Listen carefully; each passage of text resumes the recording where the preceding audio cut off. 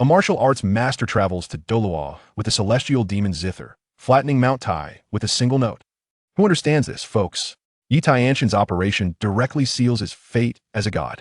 The Qin Continent is besieged by prestigious sects, all because he possesses the celestial demon Zither. These people, under the banner of exterminating demons and upholding justice, are actually all after the Zither. You make it sound easy, but to put it bluntly, you just covet the celestial demon Zither in my hand. You all know in your hearts, so why pretend to be confused? Tianchen laughed wildly, burning his life force and all his power, blood splattering onto the Zither the next second. The sound of the Zither erupted with terrifying power, leveling the entire peak of MountTai. The prestigious sects were instantly turned into blood mist, and he himself fell off the cliff point 20 years later. This guy unexpectedly traveled to the Douluo Continent. He even set up a similarly named star-picking tower in Soul Master City and became the most mysterious head of assassins, not to mention great Soul Masters and Soul Douluos. He even dared to accept orders to kill Title Douluos. His subordinate Bai is an 89-level Soul Douluo, reporting tasks with utmost respect. But the moment Tianchen plays the Zither, Bai soul rings are forced out on the spot. Bai, you've done well. It seems it's time to find you a 9th soul ring. Wearing a gold engraved mask, he still holds the celestial demon Zither. Who would have thought this was a martial arts master who fell off the peak of MountTai back then? Folks, how powerful do you think Tianchen's celestial demon Zither would be with soul rings? If he encounters Tang San, who would come out on top? The next chapter is directly high energy. Tianchen, in order to find by a 9th soul ring, sets his sights on the 100,000-year soul beasts in the Stardow Forest. But just as he enters, he runs into people from the Spirit Hall. Is this about to turn into a heated confrontation? Fortunately, after learning about the miraculous cultivation system of the Douluo Continent, he successfully awakened his own martial soul, which is a celestial demon Zither. Folks, after the martial arts master travels to Douluo, he directly starts an assassination empire in Soul Master City. Tianchen sweeps through everything with the celestial demon Zither, becoming a Title Douluo in just a few short years, with 2 offerings who are both Soul Douluos, 9 soul Saints, and 36 soul emperors. This configuration is even more formidable than the Elder Hall of the Spirit Hall. Even more thrilling is that Bibi Dong just accepted the trial of the Rakshasa God, and the first trial blew up, kill a soul master with angel bloodline within 3 months. Isn't this just sending her to poke a hornet's nest? Unable to deal with Qin Douluo and Qin Renshua, Bibi Dong directly sets her sights on Qin Shuanji finally. She could take revenge on the one who bullied her back then. Bibi Dong will do her best, even if it costs her life. Her gaze was fierce enough to kill, and she immediately headed straight for the star-picking tower in the entire Soul Master City. Only this mysterious organization daring to kill. Title Douluos could help her eliminate Qin Shuanji. You must know, the rule of the star-picking tower is pay, and the job gets done, regardless of whether you're a Soul Douluo or Title Douluo. Even the Spirit Hall has to give it some respect, because the Tower Master Tianchen is said to be able to slay peak 95-level Douluos. Bibi Dong stood at the base of the star-picking tower, looking up at the towering structure, feeling a chill in her heart. The Zither music inside can make passing soul masters suddenly go berserk, and it can also cause instant breakthroughs. It's simply sinister. Folks, do you think Tianchen will take this job? If he kills Qin Shuanji, will the Spirit Hall and star-picking tower go to war? The next chapter is directly high energy. Upon hearing that he had to kill Qin Shuanji, Tianchen suddenly laughed while playing the Zither. Angel martial soul? Just right for my celestial demon Zither to have a taste. Bibi Dong was instantly stunned. Who is this tower master? The star-picking tower is truly mysterious, especially that tower master. All anyone knows is that he is also a Title Douluo with an eerie ancient Zither as his martial soul, known as the 6-finger Zither demon across the continent. Folks, Bibi Dong's courage in this operation is too bold. She dares to single-handedly infiltrate the star-picking tower. And just as she tries to touch a rose, a wind blade strikes down, splitting even the clouds above in half. This 6-finger Zither demon is too terrifying. Bibi Dong was so scared that her hands retreated, yet her heart was filled with joy. With this strength, killing Qin Shuanji is guaranteed. She shouted to the tower. Bibi Dong seeks an audience with the 6-finger Zither demon. After a long wait, she finally received a cold laugh. Spirit Hall people come to my star-picking tower? Want to make a move? Bibi Dong quickly expressed her loyalty. I represent myself. The Zither music inside immediately slowed down. There's hope. Zither demon. The star-picking tower only kills for money. Even Title Douluos can be killed. Is that true?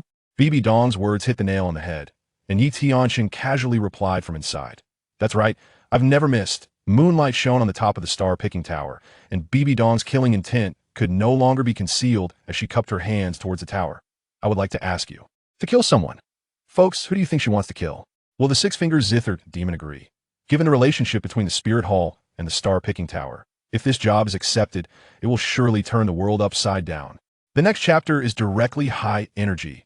Tianchen stepped out of the tower, wearing a golden grave mask, his 6 fingers gently playing the zither. Say, who do you want to kill? Bibi Dong gritted her teeth and spat out 3 words. Qin Shuanji. Tianchen's zither sound suddenly paused. Angel Martial Soul? Interesting. ZitherDemon, I want you to kill, not someone else, but the Pope of the Spirit Hall, Qin Shuanji. Folks, is Bibi Dong out of her mind? She actually dares to ask the 6-fingered ZitherDemon to kill her own teacher, the Pope of the Spirit Hall, Qin Shuanji. This operation completely stuns Tianchen. You want to kill your own people?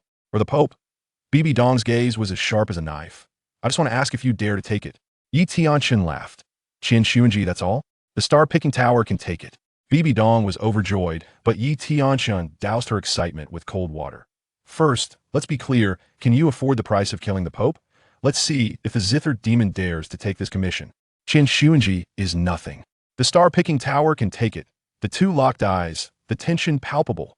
Tianchen wore a golden grave mask, his 6 fingers resting on the celestial demon Zither, silver hair cascading down, mysterious and alluring. Bibi Dong, dressed as a saint, had her eyes filled with flames of revenge. Who would have thought that the Saintess of the Spirit Hall and the head of assassins could come together for an assassination? Tianchen assessed Bibi Dong, his tone teasing. The Pope's life isn't cheap, what do you have to trade? Bibi Dong fell silent, instantly aside from her strength and Saintess identity. It seemed she truly had nothing that could impress this 6-fingered ZitherDemon. Folks, what do you think Bibi Dong will offer as a price? Is it soul bone? A secret? Or herself? Once this deal is made, the Spirit Hall is likely to be turned upside down. The next chapter is directly high energy. Bibi Dong gritted her teeth and looked up. As long as you can kill him, I will submit to you. The celestial demon Zither suddenly emitted a soft note, as if mocking this crazy deal. No, ZitherDemon, Bibi Dong is willing to pay any price. I only ask that you kill Qin Shuanji. Folks, Bibi Dong has completely lost it, saying she's willing to pay any price to kill Qin Shuanji. Then the 6-fingered ZitherDemon drops a bombshell. Then you serve me for 1 night. The price is 20 years of life for you in. This operation completely stunned me.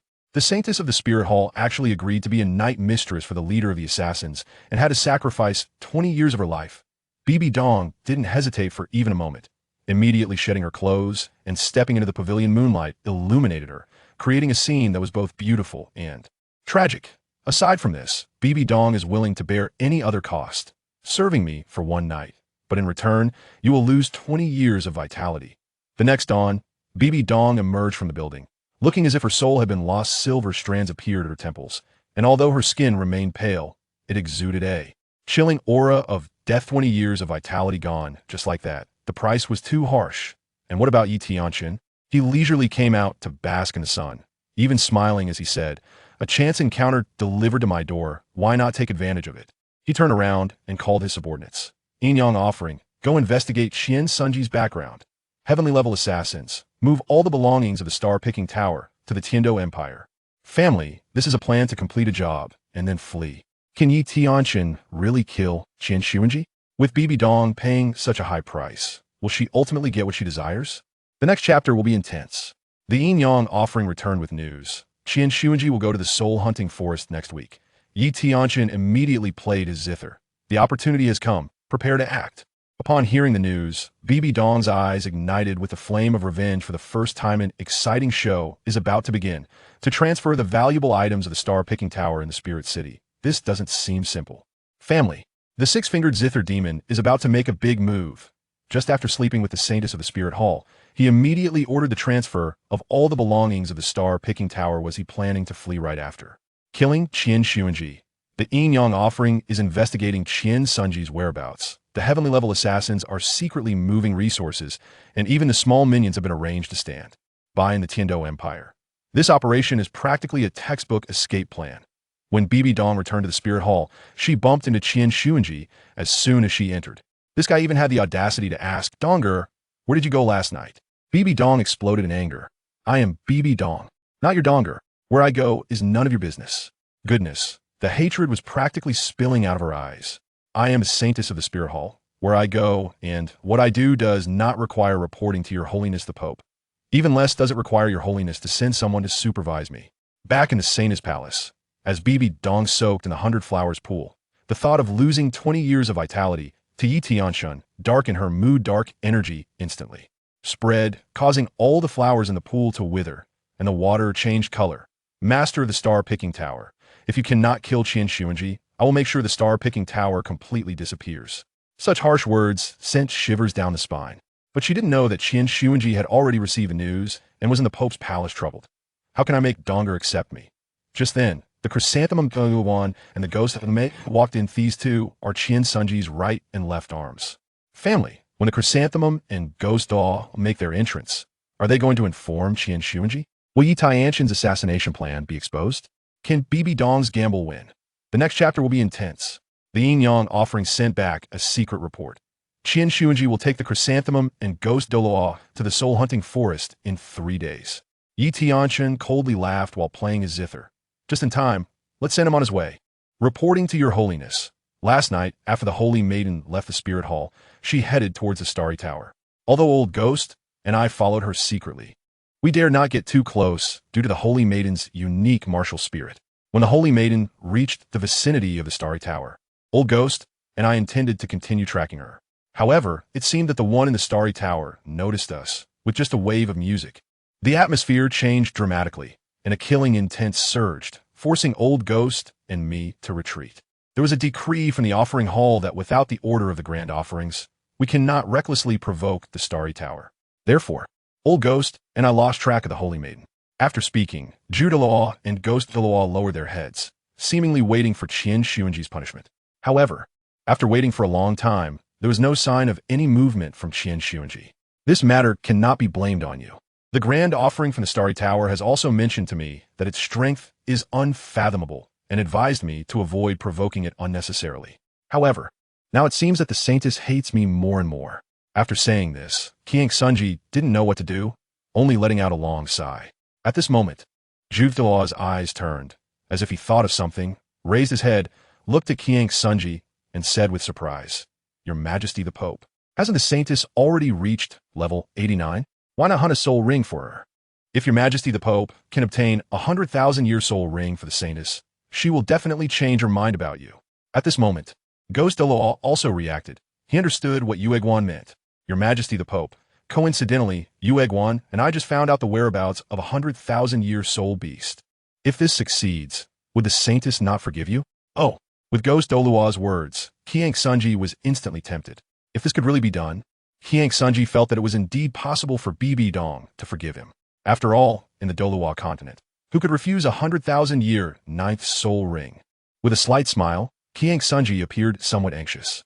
ZitherLevels, Ghost Douluo, you two hurry and tell me. Where exactly is this 100,000-year soul beast? Seeing Qin Demon so excited, ZitherLevels and Ghost Douluo were also very happy and were about to inform him of the news about the 100,000-year soul beast. Your Majesty the Pope, that 100,000-year soul beast is said to be a blue silver grass, which has transformed and entered human society. Now, it is with Tang Hao of the Haotian sect, right at the edge of the Star Doe forest. Moreover, it is said that the Blue Silver Emperor is pregnant with Tang Hao's child, and its strength is almost non-existent, barely able to deal with the soul Douluo. And as for Tang Hao, he is just a soul Douluo. Your Majesty the Pope, this is truly a heaven-sent opportunity. The desire in Qin Demon's eyes revealed his current thoughts. Just as ZitherLevels and Ghost Douluo said, this was indeed a heaven-sent opportunity. Not only could it win Bibi Dong's favor, but it could also strike at the Haotian sect, truly killing 2 birds with 1 stone. Chapter 6. Qin Demon goes out for the hunt. 6-fingered ZitherDemon appears. Good. Since heaven has given me, Qin Demon, this rare opportunity, how can I let slip away? At this moment, Qin Demon's mind began to fantasize about capturing that 100,000-year soul beast and bringing it before Bibi Dong.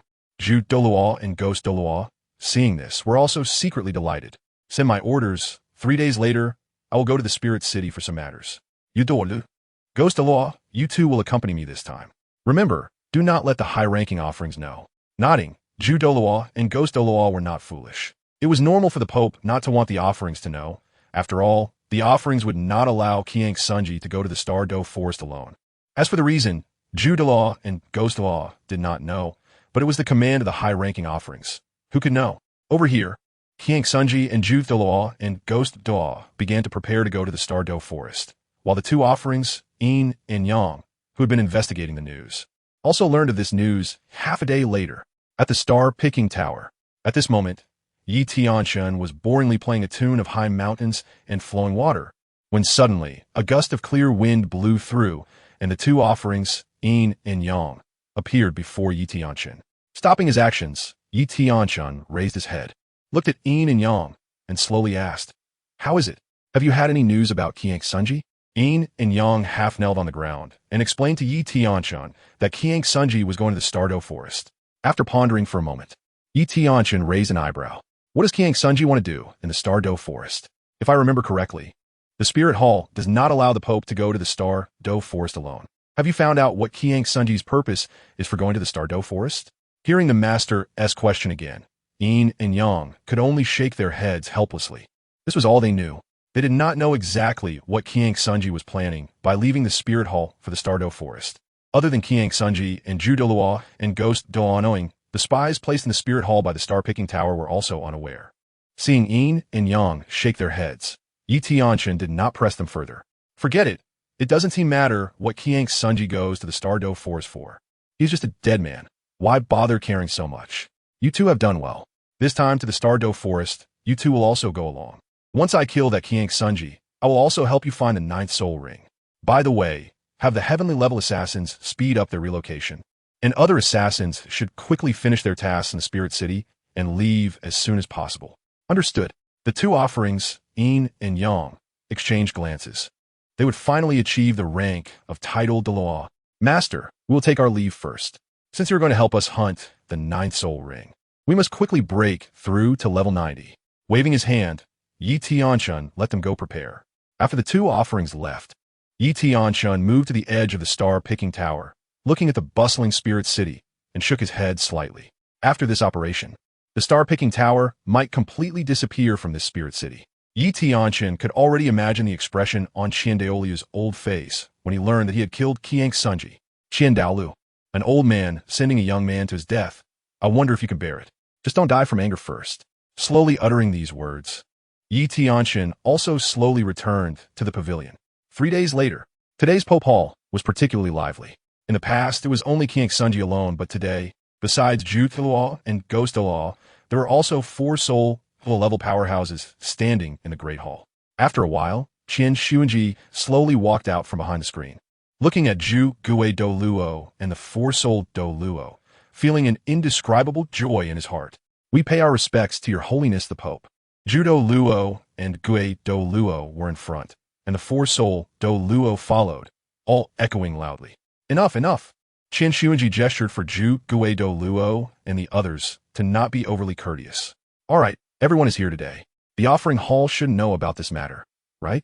Qian Xuanji stared at Zhu Douluo and cautiously asked. To be honest, Qian Xuanji was fearless in the Spirit Hall, but he was afraid of only one person, Qin Daolu, and yet his own father never seemed to look favorably upon him, Qian Xuanji.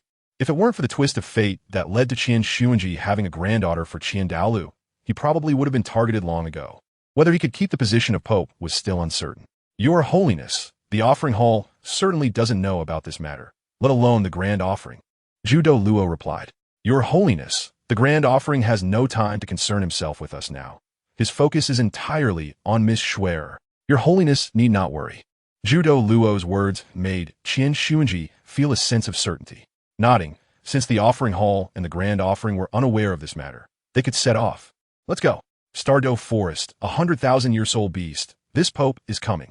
Without further delay, Qian Xuanji quickly left the Pope Hall with Zhu Douluo and the 4-soul Douluo, departing from Spirit City towards the Star Do Forest. Just after Qian Xuanji left Spirit City, in the offering hall, a lavishly dressed, silver-haired elder was currently cradling a delicate and adorable little girl, slowly falling asleep. The elder and the little girl were none other than Qin Daolu and Qian Renxue, just as Qian Renxue fell into a deep sleep. A golden-haired elder slowly walked into the main hall. Elder brother, the Pope just left Spirit City with Douluo and the Douluo. Their destination seems to be the Douluo Forest. Should we take action? Turning around to look at the elder who entered the hall, Qin Demon aged body suddenly trembled, then quickly returned to calm. Jean, there's no need to bother with him. The Pope is ultimately not suitable for this position. When Schwerer grows up a bit more, she can take on the role of Pope. As for the Douluo Forest, those terrifying creatures have long since gone into hibernation. Unless something major happens, they won't show themselves. If Jier has the ability to awaken them, then he truly has gained some skills, and we might have to regard him with more respect. Having said that, Qian Douluo shifted his focus back to Qian Rinxue in his arms, his eyes filled with tenderness. Jean Douluo paused, not expecting his elder brother to say this, but it was none of his business. Qian Douluo's family matters were his own, and if it weren't for Qian Xuanji being the Pope, Jean Douluo wouldn't care. Moreover, Qian Douluo was right. Although there would be certain risks in Qian Xuanji going to the Douluo Forest, he was still a Title Douluo at level 95 and had Douluo accompanying him.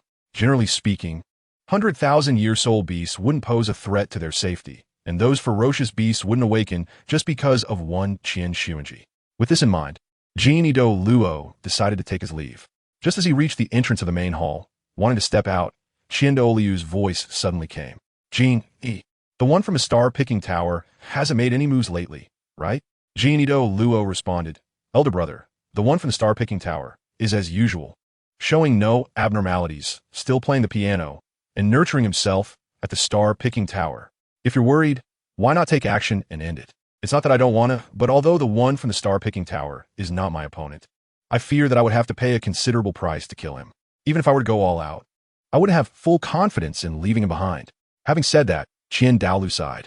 The star-picking tower had suddenly emerged, and its existence made Qian Douluo uneasy.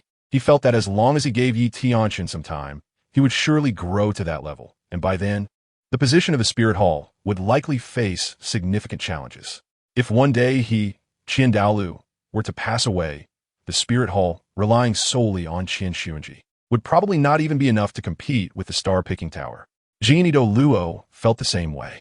A year ago, due to a twist of fate, Jean Douluo had fought with Tianchen, resulting in no clear winner. However, the master of the star-picking tower was still young, and youth was the greatest capital. Not continuing the conversation, after Jean Douluo left the offering hall, Qian Douluo sighed softly. Now, all his hopes were placed on Qian Rinxue. If Qian Rinxue could shoulder the responsibilities of the Spirit Hall in the future, he, Qian Douluo, would support her gradual growth.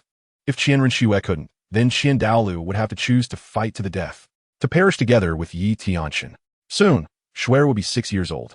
In 6 months, whether to fight or defend, everything would become clear. Chapter 7. Douluo Forest on the way. Qian Douluo in the offering hall was burdened with heavy thoughts, and at this moment, Tianchen in the star-picking tower was similarly affected. However, Tianchen's thoughts were not filled with worries, but were instead overflowing with excitement. Inhe, Yangbai, has Qian Xuanji left Spirit City? Standing at the edge of the tower, Tianchen's fingers trembled slightly. The desire to slay a Title Douluo level powerhouse surged in his heart, and the instincts of a killer told him to remain calm. However, after such a long time without taking action, he felt a bit restless. Returning to the master, Qian Xuanji has indeed left Spirit City. Accompanying him, besides Douluo, are also 4 Douluo. As for the elders in the offering hall, we haven't seen any movement. Moreover, according to the information returned by the dark spies, it seems Qian Xuanji intends to keep this matter from the old fellows in the offering hall. After Inhe and Yang finished speaking, they looked at Tianchen, and at this moment, they could also feel their master's desire, that thirst for blood. Tianchen looked towards the direction of the Spirit Hall's offering hall, taking a deep look before slowly speaking. It seems that Qian Douluo is completely disappointed with Qian Xuanji. This matter cannot be hidden from that old fellow. Level 99. How terrifying is his strength? Inhe and Yang chose to remain silent, not interjecting. They didn't know much, and they had no contact with Qian Douluo. At this moment, memories began to surface in Tianchen's mind. When he had slain that Title Douluo, the Title Douluo had sought protection from the second offering of the Spirit Hall, Jean Douluo, hoping to gain his shelter. The result was that Tianchen slayed that Title Douluo in front of Jean Douluo, and then inevitably clashed with Jean Douluo. With his overwhelming strength and the mysterious power of the Tianmo Qin, Yi Tianchen, with a cultivation level of around 95, was able to barely contend with Qin Douluo. The two fought for a day and a night until they sensed the terrifying aura of Qin Douluo approaching, at which point Yi Tianchen urgently retreated. Now, Yi Tianchen was already at level 96, and he was just one step away from reaching level 97. However, when facing Qin Douluo, he still felt that he had no chance of victory and could only rely on his ability to escape. Since then, Qin Douluo had not sought trouble with Yi Tianchen, and Yi Tianchen could guess a thing or two. The Spirit Hall had almost relied on Qin Douluo for the Qian family to dominate the continent for so long. If anything unexpected happened during a battle between Qin Douluo and himself, even if it was just a serious injury, the Qian family would face a devastating disaster. After all, Qin Douluo was getting old. Therefore, now, whether or not Bibi Dong came to seek him, Yi Tianchen planned to leave the Spirit City as soon as possible. If it was true that the Qian family's little princess awakened her martial soul at the age of 6, but lacked talent, Yi Tianchen knew that Qin Douluo would definitely risk everything to kill him. As long as he died, the Spirit Hall, with the golden crocodile Douluo guarding it, would not face any major problems in short term. But if he allowed himself to develop in the future, even if Qin Douluo wanted to perish together, he might not be able to do so. Coming back to his senses, he took another deep look at the Spirit Hall, slowly exhaled a breath of turbid air, and with a light tap of his toes, his whole person shot out like an arrow. Shadows were left behind him as he moved quickly, and then a voice came. "Let's go." Inhe and Yangbai exchanged glances and, like flying birds, leaped into the air, madly pursuing the direction Yi Tianchen had left. At this moment, Qian Xuanji was still unaware that his life was about to come to an end. After leaving the Spirit City, Qian Xuanji, along with the chrysanthemum ghost Douluo, rushed towards the Star Do Great Forest without stopping. The Star Do Great Forest, as one of the 3 most famous soul beast habitats on the Douluo Continent, is vast, almost equal in area to the territory of the Barak Kingdom, spanning the borders of the Heaven Do Empire and the Star Luo Empire, with 2/5 of its area in the Heaven Do Empire and 3/5 in the Star Luo Empire. It is a massive primitive forest with complex terrain, including wetlands and swamps, where the soul beasts are extremely terrifying. The closer one gets to the center of the forest, the stronger the soul beasts become. Entering a seemingly eerie, dense forest, Qian Xuanji's mind was filled with thoughts of the 10,000-year soul beasts. He was not afraid of the dangers that might arise at any moment in the Star Do Great Forest. However, there was nothing to fear from their group. With 3 Title Douluos and 4 soul Do-level powerhouses, the terrifying aura they exuded was enough to make soul beasts below 50,000 years old hesitate to approach. Even soul beasts over 50,000 years old, having gained considerable intelligence, would not be foolish enough to seek trouble. Your Majesty, according to the news we received, Tang Hao is currently hiding with that 100,000-year soul beast at the outskirts of the Star Do Forest. But after being discovered by some soul masters, it seems Tang Hao has gone deeper. Our search has become quite troublesome. Your Majesty, it's true what the old ghost said, but Tang Hao is not a fool. The depths of the Star Do Forest are far more dangerous than human society. I suspect that Tang Hao will not venture into the core area. Nodding, upon hearing Juve Douluo's words, Qian Xuanji also pondered for a moment. The Star Do Forest is so vast that even the outskirts would take them a long time to search. Where did Tang Hao last appear? Qian Xuanji looked towards Zhu Ghost Douluo with a question. Your Majesty, it is said that Tang Hao's last appearance was in a certain canyon. Qian Xuanji smiled confidently. Let's head to that canyon. Since the 100,000-year soul beast by Tang Hao's side is pregnant, it can't be too far away. How confident Tang Hao is. He would never think someone would come looking for trouble. If we go now, we will definitely find them. With that, Qian Xuanji waved his hand, signaling Zhu Ghost Douluo to lead the way. Soon, the 7 of them transformed into terrifying shadows, swiftly moving through the forest. After they left, a mysterious figure slowly descended from the sky, the tips of their toes lightly touching the fallen leaves without making a sound. Qian Xuanji. So you came to the Star Do Forest for the 100,000-year soul beast. Hee, no wonder this usually inactive pope is willing to leave Spirit City. 100,000-year soul beast. Pregnant, Tang Hao, Hao Qian's sect. Interesting. In a short while, 2 figures appeared again, and it was the 2 offerings, Inhe and Yangbai. Master of the building. 100,000-year soul beast has emerged. Inhe and Yangbai were shocked as they watched Qian Xuanji and the others leave. not expecting that the spirit hall had such timely information about the 100,000-year soul beast.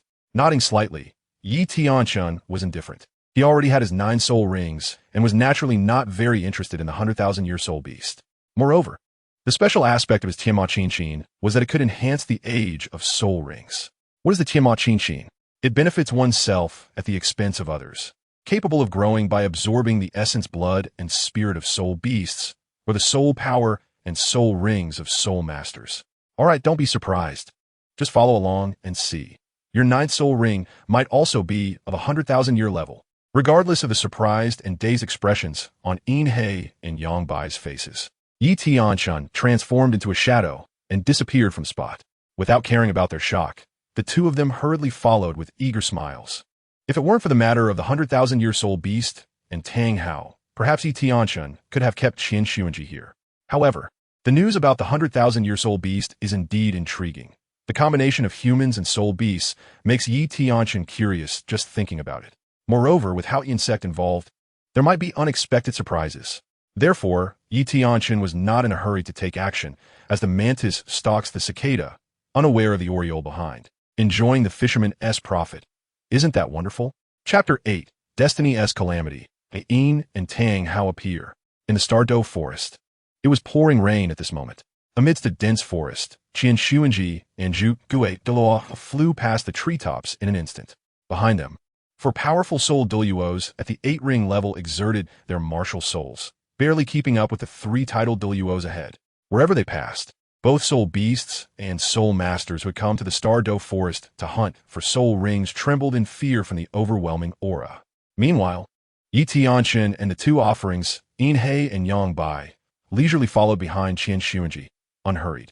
Master, Qin Demon has been searching for 3 days and hasn't found any trace of the 100,000-year soul beast. Should we take action directly?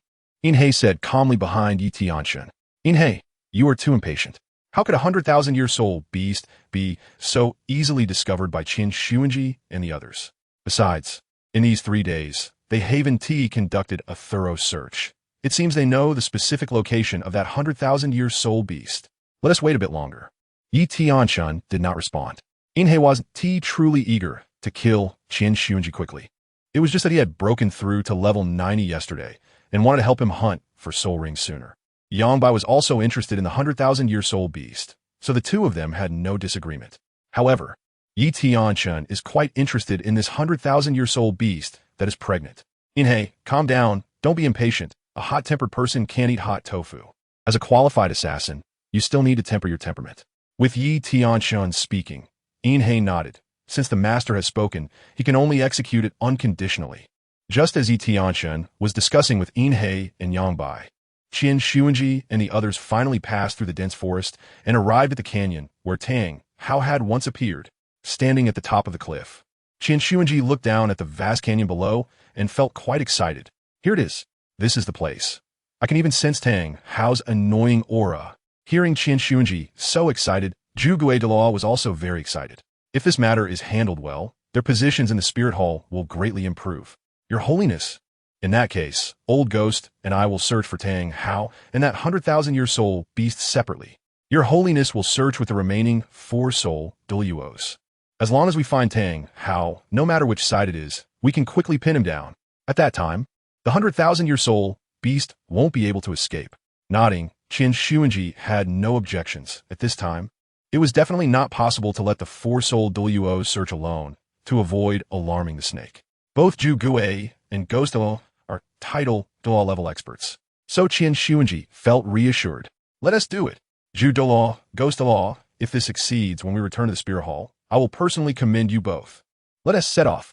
After saying this, Douluo's body shook, full of energy, transforming into 2 streams of light and jumping down into the canyon.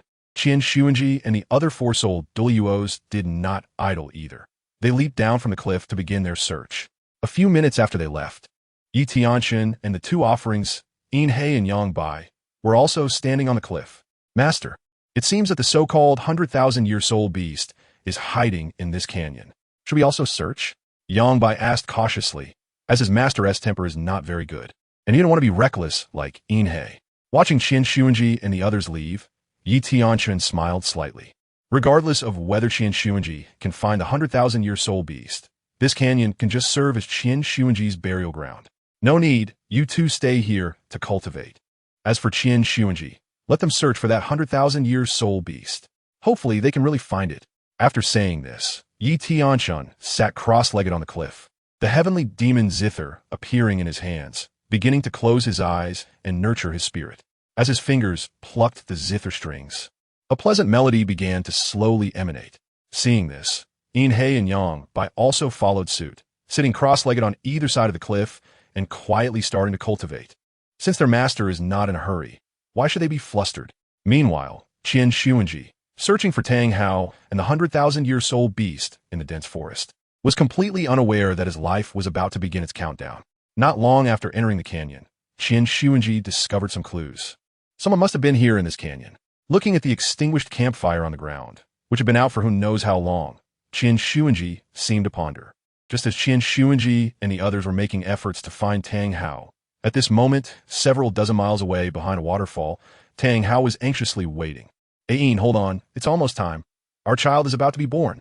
Just as Tang Hao encouraged, with the sound of a child's cry ringing out. Tang Hao and the 100,000-year soul beast, Blue Silver Emperor's child, finally came into the world. Yin, Tang Hao hurriedly came to Blue Silver Emperor's side, wrapping the newly born child in a silk scarf and looking tenderly at the wailing baby boy in his arms. Brother Hao, our child. Tang Hao was very excited at this moment, quickly handing the baby to the Blue Silver Emperor. Yin, you've worked hard. Brother Hao, it's not hard. It's all worth it. After speaking, the baby in her hands cried even louder. Brother Hao, the little guy is probably hungry, but the child has just been born. I don't have milk yet. The Blue Silver Emperor had a difficult expression, looking at Tang Hao, and the guilty look made Tang Hao's heart soften. It's okay. Yin, you hold the child first. I'll go out and find a nursing soul beast. After saying this, Tang Hao's body shook, directly crossing the waterfall and entering the dense forest. He began searching for a nursing soul beast. Meanwhile, Yin had a somewhat complex expression, staring blankly at the departing Tang Hao. In a short while, Tang Hao discovered a 1,000-year-old swift-winged leopard, which appeared to be in its nursing period. Excited, Tang Hao directly released his martial soul. The pressure of an 89th level soul, Douluo, surged forth. The enormous Haotian hammer created a tidal wave of pressure that caused the 1,000-year-old swift-winged leopard to instantly collapse to the ground, completely unable to resist. Not even able to stand up and flee. Ha ha ha! A little swift-winged leopard is nothing to worry about. Overjoyed, Tang Hao quickly approached and picked up the 1,000-year-old swift-winged leopard, and in just a few breaths, he disappeared from the spot. However, Tang Hao never expected that this action would plunge him and the Blue Silver Emperor into a quagmire. After searching for a long time, Qin Shuanji had already begun to have doubts, thinking whether his speculation was mistaken, and that Tang Hao and the 100,000-year soul beast had not stayed in this canyon at all. But just as Qin Shuanji was about to recall Zhu Ghost Douluo to search elsewhere, a strong fluctuation of soul power nearly made him jump in excitement. This was a soul-level fluctuation, the aura of the Haotian hammer. Tang Hao, oh Tang Hao, I didn't expect you to actually hide in this canyon. Heaven is helping me. Heaven is helping me. Donger, wait, it won't be long before I bring you a 100,000-year soul beast. Ha ha ha. This intense fluctuation of soul power was naturally felt not only by Qin Shuanji, but also by Zhu Ghost Douluo. But the two did not act on their own. Instead, they returned to Qin Shuanji's side. Your Majesty the Pope, you are truly brilliant. Tang Hao actually exposed his soul power fluctuations voluntarily. It seems that heaven wants Her Majesty the Pope to capture this 100,000-year soul beast. Back at Qin Shuanji's side, ZitherLevels showered him with praise, making Qin Shuanji feel quite pleased. Coldly looking in the direction where Tang Hao's soul power fluctuations came from, Qin Shuanji smiled wickedly. Tang Hao is right ahead, and the 100,000-year soul beast cannot escape. Let's go. Kill Tang Hao and capture the 100,000-year soul beast. With that, Qin Shuanji took the lead and dashed off. Zhu Ghost Douluo exchanged excited glances with him and rushed toward Qin Shuanji's direction, while the remaining 4 soul Douluos followed suit. Meanwhile, at the top of the cliff, when Tianchen sensed Tang Hao's unique fluctuation from the Haotian hammer, he sneered, abruptly halting his actions. The moment the music stopped, Tianchen's body shot into the sky, leaving Yin He and Yang Bai dumbfounded in place. Once they came to their senses, they hurriedly rushed in the direction their master had flown. Chapter 9. sacrificing Hao Yin. The cloak meteor hammer. On this side, Tang Hao, holding the swift wind leopard, soon returned behind the waterfall. Ain, I found a nursing swift wind leopard. Just try to feed the little one. After speaking, Tang Hao tossed the swift wind leopard, which immediately collapsed to the ground, unable to move. The blue-silver emperor glanced at the nursing thousand-year-old swift wind leopard, feeling a surge of tenderness. Brother Hao, you've worked hard. Tang Hao patted her head with a nonchalant smile, though a flash of brilliance suddenly passed through his eyes, which then softened again. Soon, Tang Hao brought the newly born little Tang San to the side of the swift wind leopard, allowing it to suckle eagerly. After eating and drinking enough, little Tang San stopped crying. At that moment, outside the waterfall, Qin Shuanji, Juke, Douluo, and the four-souled Douluos had arrived. Sensing the unique aura of the 100,000-year-soul beast behind the waterfall, Qin Shuanji was overjoyed. Tang Hao, hurry up and come out to die. With Qin Shuanji's furious roar, the entire valley was filled with the flapping of birds. Tang Hao instantly exploded with rage, breaking through the waterfall to face Qin Shuanji and the others. Looking at the surrounding Title Douluos floating up and down, Tang Hao clenched his fists, feeling bitter inside. Tang Hao, you can't escape. Hand over the 100,000-year soul beast, and I will spare your life. Otherwise, you will bring about your own destruction. Qin Shuanji's voice was loud and authoritative, echoing throughout the valley. Qin Shuanji, if you want to take Ain, you must step over my dead body. Even in the face of Title Douluos, Tang Hao remained defiant. Tang Hao looked at the exhausted and weak Ain inside the waterfall, and her son in her arms. A flash of regretful pain crossed his eyes. Yes, he regretted it, because all of this was caused by him, simply because he couldn't resist the greed in his heart. The temptation of the 100,000-year soul ring. He could not withstand. Tang Hao knew he loved Ain deeply, but there was always an invisible force in his mind subtly changing his thoughts, urging him toward greed. He had already stepped into the realm of Title Douluo, but had been suppressing himself at the 89th level using the secret methods of the Hao Yin clan. He only needed a 9th soul ring to immediately become a true Title Douluo. So he planned all of this, doing it very discreetly, believing that only he knew about it. The arrival of Qin Shuanji and his group was also due to his covert disclosure of information. Otherwise, it wouldn't have come to this dangerous situation. He had harmed Ain. However, now he is ready to use his life to make amends. Tang Hao tightened his grip on the Hao Yin hammer, wanting to take the initiative and launch an attack. Very well. Then be prepared to die. Tang Hao, attack. Qin Shuanji saw that Tang Hao had no intention of compromising and directly ordered the attack. Yu Egwan, golden flower spreads the sunset. Gue Mei, ghost shadow, earth abyss hand. Upon receiving the order, the two Title Douluo, Zhu Ke and Gue Mei, activated their spirit rings and immediately launched their attack. Chaotic wind. Tang Hao swung the hammer, stacking power, each strike stronger than the last, and fought back against the two. Angel's light blade. At this moment, Qin Shuanji also launched an attack, the huge sword blade coming down vertically. Heavenly strike. Tang Hao maximized the power of the chaotic wind and fiercely clashed with Qin Shuanji. Boom! The deafening sound suddenly echoed through the valley, and the intense wind from their clash destroyed the trees in the valley, causing boulders on the mountain to continuously fall. In this clash, Qin Shuanji was knocked back dozens of feet, his expression extremely ugly. He was actually at a disadvantage. Meanwhile, Tang Hao was not in good shape either. After the powerful strike, he immediately spat out a mouthful of blood, already seriously injured. After all, he was an 8-ring Soul Douluo against a 9-ring level 95 Super Douluo. The explosive power of the Hao Yin sect's ultimate skill was indeed formidable, but it also had a strong backlash. Two extremes, stasis field. Seeing that they couldn't subdue Tang Hao in a short period, Yu Egwan and Gue Mei immediately interlocked their fingers, embraced each other, and activated their martial soul fusion skill. Suddenly, all 18 spirit rings on their bodies lit up, and a white light circle rapidly expanded, directly imprisoning Tang Hao, rendering him unable to move an inch. No one can stop what the spirit hall wants. Tang Hao, be prepared to become the stepping stone for my ascent. Qin Shuanji stepped in the air, slowly speaking, his voice echoing through the valley. Angel's holy sword. Seizing the opportunity while Tang Hao was temporarily imprisoned, Qin Shuanji threw the angel's holy sword, aiming to kill Tang Hao with a single blow. It's over. Tang Hao. However, he did not get his wish. Ain made her move. At the moment the angel's holy sword was about to pierce Tang Hao's head, several blue-silver emperor vines burst from the ground, wrapping around it. preventing it from advancing even a bit. A yin's delicate hand clenched, and the angel's holy sword was instantly shattered into a shower of light. Let him go. I will go with you. A yin walked over and stood in front of Tang Hao. All right.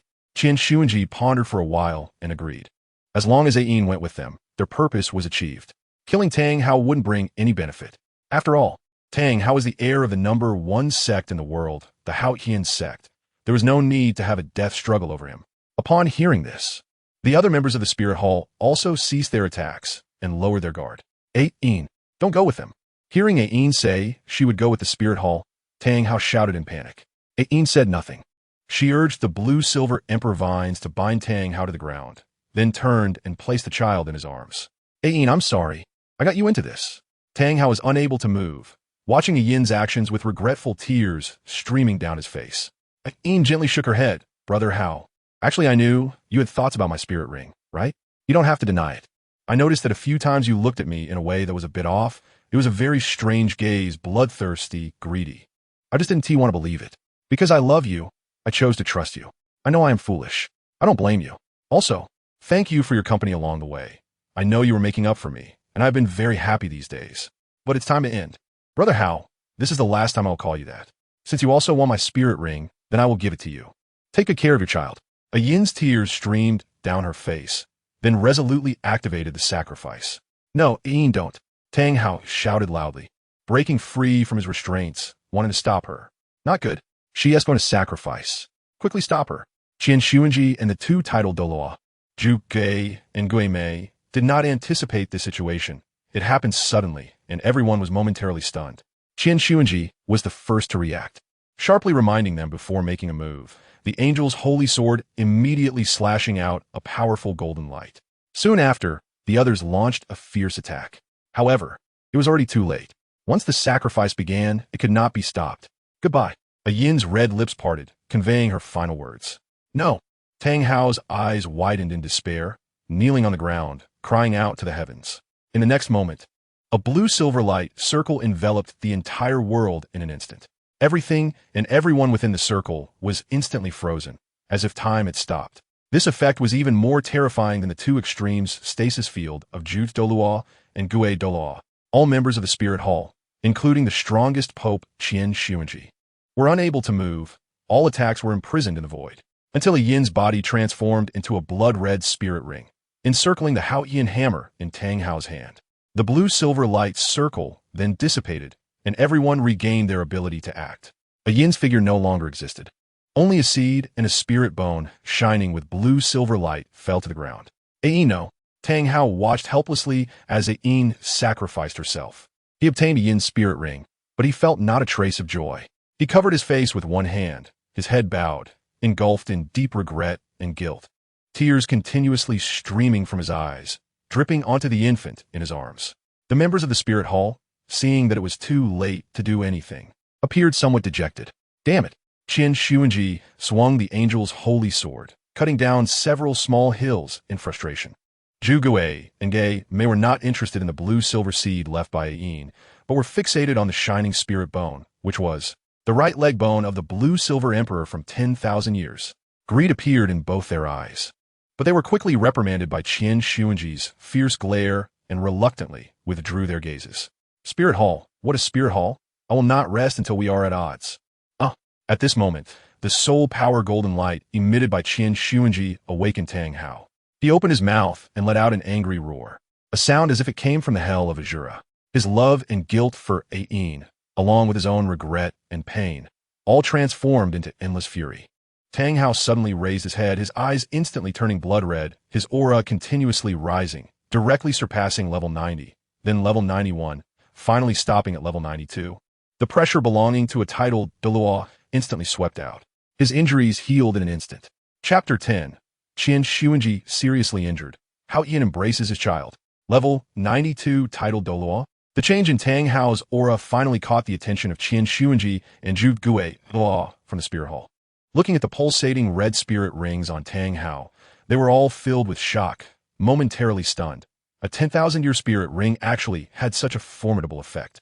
At that moment, seizing the opportunity while the members of the Spirit Hall were dazed, Tang Hao boldly launched an attack. God-killing field, exploding ring. Hao Yin true body. A blood-red halo suddenly erupted from Tang Hao, enveloping the five people, enhancing his momentum while weakening his enemies, increasing his own strength by 20%. At the same time, the 9 soul rings pulsating around him exploded, making his aura even more terrifying. The true body of Hao Yin also coalesced, amplifying himself. Chaotic Cloak. Tang Hao's attack was incredibly fast, with all his moves completed almost instantaneously. The hurriedly defending Yueguan, Gui Mei, and the 4 soul-level powerhouses were successively sent flying by his hammer, crashing into the valley's stone walls and creating 3 large holes. They then fell to the ground, spitting out blood and appearing weak. Among the 6, 3 of the Soul Douluo were the weakest and had directly lost their life signs. Yueguan and another Soul Douluo were also severely injured. As for Gui Mei, because his martial soul was the ghost shadow, a non-corporeal entity, he had the strongest physical defense among them.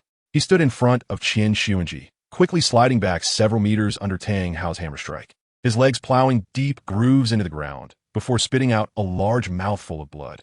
Great Sumeru Hammer. At this moment, Tang Hao unleashed his most powerful ultimate move, the Hao Yin Absolute Skill, channeling all his soul power into his martial soul. The Hao Yin Hammer suddenly grew to a height of over 100 meters, held in the hands of the Hao Yin True Body, and ruthlessly slammed towards Qin Demon and Gui Mei. Gui Mei, confident in his strange and formidable martial soul, snorted coldly, instantly activating his ghost shadow martial soul to bravely confront it. However, he underestimated the power of the Great Sumeru Hammer. Under the enhancement of multiple states, the Great Sumeru Hammer was far beyond what he could withstand. Boom! Gui Mei, at the forefront, was instantly sent flying, crashing into the valley and losing all combat ability. Tang Hao, you must die. Angel True Body. Seeing Gui Mei sent flying and in a potentially fatal situation, Qin Demon was furious. He summoned his Angel True Body, a massive 6-winged angel that shielded him at the chest. 9th soul skill, Angel's Glory. Qin Demon unleashed his strongest attack, a terrifying beam of killing light spewing from the Angel True Body's mouth. The next moment, the Hao Yin Hammer collided with the golden light. A wave of destructive shockwaves erupted, recklessly crashing into the valley and instantly destroying several surrounding peaks. The Hao Yin Hammer and the golden light clashed and resisted each other, with neither side willing to yield, resulting in a stalemate. If this continued for long, the one who would win would definitely be Qin Demon. After all, as a level 95 Super Douluo, Qin Demon had nearly double the soul power of the newly promoted Tang Hao. Furthermore, Tang Hao's power came from a temporary boost from the explosive rings, which could not last, and over time, he would suffer severe backlash. However, there are always unforeseen events in the world. Of course, these accidents often stem from carefully crafted designs. An invisible white light mass, carrying a wisp of red mist, descended from the sky. The white light mass was projected into the baby in Tang Hao's arms. The red mist detached from the white light mass and entered Tang Hao's body. At that moment, Tang Hao's soul power was nearly depleted. Suddenly, he felt a terrifying killing power explode within him. His already blood-red eyes became even deeper and more scarlet. Although the remaining soul power was being eroded by this force, he was pleasantly surprised to find that he could actually harness this power. Tang Hao's eyes brightened, and he immediately channeled this power directly into his martial soul, the Hao Yin Hammer. The red light in Tang Hao's eyes flashed explosively as he shouted fiercely. The next second, the Hao Yin Hammer glowed blood red, instantly breaking the stalemate, shattering the Angel's Glory. How is this possible? Qin Demon's face was filled with disbelief as he watched the Hao Yin Hammer crash down on the Angel True Body. Crack! With a sound like shattering glass. The Angel True Body was instantly destroyed. Qin Demon's body collided with the Hao Yin Hammer, flying out and crashing violently against the valley stone wall. After creating a massive pit in the wall, Qin Demon's body rebounded from the tremendous force, bouncing away, and ultimately fell to the ground, blood streaming from his 7 orifices. Unmoving. It was unclear whether he was dead or alive. After this strike, Tang Hao's figure flashed as he attempted to pick up the seed and soul bone that had fallen after a yin sacrifice. He then quickly vanished, using the last of his strength to smash through the holy emperor warriors surrounding the valley, clutching his son and fleeing. But at that moment, a transparent sound wave suddenly surged toward Tang Hao. It seemed ordinary, but felt as if it could split heaven and earth. Tang Hao was momentarily stunned. helplessly watching a yin's soul bone being swept away by this sound wave. Without any hesitation, Tang Hao's heart raced, and that instinct from deep within his soul told him to run. There was a powerful enemy, and it was an existence that Tang Hao found hard to contend with. Holding little Tang San, Tang Hao fled frantically, while the sound wave did not pursue him further, and soon he disappeared into the valley. Yue Guan and Gue Mei watched this incredible scene unfold, their hearts trembling in fear, too terrified to pursue. They then cautiously approached to investigate, discovering that Pope Qin Xuanji's entire body was broken, bleeding from his 7 orifices and in a horrific state, but he still had a pulse. Fortunately, His Holiness the Pope was not in danger of death. Old Ghost, hurry. We need to leave the Stardow Forest and return to the Spirit Hall. If anything happens to His Holiness the Pope, we cannot bear the consequences. Gue Mei groaned, spitting out a mouthful of blood. He had just been severely injured by Tang Hao's hammer, and, at this moment, just as Zhu Douluo had said, if anything happened to the Pope, the two of them would certainly not escape blame. After all, they had led Qin Xuanji to find Tang Hao and the 100,000-year soul beast. In this operation, 3 Soul Douluo were directly killed by Tang Hao with a single hammer, and the remaining Soul Douluo was clearly not going to survive either. With Qin Xuanji gravely injured and unconscious, the two of them were not much better off. Zhu Douluo, yes, quickly. Let's take His Holiness the Pope away. Despite his heavily injured body, Gue Mei knew they could not delay any longer. He quickly moved forward, assisting Zhu Douluo, carrying Qin Xuanji toward the canyon's exit. At this moment, Yi Tianchen was sitting cross-legged at the canyon's exit, the demon lute quietly cradled in his arms. In one hand, he held a piece of bone emitting blue light, which was indeed a yin soul bone. The sound wave that Tang Hao had encountered earlier was also the work of Yi Tianchen. How could he, Yi Tianchen, tolerate something he had worked hard to obtain being taken away by someone else? If it weren't for the fact that the sacrifice of that 100,000-year soul beast was too fast and could not be interrupted, Yi Tianchen would have directly intervened to capture the 100,000-year soul beast. Although it didn't succeed, having a soul bone that is 100,000 years old is not too bad. Moreover, when Tang Hao was exhausted, Night Sky Chen observed those 2 beams of light very clearly. They were truly bizarre. From those 2 beams of light, Night Sky Chen sensed the aura of life and destruction, a feeling very similar to the unique aura emitted by Qin Douluo. It belongs to the gods. Because of this, Night Sky Chen did not make things difficult for Tang Hao. Otherwise, with his strength, Tang Hao would have had no chance to escape. The aura of the gods makes this matter increasingly interesting. Originally, he thought that gods were merely something illusory imagined from the Douluo Continent. But unexpectedly, there really are some things. Night Sky Chen's thoughts at this moment were somewhat complicated, and he had an indescribable feeling about the gods. However, he quickly swept away his chaotic thoughts for a simple reason. Zhu Douluo and Ghost Douluo were already supporting the unconscious Qin Xuanji and were about to arrive. The mission target was about to begin, and although Qin Xuanji was severely injured, Yi Tianchen could not let him go. After all, he had promised Bibi Dong, right? With this thought, the enchanting figure of Bibi Dong appeared in Yi Tianchen's mind, and the corners of his mouth slightly lifted. Chapter 11. The sound of the zither like tides, interception on the way. In the blink of an eye, half a stick of incense passed, and soon, 3 figures began to appear vaguely in the valley ahead of Yi Tianchen. At this moment, the sky was gradually darkening, and in the damp canyon, strands of thick fog began to spread. Only about 1,000 meters apart, Yi Tianchen could barely see Zhu Douluo and the unconscious Qin Xuanji approaching. Old Ghost, we are about to exit the canyon. We need to hurry. His Majesty the Pope must not have any mishaps. Otherwise, the offering hall and the grand offering will swallow us alive, Zhu Douluo said with a worried expression, even though he was also seriously injured from the earlier battle with Tang Hao. However, Qin Xuanji was far more important than them. Old Zhu, I've already used all my strength. I can't go any faster. If I do, my injuries won't be controllable. Before he finished speaking, Ghost Douluo spat out a mouthful of blood. Beside him, Zhu Douluo shook his head repeatedly, feeling a deep sense of grief and anger. Just as Zhu Douluo was about to say something, an ethereal, deep, yet crisp and melodious zither sound surged like a tide, enveloping them in an instant. In a moment, both Zhu Douluo and Ghost Douluo's faces changed dramatically. They were all too familiar with this zither sound. It was the sound of the zither master from the star-picking tower. In an instant, Zhu Douluo and Ghost Douluo exchanged glances. and they saw deep fear in each other's eyes. Old Ghost, not good. Damn it. How could the Zither Master appear here? Ghost Douluo felt his head sink and completely ignored what Zhu Douluo was saying, only feeling his heart tremble and his whole body freeze. Old Ghost. Old Ghost. Under Zhu Douluo's shocked gaze, Ghost Douluo's body stiffened, letting out a muffled groan before collapsing to the ground, blood continuously pouring from his mouth. At this moment, Zhu Douluo no longer cared about Qian Xuanji. He placed Qian Xuanji on the ground and rushed to Ghost Douluo's side, doing everything he could to help suppress Ghost Douluo's injuries. Meanwhile, at the canyon's exit, Yi Tianchen's cold smile slowly emerged, and his movements suddenly quickened. As the zither piece came to an end, he stood up, put away his zither, and walked step by step towards Zhu Douluo and the unconscious Qian Xuanji.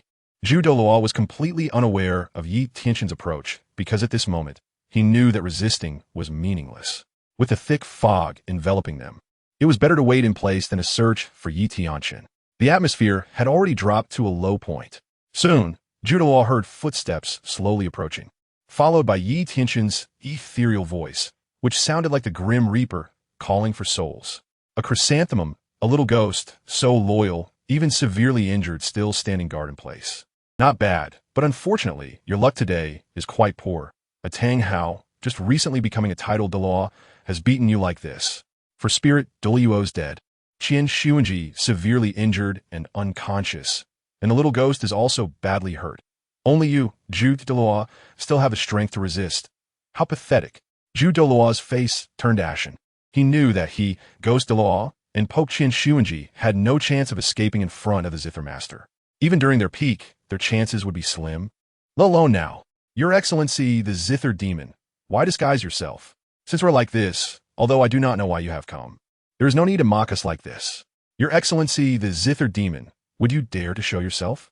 Zhu Douluo's sharp voice was like a cat's claws scraping metal, piercing and causing an inexplicable irritation. In the fog, upon hearing this, Yi Tianchen's lips curled slightly, and with a wave of his hand, a terrifying soul power exploded, instantly dispelling all the thick fog in the canyon. His figure appeared before Zhu Douluo. As you wish. Little chrysanthemum. In shock, Zhu Douluo saw Yi Tianchen's form, which resembled a god or demon, only about 100 meters apart. As Yi Tianchen took a step forward, a dark and deep soul ring slowly rose from beneath his feet. With another step, another dark soul ring rose. After stepping 7 times, when the 7th step landed, the soul ring that rose was no longer dark, but revealed a hint of crimson. The 7th soul ring indicated that Yi Tianchen was already close to 100,000 years level. At this moment, Zhu Douluo was stunned. He truly could not believe his eyes. Or was there someone who started with a 10,000-year soul ring? The astonishment did not stop when Yi Tianchen took the 8th step.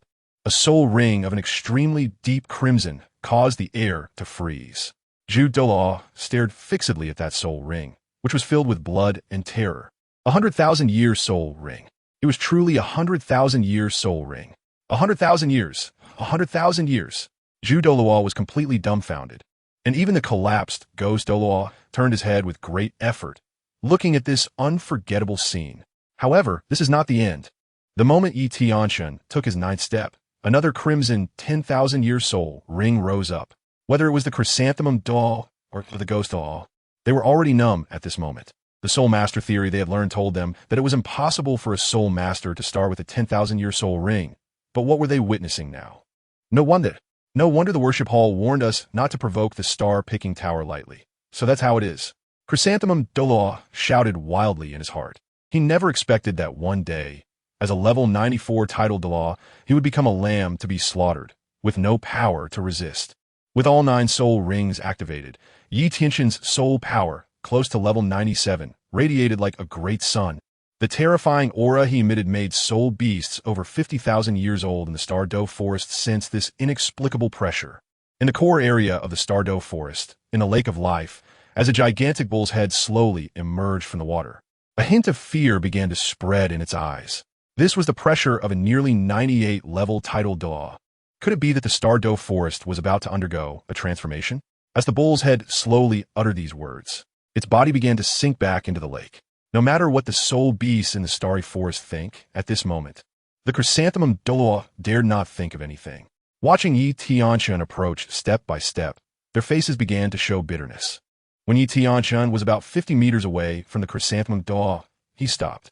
Looking at the somewhat fearful chrysanthemum Douluo, Yi Tianchen's expression began to relax beneath the golden mask. A mysterious smile began to spread. Under the Qin crown, may I ask why you have come here? Holding on to his last hope, the chrysanthemum Douluo raised his head and nervously faced Yi Tianchen. Large beads of sweat began to drip from the chrysanthemum Douluo's forehead. With a slight smile, Yi Tianchen glanced at the still unconscious Qian Xuanji and didn't say much. Little chrysanthemum, what do you think the star-picking tower is mobilizing for? It's merely to kill. Why don't you take a guess at who my target is for coming here? Seeing the hesitant expression on the chrysanthemum Douluo's face, Yi Tianchen was not in a hurry. With Qian Xuanji in this state, he didn't even need to take action himself. If he delayed any longer, he might just die first. The chrysanthemum Douluo took a deep breath. Indeed, the star-picking tower wouldn't act without reason, especially the master of the star-picking tower. However, none of them had any grievances with the star-picking tower, which only left one possibility. Someone was willing to pay the price for the life of one among them. In a moment of reflection, a figure suddenly appeared in the chrysanthemum Douluo's mind, that of Bibi Dong, the holy maiden of the Spirit Hall. It all made sense. No wonder Bibi Dong disappeared near the star-picking tower last time. It turned out she went to negotiate a deal. However, in the next moment, Zhu Douluo felt an overwhelming bitterness. This meant that although the target of the star-picking tower master was not himself, it certainly was Pope Qian Sunji. Zhu Douluo was well aware of the terrible things Qian Sunji had done. Looking into Yi Tianchen's deep eyes, Zhu Douluo sighed slightly. Under the guise of the demon queen, if the queen intended to assassinate the Pope of the Wuhuan Palace, she would likely find it hard to escape the law of the offering hall in the future. Ha! What a joke. Do you think I would be afraid of that group of old geezers?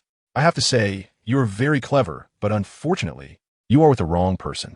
Yi Tianchen doesn't say much more and focuses his attention on Qian Sunji. Chapter 12. The 8 Sounds of the Heavenly Dragon Play. Qian Sunji ultimately dies. Under the guise of the piano demon, slow down. Seeing that the master of the star-picking tower is no longer wasting words with him, he turns his gaze to the Pope Qian Sunji. Even at this moment, the chrysanthemum Douluo's heart is trembling, wanting to struggle a bit. Oh, little chrysanthemum, although Qian Sunji is the Pope of your spirit hall, you are at least a Title Douluo yourself. So loyal, TSK. Could it be that you and Qian Sunji have some unspeakable secret? Looking at the flamboyant appearance of the chrysanthemum Douluo, Yi Tianchen's imagination runs wild. Whether in the Xinjiang continent or this Douluo continent, there are quite a few who have a preference for dragon males. This kind of preference is something Yi Tianchen has only heard of, but seeing the nervous look of the chrysanthemum Douluo at this moment, could it be that the two really have something going on? In the midst of his thoughts, Yi Tianchen's expression under the golden mask also becomes intriguing. The thought of a preference for dragon males is thrilling. Although the chrysanthemum Douluo cannot see the expression under Yi Tianchen's golden mask at this moment, he can guess a thing or two. However, now he can't afford to explain so much. Under the guise of the piano demon, it is said that the star-picking tower has 3 no-kill principles. So why bother attacking the Pope of the Spirit Hall today? Implicitly, the chrysanthemum Douluo still holds a glimmer of hope, praying that Yi Tianchen will spare Qian Sunji because of this principle. Yi Tianchen coldly glances at the chrysanthemum Douluo, and in an instant, the chrysanthemum Douluo feels like sitting on needles. Humph. I thought you little chrysanthemum and Qian Sunji had some unspeakable secret. But it turns out it's for this 3 no-kill principle. However, little chrysanthemum, do you think he, Qian Xuanji, or you, Zhu Douluo, can satisfy the 3 no-kill principles? How self-righteous. Zhu Douluo felt a sense of dread. He realized that his cleverness had backfired. The 3 no-kill principles are: first, do not kill innocent civilians who are not part of the Soul Master team. Second, do not kill the elderly, the weak, the sick, the disabled, pregnant women, or the lonely. Third, do not kill members of the Star Gathering Tower. No matter what, Qian Xuanji has nothing to do with these 3 rules. At this moment, Yi Tianchen also no longer hesitated and was about to strike Qian Xuanji dead with a single palm. At the critical moment, Zhu Douluo exchanged a glance with his companion, and they both made up their minds. Old Ghost, attack, dual forbidden domain. In an instant, disregarding his injuries, Zhu Douluo directly unleashed a martial soul fusion technique, attempting to trap Yi Tianchen, stubborn and unyielding. You think a mere martial soul fusion technique can stop me? It's wishful thinking. Heavenly Dragon 8 Sounds. Suddenly, The heavenly demon Zither appeared in Tianchen's hands, and as his 12 fingers struck the strings, waves of terrifying sound surged into the martial soul fusion technique like an endless torrent. In an instant, the entire canyon was filled with sound waves transforming into weapons. Long spears, short blades, galloping warhorses, and the gods of slaughter. In just one exchange, the martial soul fusion technique that Zhu Guo desperately unleashed shattered into pieces. Zhu Guo was also rebounded, flying hundreds of meters away, his bones shattered, completely unable to resist. Looking at the unconscious Qin Xuanji, a strange smile rose beneath Tianchen's golden mask. He couldn't let Qin Xuanji die so easily. Initially, Bibi Dong had a special request, which was to let Qin Xuanji suffer and die. Qin Xuanji, enjoy it well. First soul skill, soul claiming Guanyin. As the words fell, Tianchen's first soul ring lit up, and a strange black smoke instantly invaded Qin Xuanji's mind. Boom!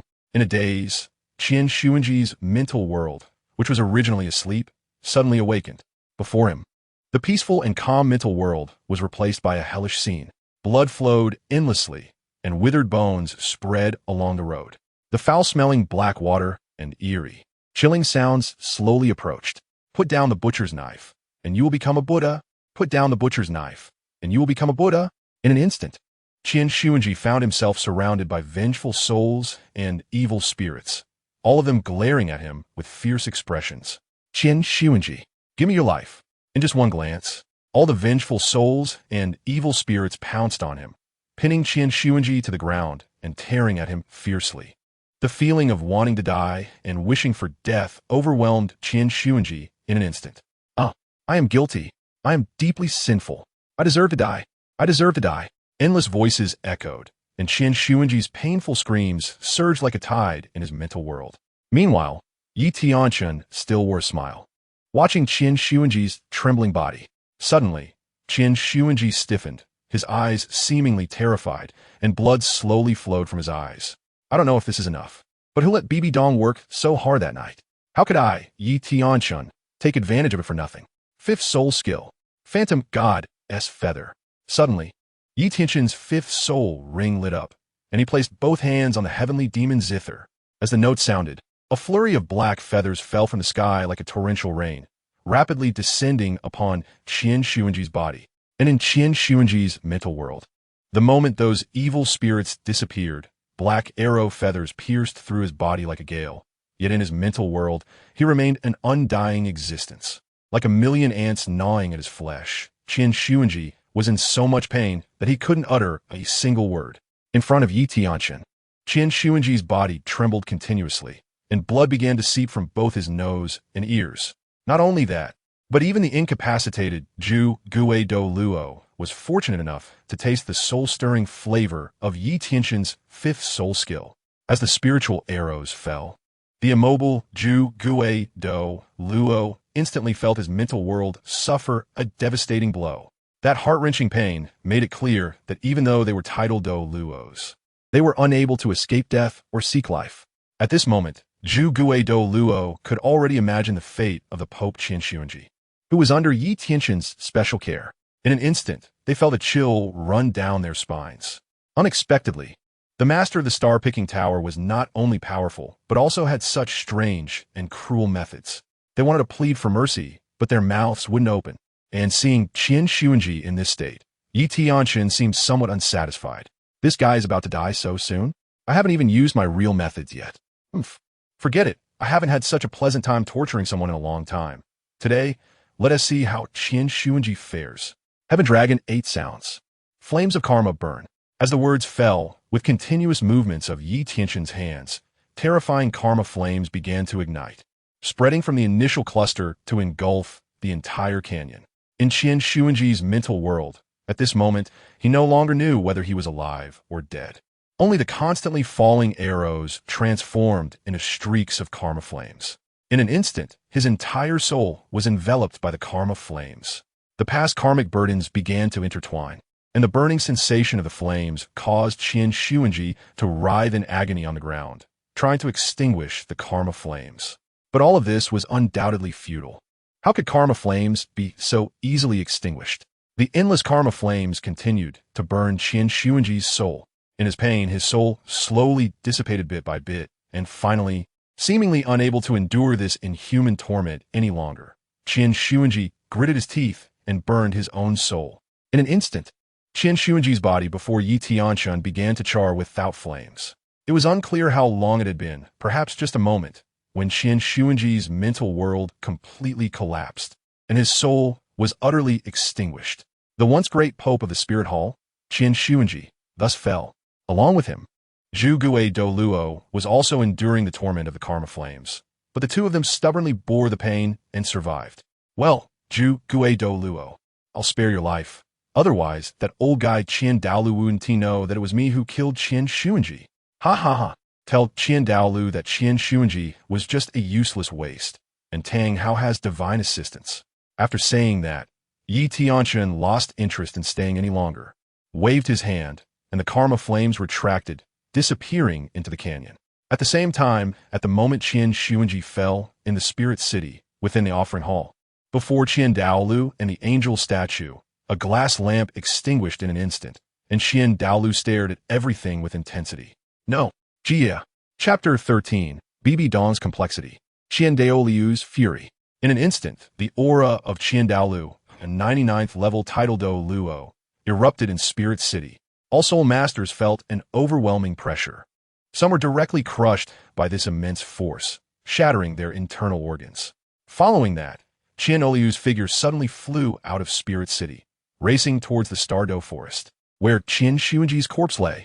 In the Holy Maiden Palace, when Qin Douluo's overwhelming pressure disappeared, Bibi Dong struggled to stand up. Looking in the direction, Qin Douluo vanished, a devilish smile appearing at the corner of her mouth.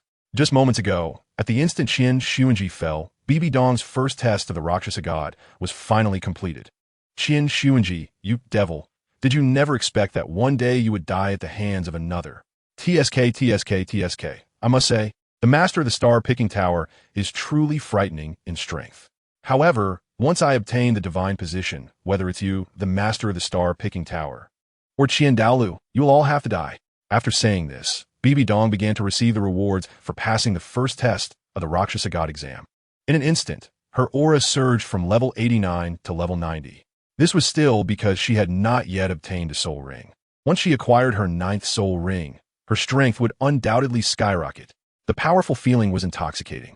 Naturally, the commotion on Bibi Dong's side did not attract the attention of other Title Douluos in the Spear Hall. At this moment, all the Soul Masters wanted to know why Qin Douluo was so furious. With a strength of 99, Qin Douluo arrived at the Douluo forest in just a quarter of an hour. The terrifying aura, more fearsome than that of Yi Tianchen, constantly emitted a warning of danger. All the soul beasts in the Douluo forest were instantly frightened by this aura. Even the soul beasts over 50,000 years old were fleeing madly towards the core area of the Douluo forest. Moreover, Qin Douluo's aura not only terrified soul beasts like the sky blue bull python and the titan great ape, but also made them wary. In the underground space beneath the Lake of Life, the previously sleeping Emperor Tian opened his eyes at the arrival of Qin Douluo. Looking in Qin Douluo's direction, he slowly exhaled a breath of turbid air, then ignored him and focused his gaze on the million-year soul beast, the dream ice silkworm, in front of him, racing along. It wasn't long before Qin Douluo arrived at the canyon where Qin Xuanji had fallen. From a distance, the canyon was barren. All vegetation and forests had turned to ashes the moment Yi Tianchen's flames fell. With a glance, Qin Douluo saw the lifeless body of Qin Xuanji.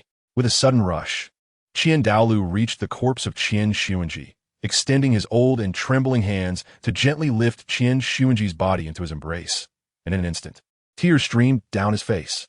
Jier, who is it? Who on earth dares to lay a hand on you? In that moment, Qin Douluo was filled with grief and rage. Although he didn't particularly like Qin Xuanji, because he felt Qin Xuanji could not support the future of the Spear Hall, Qin Xuanji was still his son. Even a tiger does not eat its cubs, let alone Qin Douluo. His hands brushed over Qin Xuanji's cold and pale face, and at that moment, Qin Douluo felt as if his heart was being cut by knives. He didn't know how long it had been, but with the arrival of a gentle rain, Qin Douluo finally released the already cold body of Qin Xuanji. His gaze shifted to the immobile Douluo. In a breath, Qin Douluo appeared beside Douluo. And just with a glance, he understood Douluo's current situation. At that moment, Douluo also saw Qin Demon in front of him, and his heart raced. His eyes were filled with terror. They could not imagine the troubles that the death of Pope Qin Demon would bring them, no matter how furious he felt inside. Qin Demon still extended his aged hand, and a terrifying soul power with a strange sensation instantly invaded the body of the chrysanthemum spirit Douluo. In just a moment, Douluo was astonished to find that his shattered body was starting to heal bit by bit. Finally, as Qin Demon retracted his palm, the injuries within Douluo's body also recovered significantly. At this moment, Qin Demon's ancient and profound gaze calmly looked at Douluo. The next second, his lips parted slightly, and a terrifying wave of sound instantly struck. Douluo, speak up. What exactly is going on? Who killed the Pope? Ignoring his injuries, Douluo struggled to get up and felt his knees with a thud. His anxious eyes darted around, not daring to make eye contact with Qin Demon. Great offering. His Majesty the Pope was killed by the master of the star-picking tower. Douluo steeled himself, no longer caring about anything else, speaking the truth. Perhaps he and Ghost Douluo could still survive. Otherwise, they would not see the sun of tomorrow. Master of the star-picking tower, Qin Demon was momentarily stunned. He never expected it would be the master of the star-picking tower. The star-picking tower is within the spirit city. How dare he? However, Qin Demon could also see that Douluo's demeanor suggested he was not lying. The pain of losing a child, and that sense of powerlessness knowing who the culprit was, felt like a punch hitting cotton, instantly aging Qin Demon considerably. He understood very well that since the master of the star-picking tower dared to do this, the star-picking tower in the spirit city was most likely already empty, and even if he were powerful, he could not chase after the master of the star-picking tower across the world. The spirit hall could not do without him, and Tianchen needed him even more. After hearing that Qin Demon was killed by Tianchen, Qin Demon calmed down somewhat and focused his gaze back on Douluo. Douluo, you two are Title Douluo at level 94, and Jier is also a Title Douluo at level 95. Even if you were no match for the master of the star-picking tower, it shouldn't be this dire. Speak, what exactly is going on? Looking at the corpse of Qin Demon, which bore no wounds from the master of the star-picking tower's heavenly demon Zither, Qin Demon was also surprised, especially by the aura belonging to the Haotian hammer emanating from Qin Demon's body, which left him puzzled. Douluo exchanged a glance with Ghost Douluo, though somewhat guilty. They understood that this matter could not be hidden from the great offering. What was meant to come would eventually come. Douluo struggled to lift his head and began to speak towards the depths of the canyon. Great offering. His Majesty the Pope was initially gravely injured and unconscious due to a heavy blow from Tang Hao of the Haotian sect, and both I and Old Ghost were also injured by Tang Hao. The master of the star-picking tower appeared when Old Ghost and I were planning to take His Majesty the Pope back to the Spirit Hall. Thus we were no match for him at all, not even able to resist. By the way, the master of the star-picking tower actually has 7 10,000-year soul rings and 200,000-year soul rings. The more Douluo spoke, the more shocked he became, until he sensed Qin Demon's expression darkening, prompting him to stop speaking. Haotian sect, Tang Hao. He is merely a soul Douluo. How could he injure Jier and the three of you, Title Douluo? Douluo, do you think I'm a fool?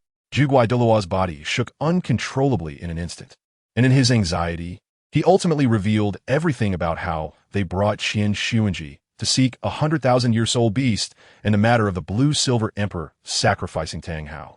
Upon hearing this, Qin Demon was so furious that he directly struck Douluo and Ghost Douluo away with a palm, causing his previously somewhat healed injuries to worsen instantly. Useless. A bunch of useless fools. A newly minted Title Douluo. Qin Demon no longer wanted to say another word.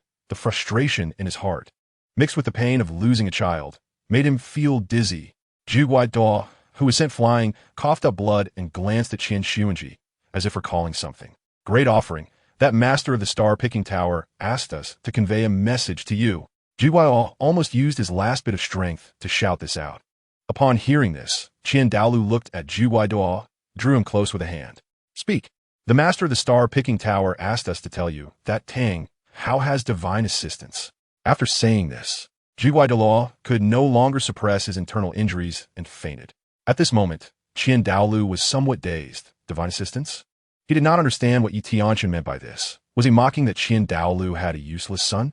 After a long while, Qin Douluo finally reacted. Tang Hao has divine assistance, yes. Otherwise, how could a newly minted Title Douluo be a match for Zhuguai Douluo and Qin Xuanji, 3 Title Douluos? What was originally just the pain of losing a child suddenly became perplexing.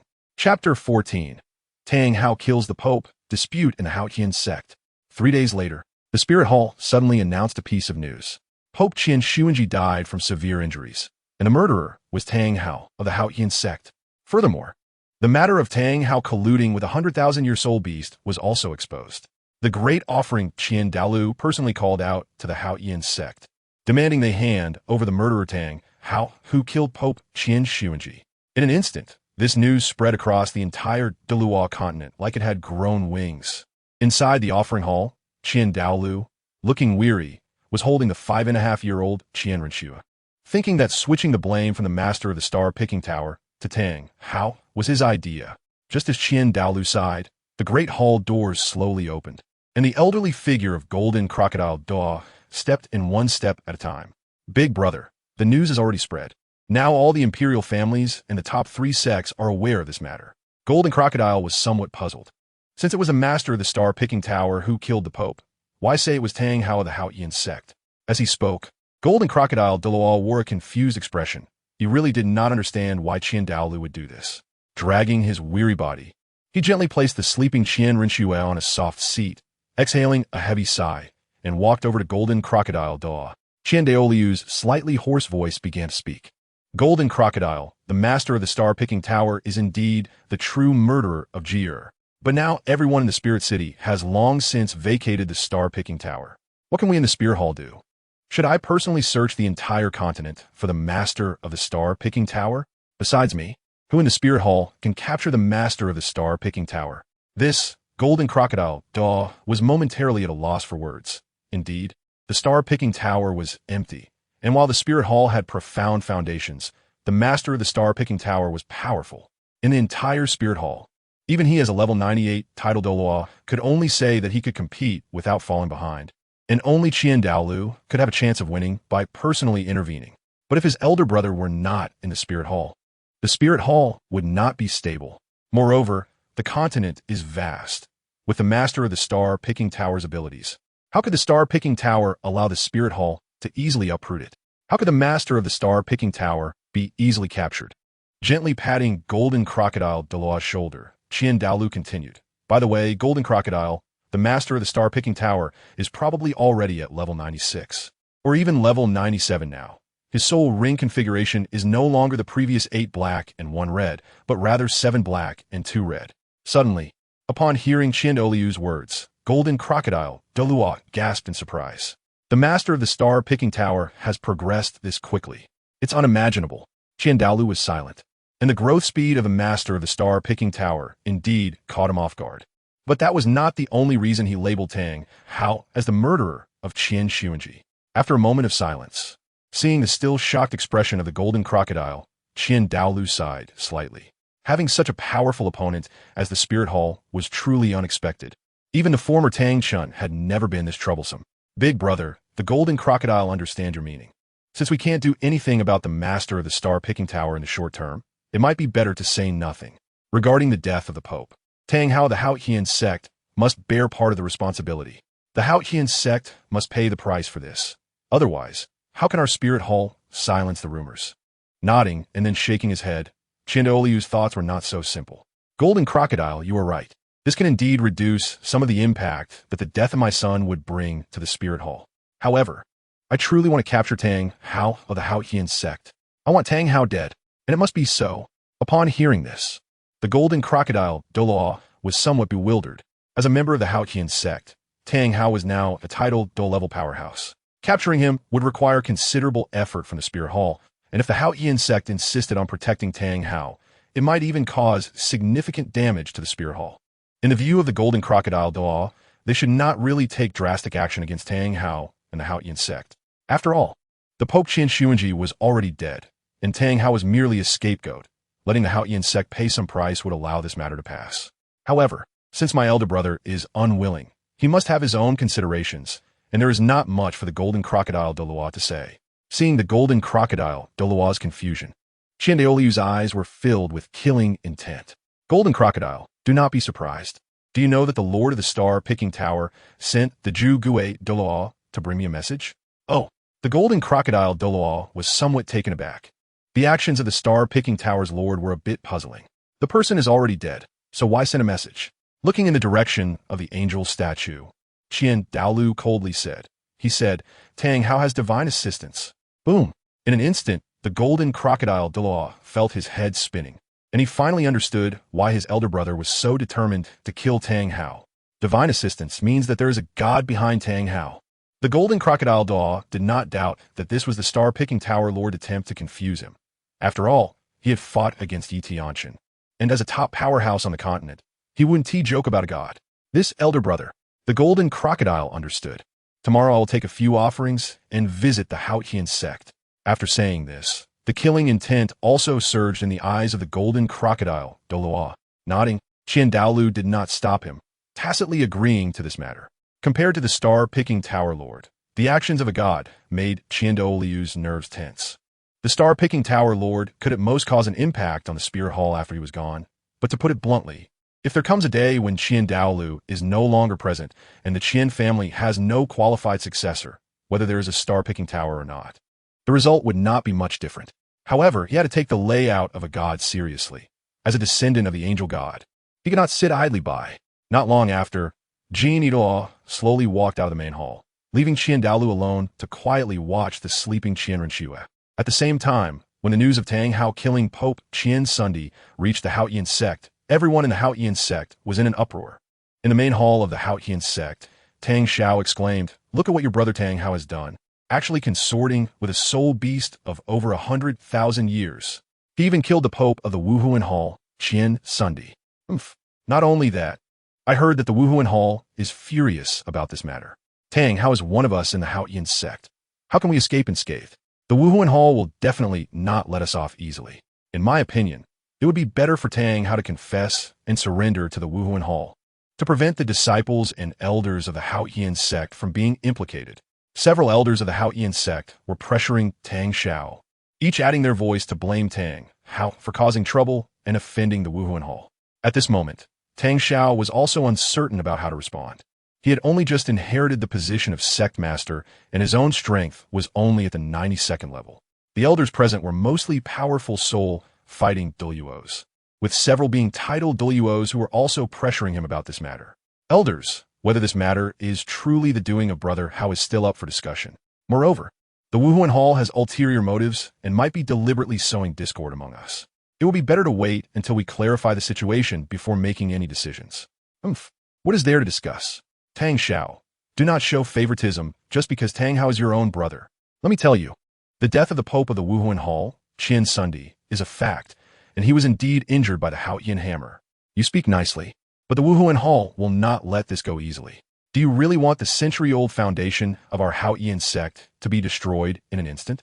Before Tang Xiao could finish speaking, an elder at the Title Douluo level directly interrupted him, showing no regard for his position as sect master.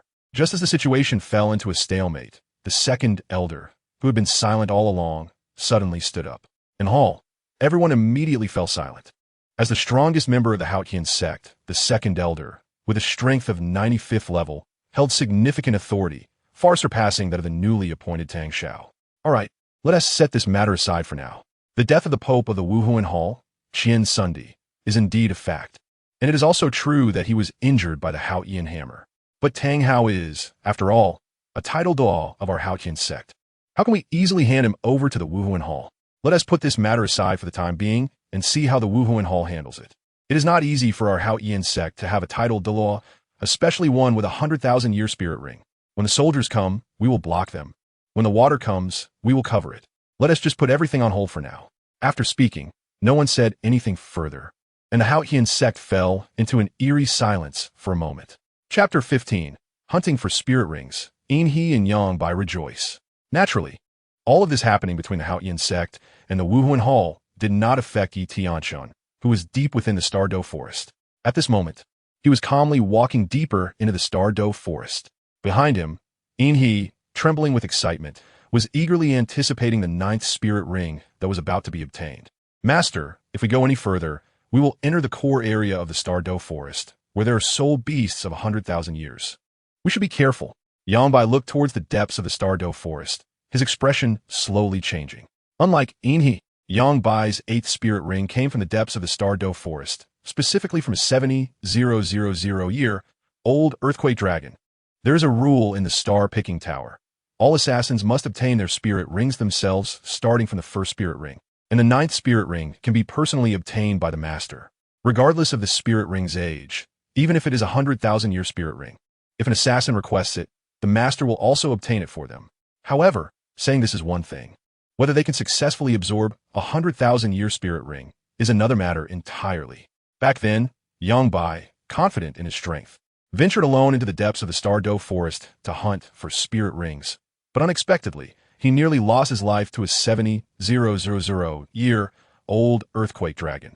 Furthermore, when he was leaving the Douluo forest, he encountered a 100,000-year soul beast, the Titan giant ape. Even though he survived in the end, since then, Yangbai has held a deep respect for the depths of the Douluo forest. However, as soon as Yangbai said this, Inhe was not having it.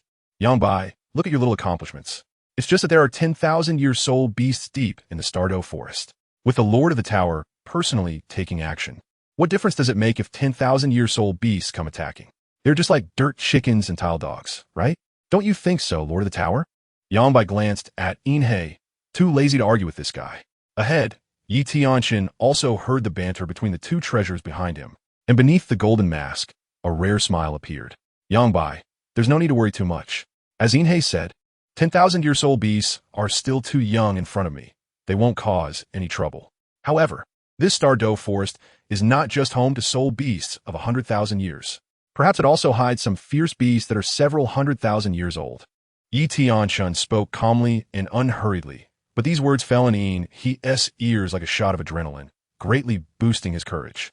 However, Yangbai's focus was clearly not on the 100,000-year soul beasts, but rather on what his master said about the possibility of several 100,000-year fierce beasts, which made him even more worried. Tianchen wasn't just saying this casually. On the Douluo Continent, it was impossible for there to be only 100,000-year level soul beasts, and soul beasts over 100,000 years old had rarely appeared. There were only some scattered records and books. However, with Tianchen's 9th spirit ring now almost reaching 200,000 years, he speculated that the Douluo Continent must have soul beasts over 200,000 years old, but they were hidden in certain places and unwilling to come out. As the largest soul beast forest on the Douluo Continent, it is hard to say that there aren't fierce beasts lurking within. Master, should we really confront the 100,000-year soul beasts instead of hunting for spirit rings? Not thinking about irrelevant matters, Yangbai began to focus on this soul ring hunt. Inhe also frowned, not because he doubted his master's strength, but because a 100,000-year soul beast was extremely hard to find. Just locating one would require a significant amount of time. More importantly, neither Inhe nor Yangbai had the confidence to successfully absorb a soul ring from a 100,000-year soul beast.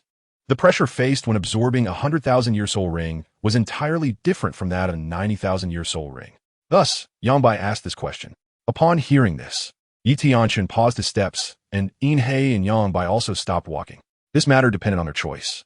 In the Douluo forest, there were the sky blue bull python, the Titan great ape, and some other unknown existences among the 100,000-year soul beasts. For Tianchen, this was not a significant issue. Although hunting a 100,000-year soul beast was somewhat tricky, he was still confident he could do it.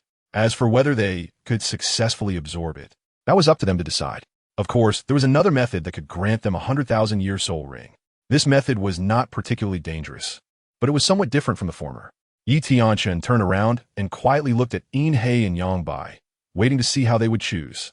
After hearing this, Inhe and Yangbai exchanged glances and instantly understood each other's meaning. Looking at Tianchen, they asked in unison, "Master, could you explain what the difference is with this second method?"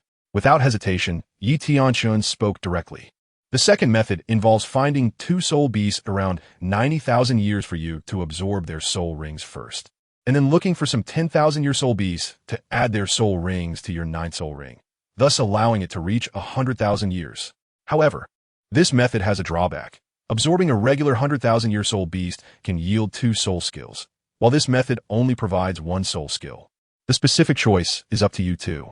After saying this, Yi Tianchen directly stepped deeper into the Douluo forest, while Yin He and Yang Bai were first surprised, then filled with wild joy. Compared to directly absorbing a 100,000-year soul ring, this method was practically a miraculous existence. As for having one less soul skill, what did that matter? The two, filled with excitement, quickly followed in Yi Tianchen's steps, joyfully entering the depths of the Douluo forest. Once they entered the core area of the Douluo forest, the number of soul beasts drastically decreased. Along the way, every soul beast they encountered was almost not below the 10,000-year level, with most ranging between 30,000 and 50,000 years. Since these were not their targets, Yi Tianchen and Yin He Yang Bai did not pay attention to these soul beasts, focusing instead on finding soul beasts around 90,000 years. However, the Douluo forest was so vast that it would not be easy to find suitable soul beasts. For 3 consecutive days, Yi Tianchen led Yin He and Yang Bai in a slow search through the Douluo forest. During these 3 days, nothing significant happened in the Douluo forest. However, outside, it could be said that the situation was earth-shattering. Just as Yi Tianchen and the others stepped into the depths of the Douluo forest, the Haotian sect finally faced the inquiry from the Spirit Hall. The people of the Haotian sect listened. Today, the high priest personally came just for the murderer Tang Hao, who killed the Pope of the Spirit Hall, Qin Demon, as the first sect of the upper 3 sects. The Haotian sect would not harbor the murderer of our Spirit Hall's Pope, right? With a loud crash, the golden crocodile, Douluo, descended from the sky with 4 other offerings from the Spirit Hall. In an instant, they arrived at the main hall of the Haotian sect, disregarding the unsightly expressions of the Haotian sect members, directly naming and demanding the capture of Tang Hao. Tang Xiao, sitting in the position of sect master, also took a deep breath at this moment. The Spirit Hall actually sent this one, the 98th level Title Douluo, Golden Crocodile Douluo, when Tang Xiao's father was still alive. He had once clashed with the Golden Crocodile Douluo, and the result was clear. Although 97 was impressive, it was still no match for the 98 Golden Crocodile Douluo. And today it was not just one Golden Crocodile Douluo who came. Behind him were the Qingwan Douluo, Lion Douluo, Qianjun Douluo, and Jiaoma Douluo. For Title Douluo above level 95, all with cold expressions. This powerful lineup left the Haotian sect somewhat at a loss. Even a usually composed second elder was now frightened. If this matter was not handled well, the Haotian sect would have no chance of surviving in this world. The Spirit Hall had only sent a few offerings, and the Haotian sect could hardly withstand it. Not to mention that the seemingly godlike Qin Douluo had yet to take action. Of course, Qin Douluo had made an agreement with Tianchen and would not personally deal with the Haotian sect. Otherwise, the Haotian sect would have long been annihilated. Faced with the current situation, most of the Douluo level elders of the Haotian sect were sweating profusely.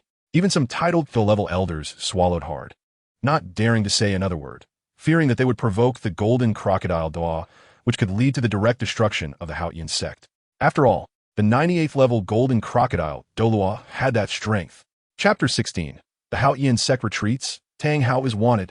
Your Excellency, Golden Crocodile.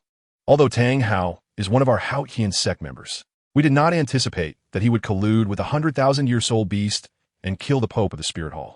This matter, we elders of the Haotian sect must also severely reprimand Tang Hao. But unfortunately, since this incident occurred, Tang Hao has not returned to the Haotian sect, and we have no news of him. Just as the atmosphere was about to reach freezing point, an elder at the Title Douluo level began to speak, shifting all the blame onto Tang Hao. The Golden Crocodile Douluo did not respond, but maintained a cold expression. Upon hearing this, Tang Xiao was momentarily stunned. These elders actually directly pushed all the blame onto his younger brother. Elder 5, you cannot say that. We of the Haotian sect were also taken by surprise at the death of the Pope of the Spirit Hall. However, whether the Pope of the Spirit Hall was indeed killed by my younger brother is still uncertain. Why must you be so hasty? Enough. Before Tang Xiao could finish, the Golden Crocodile Douluo let out a loud shout, stifling Tang Xiao's words. I came today not to listen to you, all shirking responsibility. The death of the Pope of the Spirit Hall is not a trivial matter for your Haotian sect. It is beyond doubt that Tang Hao colluded with a 100,000-year soul beast. My words are still worth your trust. And the injuries on the Pope of the Spirit Hall were all caused by the Haotian hammer. This is also a fact. I am not here to argue with you about these trivial matters. At this moment, whether Tang Hao is in the Haotian sect or not, your Haotian sect must give my Spirit Hall an explanation. The Pope of my Spirit Hall cannot die in vain. I remind you, if you cannot satisfy me today, The over 1,000 members of the Haotian sect will have no guarantee of survival after today. After saying this, the golden crocodile Douluo did not hesitate. And 9 soul rings of yellow, purple, black, and red slowly rose beneath him. The unique aura of the 98th level permeated the entire Haotian hall.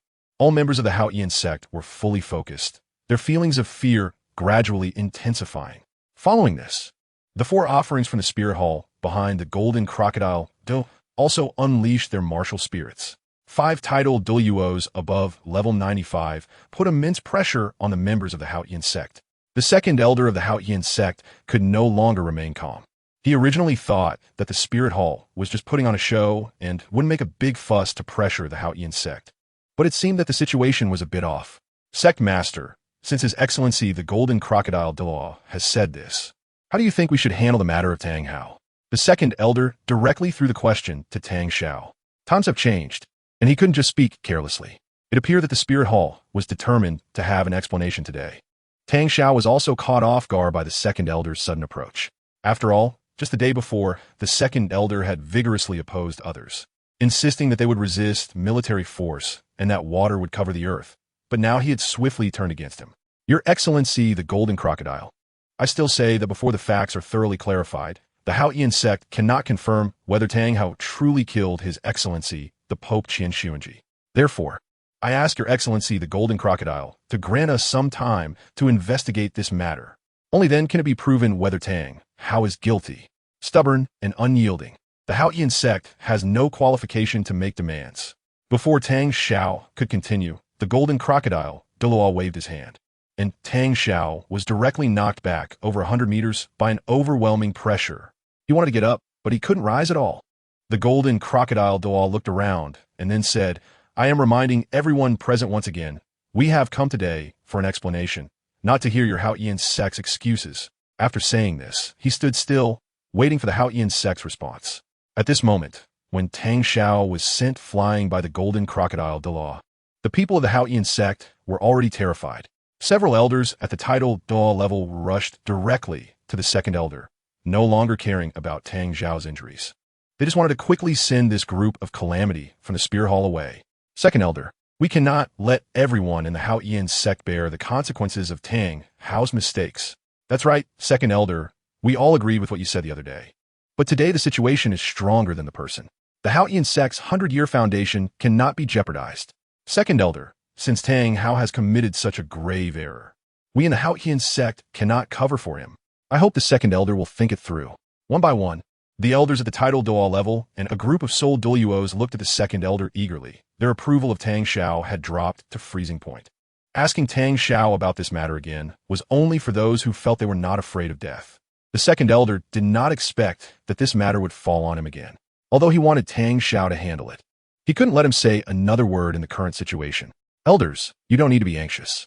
The 100-year foundation of the Haotian sect will not be destroyed by us.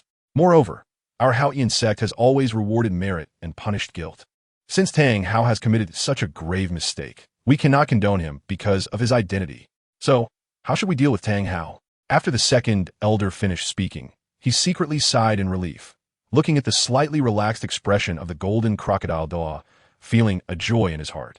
He was indeed a clever old fox. Once this was said, the elders of the Haotian sect began to discuss in a flurry. In my opinion, Tang Hao first consorted with a 100,000-year soul beast. Based on this alone, Tang Hao should be expelled from our Haotian sect. Expel Tang Hao from the Haotian sect. Moreover, Tang Hao actually disregarded the feelings of human soul masters and colluded with a 100,000-year soul beast to kill the Pope of the Spirit Hall, Qin Demon. This matter is even more serious. Expulsion is not enough. Our Haotian sect must also capture Tang Hao. Such a traitor truly tarnishes the 100-year reputation of our Haotian sect. Yes, but since the Spirit Hall also wants to hold Tang Hao accountable, how he should be dealt with should be decided by the Spirit Hall. We only need to be responsible for capturing him. The words of the elders of the Haotian sect fell into Tang Xiao's ears like a bolt from the blue. He never expected that such a large Haotian sect would not have a single elder with backbone. However, at this moment, he was also powerless to refute and could only watch these elders discuss without any reaction. Looking at the Golden Crocodile Douluo, the second elder revealed a flattering smile. Your Excellency, the Golden Crocodile, just now you also heard the handling results of the elders of our Haotian sect. We will never condone such a criminal. What do you think, Your Excellency the Golden Crocodile? The Golden Crocodile, Douluo nodded, then withdrew his martial soul and spirit rings. Looking at the group of smiling Haotian sect elders, and slowly said, I somewhat approve of the Haotian sect elders' handling of Tang Hao. However, your Haotian sect has been poorly managed, resulting in such disgraceful disciples, and the Haotian sect should provide an explanation. The second elder and the other elders of the Haotian sect exchanged glances, all feeling that it was difficult to handle. But the Wuhuan Hall would definitely not let this go easily. With a firm heart and closed eyes, the second elder stated the conditions of the Haotian sect in front of everyone. Your Excellency, the Golden Crocodile, you are right. My Haotian sect also bears responsibility for the lack of discipline. Therefore, from now on, my Haotian sect will retreat from the world, and everything the Haotian sect currently possesses on the continent will belong to the Wuhuan Hall. I hope Your Excellency, the Golden Crocodile, can show mercy and forgive the shortcomings of my Haotian sect's poor management. After speaking, the second elder felt utterly exhausted, collapsing to the ground. Although they managed to preserve the Haotian sect today, the price they paid was extremely heavy. However, the second elder soon revealed a smile. Despite the heavy price paid by the Haotian sect, they managed to preserve the sect, didn't they? With a slight lift of his lips. The Golden Crocodile, Douluo, no longer pressed the issue. Today was originally about Tang Hao, and since Tang Hao was not in the Haotian sect, collecting some interest was also not bad. As for the destruction of the Haotian sect, Qin Demon and Tianchen had made an agreement. Although the Golden Crocodile Douluo also wanted that, he would follow Qin Demon's instructions. After all, with the current state of the Haotian sect, it made little difference whether it existed or not. Remember what you said today. If I find out that the Haotian sect is secretly sheltering Tang Hao in the future, my spirit hall will not let it go easily. As for Tang Hao, I will capture him myself. After saying this, the Golden Crocodile Douluo and the four offerings left without looking back, leaving the people of the Haotian sect standing dazedly in place, watching everything unfold. Chapter 17. Encounter with the 1,000 gene ants, the black and white impermanence appears. Naturally, Tianchen, who was deep in the Douluo forest, had no idea about all that had happened in the Haotian sect. Even if he knew, he wouldn't be interested at all. The situation of the Haotian sect was not important. A few cats and dogs couldn't stir up much trouble. Compared to this, Tianchen was more interested in Tang Hao. Why would the so-called God choose someone like Tang Hao, who had just become a Title Douluo? Of course, there was also Tang Hao's child with that 100,000-year soul beast. That last ray of light was not simple. As they walked through the core area of the Douluo forest, the appearance of 10,000-year soul beasts excited Inhe and Yongbai. Just as Tianchen and Inhe and Yongbai continued to advance, a group of 10,000-year soul beasts suddenly appeared ahead. Don't hold back. Run towards the direction of Tianchen and the others. Look at the expressions of these 10,000-year soul beasts. They are terrified, as if there are even more terrifying soul beasts chasing them from behind. A 20,000-year soul beast, the fire cloud, evil fox. A 30,000-year soul beast, the earth rhinoceros. Inhe and Yongbai were both stunned. Such a group of 10,000-year soul beasts is actually being chased. Could it be that a 100,000-year soul beast is behind them? There is no time to think further. Tianchen and the others' target is not these 10,000-year soul beasts, nor are they interested in casually killing them. They immediately flew into the air. And the panicked group of 10,000-year soul beasts had no interest in Tianchen and the others, rushing madly past them. In midair, Tianchen looked back at the group of 10,000-year soul beasts, and rows of 1,000-year-old trees were uprooted. It was a grand sight, like an army on the march. As they got closer, Tianchen finally understood that what was chasing this group of 10,000-year soul beasts was an innumerable swarm of 1,000 gene ants. Among them, there were even some with 10,000-year levels. Owner, no wonder this group of 10,000-year soul beasts is so exhausted. Although not every 1,000 gene ant has 10,000-year cultivation, their overwhelming numbers are truly frightening. Many ants can devour an elephant. Shouldn't we retreat first? Yongbai was a bit cautious, but he made a good point.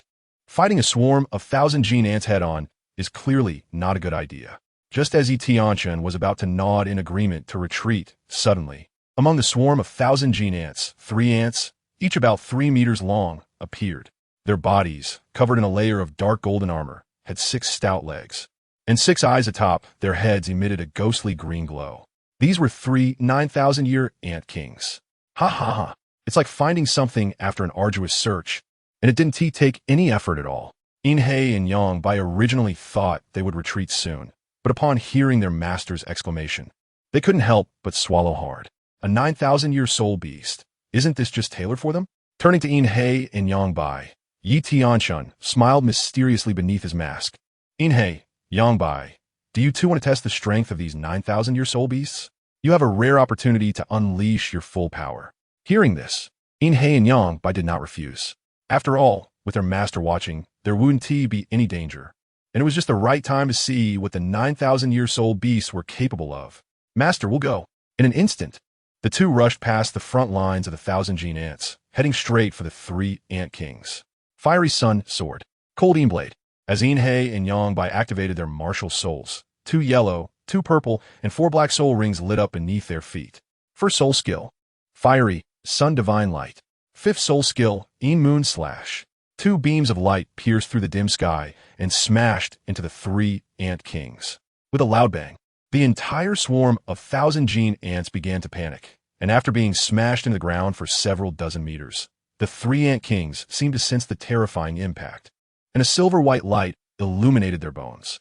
In an instant, the 3 ant kings felt pain, their enormous eyes filled with blood, and they began to go berserk. With just a leap, the 3 ant kings instantly flew from the ground to the surface. Looking at Inhei and Yangbai, they began to roar. In an instant, all the 1,000 gene ants seemed to receive an attack signal and began to surround Inhei and Yangbai. Inhei, these guys are tough to deal with. Their defensive capabilities are too strong, and their strength is immense, so don't engage them up close. Inhei, Yangbai, you hold off the 3 ant kings, and I'll deal with the swarm. All right, 8th soul skill, ultimate kill of the essence. 8th soul skill, Een Wind Devouring. The two simultaneously unleashed their 8th soul skills, launching a full power strike, aiming for a one-hit kill. The 3 ant kings instantly erupted with boundless strength. The 1,000 gene ant is a soul beast with extremely tenacious life force, outstanding defensive capabilities, and immense strength. They possess strength far exceeding their body proportions. This is the essence of the 1,000 gene ant. As a soul beast, they don't have any soul skills themselves. In any soul beast forest, they often become food for other soul beasts.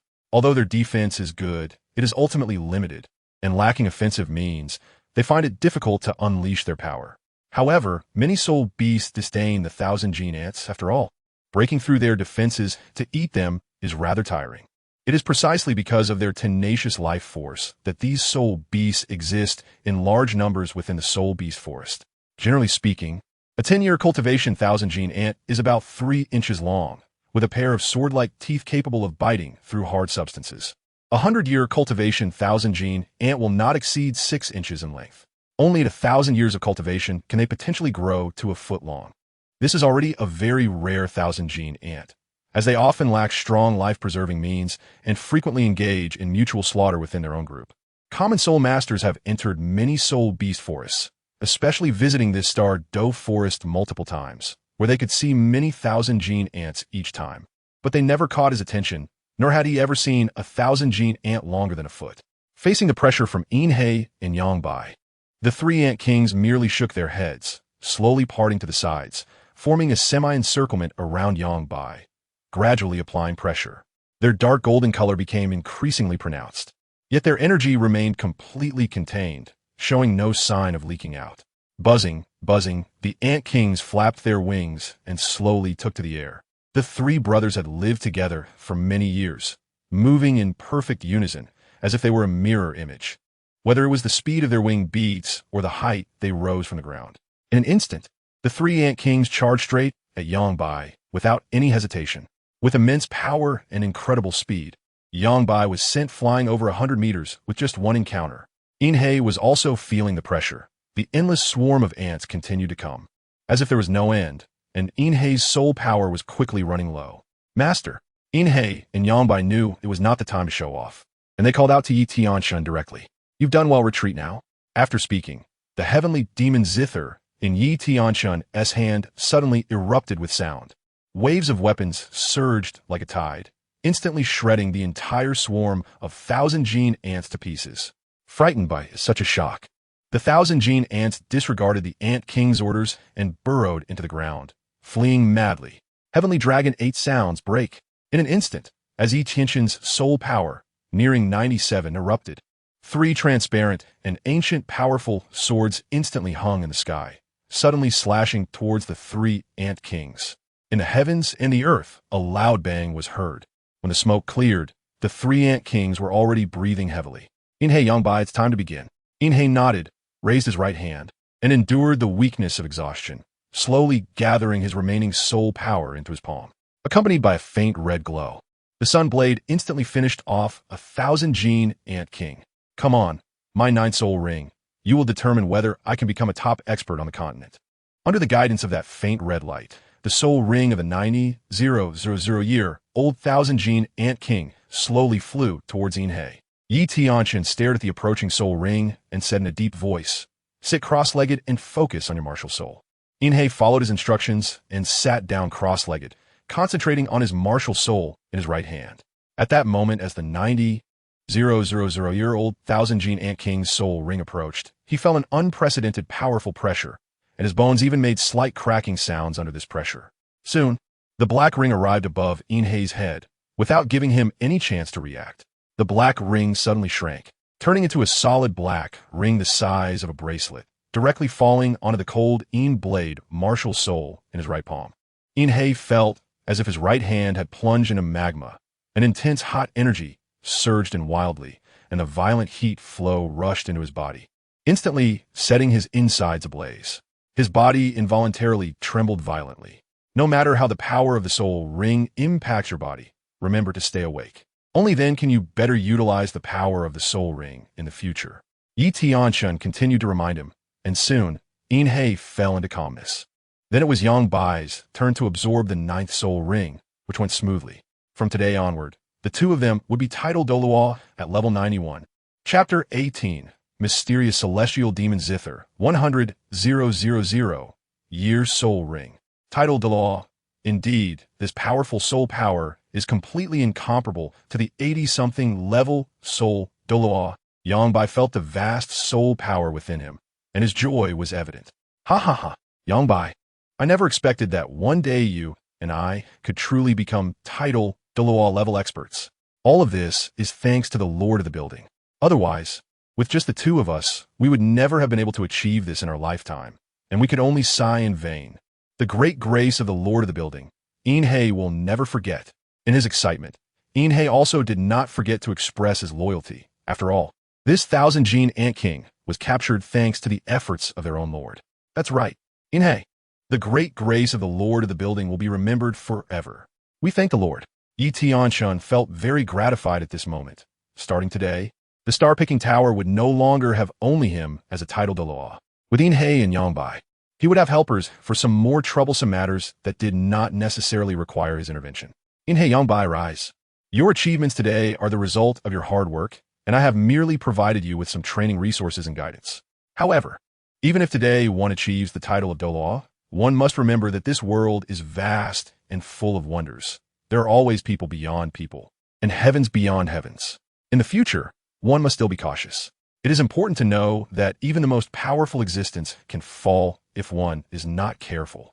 Tianchen couldn't help but recall his experiences in the Xiantian continent. Yes, Master of the Tower, don't worry. We will definitely remain humble and calm to complete the task. At that moment, although the third Qijinan emperor was injured, after seeing the tragic fate of his two brothers, he was also determined. Suddenly, he used the little strength he had just recovered to madly burrow underground and escape. Master of the Tower, that Qijinan emperor is trying to escape. Inhe pointed to the Qijin ant emperor that had already burrowed underground, looking incredulous. After all, just a moment ago, these three Qijin ant emperors were immobilized by their own master with a single blow. Unexpectedly, aside from their immense power, the Qijin ants also possessed such terrifying recovery abilities. Don't worry, he can't escape. 9th spirit skill, sword cuts mountains and rivers. Yongbai suddenly soared into the sky and directly used the newly acquired 9th spirit skill in the direction the Qijin ant emperor was fleeing. In an instant, a golden holy sword phantom spanned several dozen meters, directly slashing towards the Qijin ant emperor who was escaping underground. With a loud boom, the giant sword fell, crossing the earth and striking the Qijin ant emperor's back, the terrifying aftermath splitting the ground into two, extending for hundreds of meters. Kai kai kai. The flesh and blood of the Qin Ant Emperor splattered everywhere as it let out a roar, its entire back collapsing. Even its two antennae were brutally severed. After struggling for a moment on the spot, it finally closed its eyes, and a dark soul ring slowly rose. Ha ha ha. Yongbai, your ninth spirit skill is truly terrifying. With just one sword, you have slain this 90,000-year Qin Emperor on the spot. TSK, TSK, TSK. I am ashamed of myself. Yongbai smiled sleekly. Although his ninth spirit skill was powerful, to slay such a 90,000-year Qin Emperor with one sword still fell short. This Qin Emperor had already exhausted its last bit of soul power to escape and had no soul power left to defend against his ninth spirit skill, which could be considered a lucky break for Yongbai. However, Yongbai truly felt the terror of the Title Douluo. Not only has the soul power increased, but the consumption has also been greatly reduced. In the past, if he used such a move, even without the terrifying damage, just the consumption of a ninth soul skill could drain him completely before he became a Title Douluo. The improvement of a Title Douluo is all-encompassing. Alright, Inhei and Yongbai, you can gradually familiarize yourselves with the various uses at the Title Douluo level in the future. If I have time, I can also give you some pointers. Once this was said, Inhei and Yongbai instantly changed their expressions, and the fear they once felt under Yi Tianchen's control resurfaced. They had previously received guidance from Yi Tianchen, but it was entirely about how to take a beating. Even if Yi Tianchen suppressed his cultivation to match theirs, in front of the heavenly demon Zither, all beings are equal. They had no chance to approach their master and were utterly humiliated. Haha, master, let's talk about this later when you have time. Yes, yes, yes, master. Let's first focus on rebuilding the star-picking tower and discuss this matter afterward. Shaking his head, Yi Tianchen knew that these two were probably scared. He didn't dwell on the issue. After all, whether they were willing or not wasn't up to them. Alright, let's not mention this matter. Who wants to go first now? I can immediately use a secret method to bestow the soul ring of the 90,000-year-old Thousand Qin Ant Emperor onto your ninth soul ring. By the way, let me remind you, this process is not much more pleasant than absorbing a soul ring. After saying this, Yi Tianchen looked at the two with a smile. Inhei and Yongbai exchanged glances, and suddenly, both of them simultaneously extended their right hands. Haha, Yongbai, you are scissors, I am rock, you go first. After saying this, Inhei looked proud, leaving Yi Tianchen stunned. Did they have such a move?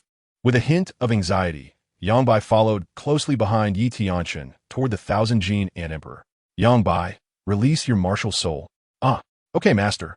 As he spoke, Yongbai unleashed his martial soul, the blazing sun sword. In an instant, 2 yellow, 2 purple, and 5 black soul rings lit up beneath Yongbai's feet. Heavenly Demon Zither, absorb. In just a moment, the Heavenly Demon Zither in Yi Tianchen's hand absorbed the soul ring of the 90,000-year-old Thousand Qin Ant Emperor into the Zither. Suddenly, the Heavenly Demon Zither began to emit a powerful wave of soul power, transforming the soul ring of the 90,000-year-old Thousand Qin Ant Emperor entirely into soul power.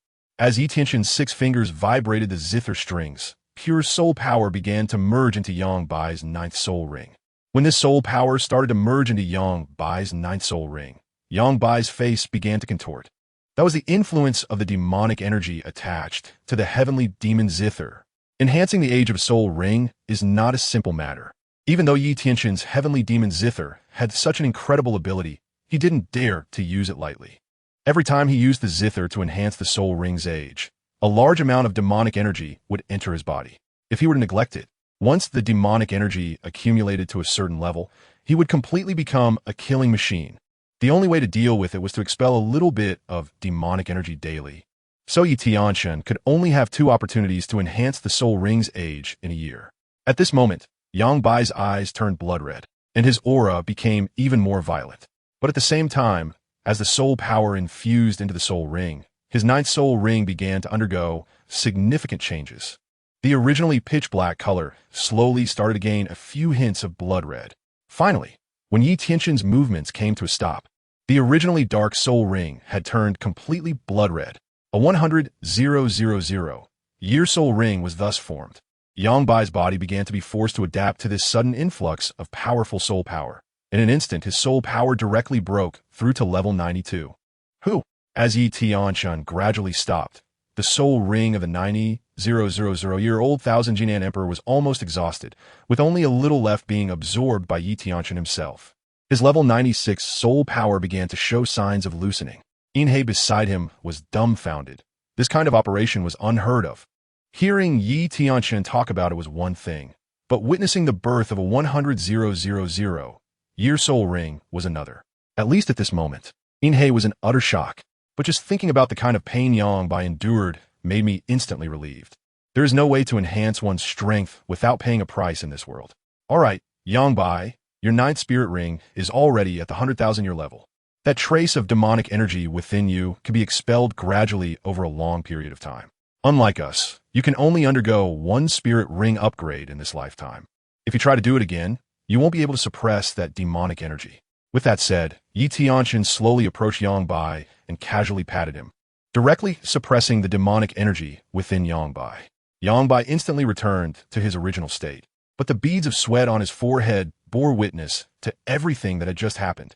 Chapter 19. Encountering the Golden Rhino, breaking through level 97. With a shift in his gaze, Tianchen focused on Inhe. Inhe, you currently have no spirit rings left, but don't worry with me here. Everything is within reach. Inhe was also unsure whether to be happy or sad about his current situation. However, soon, Inhe and Yangbai followed closely behind Tianchen and began to search for the next target. 3 days later, the three of them arrived at a somewhat desolate area. However, Tianchen immediately noticed that something was off about this place. The seemingly desolate land was actually just a radius of several dozen miles, while beyond this area, there was a dense forest full of life. This place seemed to be quite extraordinary. Staring at the faint but powerful aura of the soul beast ahead, Tianchen furrowed his brows beneath his golden mask. Master, are you saying that there's a powerful soul beast hidden here? Inhe, do you think there's still a need to doubt the words of our master? Get ready for battle. We've been searching for 3 days, so let's make this hidden soul beast your 100,000-year soul ring. Yangbai fixed his gaze ahead and spoke slowly to Inhe. Sigh, it's bound to come eventually. After all, I am a Title Douluo powerhouse. Why should I start feeling scared? Inhe felt somewhat dazed, but upon seeing his master's calm demeanor, he seemed to find the problem. Just as Inhe was lost in thought, the desolate land began to tremble. Roar, roar, roar. Waves of powerful soul beast roars echoed through the sky. Even from a distance, Inhe and Yangbai could sense the dangerous aura. Finally, when the enormous soul beast was just a few thousand meters away from them, Inhe and Yangbai finally saw the true form of this soul beast. It was actually the legendary Golden Rhino. Wasn't this type of soul beast already extinct? Inhe and Yangbai instantly recognized this massive soul beast. The Golden Rhino, a powerful soul beast of legend. Its body was over 20 meters tall, making Inhe and Yangbai gulp hard.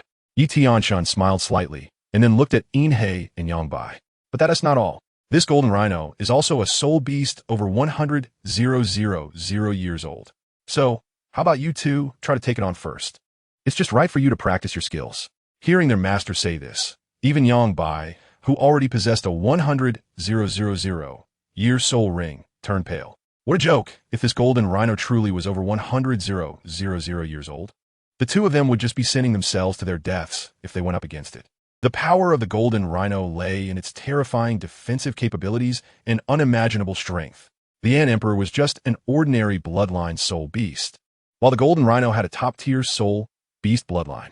Even 95th level peak assault-type Douluo would barely be able to contend with a 100,000 Golden Rhino. Master, how about we change targets? At this moment, Inhe's heart was racing. He had been more frightened in the past few days than in the past few years. No way, it's not easy to come across a 100,000 soul beast. How could we let go so easily? I know you two are quite reluctant, but I will personally take action today. Hearing Tianchen say this, Inhe and Yangbai finally breathed a sigh of relief. As long as they didn't have to face such a terrifying soul beast, it would be fine. Inhe and Yangbai weren't worried about whether their master could kill this 100,000 soul beast. After all, Tianchen's 9th soul ring was obtained from a 100,000 soul beast. Now, although this Golden Rhino was powerful, it still posed no threat to Tianchen. A 100,000 Golden Rhino, how rare, how rare. Since we are fortunate enough to encounter it today, I'll borrow your soul ring for use. As his voice fell, the sky demon Zither appeared in Tianchen's hands, and 9 soul rings, 7 black and 2 red, slowly rose beneath his feet, revealing his peak 96th level cultivation. The terrifying aura made the charging golden rhino come to a sudden stop. Human, how dare you trespass on my territory? I will spare you this time. Leave quickly. The golden rhino, which could speak human language, realized that the man before it was no easy target. The terrifying soul ring configuration and the powerful soul power it emitted made the golden rhino's previously rising battle intent vanish. Little rhino, now that you're here, I naturally want to leave easily. I came here today to take your soul ring. Kill. In an instant, Tianchen transformed into a streak of light, and waves of sound from the sky demon Zither, carrying powerful soul power, turned into countless blades. In an instant, numerous transparent blades descended upon the golden rhino. Clang, clang, clang. The golden rhino's terrifying defensive capabilities were not to be underestimated. It showed no fear of Tianchen's attack. Quite tough, but unfortunately, if I want you dead today, you want to have a chance to live. Sky Dragon's 8 sounds, winds howl, and cranes cry. In an instant, a series of sharp winds surged, and the terrifying cutting ability made it so the golden rhino could not even react, as it was directly shredded into a bloody mess by these sharp winds. Even its formidable defensive abilities could hardly withstand such pain. Human, I will make you pay. Stimulated by its own blood, the golden rhino charged violently at Tianchen. Seeking death. 9th soul skill, Sky Demon Annihilation. This was the second time Tianchen used his 9th soul skill since the last battle with the golden crocodile Douluo. Behind Tianchen, a towering sky demon phantom hundreds of meters high began to emerge. As the eyes of this sky demon suddenly opened, waves of terrifying demonic energy surged forth. Kill. As Tianchen continued to manipulate the sky demon Zither, the sky demon phantom behind him extended a massive hand several dozen meters long. With a resounding boom, it smashed down towards the charging golden rhino. Boom, boom, boom. The originally tense and thrilling battle came to an abrupt halt, and beneath Tianchen's mask, a disdainful smile appeared. He then withdrew the sky demon Zither. Little rhino, if you had been intent on fleeing today, I would have had to exert more effort. But it seems your brain isn't quite right, so don't blame me. As the smoke cleared, what appeared before Tianchen was a large area of land that had caved in. The ground within a radius of several hundred meters had been directly crushed by the sky demon phantom's palm. And that 100,000-year soul beast, the golden rhino, was now lying in this palm print, bloody and mangled. There was not a single intact spot on its body, especially on its back, where its entire spine had been violently shattered. Hiss! Even though they knew their master was powerful, Inhei and Yangbai were still shocked by what they saw. A 100,000-year golden rhino had been so easily dealt with by their master. Terrifying. Truly terrifying. No wonder their master had set his sights on this golden rhino. It turned out it was like slaughtering a chicken. Looking at the golden rhino in the pit, it had only one last breath hanging on, and it seemed that it could die at any moment. In an instant, Inhei and Yangbai's eyes lit up. A 100,000-year soul beast. Its body is full of treasures. Its flesh can help soul masters temper their bodies, and there's the legendary 100,000-year soul bone. A 100,000-year soul beast is bound to yield a soul bone. We've hit the jackpot. Master, this time we've truly struck it rich. Inhei rubbed his hands together, feeling a bit impatient. Tianchen glanced at Inhei, and instantly, Inhei became respectful. Inhei, let's go.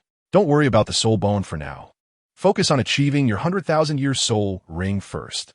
After the words fell, Tianchen swiftly moved to the front of the golden rhino and struck down lightly, instantly killing the golden rhino. A blood-red soul ring rose up. It exuded a sense of extreme beauty. Gathering his courage, Inhei followed behind Tianchen, mimicking Yangbai's earlier stance, and released his martial soul and soul ring. Following the same steps, Tianchen took out the celestial demon Zither and began to absorb the vast soul power of the 100,000-year soul ring. However, unlike the previous time with Yangbai, in an instant, the demon piano erupted with a blood-red light. Then, Tianchen directly infused the blood-red soul power into the dark 9th soul ring. In a moment, his 9th soul ring transformed into a blood red. At this moment, this 100,000-year soul ring had consumed less than half. The remaining soul power was then injected by Yi Tianchen into his 7th soul ring. In just a glance, the 7th soul ring turned a striking blood red, followed by the 6th soul ring. In just a moment, the 6th soul ring transformed from its pitch-black appearance, gaining a few streaks of blood red. Who? As Yi Tianchen exhaled a breath of turbid air, a glimmer of brilliance emerged in his eyes. Not only did the dark and shadowy 9th soul ring achieve 100,000 years and allow him to reach level 92, but he also broke through the limit of level 96 due to this 100,000-year soul ring, successfully advancing to level 97. This feeling is truly wonderful. With a slight smile, Yi Tianchen began to slowly rise. Chapter 20. Leaving the great forest, facing the Snow Knight Emperor. Standing before the already cold golden rhinoceros, Yi Tianchen directly extended his right hand, and with a swift motion, the 100,000-year soul bone of the golden rhinoceros instantly fell into his hand. The 100,000-year right arm bone looked quite good. This scene was also witnessed by Inhei and Yangbai. It actually is a right arm bone, a 100,000-year soul bone. It's unimaginable. Inhei and Yangbai were somewhat shocked, but they also understood that a 100,000-year soul beast would definitely produce a soul bone. Turning to look at the expectant expressions on Inhei and Yangbai's faces, Yi Tianchen smiled slightly. In front of this 100,000-year soul bone, having this level of composure is already quite good. Inhei, Yangbai, you two also have a chance to obtain this 100,000-year right arm bone of the golden rhinoceros. How about this? Whoever among you first achieves the rank of 95 Title Douluo will get this 100,000-year soul bone. Is that acceptable? As he spoke, Yi Tianchen deliberately waved the 100,000-year right arm bone in front of them. Inhei's eyes were about to pop out. Master, forget it, Master. The soul bone of a 100,000-year soul beast is too precious. Although both of us desire to obtain such a treasure, you should use it yourself, Master. Inhei, how considerate, it's rare to see. Yangbai teased Inhei, but his expression was one of agreement. He also knew that this 100,000-year right arm bone was a good thing, but their master might be more suited to have it. Shaking his head, Yi Tianchen knew they had misunderstood. I said I would give it to you, so don't decline. Since I began cultivating, strengthening my physical body, and refining my form, this soul bone is merely an external object to me. I do not need it. Therefore, you two do not need to be so modest. This matter is settled. You just need to work hard. Thank you, Master. Inhei also didn't expect the reversal to come so suddenly. Being given something just like that truly caught him off guard. However, since the owner of the house has said that the soul bone is useless, there's no need for them to say more. After all, they are well aware that decisions made by Yi Tianchen are basically not going to change. Looking at the soul bone of the golden rhinoceros, and then at the smiling face of Yangbai, Inhei suddenly perked up. Yangbai, this 100,000-year right arm bone will definitely belong to me in the end, so you might as well stop struggling. After all, I am naturally gifted. Yangbai was momentarily speechless. This Inhei can change his attitude just like that. Whether it belongs to you or not is not just a matter of words. If it were just some small trinket, what harm would it be to give it to you? However, I am determined to obtain the right arm bone of the 100,000-year soul beast, the golden rhinoceros. Let's see who wins in the end. Watching Inhei and Yangbai bicker, Yi Tianchen rarely saw such a relaxed and pleasant scene. He did not intervene. In fact, regardless of who wins or loses, Yi Tianchen would give them a piece of soul bone from 100,000-year soul beast. Don't forget, Yi Tianchen has not only hunted 100,000-year soul beast. Alright, you two can argue and fight, but let's talk about it after leaving the Douluo forest. Hearing their master speak, Inhei and Yangbai stopped their incessant chatter. Master, after we leave the Douluo forest, we should head to the Tiandu Empire, right? Yangbai asked cautiously. He was unsure why their master wanted to go to the Tiandu Empire, especially since they had just killed the Pope of the Spirit Hall, Qin Demon. Although the Tiandu Empire is a bit further from Spirit City, given the Spirit Hall's influence across the continent, it would still be relatively easy for them to find them. This might provoke the Spirit Hall's furious retaliation, but they had to follow Yi Tianchen's orders, hence the question. Glancing casually at Yangbai, Yi Tianchen nodded nonchalantly. That's right. We are heading to the Tiandu Empire and directly landing the star-picking tower in Tiandu City. Inhei and Yangbai were a bit puzzled. But before they could voice their thoughts, Yi Tianchen directly answered the question. Although they had killed Qin Demon, they had also gained a lot. The Spirit Hall might not necessarily pin the blame on me. So Tiandu City is not as perilous as you imagine. Moreover, with my current strength, Unless Qin Douluo comes in person or all the offerings of the Spirit Hall come together, there won't be any threat to me or the star-picking tower. Tianchen had anticipated that Inhe and Yang Bai would ask this question. Furthermore, Qin Xuanji's death doesn't make much difference to the Spirit Hall, given Qin Douluo's personality. He is probably more interested in Tang Hao. Inhe and Yang Bai did not continue to speak. They always believed in their master. Half a month later, outside the gates of Tiando City in the Tiando Empire, the tall city welcomed 3 special guests. Master, we have arrived at Tiando City. Yang Bai hesitated a bit, but still asked Yi Tianchen seriously. Let's go in. Under the golden mask, Yi Tianchen waved his hand, and Inhe and Yang Bai instantly understood his meaning. Yes. As they spoke, the 3 began to enter Tiando City. Just then, an unexpected incident occurred. Inside Tiando City, chaos suddenly erupted, and elite soldiers of the Empire appeared on the streets. Every 10 steps, there was an elite soldier of the Tiando Empire, and in an instant, the atmosphere of the entire Tiando City became strange. Master, is it the Spirit Hall? Rest assured, they are friends, not foes. Before Inhe could finish speaking, Yi Tianchen directly interrupted him, stopping in place, quietly waiting. In just a moment, a group of well-trained infantry from the Tiando Empire began to march forward. The overwhelming momentum caused Inhe and Yang Bai to instantly become agitated, and their own aura unintentionally began to emanate. Finally, when the group of soldiers approached to about 200 meters, Inhe and Yang Bai no longer waited and simultaneously unleashed their martial spirits. 2 yellow, 2 purple, for black, and 1 red soul rings rose beneath their feet. However, just as they were about to take action, the soldiers suddenly parted from both sides, creating a wide path. Soon after, 3 heavenly horses pulled a carriage slowly out from among the soldiers. The moment the heavenly horses stopped, a middle-aged man stepped out from the carriage. In an instant, all the soldiers present knelt down in unison. We salute His Majesty. Until this moment, Inhe and Yang Bai finally understood that it was the Snowy Night Emperor of the Tiando Empire who had arrived. Ha ha ha. No need for such formalities. Everyone please rise. After saying this, the Snowy Night Emperor walked step by step towards Yi Tianchen and the others. Inhe and Yang Bai remained vigilant at all times.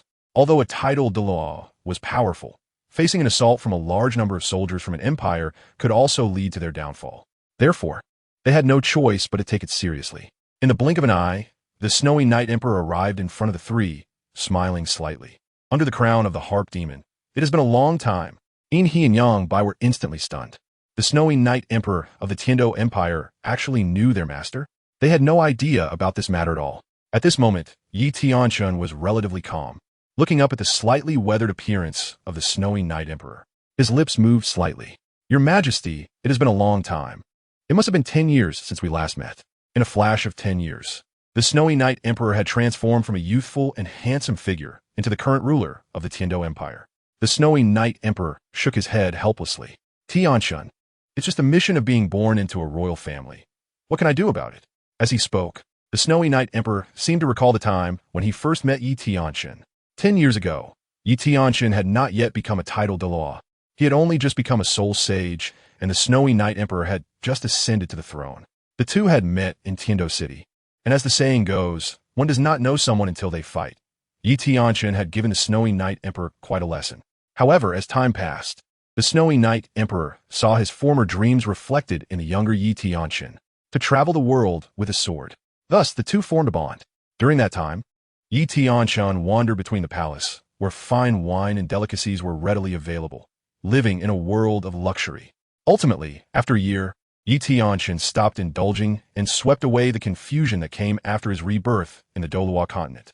He bid farewell to the Snowy Night Emperor in the night, left the Tiando Empire, and went to Wuhuan City to rebuild the Star Tower. In a flash, 10 years had passed. Chapter 21. Support from the Snowy Night. Choosing the location of Suatuo City. Tianchen, when you left back then, you said you wanted the Star Tower to stand tall in the Douluo Continent.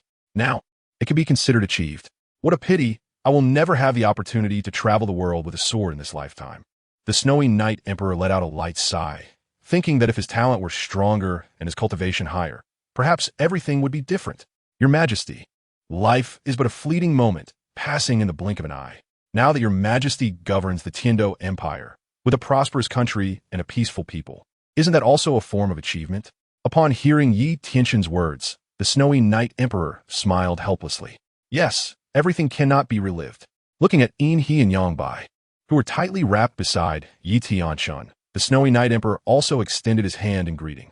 These two must be the Yin and Yang offerings of the Star Tower, right? It is said that the two offerings possess the cultivation of Soul Douluo, and today, it seems they have both become Title Douluo.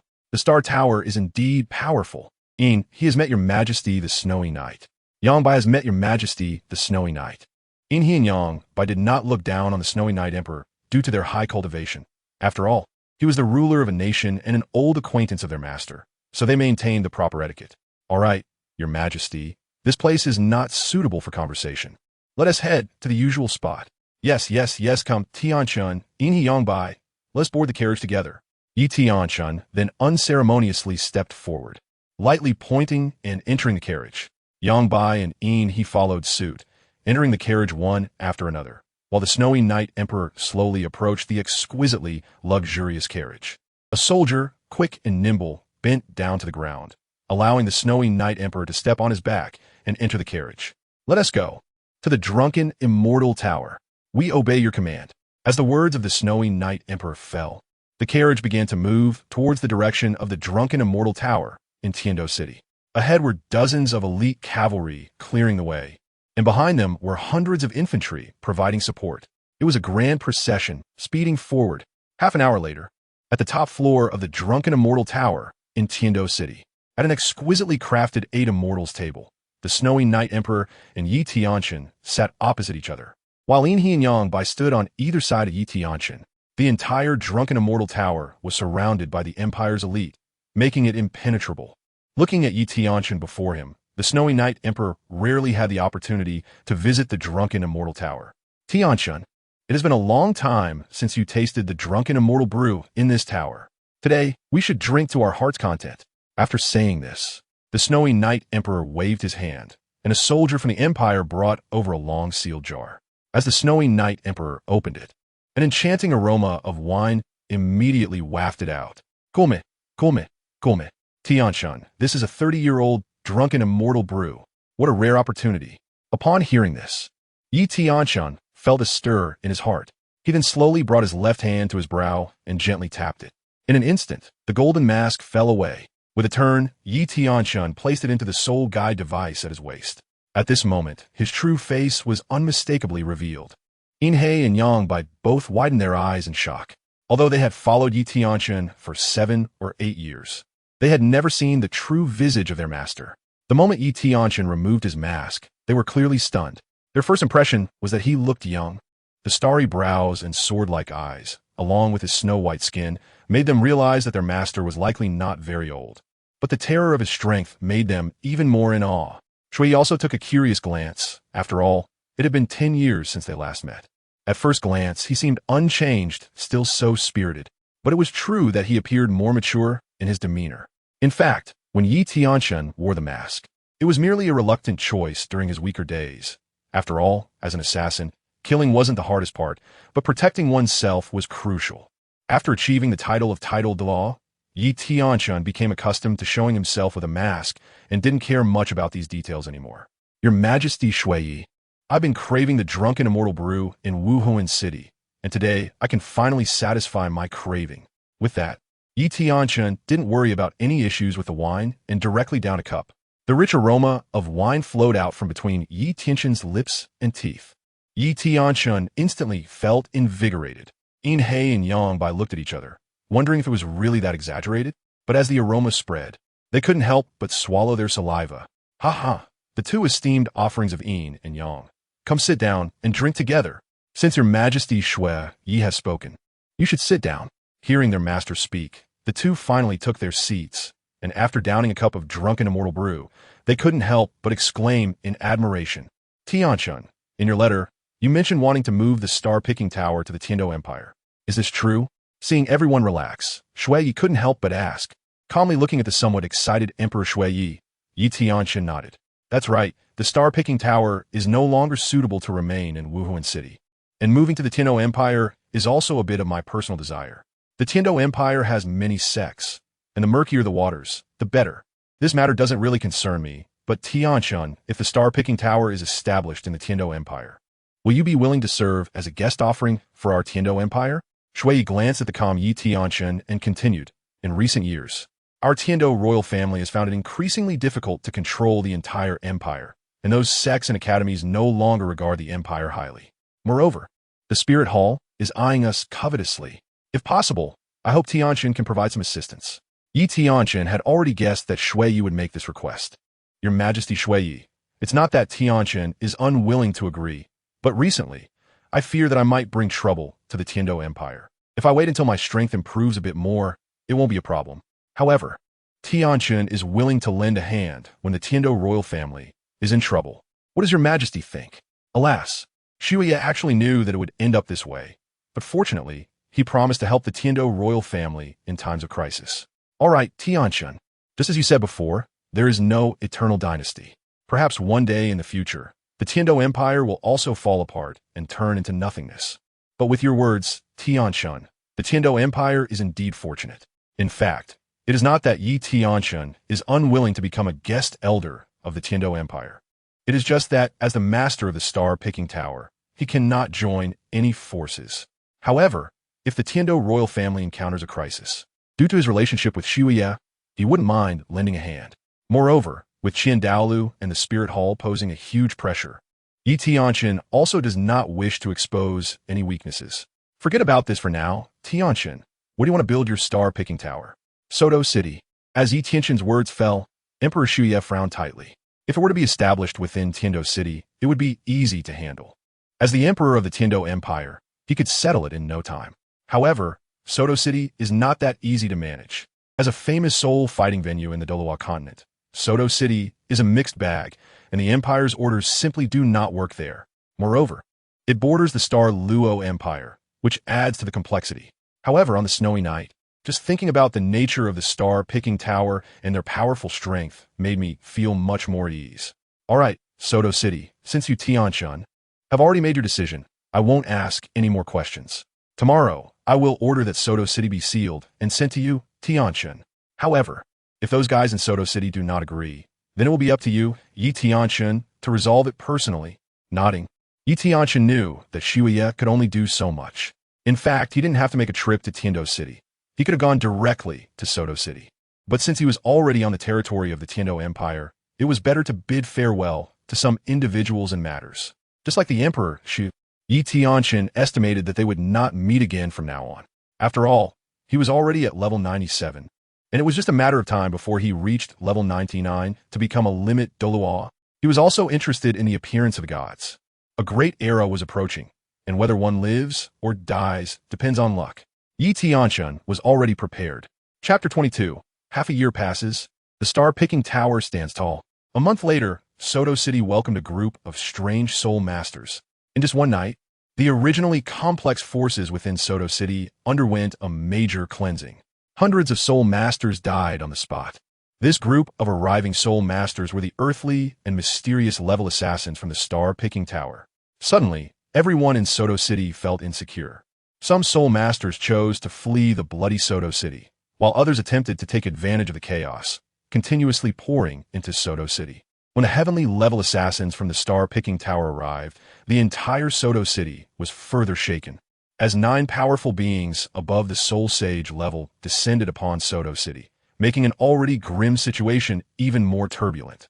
However, as time passed, a few days later, a brand new building was being grandly constructed in the central area of Sodo City. Finally, after another 3 months, a 100-foot-tall tower stood erect in Sodo City. When the 3 gilded characters of Star-Picking Tower appeared before everyone's eyes, the Soul Masters in Sodo City finally understood what had happened over the past few months.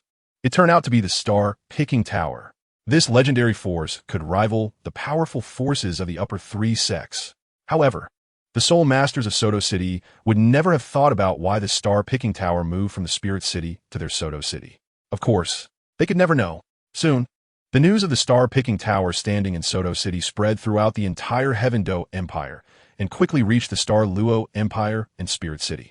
However, after this news spread across the Heaven-Do Empire, some sect forces in the Heaven-Do Empire were filled with gloom. The 7 Treasure Glazed Tile School, as one of the top 3 sects, the seven-treasure glazed tile school was thriving in the Heaven-Do Empire, with its industries spread all over the empire. Moreover, having two Title Douluos above level 95 stationed at the seven-treasure glazed tile school made it incredibly powerful in the Heaven-Do Empire. However, at this moment, as the leader of the seven-treasure glazed tile school, Ning Fengji appeared to be somewhat troubled, constantly pacing back and forth in the main hall. Ning Fengji anxiously asked, "What happened, Wenzi? Why are you so nervous?" Just as Ning Fengji furrowed his brow, ZitherLevels Tianchen slowly walked in. The appearance of ZitherLevels calmed Ning Fengji slightly, and he looked at him, saying softly, "Uncle Jian, we have found the source of the chaos in Soto City during this time." "Oh, shouldn't that be a good thing?" Douluo replied. "Soto City has been in turmoil lately, and many of our sect's businesses have been forced to cease operations.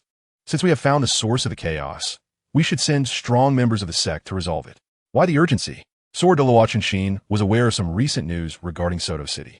The seven-treasure glazed tile school had numerous businesses there, and the losses incurred during this period were not small. Glancing at Douluo Qinshin, Ning Fengji shook his head helplessly, appearing even more worried. Douluo frowned, keenly sensing the problem. "Wenzi, is the root of the chaos in Soto City not simple? If it comes to that, I can't handle it myself." With pride in his voice, Douluo Qinshin displayed his unmatched strength at rank 96, which made him feel invincible in the entire Tiandu Empire. Sighing softly, Ning Fengji looked bitter. "Uncle Jian, even if you go personally, it might not be solvable." Hearing this, Douluo was instantly taken aback. "What? Wenzi, is there something in the Tiandu Empire that even I, Douluo Qinshin, cannot resolve? Even if it's the blue lightning tyrant dragon family causing trouble, I have the ability to handle it."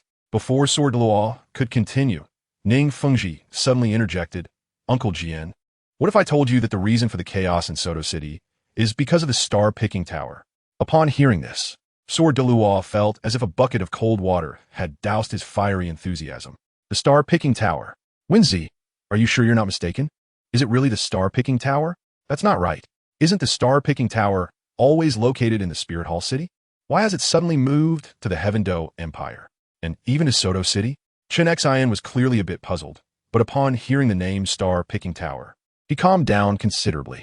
They naturally couldn't be unaware of the name of the Star-Picking Tower, especially the terrifying strength of its master.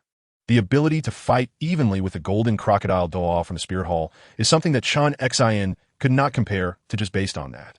Ning Fengji also hoped he was mistaken, but the fact was that the Star-Picking Tower had indeed arrived at the Heaven-Do Empire at Soto City. "Uncle Jian, the news cannot be wrong. Moreover, our spies in the Spirit Hall City have reported that the Star-Picking Tower there has already been vacated. I suspect there must be some conflict between the Star-Picking Tower and the Spirit Hall. There is indeed this possibility. After all, it would allow others to sleep soundly by their side." Although it was unclear what the Spirit Hall has been wary of all these years, not taking action against the Star-Picking Tower, there is no doubt that friction would definitely occur between the two sides. Sigh, that is true. But the arrival of the Star-Picking Tower in the Heaven-Do Empire may be a blessing or a curse for our seven-treasure glazed tile school. Jian xin note that. Indeed, the Star-Picking Tower has always acted secretly and has no connections with any powers. After all, the Star-Picking Tower is the #1 assassin organization on the continent. In fact, what I'm most worried about is not the Star-Picking Tower moving to Soto City. The Heaven-Do Empire was already almost under our seven-treasure glazed tile school's control. Suddenly, with the emergence of the Star-Picking Tower, which we cannot deal with, it is bound to impact our sect, and the situation in the empire may also change. There was one thing Ning Fengji did not mention. In recent months, the Heaven-Do royal family had been growing increasingly distant from their seven-treasure glazed tile school. Ning Fengji had a vague sense that something was off. "Forget it, Fengji. Since we cannot prevent the arrival of the Star-Picking Tower, let's withdraw all our industries from Soto City. It would be best if we could avoid conflict with the Star-Picking Tower. If it is truly unavoidable, we can unite with the other two sections. The three sects are interconnected, so we need not fear the Star-Picking Tower. It seems we have no other choice." As he spoke, Ning Fengji appeared to have exhausted all his strength. His years of planning might have all gone to waste with the arrival of the Star-Picking Tower. Some were happy while others were worried. Compared to the frowns of the seven-treasure glazed tile school, the blue lightning tyrant dragon family appeared much more cheerful. "Ha! Who would have thought that the Star-Picking Tower would actually move to the Heaven-Do Empire and settle in Soto City? This time, Your 7-treasure glazed tile school has your work cut out for you. Ning Fengji, oh Ning Fengji. Your years of planning have been suddenly disrupted by the arrival of the star-picking tower. You must be feeling terrible right now. Yu Yuanjun was filled with joy. Over the past few years, the Blue Lightning Tyrant Dragon family had been suppressed by the 7-treasure glazed tile school. They had continuously lost some industries within the Heaven Do Empire, so Yu Yuanjun was quite pleased with the arrival of the star-picking tower. After all, when the sky falls, there is someone tall to lean on. The Blue Lightning Tyrant Dragon family was now basically in a semi-reclusive state, so they were not afraid of the impact from the star-picking tower. In fact, Yu Yuanjun thought that at a critical moment, the star-picking tower could even restrain the 7-treasure glazed tile school and the spirit hall. This was, for him, an enormous surprise. Ning Fengji would certainly not know Yu Yuanjun's thoughts at this moment. Aside from them, when the Haotian school heard about the star-picking tower arriving in the Heaven Do Empire, they completely ignored it. They were already in seclusion. Why would they care about such matters? The thoughts of the 3 upper sects were not much different from the 4 lower sects. There were those who were happy and those who were worried. Everything was happening, and in the faraway Heaven Do City, Yi Tianchen clearly did not care. After staying in Heaven Do City for more than 3 months, he finally bid farewell to the Snow Knight Emperor and prepared to head to Soto City. A month later, in Soto City, at the peak of the star-picking tower, when an elegant and melodious sound, like the tides, sometimes crashing against the shore and sometimes flowing gently, echoed. All the soul masters in Soto City were shaken. This signified that the master of the star-picking tower, the mysterious 6-fingered harp demon, had finally arrived in Soto City. Chapter 23. Pope Bibi Dong, Qian Rinxue awakens. Just as Tianchen arrived in Soto City, this news also reached the Spear Hall. In the Hall of Offerings.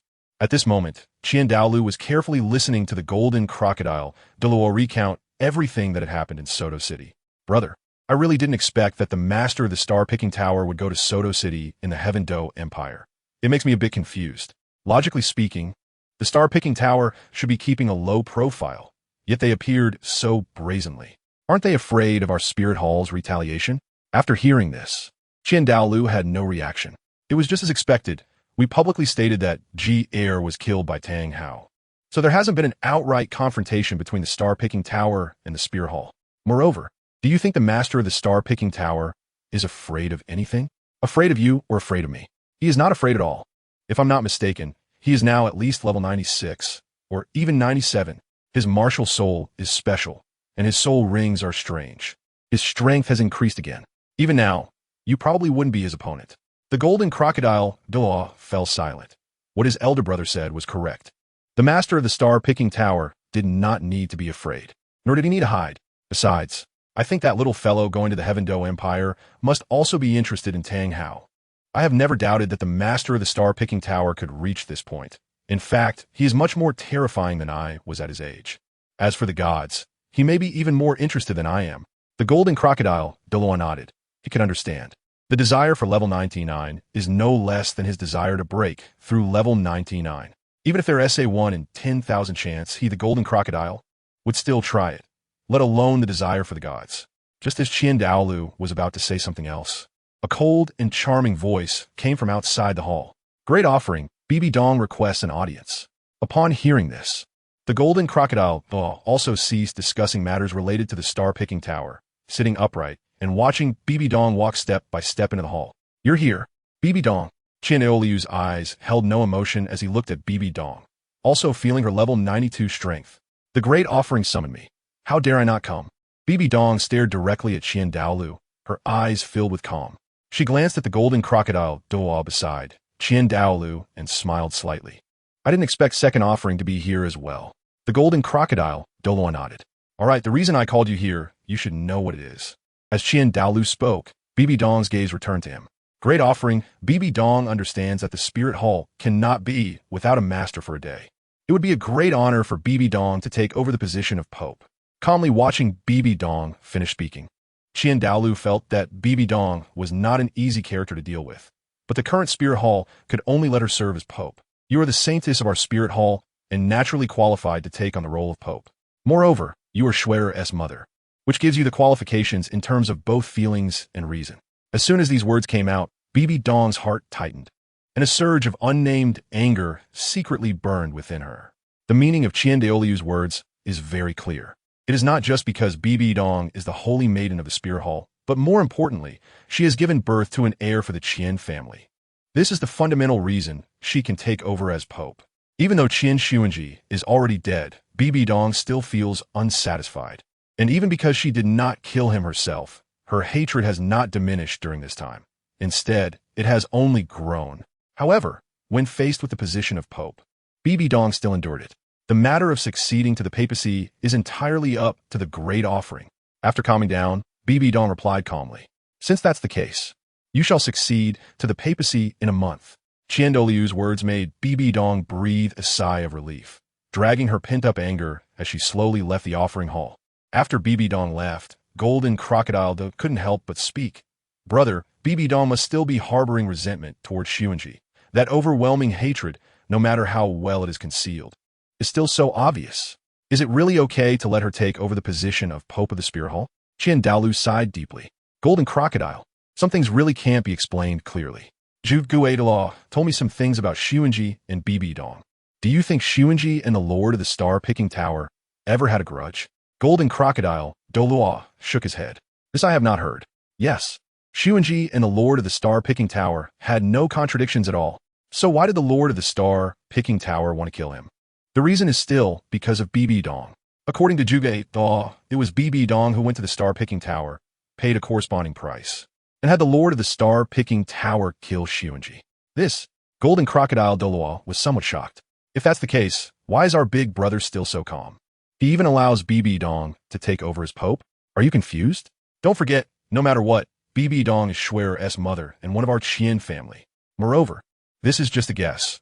Besides, who else in the Spirit Hall is more suitable to succeed as Pope than her, aside from the older generation?" Golden Crocodile Douluo fell silent. Qin Douluo was right. The younger generation of the Spirit Hall is somewhat lacking. After Qin Xuanji's death, Bibi Dong is indeed the best candidate. Suddenly, Qin Douluo and Golden Crocodile Douluo seem to age a bit more. "By the way, brother, Xuer will turn 6 in a few days. It's time for her to awaken her martial soul." Upon hearing this, Qin Douluo instantly perked up, compared to the worries brought by Bibi Dong and Yi Tianchen. He evidently cares more about Qian Rinchue's matter. It also gives him one of the few joys. Well, there's no need for others to know about Xuer awakening her martial soul. We can witness it together in the offering hall. If Bibi Dong is willing to come, let her come. If not, then that is fine. In 3 days, we will awaken Xuer's martial soul. Yes, brother, I'll take my leave now. After saying that, Golden Crocodile Douluo left the offering hall, leaving Qin Douluo alone in the Grand Hall. 3 days later, inside the offering hall, all the offerings of the Spirit Hall gathered together to witness Qian Rinchue's martial soul awakening. As steady footsteps approached, Qin Douluo held Qian Rinchue's small hand and slowly appeared before all the offerings. "We have met the great offering. No need for formalities. Today is Xuer's martial soul awakening. It is indeed a blessing for my family that you can come." After speaking, Qin Douluo noticed Bibi Dong, who remained silent in the crowd. Seeing that Bibi Dong had no intention of stepping forward, Qin Douluo did not insist. "Great offering, the awakening stone." Nodding, Qin Douluo placed the awakening stone in the center of the crowd. "Xuer, go ahead. Place your hands on the awakening stone and feel the power that belongs to the angel god." After Qin Douluo finished speaking, there was a noticeable hint of tension in his tone. Little Qian Rinchue could only vaguely understand what martial soul awakening meant. Although she felt a bit scared being surrounded by so many people, she knew her grandfather was looking forward to her awakening her martial soul. Therefore, she firmly walked to the awakening stone, placed her hands on it, and carefully felt her own martial soul. Half a stick of incense later, as the offerings began to feel a bit anxious, a bright light emanated from Qian Rinchue's body. It was a light belonging to goodness and brightness. In an instant, Qian Rinchue's small body became radiant, and then a towering figure of a 6-winged angel appeared behind her. The magnificent light of the angel made Bibi Dong in the crowd feel extremely disgusted. Good, good, good. Xuer has truly awakened a powerful angel martial soul. My Qin family has a successor. At this moment, Qin Douluo was overjoyed. Qian Rinchue's ability to awaken an angel martial soul was something he had no doubt about, as the bloodline of their Qin family lies within her. What truly delighted him was the powerful soul power fluctuation coming from Qian Rinchue. This fluctuation of soul power was at least full innate soul power. Just then, suddenly, a terrifying aura erupted from the angel statue outside the offering hall, and beams of angelic light shone down on Qin Renshue's small body. In an instant, the awakening stone shattered, and Qin Douluo could no longer remain calm. This is the inheritance of the angel god, full innate soul power at level 20. Qin Douluo was shocked. The angel god inheritance he had pursued all his life had unexpectedly fallen upon his granddaughter today. Angel god, a god. Is my Qin family about to give birth to a god? At this moment, aside from joy, Qin Douluo felt a hint of loneliness. The angel god inheritance he had pursued for a lifetime had so easily descended upon his granddaughter. Meanwhile, the offerings around him were all smiling broadly. Congratulations, great offering. Congratulations. Great offering. Congratulations, Misue. The sounds of joy echoed, but no one noticed that in the crowd. Bibi Dong's figure quietly disappeared from the grand hall the moment the angel god's inheritance descended. Only Qin Renshue's somewhat confused gaze looked at this scene with a sense of loss. Chapter 24. Qin Douluo's change, Tang Hao's news. Soon, this grand event belonging to the Spirit Hall and the Qin family came to an end. After the departure of several elder offerings from the offering hall, Qin Douluo looked at Qin Renshue with extremely complicated eyes. Honestly speaking, the inheritance of the angel god that he had pursued all his life so easily descended upon his granddaughter, and he, at level 99, was just one level short of becoming a god. But losing by a hair's breadth makes 1,000 miles of difference. From the moment Qin Renshue awakened her martial soul, everything was different. Forget it, forget it. The inheritance of the angel god that I, Qin Douluo, pursued all my life is ultimately not destined for me. However, in the end, it was Schwerer who inherited the divine position, which is quite good. In an instant, the murky eyes of Qin Douluo suddenly sparkled with brilliance. He had no chance for the angel god position, but since Qin Renshue inherited the angel god position, Qin Douluo had to protect her growth. Suat, oh Suat, you are truly lucky. Don't worry, with this old bone of grandpa here, there will definitely be no one and nothing in Douluo Continent that can threaten you. Grandpa will make sure to flatten everything for you. Just as Qin Douluo silently vowed in his heart, Golden Crocodile Douluo slowly pushed the door and walked in. Golden Crocodile, you're here.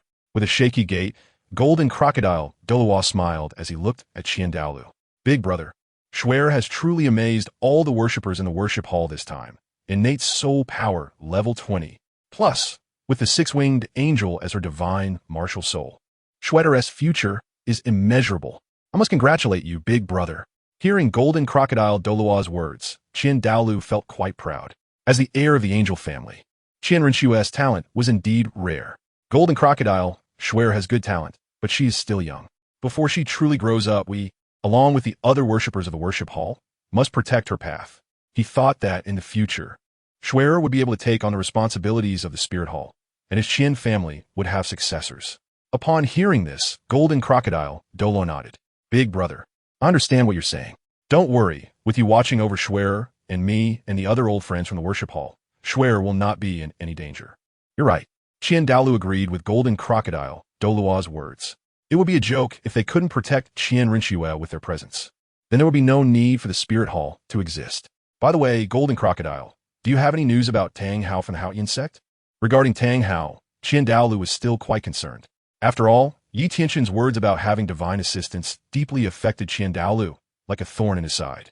But after Qin Renshue showcased her talent and inherited the angel god position, this thorn made Qin Douluo take it seriously. He would destroy anyone or anything that posed a threat to Qin Renshue, especially the existence of another god. Moreover, after Qin Renshue obtained the inheritance of the angel god position, Qin Douluo's desire to become a god did not diminish. He naturally couldn't deprive his granddaughter of her divine inheritance.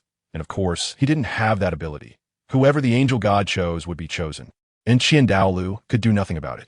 However, if I can obtain information about the so-called god related to Tang Hao, then Qin Douluo still has a chance to inherit other divine positions. It all depends on human effort. Hearing his elder brother mention Tang Hao, the Golden Crocodile Douluo also raised the corners of his mouth. Brother, I was just about to tell you about this. Our spies of the Haoyan sect reported that there seems to be a trace of Tang Hao near the Haoyan sect. If I'm not mistaken, Tang Hao must be eager to seek the protection of the Haoyan sect. Unfortunately, that group of cowards of the Haoyan sect seems unwilling to get involved. Looking at the almost certain expression on the Golden Crocodile Douluo's face, Qin Douluo also revealed a meaningful smile. The Haotian sect is just a bunch of scattered sand without Tianchen. They are not worth mentioning. It is not impossible for Tang Hao to appear near the Haotian sect. How about this, golden crocodile? You take these elders to pay a visit. If Tang Hao is really hiding near the Haotian sect, remember, if you can't capture him alive, then kill him on the spot. He must not escape. A killing intent surged in Qin Douluo's tone. While he certainly wanted to capture Tang Hao alive to extract information about the god, if things became impossible, then he would have to kill him to eliminate future troubles. Sensing his brother's strong emotional fluctuations, the golden crocodile nodded. Brother, rest assured, as long as I find Tang Hao, I will definitely capture him alive to present to you. Even if I can't capture him alive, I will surely kill him. Good. Golden crocodile, this matter is entrusted to you. The conversation between the two was naturally unknown to Tang Hao, who was hiding nearby the Haotian sect. At this moment, he was looking at the figure approaching him with a serious expression. Brother Hao, you have finally come. But you shouldn't have. As the figure spoke, his face became clear, revealing the current sect master of the Haotian sect, Tang Hao's elder brother, Tang Xiao. Seeing Tang Hao, who looked somewhat disheveled, Tang Xiao felt quite uncomfortable. He knew very well about the matter between Tang Hao and the Blue-Silver Emperor, Qin. In fact, he had once had feelings for the Blue-Silver Emperor himself. Hearing his elder brother say this, Tang Hao frowned tightly, looking down at the sleeping baby in his arms. Tang Hao's gaze became resolute. Brother, I know that I have brought disaster to the Haotian sect. Qin has already sacrificed herself. I, Tang Hao, don't care. If the spirit hall wants to capture me, I can just die. But our child with Qin is innocent. If possible, I hope that, for the sake of our brotherly bond, you can take our child back to the sect to raise. Mentioning the sacrifice of the Blue-Silver Emperor, Tang Xiao's body visibly stiffened, and his expression toward Tang Hao became extremely complex. After calming down, Tang Xiao also asked everything he wanted to know. Brother Hao, did you really kill the Pope of the Spirit Hall? Qian Xuanjie? Tang Xiao's breath quickened. If Tang Hao really didn't kill Qian Xuanjie, he would have a chance to persuade several elders to accept Tang Hao. Even the Spirit Hall would have a reason to let it go. Unfortunately, he was disappointed. When he saw Tang Hao's hesitant expression, his heart sank. Tang Hao hesitated because he himself was unsure whether he had killed Qian Xuanjie. Brother, I'm not sure either. That day, Qian Xuanjie brought the Jew ghost law and 4 soul Douluos to force me to hand over Qin. In the end, Qin sacrificed herself for me, and I broke through to the Title Douluo level. After that, I fought them, and for some reason, my soul power, which had been exhausted, suddenly recovered, and even became more powerful. I used the exploding ring to heavily injure them all, and Qian Xuanjie was also sent flying, his life or death unknown. I originally wanted to take a Yin's soul bone to examine it, but at that moment, a terrifying sound wave forced me to retreat urgently. So, I don't know if Qian Xuanjie died by my hand. After these words, Tang Xiao was also confused. So even if Qian Xuanjie did not die directly at his younger brother's hands, he must have been heavily injured by him. The Spirit Hall would definitely not let his younger brother off. After thinking for a moment, Tang Xiao shook his head helplessly. Alas, Brother Hao, you are foolish. The Spirit Hall has always had its eyes on our Haotian sect. Ever since grandfather disappeared, our Haotian sect has been suppressed by the Spirit Hall. You and Qian Xuanjie's matter will definitely be seized by the Spirit Hall, but they want to capture Qin. Dang Hao et Gelim. Haven't you ever coveted a Yin's soul ring? Tang Xiao's gaze fell calmly on Tang Hao, causing Tang Hao to wilt.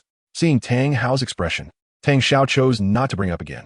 All right, at this point, it is meaningless to discuss other matters. I cannot make this decision regarding you and a Yin's child alone, but rest assured, I will do my best to persuade several elders to keep him. As for you, Brother Hao, I'm afraid I can't help you. Alas, Tang Hao smiled bitterly and nodded. Then, thank you, brother. Chapter 25, The Haotian Sect's Resolution. The Arrival of the Golden Crocodile. After secretly meeting with Tang Hao, Tang Xiao did not delay any longer and returned directly to the Haotian sect, intending to persuade several elders to take in Tang Hao and a Yin's child. Meanwhile, Tang Hao vanished into the dense forest in a flash. Soto City. Ever since the star-picking tower relocated to Soto City, the entire star-picking tower quickly investigated every corner of Soto City, along with the Soul Masters.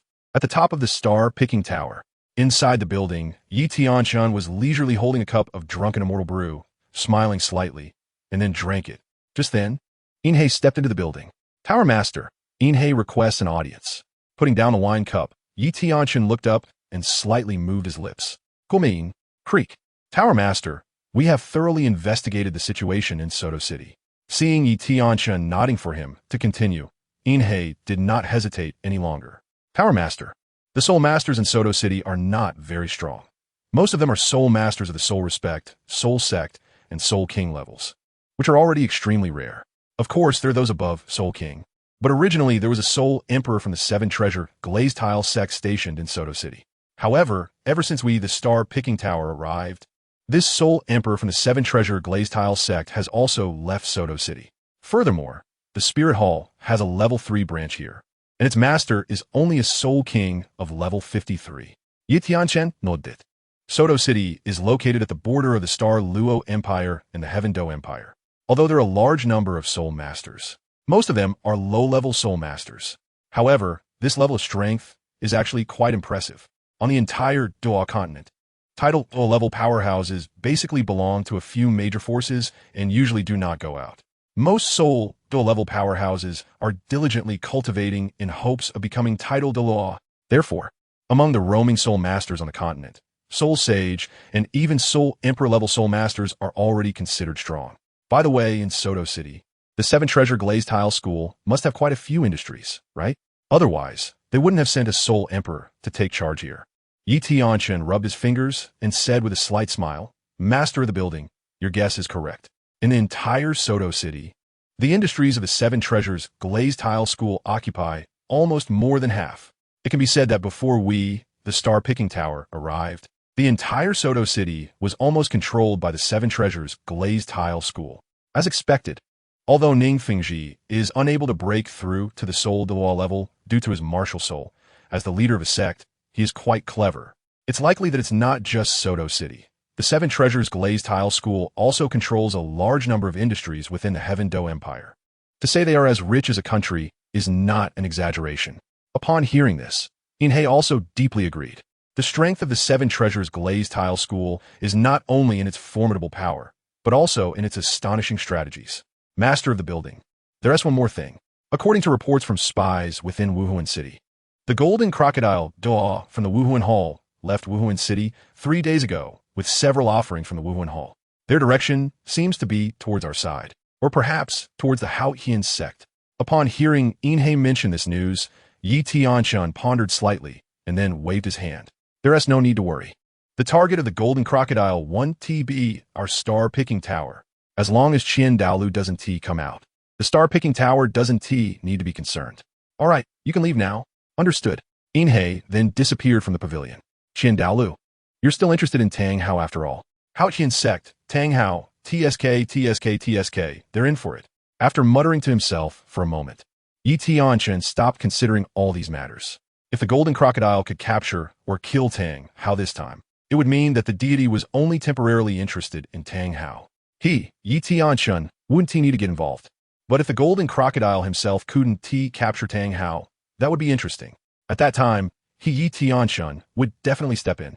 Inside the main hall of the Haotian sect, all elders with strength above the Soul Douluo level had gathered together. Tang Xiao sat high in the seat of the sect master, and, seeing that all the elders were in place, he began to speak about his purpose today. Elders, regarding my brother Hao, we have received some news. As soon as these words were spoken, all the elders instantly became interested. Sect master, quickly say, where's that calamity star Tang Hao right now? We will go and capture him and hand him over to the Wuhuan Hall for punishment.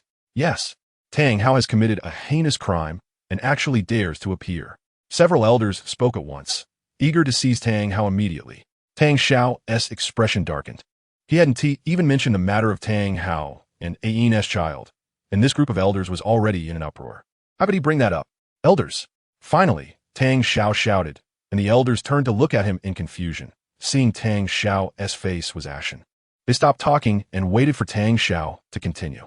My brother Hao and that transformed 100,000-year-soul beast have a child together. Regardless of whether my brother Hao killed the Wuhuan Hall's Pope King Sunji, this child is innocent. Therefore, I want to bring this child back to the Haotian sect to raise. What do you think, elders? Upon hearing what Tang Xiao said, the faces of the elders changed immediately. Sect master, you must think carefully. This child of Tang Hao and the 100,000-year-old beast cannot be kept in our Haotian sect. Not to mention that Tang Hao has committed a grave mistake, causing our Haotian sect to be unable to go out. Even without this incident, a child born from a 10,000-year-old beast is still a disgrace to our Haotian sect. Exactly. Moreover, if the Spirit Hall fails to capture Tang Hao and learns that we are raising this child in the Haotian sect, the Spirit Hall will not spare us. You should weigh the pros and cons clearly, Sect Master. This. For a moment, Tang Xiao was speechless. He always thought it was just a child, and the elders would not oppose it. But he was wrong. The moment the Haotian sect began to compromise, some people had already lost the backbone they should have. Knowing that he could not convince the opposing elders, Tang Xiao focused his gaze on the second elder. Second elder, what do you think of this matter? As he spoke, Tang Xiao's eyes were filled with hope, hoping that the second elder could speak for him. Unfortunately, the second elder's words extinguished the flicker of hope in his heart. Tang Xiao, as the leader of a sect, should prioritize the larger picture. As you said, this child of Tang Hao is indeed innocent. But if our Haotian sect is discovered by the Spirit Hall for taking in this child, have you considered the consequences? Don't forget what we promised the Spirit Hall's golden crocodile, Douluo, last time. What does a child count for compared to the inheritance of the Haotian sect? Hearing this, Tang Xiao understood the second elder's meaning. In an instant, Tang Xiao gritted his teeth, scanning the faces of every elder present. Finding not a single elder agreed to take in this child. Suddenly, Tang Xiao stood up. He intended to forcefully decide this matter with his position as the sect master. But upon seeing the calm expressions of the elders, he let out a heavy sigh and slumped back into his seat, his eyes filled with confusion. 50 miles outside Soto City, Golden Crocodile Douluo was slowly approaching with the two offerings, Qianjun and Jiangmo. Second brother, we're 50 miles away from Soto City. I heard that the star-picking tower has moved here. Should we? Glancing at Qianjun Douluo, Golden Crocodile slowly exhaled a breath of foul air. Qianjun, do you think that with just us few, we can do anything in Soto City? The matter regarding the master of the star-picking tower will be handled personally by the Grand Offering.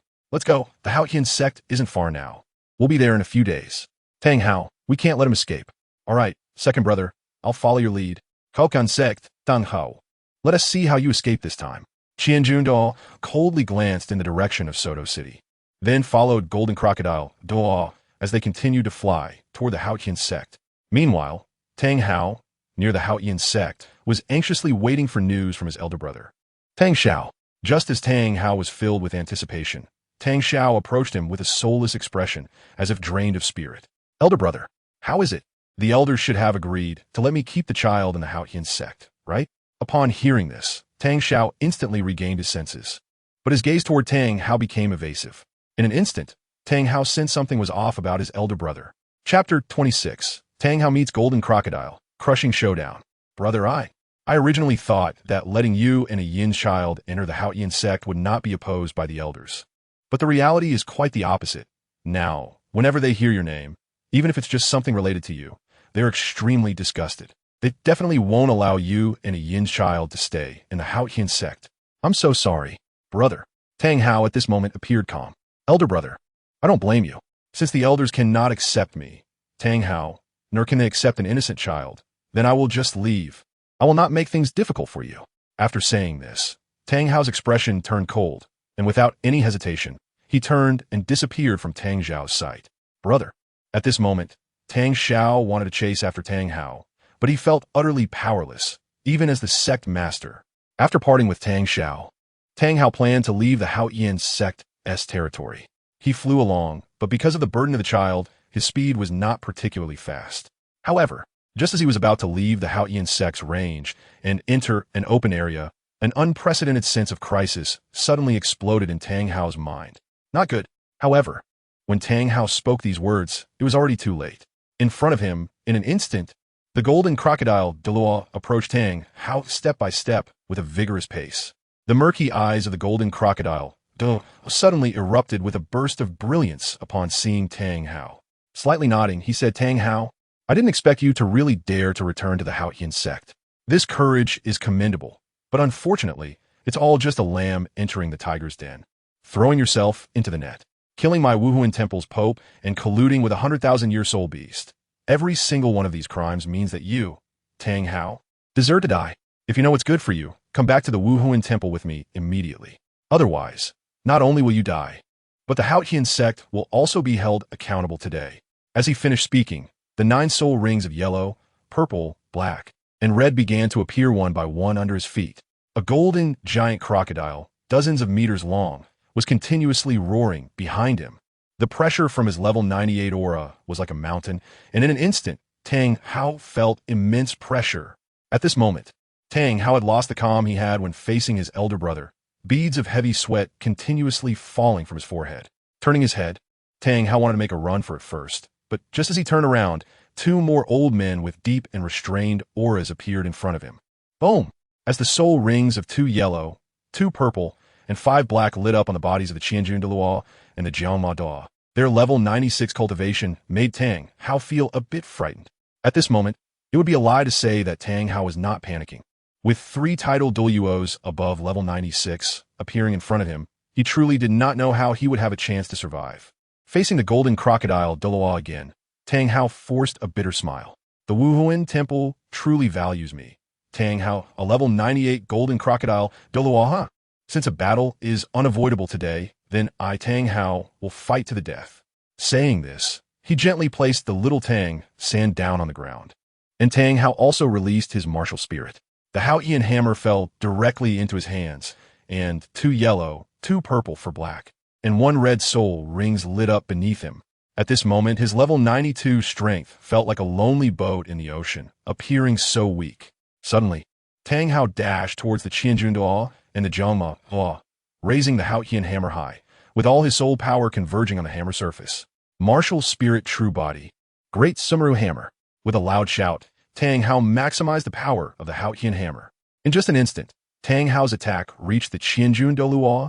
At this moment, there was no fear in the eyes of the Tianchen Douluo.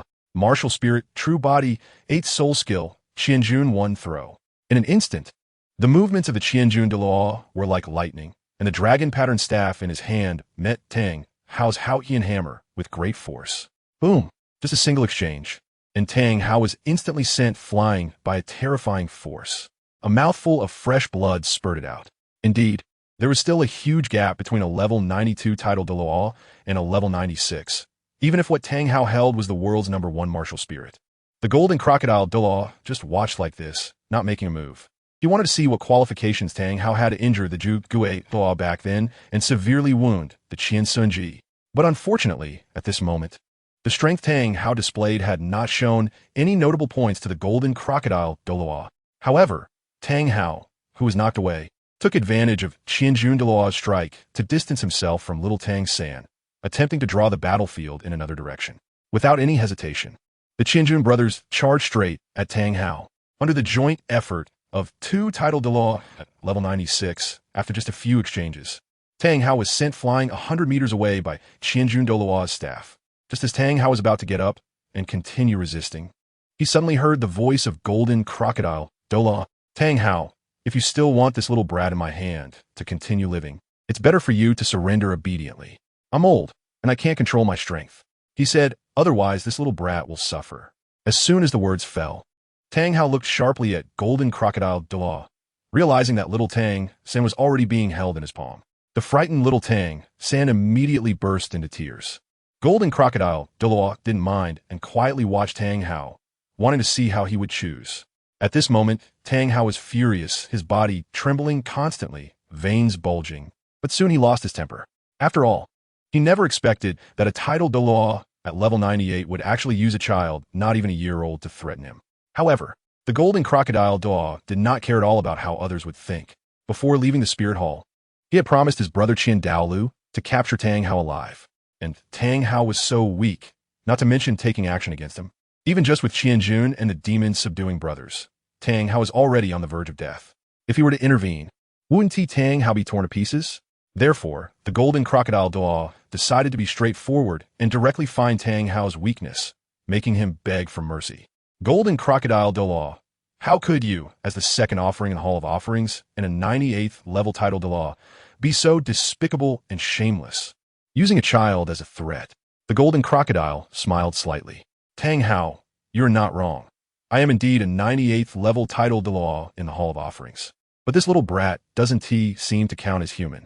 The combination of a human and a 100,000-year-soul beast is inherently a mistake. Just then, Tang Hao heard the sound of his and Ain's child crying loudly. The child's cries grew even louder. Finally, Tang Hao compromised. As the Haotian hammer disappeared from his hand, the Qian and Demon, subduing Duo behind him, seized the opportunity, one striking Haotian's ankle. In an instant, Tang Hao collapsed to the ground. Subsequently, the Duo and the Demon, subduing Douluo, together held up Tang Hao's arm and directly brought him before the golden crocodile Douluo. Tang Hao, you are merely a deeply sinful person. Why should we care about using these methods against you? When you killed the Pope of the Spirit Hall, you should have known you would end up like this. You have no one to blame. Chapter 27. The Haotian sect is weak. Azura divine power emerges. After the Duo and Demon subduing Duo controlled Tang Hao, the golden crocodile Duo directly approached Tang Hao. He circulated his soul power and sealed all the soul power within Tang Hao. Then he looked at the child in his hand, Xiao Tang San. Born from Tang Hao and the 100,000-year-soul beast, Blue Silver Emperor. Tang Hao, I didn't expect you to actually have child with a soul beast. It seems you are the first in Douluo Continent in hundreds of years. Saying this, the golden crocodile Douluo looked at Xiao Tang San with some interest. Strangely, at this moment, Xiao Tang San had stopped crying, completely different from when the golden crocodile Douluo held him earlier. In his small eyes, there was a hollow yet profound expression. Faintly, the golden crocodile sensed a trace of killing intent from this little brat. In an instant, the previously calm golden crocodile Douluo's brows furrowed tightly, and his gaze toward Xiao Tang San turned from playful to serious. Could it be that a child born from the union of a human and a soul beast inherently possesses the nature of a soul beast? The golden crocodile Douluo silently speculated, but soon dismissed this thought from his mind. Although there are very few recorded instances of unions between humans and soul beasts, the golden crocodile Douluo was a figure of towering status in Douluo Continent. His knowledge about martial souls and soul beasts was extensive. Such a precedent had never existed in Douluo Continent. Just as the golden crocodile Douluo's mood fluctuated, Tang Hao, whose soul power was sealed, felt as if his heart was about to break. He felt guilty for failing Ain, which had already begun to shatter his heart, and now facing the Spirit Hall. Especially the golden crocodile Douluo and the two offerings, Tianchen and Demon subduing, the confidence he once had as a Title Douluo was instantly shattered. A deep sense of powerlessness filled Tang Hao with despair, and looking at the serious expression on the golden crocodile Douluo's face, he was even more worried that the golden crocodile Douluo would harm his child. Golden crocodile Douluo, come at me with whatever you have. The child is innocent. Finally, Tang Hao couldn't help but roar at the golden crocodile Douluo. In an instant, the golden crocodile Douluo was drawn to Tang Hao's roar, shifting his gaze from Xiao Tang San back to Tang Hao.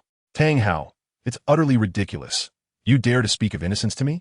A soul master who reaches the level of Title Douluo should understand how many people we have killed along the way. Among them, how many were also so-called innocent. Today, you have fallen into my hands. Your life is no longer your own, and the same goes for the little brat in my hands. You. Tang Hao was momentarily speechless. Forget it, there is no point in saying more. Qianjun, Demon subduing, take Tang Hao with us. We're going to the Haotian sect to collect some interest. These tortoises have already violated the agreement from that day. They should pay something. Yes, we will follow you, second brother. The Qianjun and Demon subduing offerings quickly lifted Tang Hao, who was like a useless person, and followed behind the golden crocodile Douluo, speeding towards the Haotian sect. Back at the Haotian sect, Tang Xiao was somewhat distracted. The thought that, as the leader of the Haotian sect, he had no power to decide on the matter of Tang Hao and Ain's child filled him with both guilt and extreme anger. The elders of the Haotian sect were cowardly and fearful, retreating time and again, and Tang Xiao had no way to resolve it. After all, he lacked absolute strength. Just as Tang Xiao was lost in thought, the deep sound of bells within the Haotian sect quickly brought him back to reality. Not good. The moment the bell rang, Tang Xiao immediately rushed towards the main hall of the sect. In less than half a stick of incense, Tang Xiao arrived at the main hall of the sect. As soon as he entered, his heart sank to the bottom. He saw Tang Hao lying motionless on the ground, his body battered and bruised, with only his weakly opened eyes proving he was still alive. "How, brother?" Tang Xiao exclaimed, but in the next second, the step he had taken forward suddenly halted. The reason was simple. The golden crocodile Douluo appeared before him, and the overwhelming aura made it hard for Tang Xiao to breathe. The golden crocodile Douluo raised his eyebrows and sneered. Since the leader of the Haotian sect has arrived, I won't delay you any longer. You must have seen that Tang Hao, the killer of our Spirit Hall Pope, has been captured by me personally. Upon hearing this, several elders of the Haotian sect exchanged glances, and one of the Title Douluo elders stepped forward. Your Excellency, Golden Crocodile, since Tang Hao, who killed Pope Qiang Sunji, has already been captured by you, why have you come to our Haotian sect? We agreed that Tang Hao would be handled by the Spirit Hall. Besides, Tang Hao has long been expelled from our Haotian sect and is no longer one of us. You can dispose of him as you wish. With this elder speaking up, the other Title Douluo elders of the Haotian sect also chimed in. The golden crocodile Douluo remained silent and turned his gaze to Tang Xiao. Sect Master Tang Xiao, what do you think? Upon hearing this, Tang Xiao was taken aback and didn't know what to say. Seeing Tang Xiao silent for a long time, the elders of the Haotian sect grew anxious and began signaling him with their eyes. The golden crocodile and the demon slayer Douluo exchanged mocking glances. The Haotian sect is truly hopeless. Since Sect Master Tang Xiao ISNT speaking up, what about you, second elder of the Haotian sect? Seeing Tang Xiao stammering without a word, the golden crocodile's eyes flashed, and he no longer pressed him. After all, his goal had been achieved, and the seed had already been planted. The Haotian sect might not even need the Spirit Hall to intervene. They would fall apart on their own. The second elder, upon hearing that the golden crocodile had turned the topic back to him, suddenly felt uneasy. What could he say?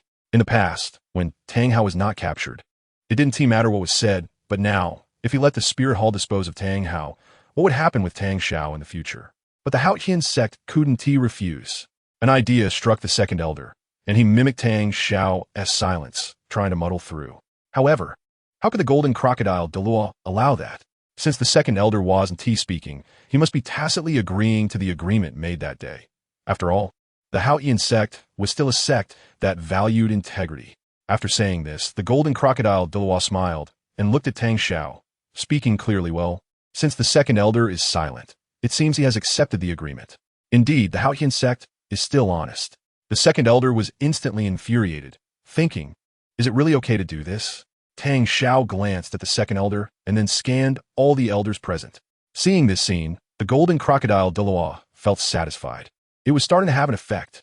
All right, everyone from the Haotian sect, since you are cooperating so well, I want to say much about the matter of someone in the Haotian sect colluding with Tang Hao. I initially planned to hold you accountable for this, but since the elders of the Haotian sect are so agreeable, I'll let it go. The demon slayer also had a smile on his face, not expecting that their second brother could play it like this. Oh, by the way, this little brat in my hand is the child born from Tang Hao and that 10,000-year soul beast. What do the elders think should be done with him? Should we let the Spirit Hall handle it as well? The opinions of the Haotian sect elders would be taken into consideration by me. After all, it's just a child, and I wouldn't mind giving you some face. It all depends on what the elders of the Haotian sect think.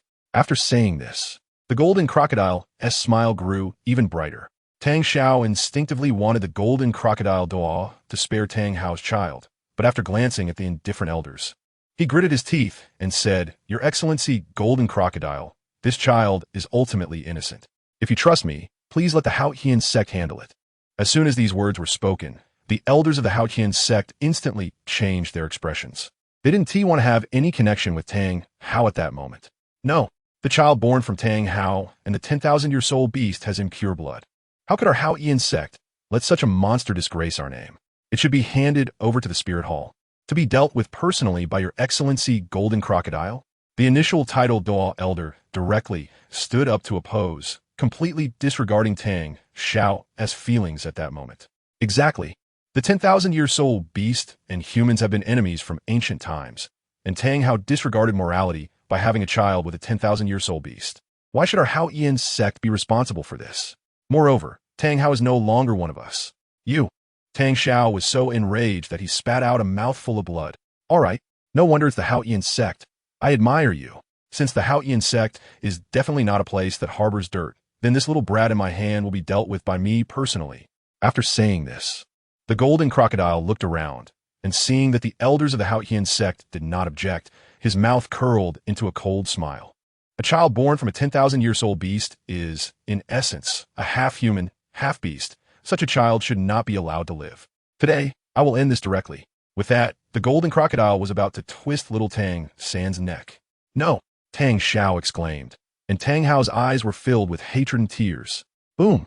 Just as the golden crocodile's fingers were about to touch little Tang San's vital point, a dark red divine light suddenly descended from the sky, and in an instant, it sent the golden crocodile and everyone present flying hundreds of meters away. Chapter 28, Golden Crocodile's Regret and Qin Demon Thoughts.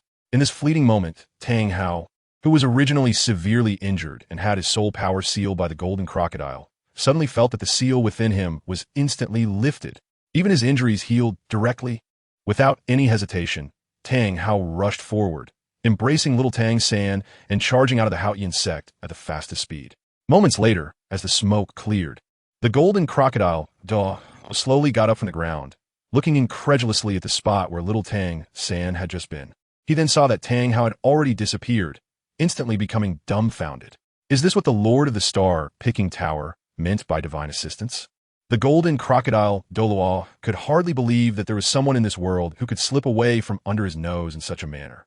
The divine light from before was so powerful, equivalent to a strike from a 99th level ultimate Douluo. It might even surpass it. Aside from the golden crocodile, suffering some minor injuries, Qianjun Douluo and the demon slayer Douluo, including several elders from the Haotian sect, were all severely injured in an instant. Stepping out, the golden crocodile swiftly left the main hall of the Haotian sect, but when he emerged, there was no trace of Tang Hao left. Not even a hint of his aura had remained. Damn it, Tang Hao, how could you just let yourself escape like this? The gloomy golden crocodile, Douluo, felt somewhat powerless at this moment. After letting out a sigh, he took Qianjun Douluo and Jiangma Douluo with him and directly left the Haotian sect. He needed to inform his elder brother, Qin Douluo, about what had happened today as soon as possible.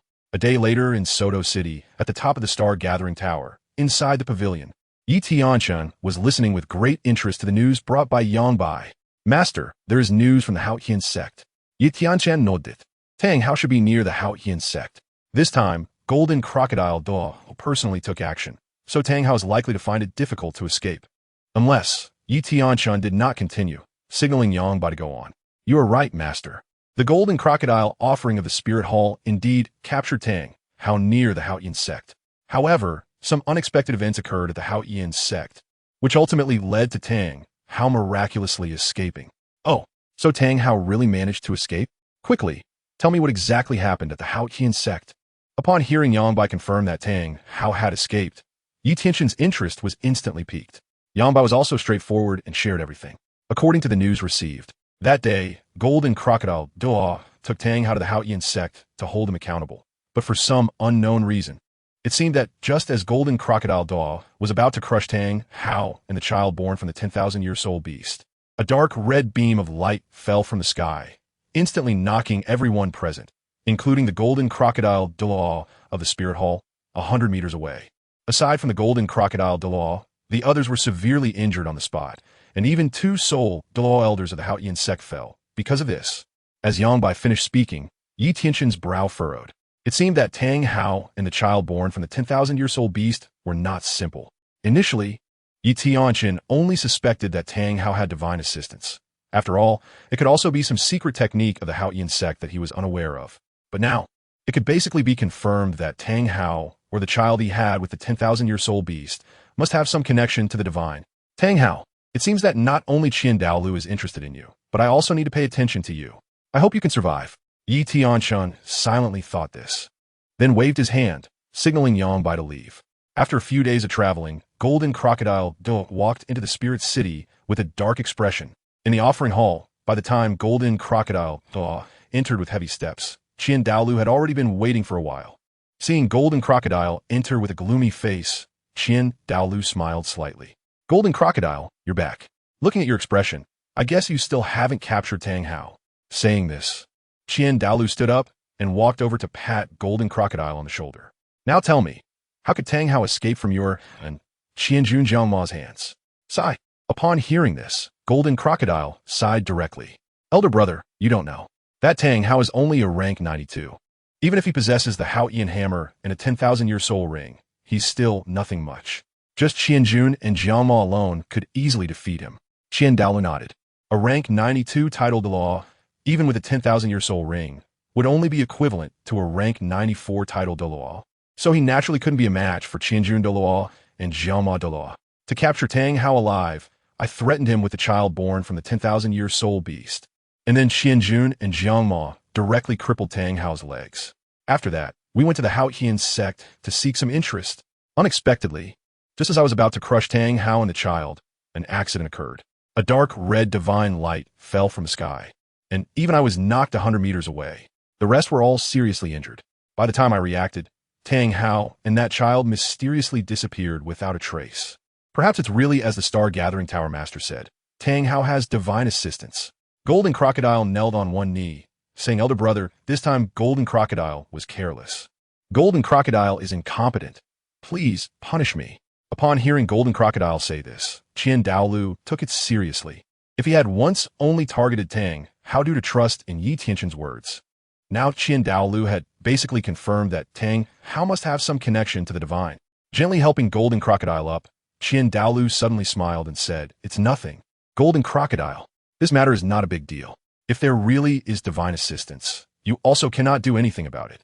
After all, the power of the divine is too terrifying." As he spoke, Qin Douluo walked to the angel statue. Looking at the tall angel statue, he was momentarily lost in thought. Then his gaze became firm. A divine being descending with a miracle only has one possibility, which is to select a divine heir. Whether it is Tang Hao or the little cub born from Tang Hao and the 100,000-year soul beast, in any case, Qin Douluo does not allow anyone other than Qian Renxue to achieve divinity. Schwerer, don't worry, with Grandpa here, I will personally solve all the unstable factors for you. Whether our Qian family can give birth to another angel god depends on you. After murmuring to himself, Qin Douluo turned to look at the golden crocodile. You can put Tang Hao's matter aside for now. Next time, if there is any news about Tang Hao, I will take action personally. Whether it's Tang Hao or that little cub, only death can eliminate any threat to my spear hall. Upon hearing this, the golden crocodile smirked. He indeed couldn't do anything to Tang Hao with the help of a god, but how powerful his brother was. Unless a god personally arrives, or Tang Chun Poseidon intervenes, no one can stop him from killing Tang Hao. Rest assured, big brother, during this time, I will do my best to gather information about Tang Hao. You just wait for good news. Qin Douluo nodded, and then the golden crocodile Douluo directly left the hall to make arrangements. Shortly after the golden crocodile Douluo left, a cute little girl slowly walked into the hall. Upon seeing Qin Douluo, she immediately jumped into his arms. "Grandpa, Schwer misses you." Qin Douluo laughed heartily, affectionately holding Qian Renxue, and gently said, "Schwer, Grandpa misses you too." With her head drooping, little Qian Renxue thoughtfully asked, "Grandpa, what were you and Grandpa Golden Crocodile talking about just now? I've been waiting for a long time, and Schwerer can hardly wait." "Ha ha ha. Schwerer, Grandpa and your Grandpa Golden Crocodile naturally have important matters to discuss. You don't need to ask too much. You are still young, and some things you will encounter in the future." "Oof. Grandpa, Schwerer is not small anymore. Schwerer has awakened her martial soul. Okay?" Looking at the little proud Qian Renxue, Qin Douluo stroked her hair and smiled slightly. Since Schwerer has awakened her martial soul, she should indeed know some things. "How about this? In a few days, Grandpa will take you to hunt for soul rings, okay? At that time, I'll have your Grandpa Golden Crocodile accompany us too." "Great. Grandpa, it's a deal." Seeing the well-behaved and sensible Qian Renxue, the smile on Qian Liu's face became even more pronounced. All right. Listening to Suat? It's a deal. Chapter 29. The New Pope Ceremony, Gifts from the Star-Picking Tower. In the blink of an eye, another month has passed. Today, the Spirit City is bustling with activity. The reason is simple. The new Pope of the Spirit Hall, Bibi Dong, has officially taken office. And today is the ceremonial day for Bibi Dong's succession. Today, Bibi Dong wears the unique attire of the Pope, her pair of snow-white, long legs very eye-catching. Not to mention Bibi Dong's curvy hips and serpent-like slender waist. As soon as she appeared, she attracted the attention of all members of the Spirit Hall. At this moment, the very elderly elder of the Spirit Hall, holding the crown symbolizing the Pope, walked step by step to Bibi Dong. "Respectful Pope, Your Majesty, I, on behalf of the Spirit Hall, present you with the papal crown." Looking at the crown in front of her, as long as she wears it, Bibi Dong will officially be the Pope of the Spirit Hall, almost no longer bound by anyone in the spirit hall, of course, except for the grand offering Qin Douluo. Bibi Dong slightly lowered her head, and the elderly elder carefully placed the crown on Bibi Dong's head. At this moment, the spirit hall erupted in cheers. Pope Bibi Dong, long live the spirit hall. Pope Bibi Dong, long live the spirit hall. Pope Bibi Dong, long live the spirit hall. The voices roared like the ocean, overwhelming and soaring into the sky. Seeing such a scene, even Bibi Dong couldn't help but feel a bit pleased, and she spoke. Everyone, today is the most solemn day for our spirit hall. I hope you all can give me, Bibi Dong, a favor today, bury past grievances, and share in today's grand occasion. The Pope spoke, and we will certainly follow. Come, let us raise a glass to the Pope, congratulating Your Majesty Bibi Dong on inheriting the position of Pope of the Spirit Hall. Come, congratulations to Your Majesty Bibi Dong on inheriting the Pope's position. Many were flattering her, but there were also some just there to watch the excitement, such as the Seven Treasures Glazed Tile School and the Blue Lightning Tyrant Dragon School. Although they raised their glasses, they didn't shout slogans like others. Bibi Dong is truly a talent. In just a few years, she has taken control of the Spirit Hall, which does not belong to her. Ning Fengji had no good feelings towards Bibi Dong. After all, a woman sitting on the throne of the world's #1 power is not something he liked as a man, especially since Bibi Dong was too ruthless for ordinary people to handle. Most importantly, the interests of the Spirit Hall and the Seven Treasures Glazed Tile School ultimately conflicted. So Ning Fengji naturally couldn't have any good feelings towards Bibi Dong. ZitherLevels coldly said, such a woman as the Pope of the Spirit Hall brings only disadvantages, not advantages. Fengji, we'd better stay away from that woman. Uncle Jian is right. Our Seven Treasures Glazed Tile School has always kept a distance from the Spirit Hall, and this time is no exception. Ning Fengji nodded. Meanwhile, on the other side, at the Blue Lightning Tyrant Dragon School, Yu Yuanjin looked at Bibi Dong on the stage with an unhappy expression and said, if that brat Xiao Gang had chosen Bibi Dong back then, my Blue Lightning Tyrant Dragon family would have been the #1 sect on Douluo Continent long ago. It makes me so mad. Sigh, what a pity to miss out. Just as Yu Yuanjin was continuously complaining in his heart, a grand voice suddenly brought him back to his senses, and he quickly looked in the direction of the voice. The offering hall, all offerings are here. As this shout fell, in the distance, Qin Douluo took the lead, followed by the Golden Crocodile, Qin Jun, and other offerings. Slowly walking in. At this moment, Qin Douluo had a serious expression, and the aura belonging to a 99th level Title Douluo was faintly discernible, causing everyone in the hall to look at each other in surprise. Your Majesty the Pope, I, along with all the offerings, have arrived a bit late. Moving in front of Bibi Dong, Qin Douluo began to show a smile, quietly watching Bibi Dong in front of him. Bibi Dong also smiled slightly, but the murderous intent that flashed in her eyes could not escape Qin Douluo's gaze. Shaking his head, Qin Douluo felt a bit helpless. Who let the Spirit Hall have no other suitable candidates for Pope than Bibi Dong?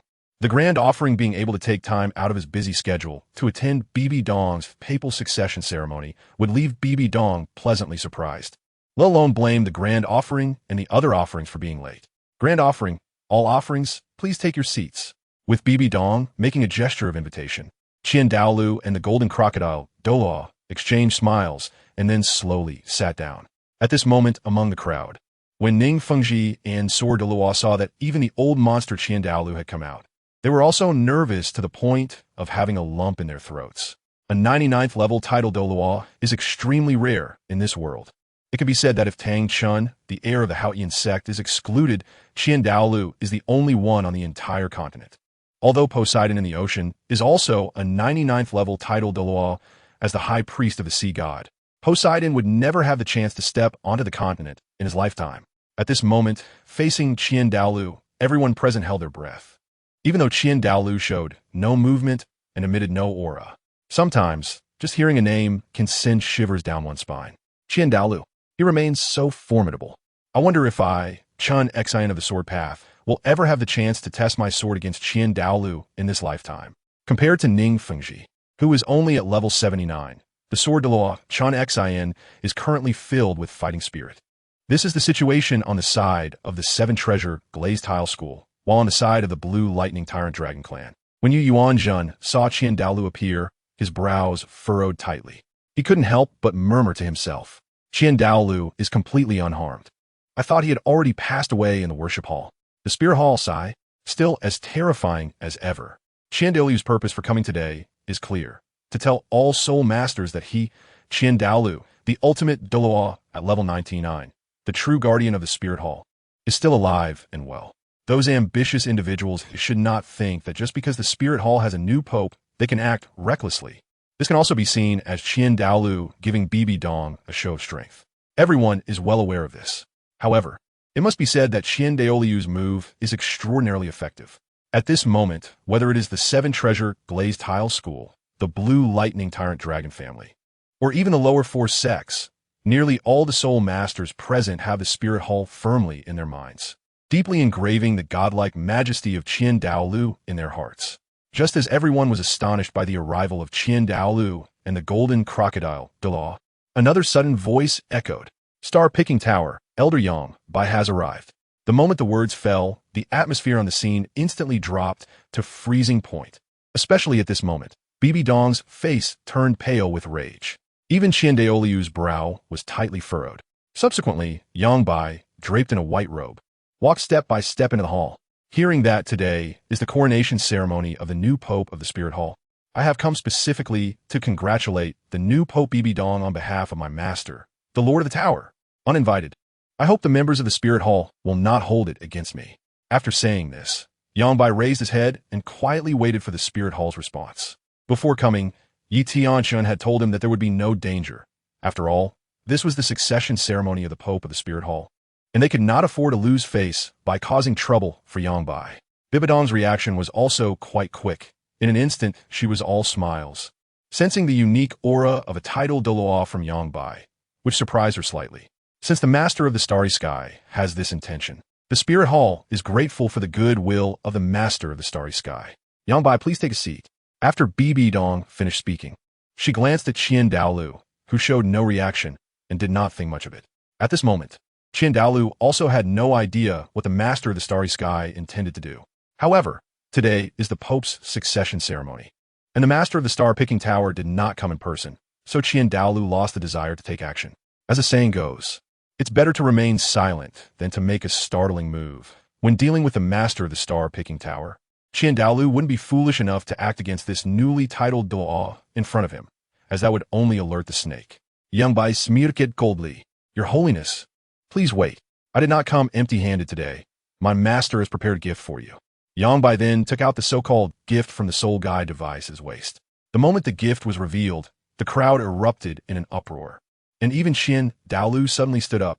Bibi Dong's expression turned extremely ugly, because the gift that Yang Bai took out was the Pope's authority, exclusive to the Popes of the Spirit Hall throughout the ages. Chapter 30. Bibi Dong's Shame and Anger. Douluo requests an audience. The instant Yang Bai revealed the Pope's authority, there were several soul masters in the crowd who recognized it and exclaimed in shock.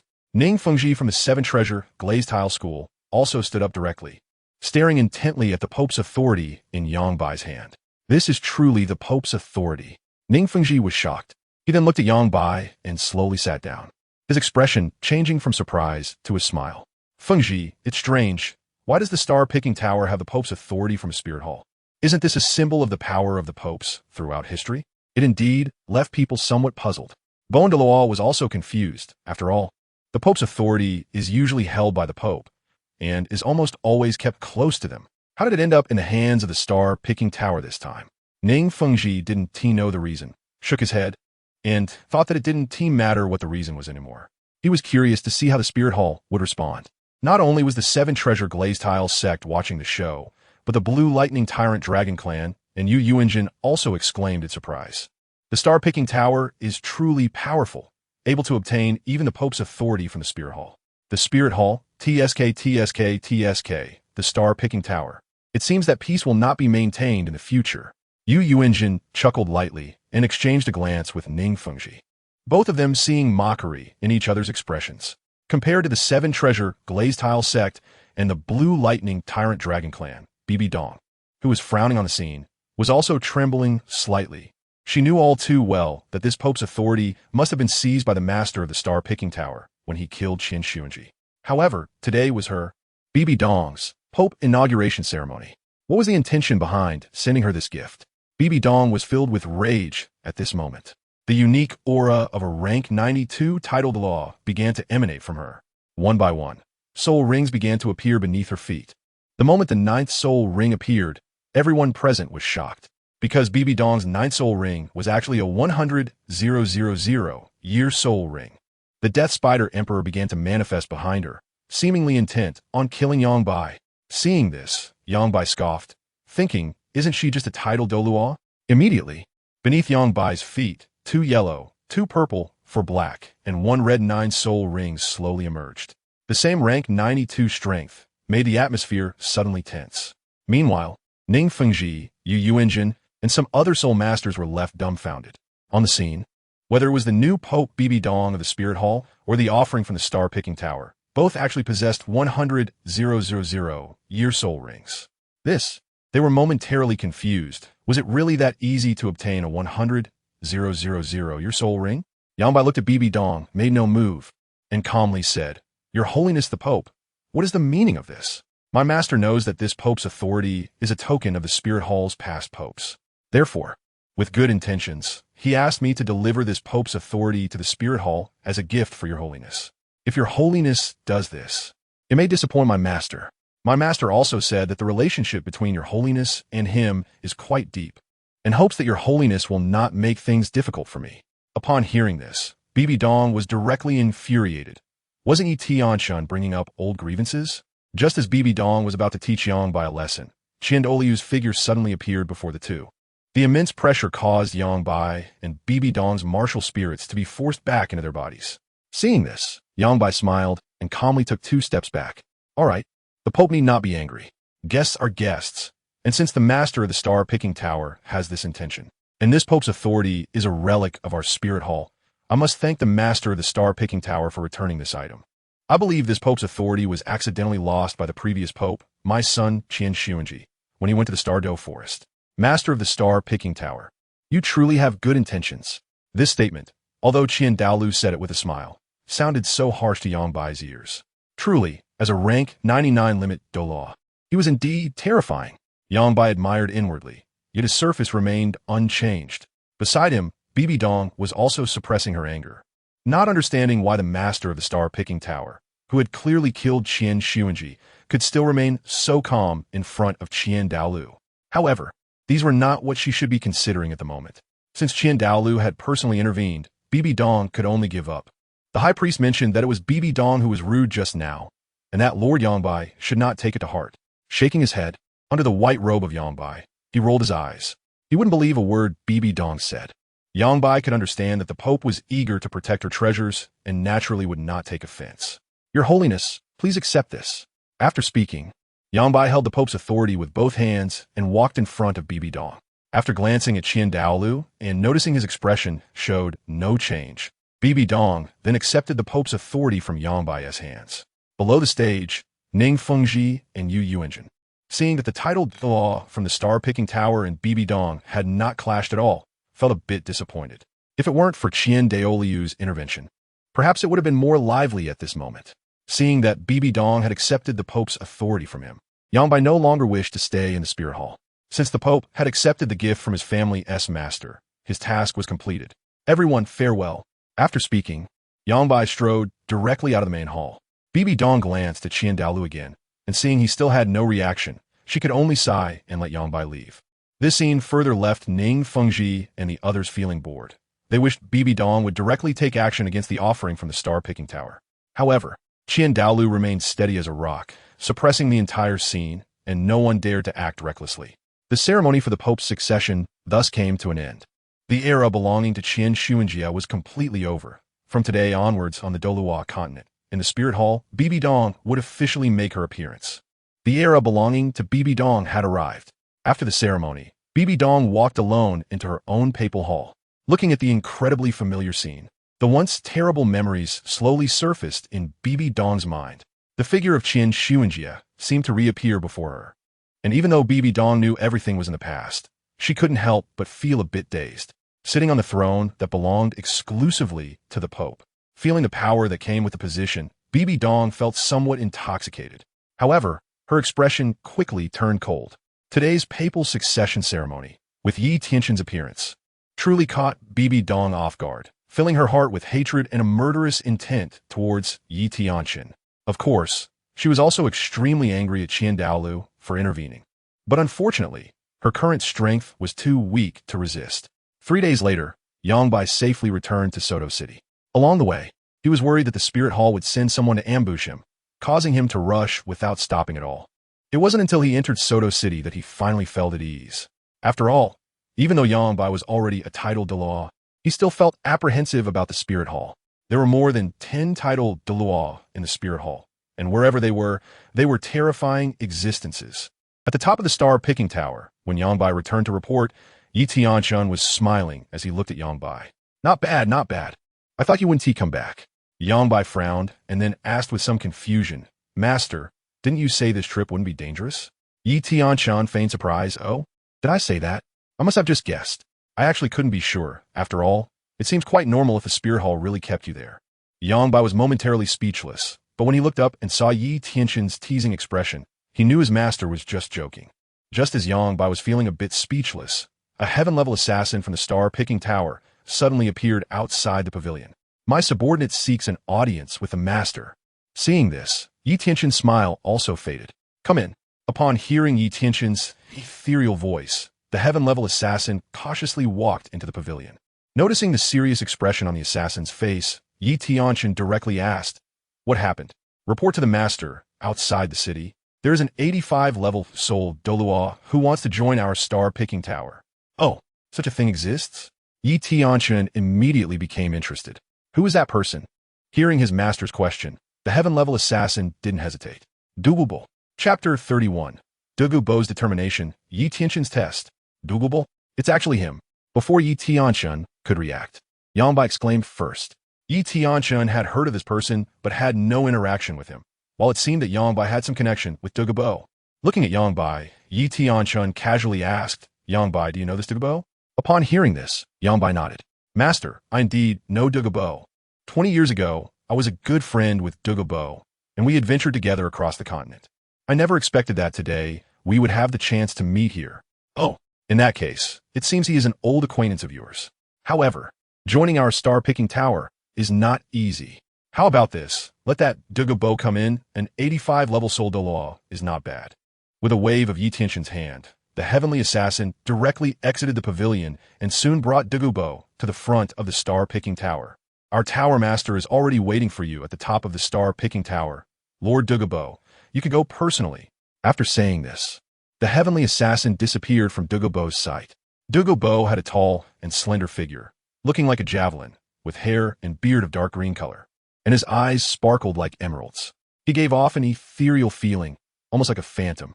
His expression was emotionless, or rather his face was completely stiff with deep-set cheeks, messy green hair, and a simple gray robe.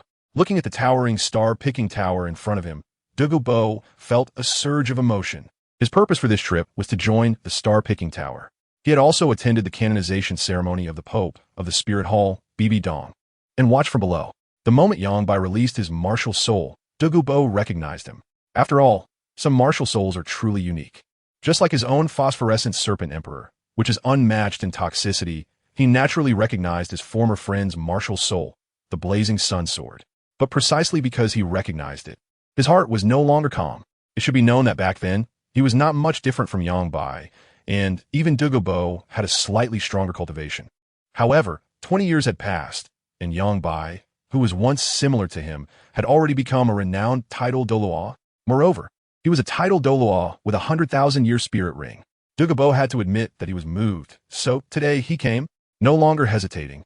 Douluo lightly tapped his toes, and in just a few moments, landed steadily on the peak of the star-picking tower. After landing, he saw his former friend, Yangbai, already waiting for him. However, Tianchen was sitting alone inside the pavilion at this moment and did not directly meet Douluo. Douluo clasped his fists in greeting. Brother Yangbai, long time no see. Yangbai smiled slightly and also returned the greeting with a clasped fist. Brother Douluo, it's been 20 years since we last met. I didn't expect to encounter you here. It's truly a joy. Douluo nodded. After 20 years apart, aside from some slight changes in appearance, their personalities remained the same. Seeing Douluo looking around, Yangbai understood he was searching for his own master and straightforwardly said, Brother Douluo, I've heard that you came today to join our star-picking tower. Is this true? Upon hearing this, a hint of shyness appeared on Douluo's face. After all, they were old acquaintances, and coming to seek refuge with them inevitably made him feel somewhat awkward. However, soon his face became resolute. Brother Yongbai, to be honest, I, Douluo, have come today specifically to join the star-picking tower. Brother Yongbai, could you possibly recommend one or two? Douluo was straightforward, but Yongbai did not agree and instead looked at Douluo again. Brother Douluo, it's not that I, Yongbai, wish to decline. My family's master has said that even though you and I are old acquaintances, if Brother Douluo wants to join the star-picking tower, you can only qualify through an assessment. There is no other way. Douluo could only nod helplessly. After all, if anyone could casually join the star-picking tower, it would have become the most mysterious force in the continent.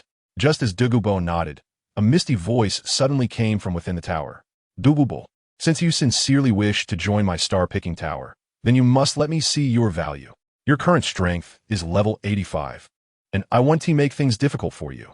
I will suppress my strength to level 80. If you can survive after a stick of incense burns, then the star-picking tower will accept you. If you die, then it is simply your fate. Think carefully about what to do. After all, life only happens once.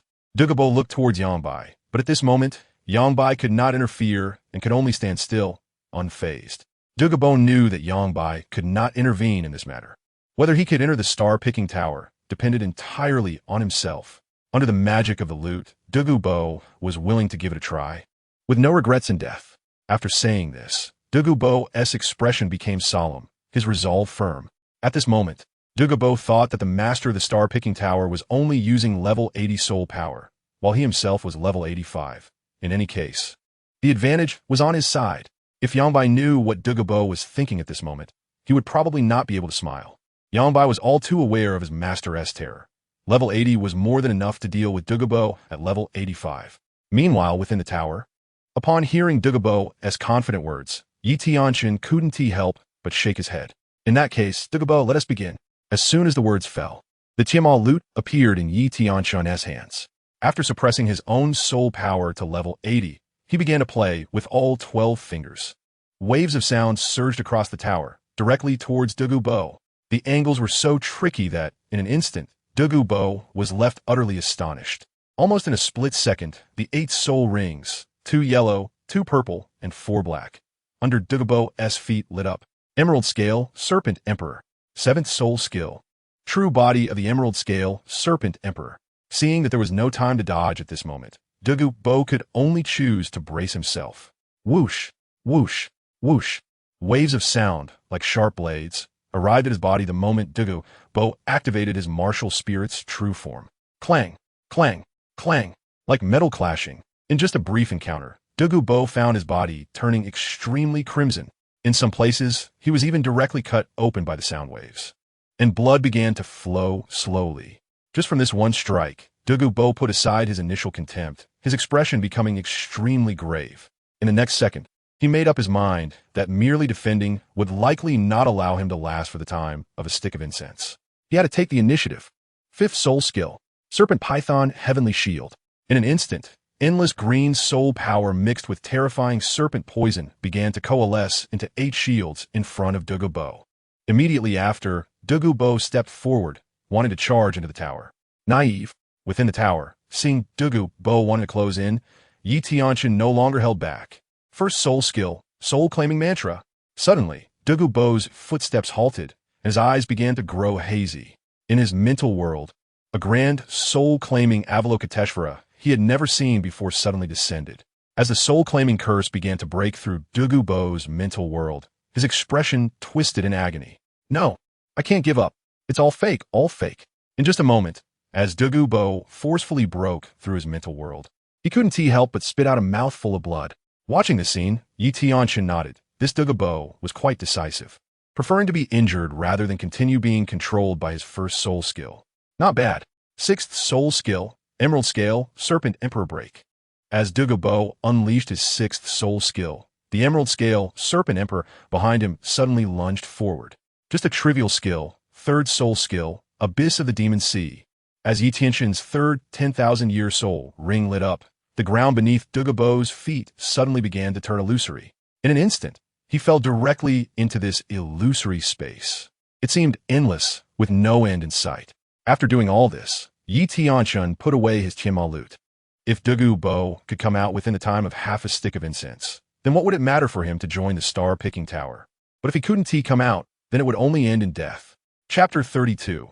Douluo breaks through and joins the star-picking tower. As Tianchen slowly walked out of the tower, he saw the slightly nervous expression on Yangbai's face.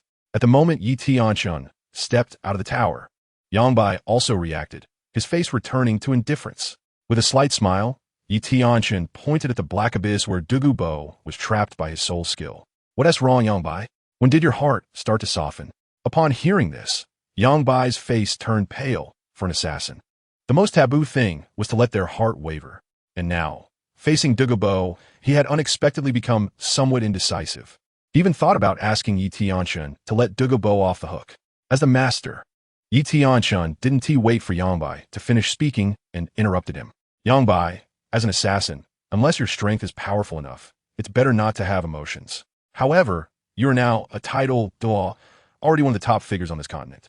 There is no need to pay too much attention to these trivial matters. But if Douluo wants to join my star-picking tower, he must overcome this hurdle on his own.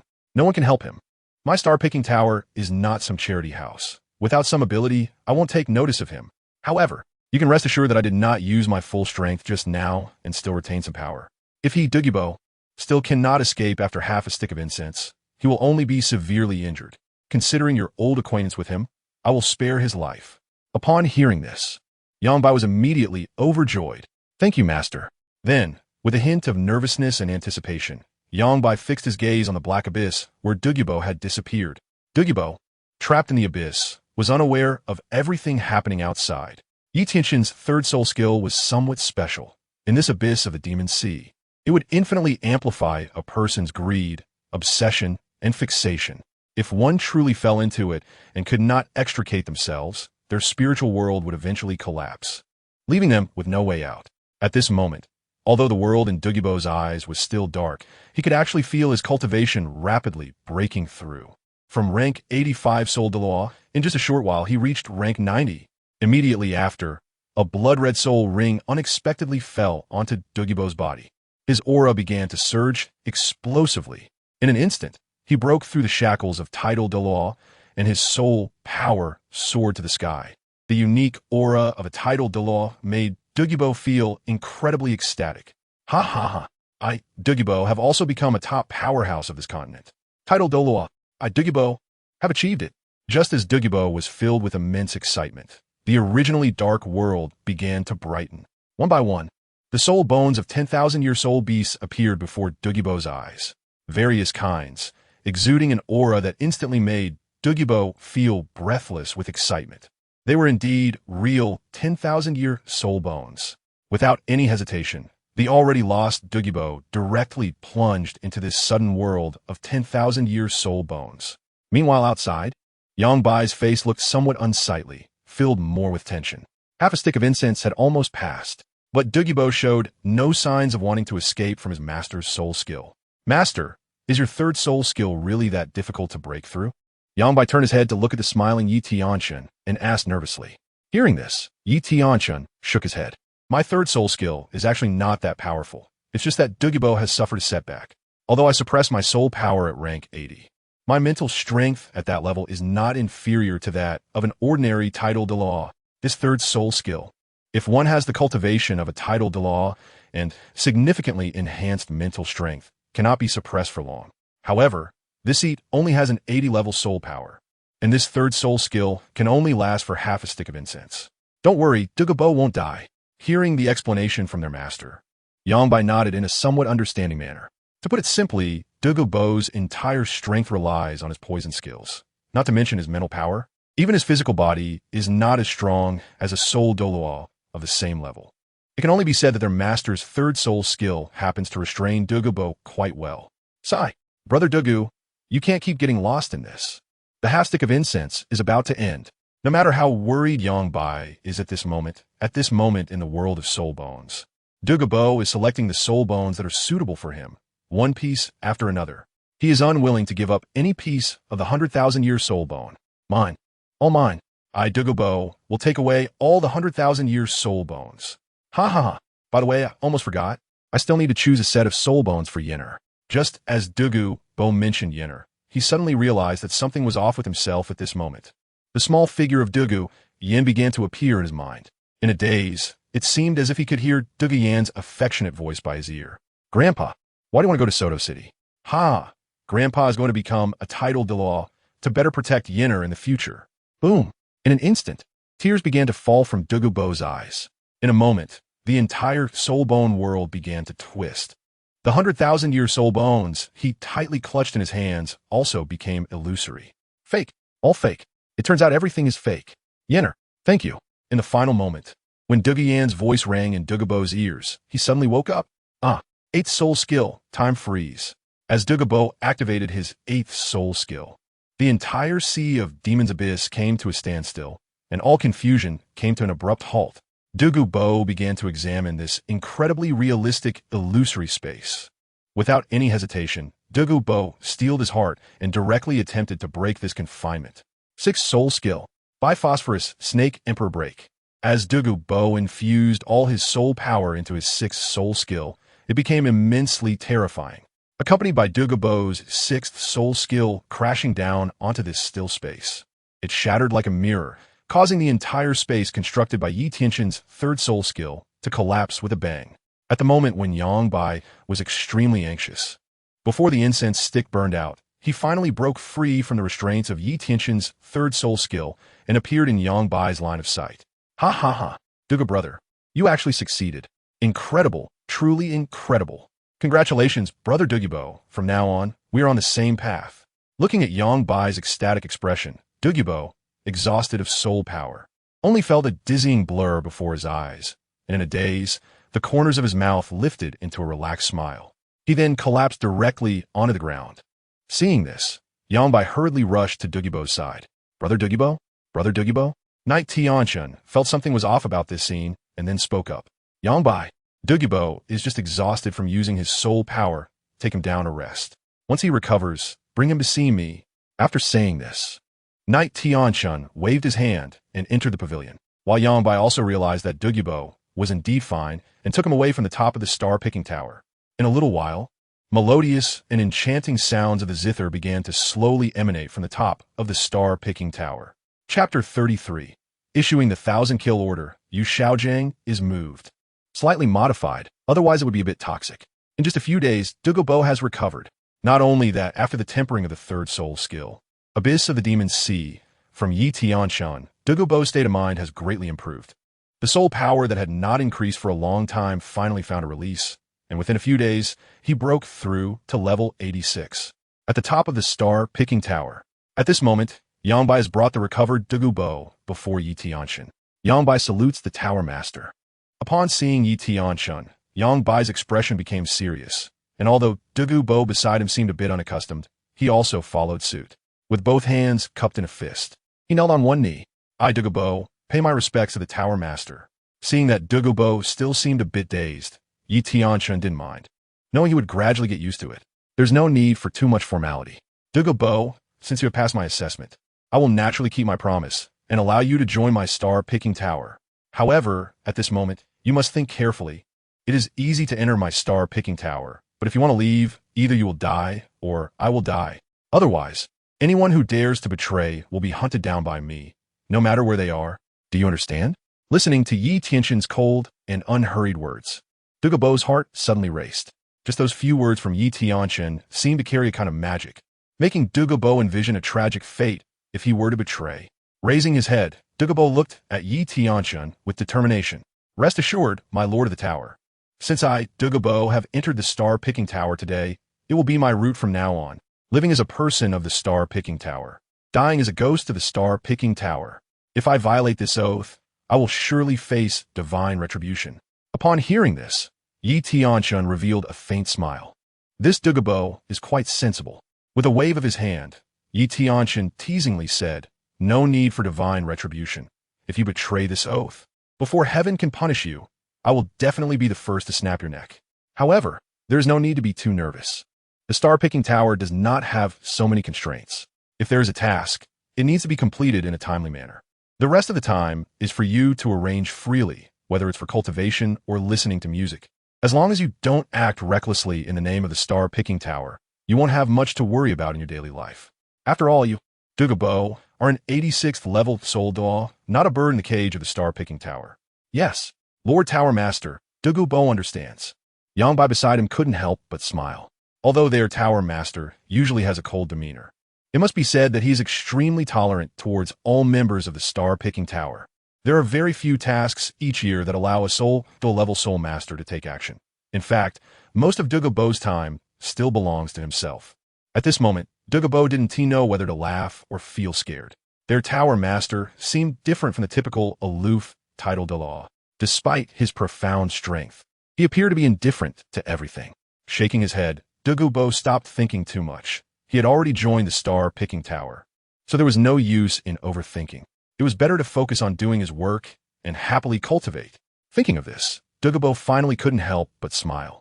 Looking at Douluo's silly and foolish smile, for some reason, Tianchen felt as if he might have misjudged him. Why does Douluo seem different now? Douluo, I also know your reasons for joining my star-picking tower, which are simply two things. The first is to gain the entire star-picking tower as your backing, wanting to rely on the star-picking tower for protection. The second is that you, Douluo, want to find the opportunity to achieve the Title Douluo here in my star-picking tower. I don't mind either of these. As soon as these words were spoken, Douluo felt a sudden tightness in his chest. His little secrets had been nearly stripped away. Before Douluo could explain, Tianchen continued. Anyone who joins the star-picking tower will naturally receive the protection of me and the entire star-picking tower. This is beyond doubt. However, if you want to find the opportunity to break through the Title Douluo, then it depends on how hard you are willing to work. If you, Douluo, are excellent enough to contribute to the star-picking tower, I won't be stingy. What Yangbai has, you can have too. 100,000-year soul ring is not a big deal in my eyes. Upon hearing this, Douluo was a bit dazed. Is a 100,000-year soul ring really that easy to obtain? Looking at the smiling Yangbai and the incredibly calm Tianchen, Douluo was half in disbelief. But deep down, he was filled with anticipation. There's no need to say more about the rest. During this time, just stay by Yangbai's side. Coincidentally, it's time for our star-picking tower's annual 1,000-kill order to be issued. So you two will be responsible for this matter. All right, I'm tired now. You two may take your leave for the time being. Tianchen looked at Yangbai and Douluo and directly confirmed this matter, not giving them any chance to hesitate. In an instant, Tianchen returned to the tower, leaving behind the somewhat dazed Douluo and the slightly distressed Yangbai. Yangbai complied. Turning his head to look at the still confused Douluo, Yangbai shook his head. Brother Douluo, let's go. Once the 1,000-kill order is issued, we will have our tasks. Saying this, Yangbai jumped down from the top of the star-picking tower first. Seeing this, Douluo hurriedly followed. He still had many questions that needed answers from Yangbai. With a swoosh, the two arrived at Yangbai's usual residence. Filled with questions, Douluo couldn't help but ask Yangbai, Brother Yangbai, how should we handle this 1,000-kill order? It's better not to mention it. Once it was brought up, Yangbai's face was filled with sorrow. He then forced a smile and said, Brother Douluo, you must have heard of my star-picking tower's 1,000-kill order. But this matter is not as simple as you think. Douluo frowned tightly. He had naturally heard of the 1,000-kill order from the star-picking tower. It is rumored that the star-picking tower issues the 1,000-kill order once a year, and during the period of the order's release.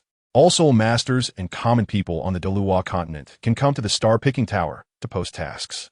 As long as they can pay the price recognized by the star-picking tower, whether it is assassinating high-level soul masters or dealing with thugs, regardless of right or wrong. The star-picking tower will mobilize all its forces to crazily complete the tasks within 3 months. However, knowing about it is one thing. Douluo was very clear that to truly handle this matter well, he and Yangbai would likely be exhausted.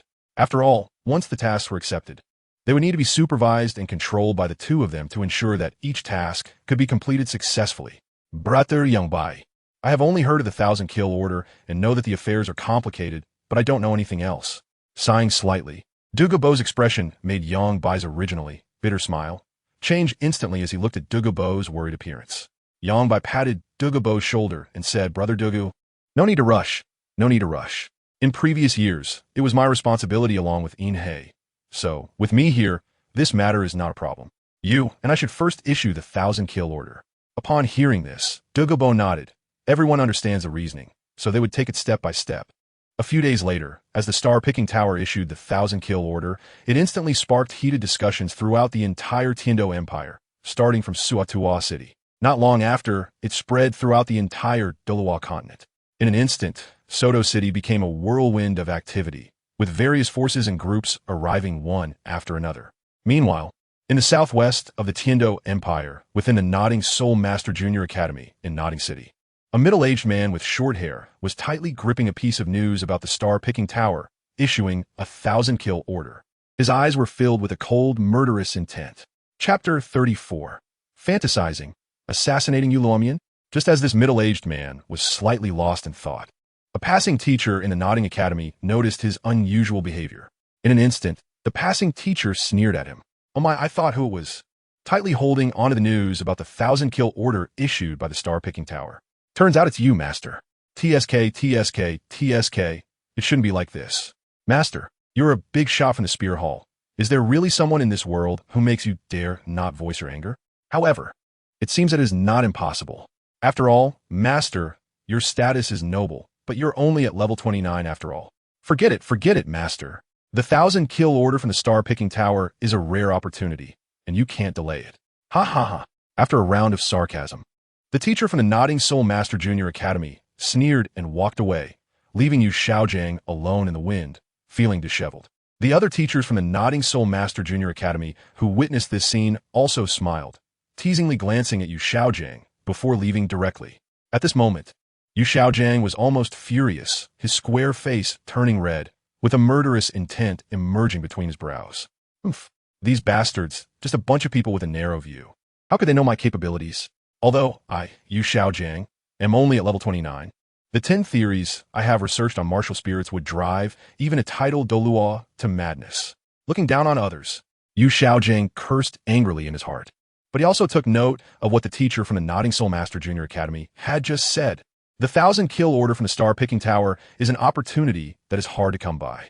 If I don't seize this excellent opportunity in advance, wouldn't that be a pity? After making up his mind, Yu Xiaojiang no longer hesitated and confidently stepped out of Nodding City, striding towards Soto City. The impact of the 1,000-kill order from the star-picking tower is far from over. 7 Treasure Glazed Tile School. Inside the main hall of the sect, Ning Fengji's face was gloomy at this moment. Just then, Sword Douluo also walked in with a dark expression. Seeing Sword Douluo arrive, Ning Fengji stood up. "Uncle Jian, how is it? Did those people really go to Soto City?"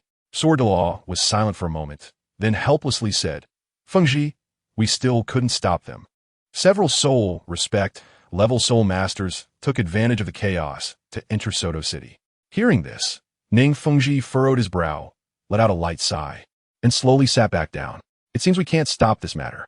Well, since soldiers come to block and water comes to cover, we might as well let those agents and our person in charge enter the sect, and we will personally protect them. No matter how strong the star-picking tower is, they can't come to our 7 Treasure Glazed Tile School for such a trivial matter. Moreover, our 7 Treasure Glazed Tile School is not made of mud." Sword Douluo nodded, agreeing that it could only be so. Speaking of everything happening in the 7 Treasure Glazed Tile School, it is still related to the 1,000-kill order issued by the star-picking tower. Once, the star-picking tower was located in the Spear Hall City, and even when issuing the 1,000-kill order, unless there was a deep-seated grudge, ordinary people would not choose to trade with the star-picking tower under the watchful eyes of the Spirit Hall. After all, the star-picking tower is not afraid of the Spirit Hall, but those low-level soul masters cannot afford to be reckless. Now that they have come to Soto City, to the Star Luo Empire, the contradictions here have long been very prominent, especially since the 7 Treasure Glazed Tile School almost monopolizes the entire Heaven Do Empire's industries. In this process of expansion, how many soul masters and innocent civilians have been killed by the 7 Treasure Glazed Tile School is countless. The arrival of the star-picking tower is like a bright lamp in the dark night for those who long for revenge against the 7 Treasure Glazed Tile School. The 1,000-kill order from the star-picking tower has come at just the right time. The result is obvious. Countless soul masters and civilians who harbor hatred towards the 7 Treasure Glazed Tile School continue to flock to Soto City, eager to seize this opportunity for revenge. The intelligence of the 7 Treasure Glazed Tile School is not to be underestimated. Among these people, the vast majority were intercepted and killed by the 7 Treasure Glazed Tile School along the way. But unfortunately, there were still some fish that slipped through the net into Soto City. For a time, the entire seven-treasure glazed tile school fell into a state of high alert. However, this was not even the most terrifying part after the 1,000-kill order was issued. When the news of the 1,000-kill order from the star-picking tower spread throughout the Heaven-Do Empire, many officials in various places seemed to have changed into different people. Those who used to be miserly and indifferent suddenly began to distribute supplies to ordinary civilians. Even more so, some even carried thorns on their backs, directly coming to the bustling market, wanting to wash away their sins. In Heaven-Do City, when Emperor Shui saw the urgent documents sent from various places and the secretly investigated unusual behaviors of various sects and officials during this time, he couldn't help but feel a sense of emotion. For so many years in power, despite issuing so many imperial edicts, the officials and sects showed no signs of change or restraint, yet they were frightened to this extent just because the star-picking tower issued a 1,000-kill order. Indeed, without strength, all words are meaningless. At this moment, Emperor Shui deeply believed this. Everything, of course, could not affect the endless stream of soul masters and civilians beginning to flock to Soto City. Soto City thus became exceptionally lively, especially under the star-picking tower. Countless soul masters gathered here, eager to hear the sound of the zither from the master of the star-picking tower and gain some insights.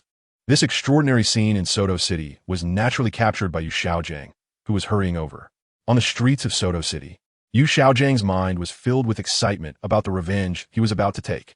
In no time, Yu Xiaojiang arrived in front of the towering star-picking tower. Who would have thought? Who would have thought? The star-picking tower would also have a day to leave the Soul Master City. But it makes sense. The Spirit Hall is not made up of kind-hearted people, and the star-picking tower is right under their noses. The two sides must have had some conflicts that he was unaware of. No matter, getting things done is important. Saying this, Yu Xiaojiang directly sat cross-legged in front of the star-picking tower, waiting for the release of the 1,000-kill order early the next morning. A night passed like the wind, quietly slipping away. At the moment when dawn broke in the east, countless golden rays of light shone brilliantly, landing on the star-picking tower and reflecting an unusual beauty. Creak! As the main gate of the star-picking tower slowly opened, two figures appeared before Yu Xiaojiang and the crowd that had been waiting for a long time. Yang Bai, dressed in a white robe, stepped forward and suddenly, 9 soul rings, 2 yellow, 2 purple, 4 black, and 1 red, appeared beneath his feet. The aura unique to a Title Douluo made everyone present hold their breath, frozen in place.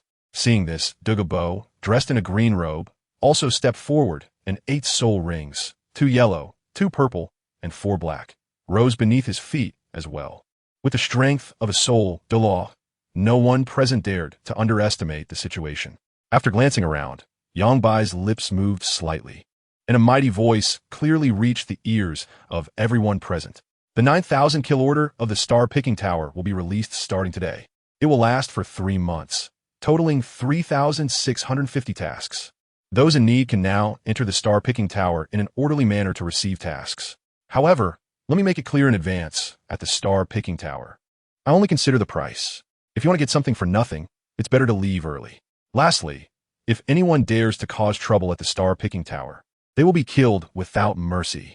After saying this, the intense killing intent emanating from Yang Bai enveloped everyone present. In an instant, everyone felt a jolt in their hearts. Naturally, they did not dare to easily cause trouble at the star-picking tower. Even Yu Xiaojiang, who was initially full of confidence, began to obediently line up.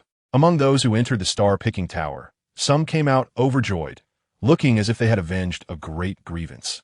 Others looked lost and dejected, clearly not having paid a price that the star-picking tower would accept. Finally, after waiting for a day and a night, it was finally Yu Xiaojiang's turn to enter the star-picking tower.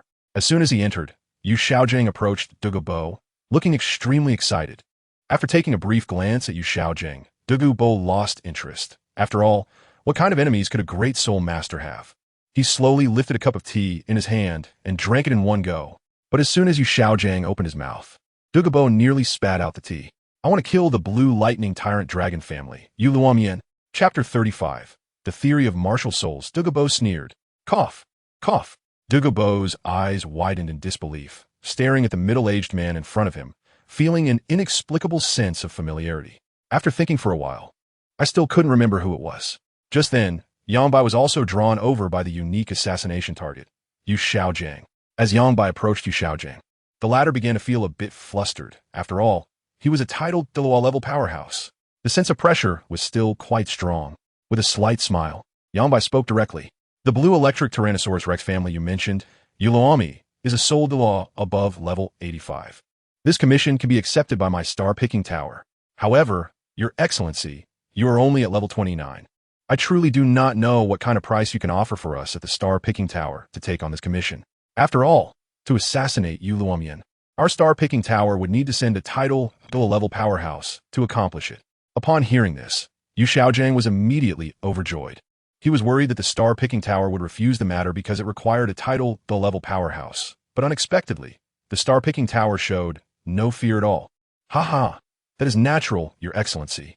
Since you dare to come to the star-picking tower with this commission, I have already made preparations.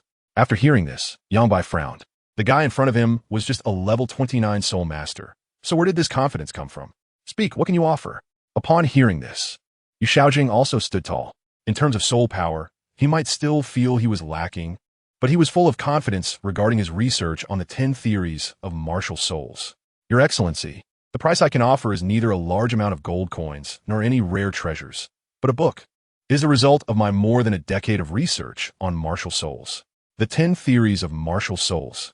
As soon as these words came out, before Yangbai could react, the initially pensive Douluo finally understood who the person in front of him was. Immediately, Douluo stood up, and his tone was filled with sarcasm. I thought who it was to have such big talk, wanting us at the star-picking tower to assassinate the Yu Lumian of the Blue Lightning Tyrant Dragon family. It turns out to be you, Yu Xiaojiang, the son of Yu Yuanjin, the patriarch of the Blue Lightning Tyrant Dragon family. In an instant, the confident expression on Yu Xiaojiang's face, waiting for Yangbai to actively inquire about the 10 theories of martial souls, turned deathly pale. He was actually recognized? At this moment, Yangbai also realized something. It turned out that this level 29 waste in front of him came from the Blue Lightning Tyrant Dragon family, and he was also the son of the patriarch of the Blue Lightning Tyrant Dragon family. In an instant, a strong interest appeared on Yangbai's face. Wanting to assassinate his own uncle, this Yu Xiaojiang in front of him was truly ruthless. Yu Xiaojiang quickly regained his composure. Since he had already been recognized, there was no need to hide anymore. That's right, I am Yu Xiaojiang, the son of the patriarch of the Blue Lightning Tyrant Dragon family. However, the star-picking tower shouldn't give up on this commission just because of my identity, right? Moreover, I have heard that the star-picking tower never reveals the identity of its clients. So why are you two so entangled in who I am? After calming down, Yu Xiaojiang decided to go all out. As long as the star-picking tower could ultimately take on this commission, it would all be worth it. Yangbai nodded upon hearing this. Lord Yu Xiaojiang, you are right. Our star-picking tower indeed doesn't need to care about who you are. However, what exactly is the so-called price you mentioned? And what are the 10 theories of martial souls? Is it truly worth us at the star-picking tower to kill a soul Douluo under the protection of a Title Douluo? Brother Yangbai, there's no need to ask further. You may not know what Yu Xiaojiang's so-called 10 theories of martial souls are, but I am quite clear. Oh, Brother Douluo, please enlighten me. Yangbai could already guess from Douluo's mocking expression that the so-called 10 theories of martial souls were of little value. But unable to resist his curiosity, Yangbai wanted to know what they were. Brother Yangbai, the so-called 10 theories of martial souls by Yu Xiaojiang are nothing but a pile of useless junk. Back then, Yu Xiaojiang accidentally gained permission to enter the Martial Soul Hall's library due to his relationship with the Holy Maiden of the Martial Soul Hall, who is the current Pope Bibi Dong. I don't even know how much knowledge about martial souls he copied from the summaries of the Martial Soul Hall over the years. After returning to the Heaven Do Empire, he started to wildly promote the so-called 10 theories of martial souls. In my opinion, it is utterly useless. Don't you agree, Yu Xiaojiang? Upon hearing Douluo's words, Yu Xiaojiang could no longer hold his composure. You, who the hell are you? I have no grievances with you. Why do you deny my 10 theories of martial souls? These are the fruits of my hard research and have nothing to do with the Martial Soul Hall's library. At this moment, Yu Xiaojiang's face was twisted in rage, looking as if he might go mad. Hey, who am I? Yu Xiaojiang, you are not worthy to know. Take your so-called 10 theories of martial souls and get out of the star-picking tower immediately. Do you really think we at the star-picking tower will kill a soul Douluo for something as worthless as you? Wishful thinking. Yangbai understood now that the Yu Xiaojiang before him was a fraud, trying to pull a fast one and have them at the star-picking tower kill a soul Douluo for him. In an instant, Yang Bai's expression turned grim. If it weren't for Douluo exposing Yu Xiaojiang's so-called 10 theories of martial souls, he might have wasted even more time. Oof, just a fraud, daring to come and fool me, seeking death. Suddenly, Yang Bai waved his sleeve, and a terrifying soul power sent Yu Xiaojiang flying dozens of meters out of the star-picking tower. Boom! He then crashed to the ground. As a mouthful of old blood gushed out, Yu Xiaojiang felt that every part of his body was in pain. After struggling for a while, he still couldn't get up. Inside the star-picking tower, Douluo watched Yang Bai's furious demeanor and couldn't help but find it amusing. Brother Yang Bai, there's no need to dwell too much on such an incompetent person. With your strike just now, even if Yu Xiaojiang doesn't die, he will shed a layer of skin. After hearing this, Yang Bai also relaxed a lot. He won't die, but during the period of the 1,000-kill order issued by our star-picking tower, all clients entering our star-picking tower, regardless of whether we can reach an agreement, will not have their lives taken, unless the client wants to exchange their life for another. So Yu Xiaojiang was just heavily injured by me. Forget it. No need to mention it further. Let us continue. Douluo nodded.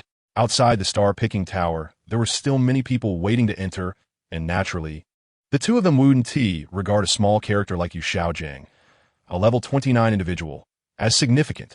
After a while, inside the star-picking tower, Douluo and Yang Bai were once again busy. However, Yu Xiaojiang was not so comfortable. After lying outside the star-picking tower for most of the day, Yu Xiaojiang was finally brought back for treatment at a considerable cost of gold soul coins. 3 days later, outside Suo City, on a bullet cart, Yu Xiaojiang lay motionless, wrapped in bandages from head to toe, swaying as the cart started moving. Star-picking tower. How ungrateful to dare to speak nonsense. I, Yu Xiaojiang, have studied the 10 theories of martial souls my entire life. How could they be a pile of waste paper? Just wait, if I don't avenge this grudge, Yu Xiaojiang, vow I will not live as a human in this life. Star-picking tower. Just as Yu Xiaojiang silently swore, a surge of killing intent rising in his heart, he was suddenly thrown off the cart due to the excessive swaying. Chapter 36. The Special List. The killing begins. Yu Xiaojiang's departure did not affect the expectations of the Soul Masters and civilians outside the star-picking tower at all. In just half a month, the star-picking tower's 1,000-kill order had a total of 3,650 commissions filled to capacity. In the past, it would take at least 2 months to accomplish this in Martial Soul City, but it was surprisingly easy in Suo City. Once all the tasks were filled, the originally planned 3-month timeline was shortened by more than 2 months. The star-picking tower closed its doors once again.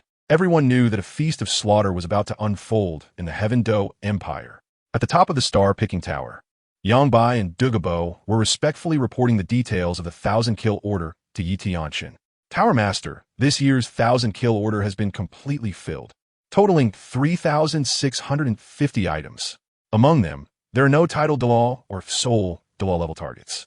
There are 6 Soul Sage level targets, over 70 Soul Emperor level targets, more than 300 Soul King level targets, over 1,000 Soul Sect level targets, and around 1,000 Soul Ancestor level targets. In addition, there are hundreds of ordinary people. Among all the costs paid, nearly 1,000 chose to exchange their lives for others. Please give instructions, Tower Master. Hearing Yang Bai report on the situation of this year's 1,000-kill order, Yi Tianchen's mouth revealed a complex expression. 1,000 people choosing to exchange their lives for others is not a small number. It is easy to imagine that those who were targeted for assassination must be guilty of blood debts. With a gentle sigh, Yi Tianchen no longer struggled with these thoughts. The existence of the star-picking tower is nothing but a sharp sword hanging over the heads of the people in the world, right? At the very least, the 1,000-kill order from the star-picking tower can provide a glimmer of hope for revenge to those in despair. Yang Bai, Douluo, you two have done well. Since the list is in hand, hang in the tower and let the various levels of killers from heaven and earth complete it. Understood. However, the host. Although there are no assassination targets at the level of Soul Douluo and Title Douluo in this mission, there are a few Soul Saints and Soul Emperors who are not easy to deal with. Upon hearing this, Yi Tianchen frowned. Yang Bai is at least a strong person of Title Douluo level, and there are no targets above Soul Douluo on this list. This can only mean that there are some special existences in this list. Let's talk about it. There must be some people from the upper 3 sects or the Spirit Hall in this list. After all, you Yang Bai are a Title Douluo? Nodding, Yang Bai glanced at Douluo, and then Douluo slowly spoke. Host, among the names on this list, it doesn't matter about the others. But there are 3 soul saints and 12 soul emperors, along with dozens of ordinary people who are big merchants, all of whom have already taken refuge in the 7 Treasure Glazed Tile School. They are all people from the 7 Treasure Glazed Tile School. And even the industries of the 7 Treasure Glazed Tile School in various places are managed by this group of people. That's right, host. If the 7 Treasure Glazed Tile School continues to protect these people, with my strength at level 92, even with Douluo and Inhe, we have no confidence in being able to kill these people under the protection of the 7 Treasure Glazed Tile School. After Yang Bai finished adding, Tianchen also did not expect so many people to target the 7 Treasure Glazed Tile School. It seems that the 7 Treasure Glazed Tile School must have quite a few private moves. In that case, the 7 Treasure Glazed Tile School indeed poses some trouble for you, but you should first carry out other tasks. As for those assassination targets from the 7 Treasure Glazed Tile School, just leave them to me. It seems that I have to personally go to the 7 Treasure Glazed Tile School to handle this. However, it's good. Ning Fengji, this guy is also a smart person. It's time to meet him. Yang Bai Obes. Upon hearing that the owner of his building was personally handling matters related to the 7 Treasure Glazed Tile School, Yang Bai relaxed a lot. The 7 Treasure Glazed Tile School has 2 Title Douluo level powerhouses, and both are above level 95. Although Yang Bai is very confident in himself, he currently cannot deal with such 2 Title Douluo. Soon, after the issuance of the 1,000 kill order from the Star Picking Tower was completed, the killers of the 4 levels of Heaven, Earth, Xian, and Yellow in the Star Picking Tower began to receive their tasks. They then surged out of the Star Picking Tower like a tide, with the majority being commissions from the Heaven-Do Empire. Killing officially begins in a large-scale manner. At this moment, the owner of the manor, who possesses Soul Sage strength, is enjoying the fruits of labor from the slaves within the manor. Just as this Soul Sage is indulging in delicacies, a sound of something breaking through the air suddenly enters his ears. In an instant, a heavenly level killer from the Star Picking Tower flies directly into the main hall. Long Fengpa, level 72 Battle Soul Sage, thought it was someone important, but it turned out to be just a lavish individual. However, since you have entered the list of the 1,000 kill order of my Star Picking Tower, today is your day of death. As the words fell, this heavenly level assassin suddenly released their martial soul, with a strength of level 78 and an incredibly strange move.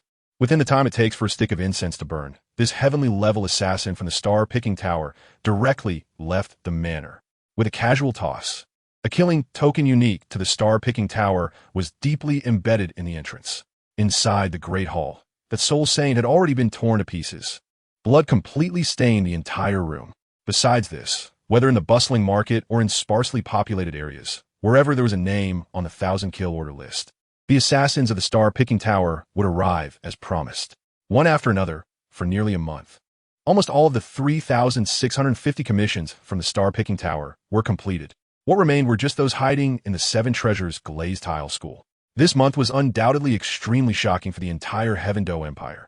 From time to time, some soul masters and ordinary people were killed by the assassins of the Star Picking Tower. Almost everyone within the Heaven-Do Empire knew what the Star Picking Tower represented. It represented slaughter. However, where there is joy, there is sorrow. At this moment, Ning Fengji of the 7 Treasure Glazed Tile School is extremely worried. He does not believe that the 1,000 kills order from the Star Picking Tower will not include the backbone of the 7 Treasure Glazed Tile School. Unfortunately, so far, there has been no movement from the Star Picking Tower at all. Ning Fengji knows that this is just the calm before the storm. He is not unaware of Yi Tianchen's strength, but he wants to take a gamble. If he wins, the 7 Treasure Glazed Tile School can maintain its absolute dominant position within the Heaven-Do Empire in the future. However, if they lose in the end, it would be a heavy blow to the entire 7 Treasure Glazed Tile School. Those who have joined the 7 Treasure Glazed Tile School are merely seeking protection. If one day the 7 Treasure Glazed Tile School can no longer ensure their safety, it will start to decline. Just when Ning Fengji was looking bitter, Sword Douluo Chun Xan and Bon Douluo Gu Ron walked in together. Chapter 37. Ning Fengji's helplessness. Storms are coming. As soon as they entered the main hall, Sword Douluo Chun Xan and Bon Douluo saw Ning Fengji, who was filled with worry. Fengji, there is news. With Chun Xan's words, Ning Fengji suddenly stood up, his eyes filled with complex emotions. Uncle Jian, Uncle Gu, is it news from the Star Picking Tower? At this moment, Ning Fengji felt that he had never been as tense as he was today. There must be people from the 7 Treasure Glazed Tile School on the 1,000 Kills order from the Star-Picking Tower. But more than a month had passed, and the Star-Picking Tower had shown no reaction at all. Instead, Ning Fengji had been on edge every day, afraid that the Star-Picking Tower would suddenly attack. Sword Douluo and Bone Douluo exchanged glances and looked down. Sword Douluo began to speak seriously about the information they had gathered. Fengji, the Star-Picking Tower should have completed all its commissions except for our 7 Treasure Glazed Tile School. During this time, through our intelligence network across the entire Heaven-Do Empire, more than 3,000 people have been assassinated by the Star-Picking Tower. Therefore, we believe that the Star-Picking Tower is likely to make our 7 Treasure Glazed Tile School its last target. Hearing this, Ning Fengji's face turned ashen. Sigh. Well, Uncle Jian, Uncle Gu, since the Star-Picking Tower has completed other commissions, we at the 7 Treasure Glazed Tile School should also be prepared. The Star-Picking Tower at least has 2 Title Douluo, especially the master of the Star-Picking Tower. I really don't know if our 7 Treasure Glazed Tile School can get through this crisis. As soon as these words were spoken, both Sword Douluo and Bone Douluo fell silent. The master of the Star-Picking Tower is not an ordinary Title Douluo. He is someone who can fight against the second elder of the Spirit Hall, the 98th level Golden Crocodile Douluo, without falling behind. Although both of them are strong Title Douluo, if they really face the master of the Star-Picking Tower, neither Sword Douluo nor Bone Douluo has any confidence at all. At this moment, seeing Ning Fengji so worried, Bone Douluo also expressed his thoughts. Fengji, how about we seek help from the Blue Lightning Tyrant Dragon clan, with you Yuanjin joining? Even if the master of the Star-Picking Tower comes in person, our 7 Treasure Glazed Tile School can remain safe. Upon hearing this, Ning Fengji shook his head. He understood the Blue Lightning Tyrant Dragon clan and Yuanjin too well. Uncle Bone, it's impossible. Yuanjin would never lend a hand to our 7 Treasure Glazed Tile School. If someone important from the Blue Lightning Tyrant Dragon clan were targeted by the Star-Picking Tower, we might have a chance to ally with Yuanjin. But right now, it's only our 7 Treasure Glazed Tile School that is being targeted by the Star-Picking Tower. How could that guy Yuanjin possibly help us? Bone Douluo fell silent. Indeed, it was already quite fortunate that the Blue Lightning Tyrant Dragon clan didn't take the opportunity to rob them. After all, provoking the Star-Picking Tower for no reason. Even Yuanjin would know what was important and what wasn't. By the way, Sword Uncle, has there been any response from the Spirit Hall? When mentioning the Blue Lightning Tyrant Dragon clan, Ning Fengji thought of the Spirit Hall. He wasn't foolish. If he could get support from the Spirit Hall, the 7 Treasure Glazed Tile School wouldn't have to worry about the Star-Picking Tower coming to their door. Therefore, Ning Fengji wrote a letter to Pope Bibi Dong. Sword Douluo was taken aback for a moment, then shook his head bitterly. Fengji, the new Pope of the Spirit Hall, Bibi Dong, did reply, but it seems she is unwilling to get involved and even less inclined to help our 7 Treasure Glazed Tile School deal with the Star-Picking Tower. For now, we can only rely on ourselves. As Sword Douluo finished speaking, Ning Fengji felt overwhelmed. Bibi Dong was no fool. When she received the letter from the 7 Treasure Glazed Tile School, she merely glanced at it before burning it to ashes. Not to mention that if the Spirit Hall wanted to help the 7 Treasure Glazed Tile School, they would at least need to send 3 or 4 Title Douluo, and they couldn't be of the same level as Guame Douluo. It had to be the offerings from the Offering Hall who would have a chance to protect the 7 Treasure Glazed Tile School. Just this alone was something she couldn't achieve, let alone the offerings in the Offering Hall would not listen to her. Even the Elder Hall. Bibi Dong had not yet fully secured all the elders of the Spirit Hall for her use. How could she help the 7 Treasure Glazed Tile School? Furthermore, Ning Fengji's letter mentioned nothing but flattering words about the Spirit Hall, without stating what benefits the Spirit Hall would gain from helping the 7 Treasure Glazed Tile School. Naturally, Bibi Dong was even less inclined to respond. In fact, Bibi Dong would rather see the Star-Picking Tower uproot the 7 Treasure Glazed Tile School. After all, the Spirit Hall appeared to be a righteous figure on the surface, and it was impossible for them to openly target the 7 Treasure Glazed Tile School. However, the Star-Picking Tower was different. Tianchen paid no heed to anyone's opinions about the Star-Picking Tower, whether good or bad. They only cared about the cost. Of course, Bibi Dong was also worried that her assistance to the 7 Treasure Glazed Tile School might expose the matter of the Star-Picking Tower's master commissioning the assassination of Qin Demon. At least not now. She, Bibi Dong, had not yet firmly secured her position as the Pope of the Spirit Hall. Compared to the tense atmosphere of the 7 Treasure Glazed Tile School, far away at the top of the Star-Picking Tower in Soto City, Tianchen was feeling quite relaxed. Since the issuance of the kill order, the star-picking tower's status in Soto City had become even more unshakable. Of course, these were not important matters in Yi Tianchen's eyes. The most important thing was that a large number of soul masters were eager to join the star-picking tower, which made Yi Tianchen very satisfied. However, the star-picking tower still did not recruit these soul masters. According to Yi Tianchen's thoughts, each of these soul masters had their own motives for joining the star-picking tower, and it was not to serve the tower. Regarding the need for fresh blood in the star-picking tower in the future, Yi Tianchen still preferred to cultivate his own talents. However, all of this is still a bit premature for the star-picking tower. Whether it's Inhei and Yangbai, or other killers from the 4 levels of heaven and earth, they're all in a period of growth, and the star-picking tower is still on the rise. Looking towards the direction of the 7-treasure glazed tile school from the peak of the star-picking tower, Yi Tianchen's eyes began to fill with anticipation. If he remembered correctly, the 7-treasure glazed tile school has 2 Title Douluo level powerhouses, plus Ning Fengji, a level 79 support-type soul master. Yi Tianchen felt that the trip to the 7-treasure glazed tile school would be even more exciting. Inhei, come see me. With Yi Tianchen's command, almost in an instant, within a room in the star-picking tower, Inhei, who was desperately cultivating, transformed into a shadow and disappeared from the room. In the blink of an eye, Inhei arrived at the peak of the star-picking tower. Inhei pays his respects to the tower master. Seeing that Inhei had arrived, Yi Tianchen nodded. There is no need for excessive formalities, Inhei. I called you here today because I have a task to assign to you. Uncertain if you have the confidence to complete it? After saying this, Yi Tianchen smiled slightly. While Inhei frowned, the host chuckled. Life and death are unpredictable. He always felt it shouldn't be anything good. However, Inhei had no room to refuse. Host, just say it, and Inhei will definitely do his utmost. After saying this, Inhei glanced at his host, seeing the corners of his host's mouth starting to rise. His heart sank to the bottom. He knew he was finished. Sure enough, the next second, the words Yi Tianchen spoke almost made Inhei stumble. Inhei, I want you to eliminate all the individuals on the 1,000-kill order hiding within the 7-treasure glazed tile school, without mercy. I wonder if you can do that? Ah, host, this. Looking at Inhei's dazed expression with amusement, Yi Tianchen didn't push him too hard. Forget it, let's go. This time, I will take action myself. Leave the Title Douluo of the 7-treasure glazed tile school to me, and the rest you can handle.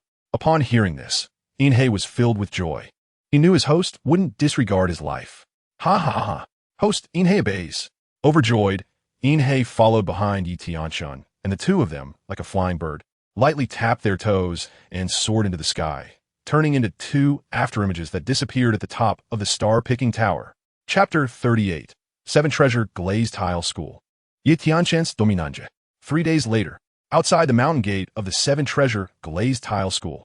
At this moment, Yi Tianchen was admiring the grand architecture of the 7-treasure glazed tile school with a look of appreciation.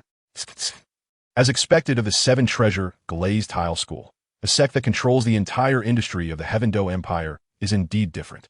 This hardly looked like a sect's location. It could easily be described as a city. Interesting, but since I, Yi Tianchen, am here today, your 7-treasure glazed tile school probably won't be so lucky. Yi Tianchen silently thought to himself. He had to admit, the wealth of the 7-treasure glazed tile school was truly comparable to a nation. At this moment, Inhei stood behind Yi Tianchen, equally shocked. Although he had long known about the terrifying level of wealth at the 7-treasure glazed tile school, seeing it in person was different from hearing about it. Witnessing this scene firsthand, Inhei's eyes revealed not only a hint of anticipation, but also an endless killing intent. Host, the 7-treasure glazed tile school truly lives up to its name. This level of luxury is not much different from the Spear Hall. However, today, the host personally came here. The 7-treasure glazed tile sect will surely remember this day forever. Nodding slightly, Yi Tianchen took another look in the direction of the 7-treasure glazed tile sect. Then he turned his head to look at Inhei. Inhei, the prosperity of the 7-treasure glazed tile sect is merely an illusion. In this world, there is no absolute strength, and all beautiful things cannot be preserved. Well, let's go in. I suppose Ning Fengji has been on high alert for a long time. Remember to kill everyone on the list of the 1,000-kill order, leaving not a single one alive. As for the other disciples of the 7-treasure glazed tile sect, if they dare to obstruct, you can kill them all as well. However, others should not move. It is not yet the time for the 7-treasures glazed sect to be destroyed. Keeping them alive will be useful in the future. Upon hearing this, Inhei was somewhat puzzled. Was it the intention of coming here today to annihilate the entire Seven Treasures glazed sect? Well, it seems Inhei was a bit overly excited. Although he didn't understand why they wouldn't directly destroy the Seven Treasures glazed sect, he would still resolutely carry out Yi Tianchen's orders. Rest assured, Master, there are a total of 72 people, neither more nor less, and I have memorized them all. There will definitely be no mistakes. All right, let's go.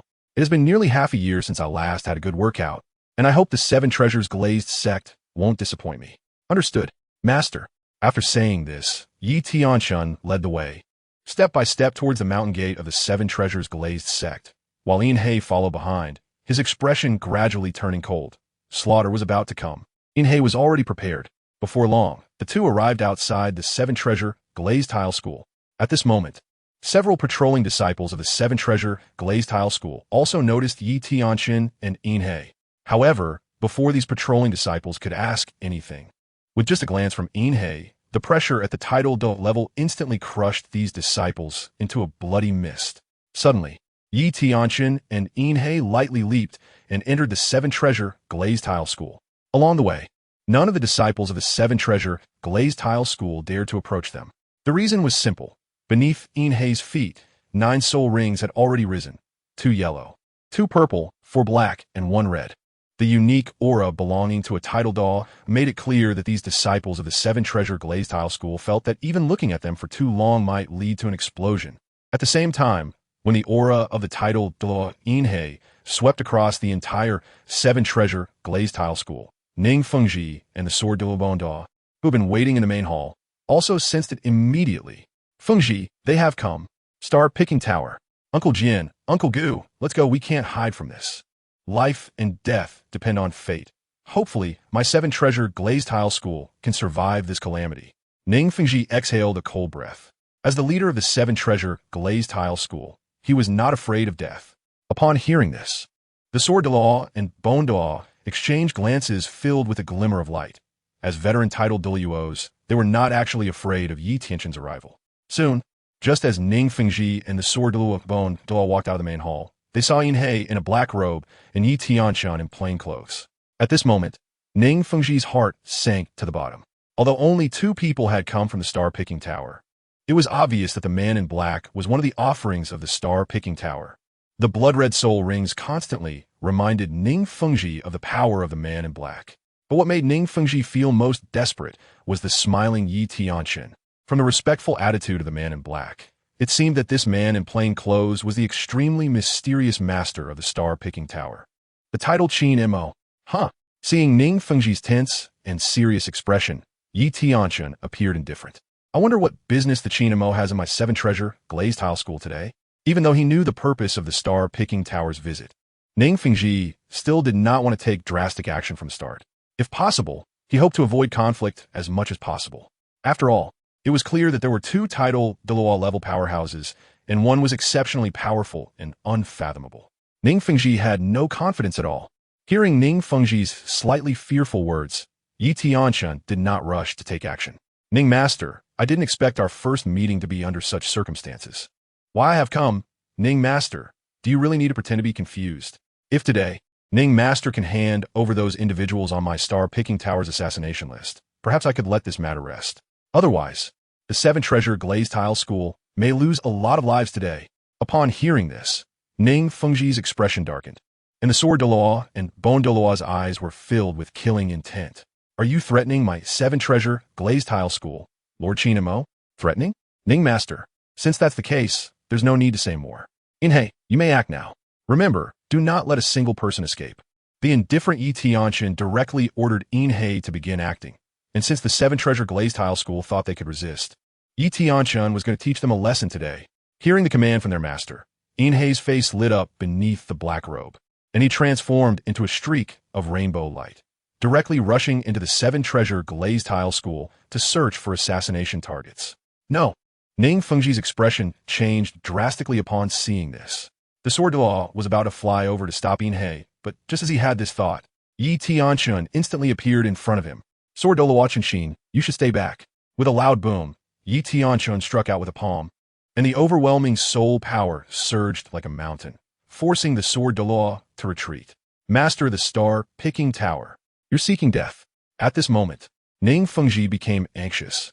If the Master of the Star-Picking Tower managed to keep him and the sword Douluo and bone Douluo occupied, wouldn't the black-robed Title Douluo be able to run rampant within the seven-treasure glazed tile school, with the three of them unable to protect themselves?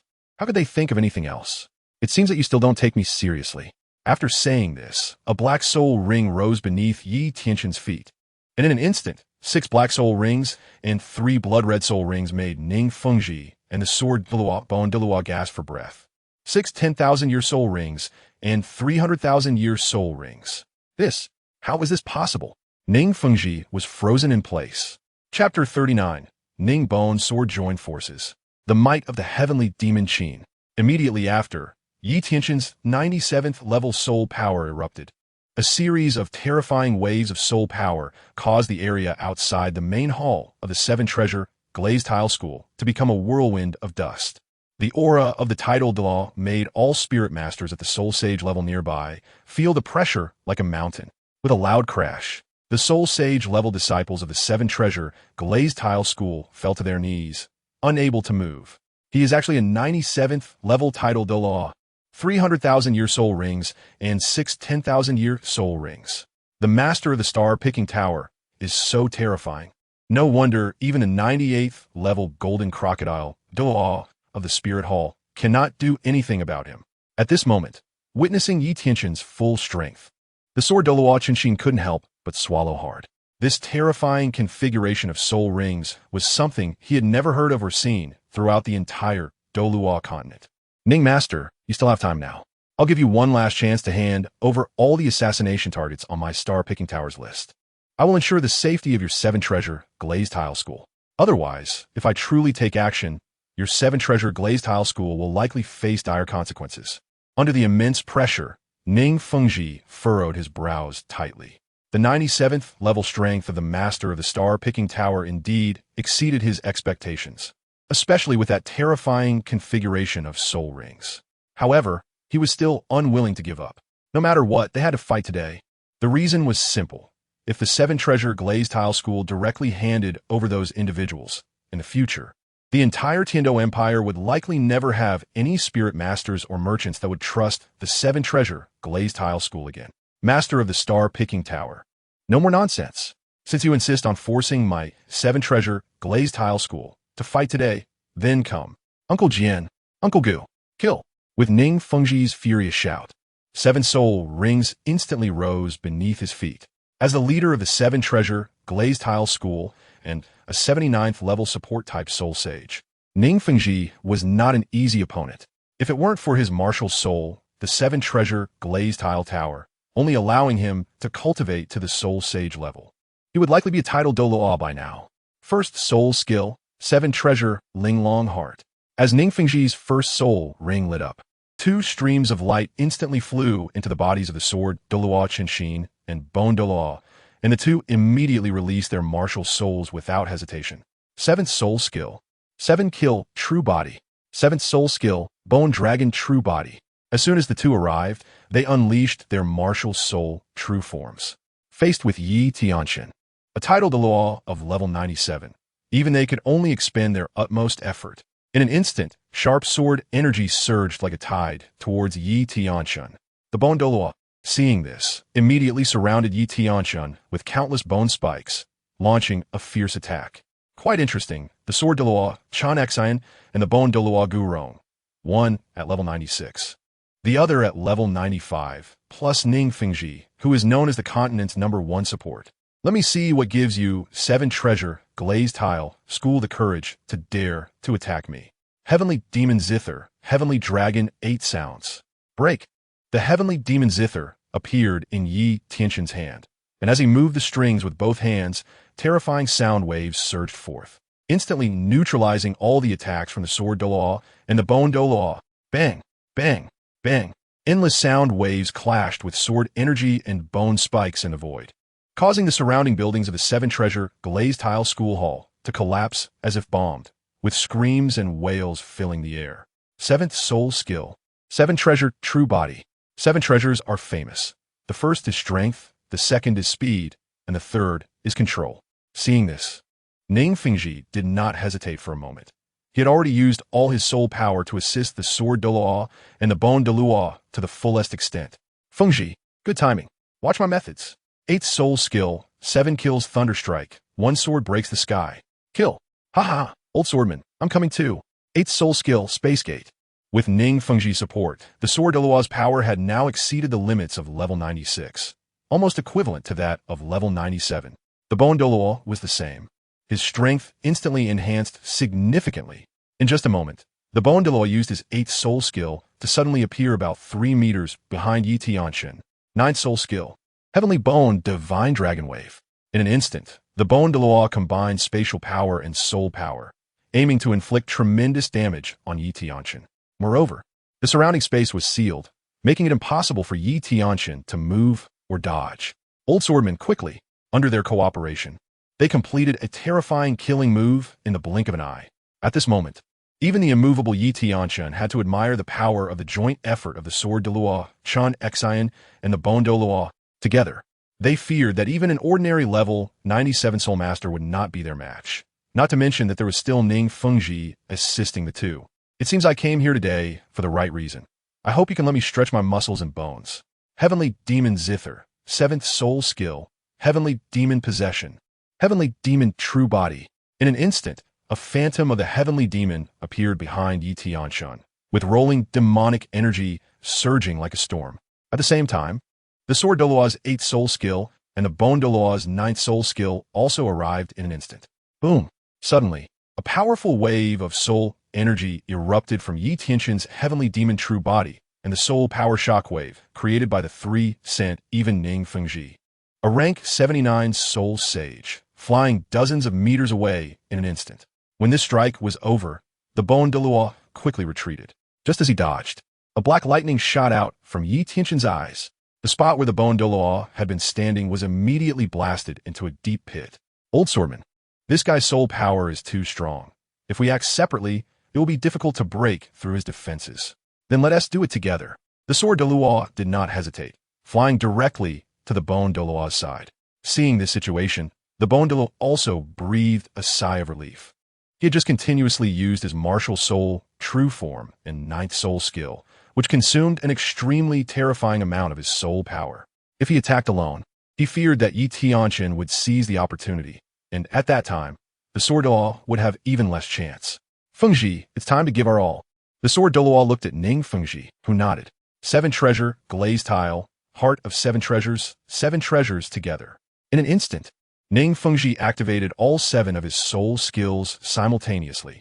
The terrifying amplification made the sword Douluo and bone Douluo, who had already consumed a lot of soul power, instantly feel rejuvenated. Whether his strength, speed, or defense, the 7 treasure glazed tile pagoda has been brought to the extreme by Ning Fengji. Come on, star-picking tower master, my 7 treasure glazed tile sect is definitely not something anyone can easily provoke. 9th soul skill, God and Demon Dual Slash. Having reached this point, sword Douluo Qinshin could no longer care about anything else. The 9th soul skill was absolutely the most terrifying destructive power for him. Similarly, bone Douluo also unleashed his own 9th soul skill. In an instant, the 9th soul skills of sword Douluo and bone Douluo intertwined, erupting with an unmatched momentum, advancing fearlessly. Seeing this scene, the smile on Tianchen's face gradually became manic. At this moment, the combination of sword Douluo and bone Douluo was almost equivalent to a full force strike from a level 98 Title Douluo. This excited Tianchen immensely. Ha ha ha. Since you 7 treasure glazed tile sect are so stubborn, today this seat will make you remember well. 9th soul skill, Heavenly Demon Annihilation. In an instant, the blood-red 9th soul ring of Tianchen erupted with an incredibly dazzling light. In the void, streams of black demonic energy continuously surged out from the Heavenly Demon Qin, instantly forming a 100-meter-high phantom of the Heavenly Demon. The terrifying aura made sword Douluo and bone Douluo frown, feeling a sense of impending doom. In an instant, as Tianchen slammed his palm down, the Heavenly Demon Phantom transformed into a gigantic 100-meter palm, coming down towards sword Douluo and bone Douluo with overwhelming force. Bang, bang, bang. Each collision between the giant palm and the two of them sent Sword Douluo and Bone Douluo flying back dozens of meters due to the terrifying force. Finally, at the moment when Bone Douluo's soul power began to deplete, Sword Douluo was also on the verge of collapse, and the two were slammed hard on the main hall of the Seven Treasure glazed tile sect by the giant palm. With a crack, the entire main hall of the Seven Treasure glazed tile sect instantly turned into ruins. At this moment, Sword Douluo and Bone Douluo were already covered in blood, with not a single uninjured spot on their bodies. Ning Fengji was also affected and let out a muffled groan, collapsing to the ground. The terror of the heavenly demon Qin in Yi Tianchen's hands filled them with despair. Chapter 40. Darkness in the Slaughter. The Death of Seven Treasure glazed tile. Looking at Ning Fengji's gritted teeth, filled with shock and fear, the smile on Yi Tianchen's face became even brighter. Sect Master Ning, how about it? Today, this seat is quite serious about dealing with the three of you. I have to say, compared to the blue electric Tyrannosaurus family, your Seven Treasure glazed tile school is indeed much stronger. Even Haotian school, in my eyes, without the presence of that unparalleled Douluo Tianchen, your Seven Treasure glazed tile school is even more terrifying than the current Haotian school. What a pity that you, Ning Fengji, are drinking punishment wine instead of the celebratory wine. Although my star-picking tower cannot deal with the Spear Hall, dealing with your Seven Treasure glazed tile school is still not worth mentioning. You, hearing this, Ning Fengji's eyes were bloodshot at this moment. He wished he could swallow Yi Tianchen alive, killing people and striking at their hearts. That's exactly what Yi Tianchen is doing. Me? Hee. It's better for Sect Master Ning not to get too agitated. After all, anger is harmful to health, and right now you're merely suffering from backlash injuries. Just don't let your anger kill you. By the way, you see, it's not just the three of you who are suffering now. Our star-picking tower's offering is also in action. After saying that, Yi Tianchen pointed to the busy Inhei. Ning Fengji also followed his gaze. What came into view was Inhei's cold blade piercing into the body of a soul sage from the Seven Treasure glazed tile school. The soul sage's eyes were vacant. His body was already riddled with holes, and at this moment, seeing the long knife in Inhei's hand stab into his chest, he felt his life slowly slipping away. How unwilling this soul sage was, trembling hands gripping the long knife that Inhei had forcefully thrust in, blood continuously dripping from his palms. But it was all meaningless. How could a heavily injured soul sage stop a Title Douluo powerhouse? In an instant, when the cold blade completely pierced through this soul sage, his eyes began to slowly close, and his heavy breathing became faint. No, demons. You star-picking tower are all demons. Witnessing all this, Ning Fengji was on the verge of collapse. The Seven Treasure glazed tile school was now like a lamb waiting to be slaughtered.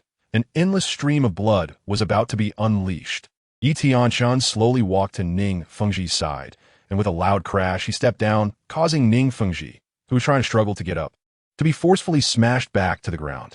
Sect Master Ning, don't rush. This is just the beginning. Your Seven Treasure glazed tile school has dozens of targets on our star-picking tower's 1,000-kill order.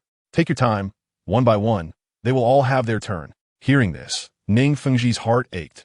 He never expected that just two people from a star-picking tower could wreak such havoc on the entire Seven Treasure glazed tile school. Gradually, Ning Fengji felt numb. Inhei's long knife kept slicing out, and almost no one in the Seven Treasure glazed tile school was a match for Inhei. Even those Title Douluo level powerhouses were intimidated. At that moment, they could not afford to consider too much. Surviving was more important than anything. For these Title Douluo level soul masters, Inhei had no interest. His goal was always the guys on the 1,000-kill order list of the star-picking tower. Gradually, the Seven Treasure glazed tile school went from utter chaos at the beginning to now being numb and unresponsive. Inhei basically encountered no resistance. In just over an hour, he had killed everyone on the 1,000-kill order list on the spot. After finishing, Inhei reluctantly dispersed the cold blade in his hand, lightly tapping his toes to come to Yi Tianchen's side, kneeling on one knee with both hands cupped in a fist. Tower Master, all personnel on the 1,000-kill order list of the Seven Treasure glazed tile school have been killed. With a slight smile, Yi Tianchen waved his hand, signaling Inhei to rise. Inhei, well done. Thank you for the praise, Tower Master. Inhei also looked playfully at Ning Fengji, who was lying on the ground. Although he had not witnessed how his master tortured the sect master of the Seven Treasure glazed tile school and those two Title Douluos, just by looking at Ning Fengji and those two Title Douluos unable to move, he already had an image in his mind. Tianchen then turned his gaze back to Ning Fengji, shaking his head at this miserable sight. He then walked toward the gates of the Seven Treasure Glazed Tile School. As he walked, he spoke. Ning Fengji, I won't make things difficult for you regarding the disaster that befell the Seven Treasure Glazed Tile School today. Rest assured, your Seven Treasure Glazed Tile School is not yet at the point of destruction. I won't exterminate you completely. After all, my initial target was not you. All right, it's time to leave. By the way, your Seven Treasure Glazed Tile School should have collected quite a few good things over the years, right? I want to take much. Just half will do. Consider it a ransom for the lives of the other members of your Seven Treasure Glazed Tile School. At the first part of his statement, Ning Fengji felt a flicker of joy. After all, as long as the Seven Treasure Glazed Tile School had them, they could recover, even if, after this battle, the influence of the Seven Treasure Glazed Tile School would likely be greatly weakened. But the latter part of Tianchen's statement made him feel immense pain. The Seven Treasure Glazed Tile School was a wealthy existence, half of their collection. How much would that be? However, at this point, he had no room to resist and could only silently watch as Tianchen and Inhe began to swarm through the Seven Treasure Glazed Tile School like locusts, especially Inhe, who had stuffed 3 soul-guided devices to the brim. After Tianchen and Inhe left, the Seven Treasure Glazed Tile School was left with Ning Fengji and Swordbone Douluo, who were left in disarray in the wind. On the way back to Soto City, Inhe was exceptionally happy, as this trip had been very rewarding and there had been no real danger.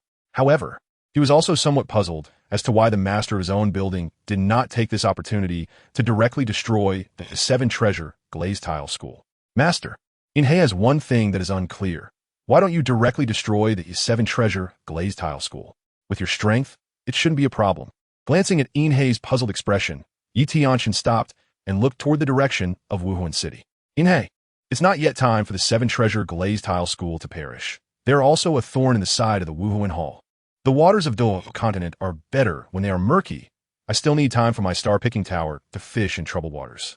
Inhe seemed to understand, but did not pursue the matter further. What the master meant was not important. What he should do was obey orders.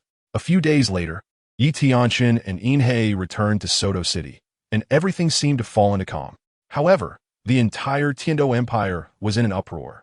The news that the master of the star-picking tower had descended upon the Seven Treasure Glazed Tile School, and that Ning Fengji, Qin Demon, and Gu Douluo had all been seriously injured, spread rapidly. The entire Tiando Empire was abuzz with discussion, and of course, many people found it somewhat unbelievable. As one of the upper 3 sects, the Seven Treasure Glazed Tile School had 2 Title Douluos above level 95 stationed there. To have fallen to such a state was truly lamentable. When Yu Engine of the Blue Lightning Tyrant Dragon family heard this news, he was first shocked. After all, if such a powerful Seven Treasure Glazed Tile School couldn't withstand the star-picking tower, one could imagine how monstrous the strength of the star-picking tower was. Following that was a wave of joy. After all, the Seven Treasure Glazed Tile School had suffered such a calamity, and the Blue Lightning Tyrant Dragon family would certainly benefit. Soon, under Yu Engine's maneuvering, many soul masters and wealthy merchants in the Tiando Empire sought to gain the protection of the Blue Lightning Tyrant Dragon family. For a time, the entire Tiando Empire became a whirlwind. At the Wuhuan Hall, when Bibi Dong learned about everything that had happened to the Seven Treasure Glazed Tile School, she couldn't help but feel somewhat puzzled. Logically, the star-picking tower should not have easily let Ning Fengji and the others go. Yet, the star-picking tower had not pursued a complete extermination. However, when Bibi Dong looked toward the offering hall, she seemed to understand a bit about what the Qin Demon from the star-picking tower was thinking. The grand offering, Qin Douluo, this 99th level Title Douluo, is always a hurdle that the star-picking tower cannot overcome. Similarly, it is also a hurdle that Bibi Dong cannot surpass. Since it does not concern her, Bibi Dong did not pay much attention. After all, she has not yet completely taken control of the Spirit Hall, and it is not yet time for her to start making plans. Chapter 41. 5 years have passed, various plans in motion. Since the star-picking tower ascended to the Seven Treasure Glazed Tile School, the entire Tiando Empire has had extremely complex emotions regarding the star-picking tower. The influence of the Seven Treasure Glazed Tile School on the Tiando Empire has also sharply declined after this incident. For a time, the entire Douluo Continent fell into a calm. Everyone needs time to accumulate strength. Hope Bibi Dong needs to master the entire Spirit Hall.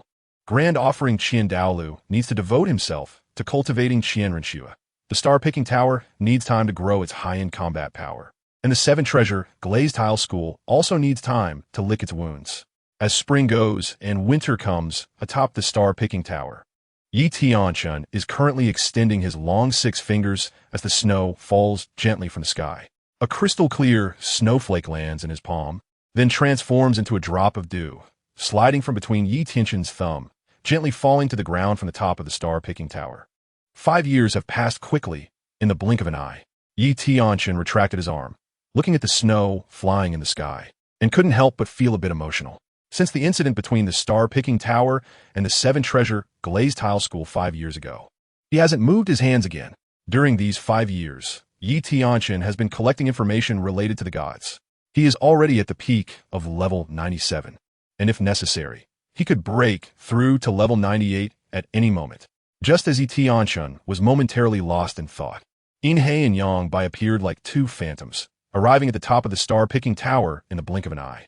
Yangbai's entire body trembled with soul power, and all the snowflakes on him were directly vaporized by his powerful soul power. Looking at his master with a serious expression, Yangbai was matched by Inhe, who was equally solemn. However, after exchanging glances, the 2 sighed lightly, intending to speak the truth. Master, Inhe and I have returned.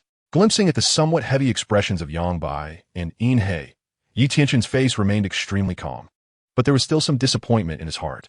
Still no news about Tang Hao? Upon hearing this, Inhe and Yangbai lowered their heads. They indeed had not found any news about Tang Hao. Master, we still haven't discovered any trace of Tang Hao. He seems to have vanished into thin air. In fact, the search for Tang Hao began 3 years ago with Tianchen. The purpose was simple. Tang Hao holds the secret of the gods, and Tianchen hoped to gain something from him. Shaking his head, Tianchen had also gotten used to it. Well, if there is no news about him, then so be it. In any case, I don't believe Tang Hao can stay hidden forever. You 2 are doing well, already at level 94. Inhe Yangbai, do you remember what I said back then? Whoever breaks through to level 95 first will receive 100,000-year soul bone. You must continue to work hard. With a slight smile at the corners of his mouth, Tianchen's words at this moment lifted the spirits of Inhe and Yangbai, sweeping away the disappointment of not finding news about Tang Hao. Master, you can rest assured that golden rhinoceros's soul bone will definitely belong to me. Inhe, don't you agree, Yangbai? Inhe grinned mischievously, and Yangbai didn't mind. Let us hope so. Inhe, I hope you can really surpass me. Yangbai replied slowly to Inhe, then fell silent, standing quietly beside Tianchen, watching the falling snowflakes, feeling a myriad of emotions in his heart. Master, Douluo is already at level 89. Perhaps it won't be long before a star-picking tower can add another Title Douluo. Standing next to Tianchen, Yangbai also brought up Douluo. Hearing this, Tianchen was not surprised. Douluo's talent is not lacking. He's just focused on cultivating poison skills, which has delayed his improvement in strength. In the past few years at the star-picking tower, Douluo has had almost no tasks. Aside from being responsible for the annual 1,000-kill order, this guy has been almost continuously cultivating in the Sunset Forest. Therefore, a 3-level improvement in 5 years is not much. Douluo's unique cultivation method allows him to break through to 89 levels, which does not surprise me. However, if this guy wants to achieve the title of Douluo, it will be somewhat difficult. Although level 89 and level 90 are only 1 level apart throughout history, how many soul masters have been trapped in this realm? Yangbai pondered. Indeed, but such things are not always the case. Back then, he and Inhe didn't encounter any barriers to their breakthroughs. Forget it. Let's not dwell on these trivial matters. You may go down now. If Douluo breaks through to level 90, I will personally hunt for his soul rings. Understood. Inhe and Yangbai exchanged a glance and instantly disappeared from the top of the star-picking tower. Meanwhile, in the Wuhuan city, in the Hall of the Pope, Bibi Dong was currently sitting high on the Pope's seat. Looking at her 2 Title Douluos from years ago, a trace of killing intent flickered in Bibi Dong's eyes. However, thinking of Qin Demon and the Hall of Offerings, Bibi Dong still held back. Elder Yu, Elder Gai, may I ask what brings you 2 elders to see this empress today? In front of her were Yuguan and Gue Mei. As for why they came to see Bibi Dong, that is a long story. 6 years ago, after being brought back to Wuhuan City by Qin Demon, Yuguan and Gue Mei have been playing a transparent role in the Wuhuan Hall. In the Hall of Offerings, due to the matter of Qian Xuanji, none of the offerings treated Yuguan and Gue Mei well. Even in the Elder Hall, after Bibi Dong took over as Pope, they began to be ostracized, even though both of them were Title Douluo level experts. However, the Wuhuan Hall did not lack Title Douluo. After thinking it over, they felt it would be better to follow Bibi Dong, as she was the Pope and also a Title Douluo of level 95. Seeing the cold expression on Bibi Dong's face, Yu Guan and Gay may exchange smiles, then directly half-knelt on the ground and offered a grand salute to Bibi Dong. Yu Guan and Gui may greet Your Holiness the Pope. Today, we have come to seek your support. Your Holiness the Pope. You don't know how poorly I and old Gui have been treated in the Wuhuan Hall these past few years. As they spoke, Elder Ju pulled Gui Douluo and began to cry out in distress. Hearing this, Bibi Dong's brows furrowed tightly. She was well aware that Elder Ju and Gui Douluo had indeed not been doing well in the Wuhuan Hall in recent years. As the Pope of the Wuhuan Hall, Bibi Dong was clear about this. However, Elder Ju and Gui Douluo had once supported her. Elder Ju, Elder Gui, you both are, after all, elders of the Wuhuan Hall and Title Douluo level experts. Joining my camp means something significant. You should know this. Upon hearing this, Elder Ju and Gui Douluo's hearts sank. They were well aware that the Wuhuan Hall had now split into two factions, one led by Bibi Dong, the Elder faction, and the other led by the Grand Offering, the Offering faction. However, the two no longer cared about so much. After all, rather than being stuck between two sides, it was better to directly join one side. Your Holiness, rest assured, from now on, Yu Guan and Gui Mei will only listen to your orders. If there is any betrayal, Yu Guan and Gui Mei will not have a good death. After saying this, Ju Douluo cast a reluctant glance at Bibi Dong, whose expression softened considerably at that moment. Both Ju and Gui were, after all, Title Douluo level powerhouses, and they were even close to reaching level 95. If Bibi Dong were to accept them, it would be a great boost for her. Thus Bibi Dong was somewhat tempted. Since that's the case, Yu Guan, Gui Mei, remember what you said today. From now on, you will work well for this emperor, and I, Bibi Dong, will not treat you unfairly. After speaking, Bibi Dong's level 95 soul power surged out, and 9 soul rings slowly appeared, especially that 10,000-year 9th soul ring. Ju Douluo and Gui Douluo also understood this as a warning to them. They didn't mind it anyway, since they had no other path to take. Chapter 42. Holy Soul Village Tang San, the Gears of Fate. After finishing all this, Bibi Dong revealed a smile that was hard to decipher. Now, after years of control, Bibi Dong had almost grasped all the power in the Spirit Hall. Apart from not being able to command the offerings in the Offering Hall, Bibi Dong was the goddess of the Spirit Hall. It was time for her to take further action. Compared to the Star-Picking Tower and the Spirit Hall, the Seven Treasure Glazed Tile School had been much quieter in the past 5 years. Ever since Yi Tianchen and Inhei visited the Seven Treasure Glazed Tile School 5 years ago, the school's influence had greatly diminished.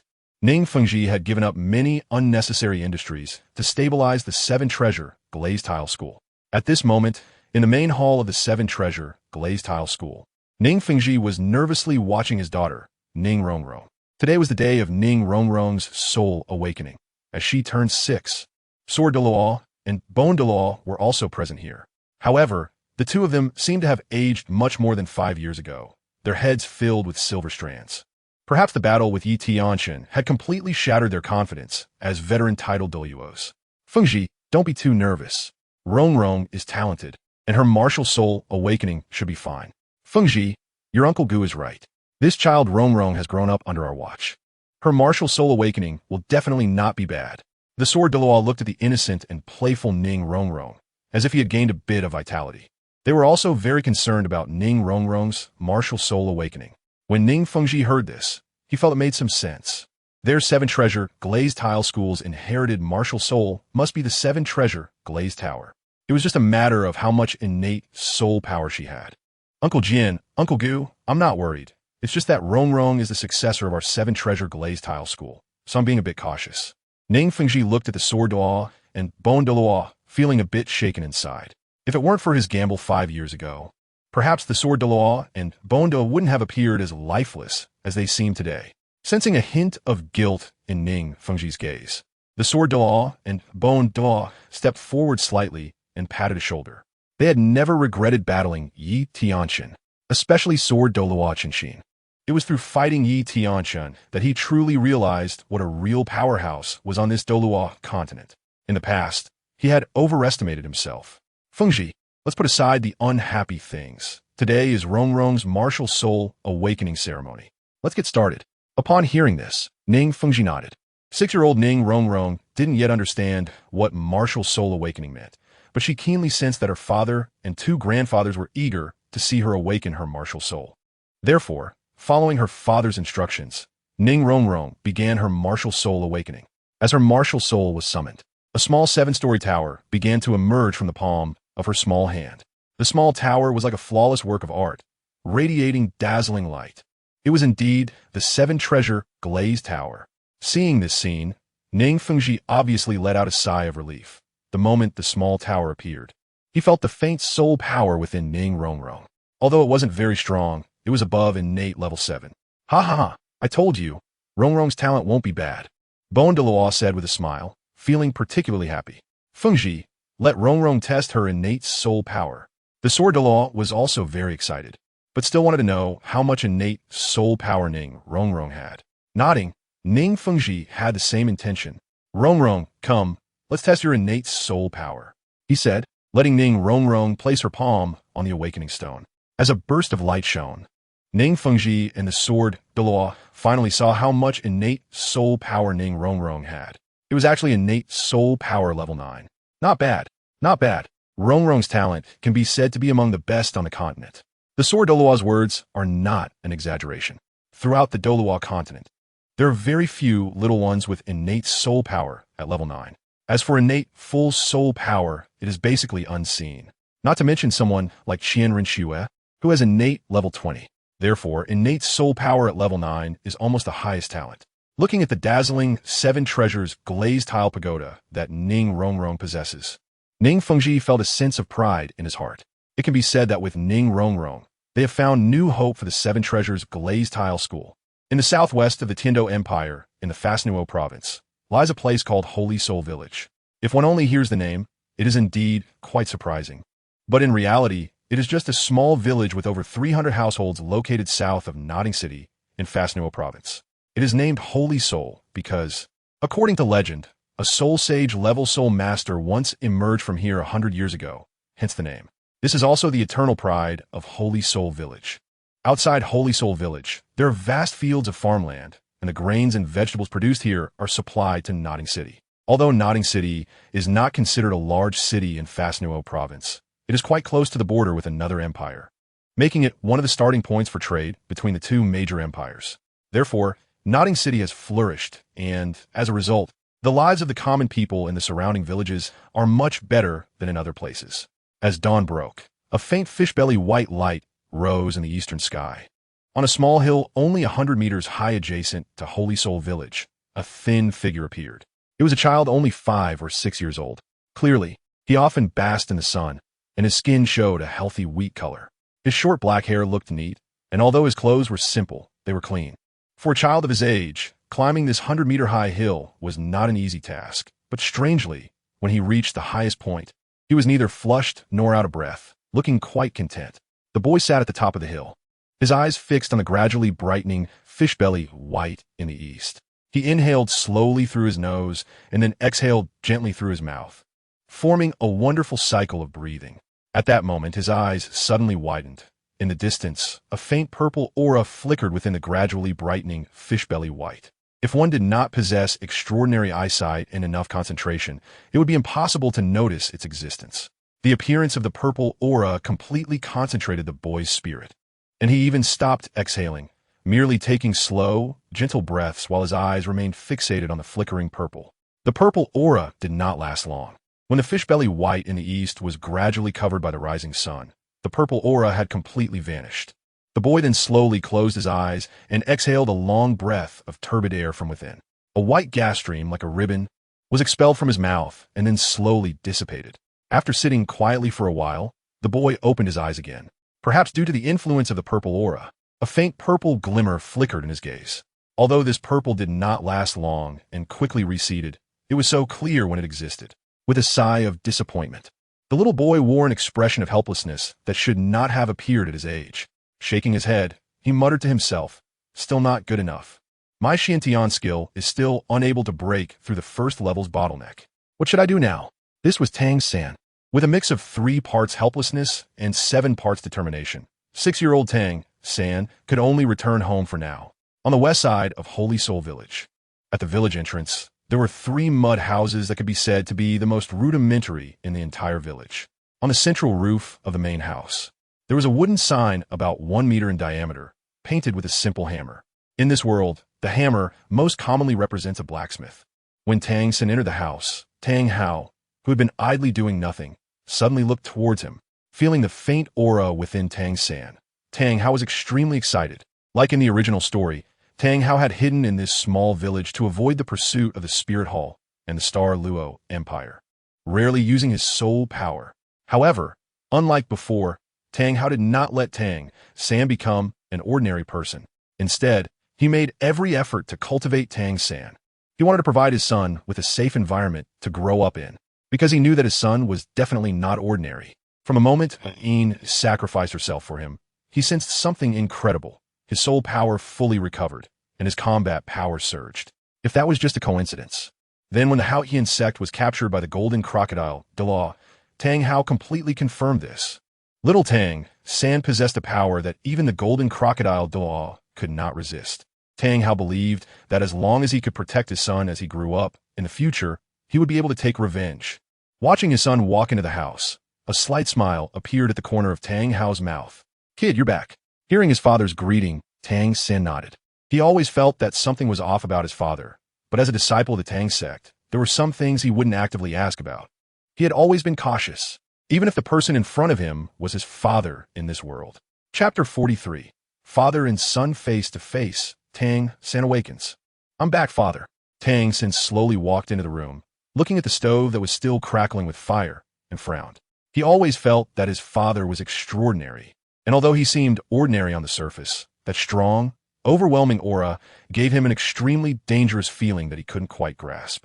But after all, this was his father after his rebirth, so Tianchen could only suppress all his doubts in his heart.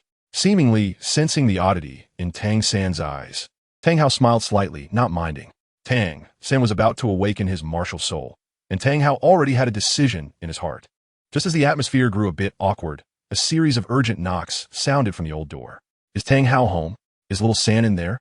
Hearing this, Tang Hao immediately recognized that it was Old Jack, the village chief of Holy Soul Village. Without responding to Old Jack's knocking, Tang Hao turned to Tianchen. "Little San, go open the door." At his words, Tianchen slowly approached the door and easily opened it. As soon as he stepped inside, Old Jack focused his gaze on Tianchen. "Little San, you're already 6 years old this year.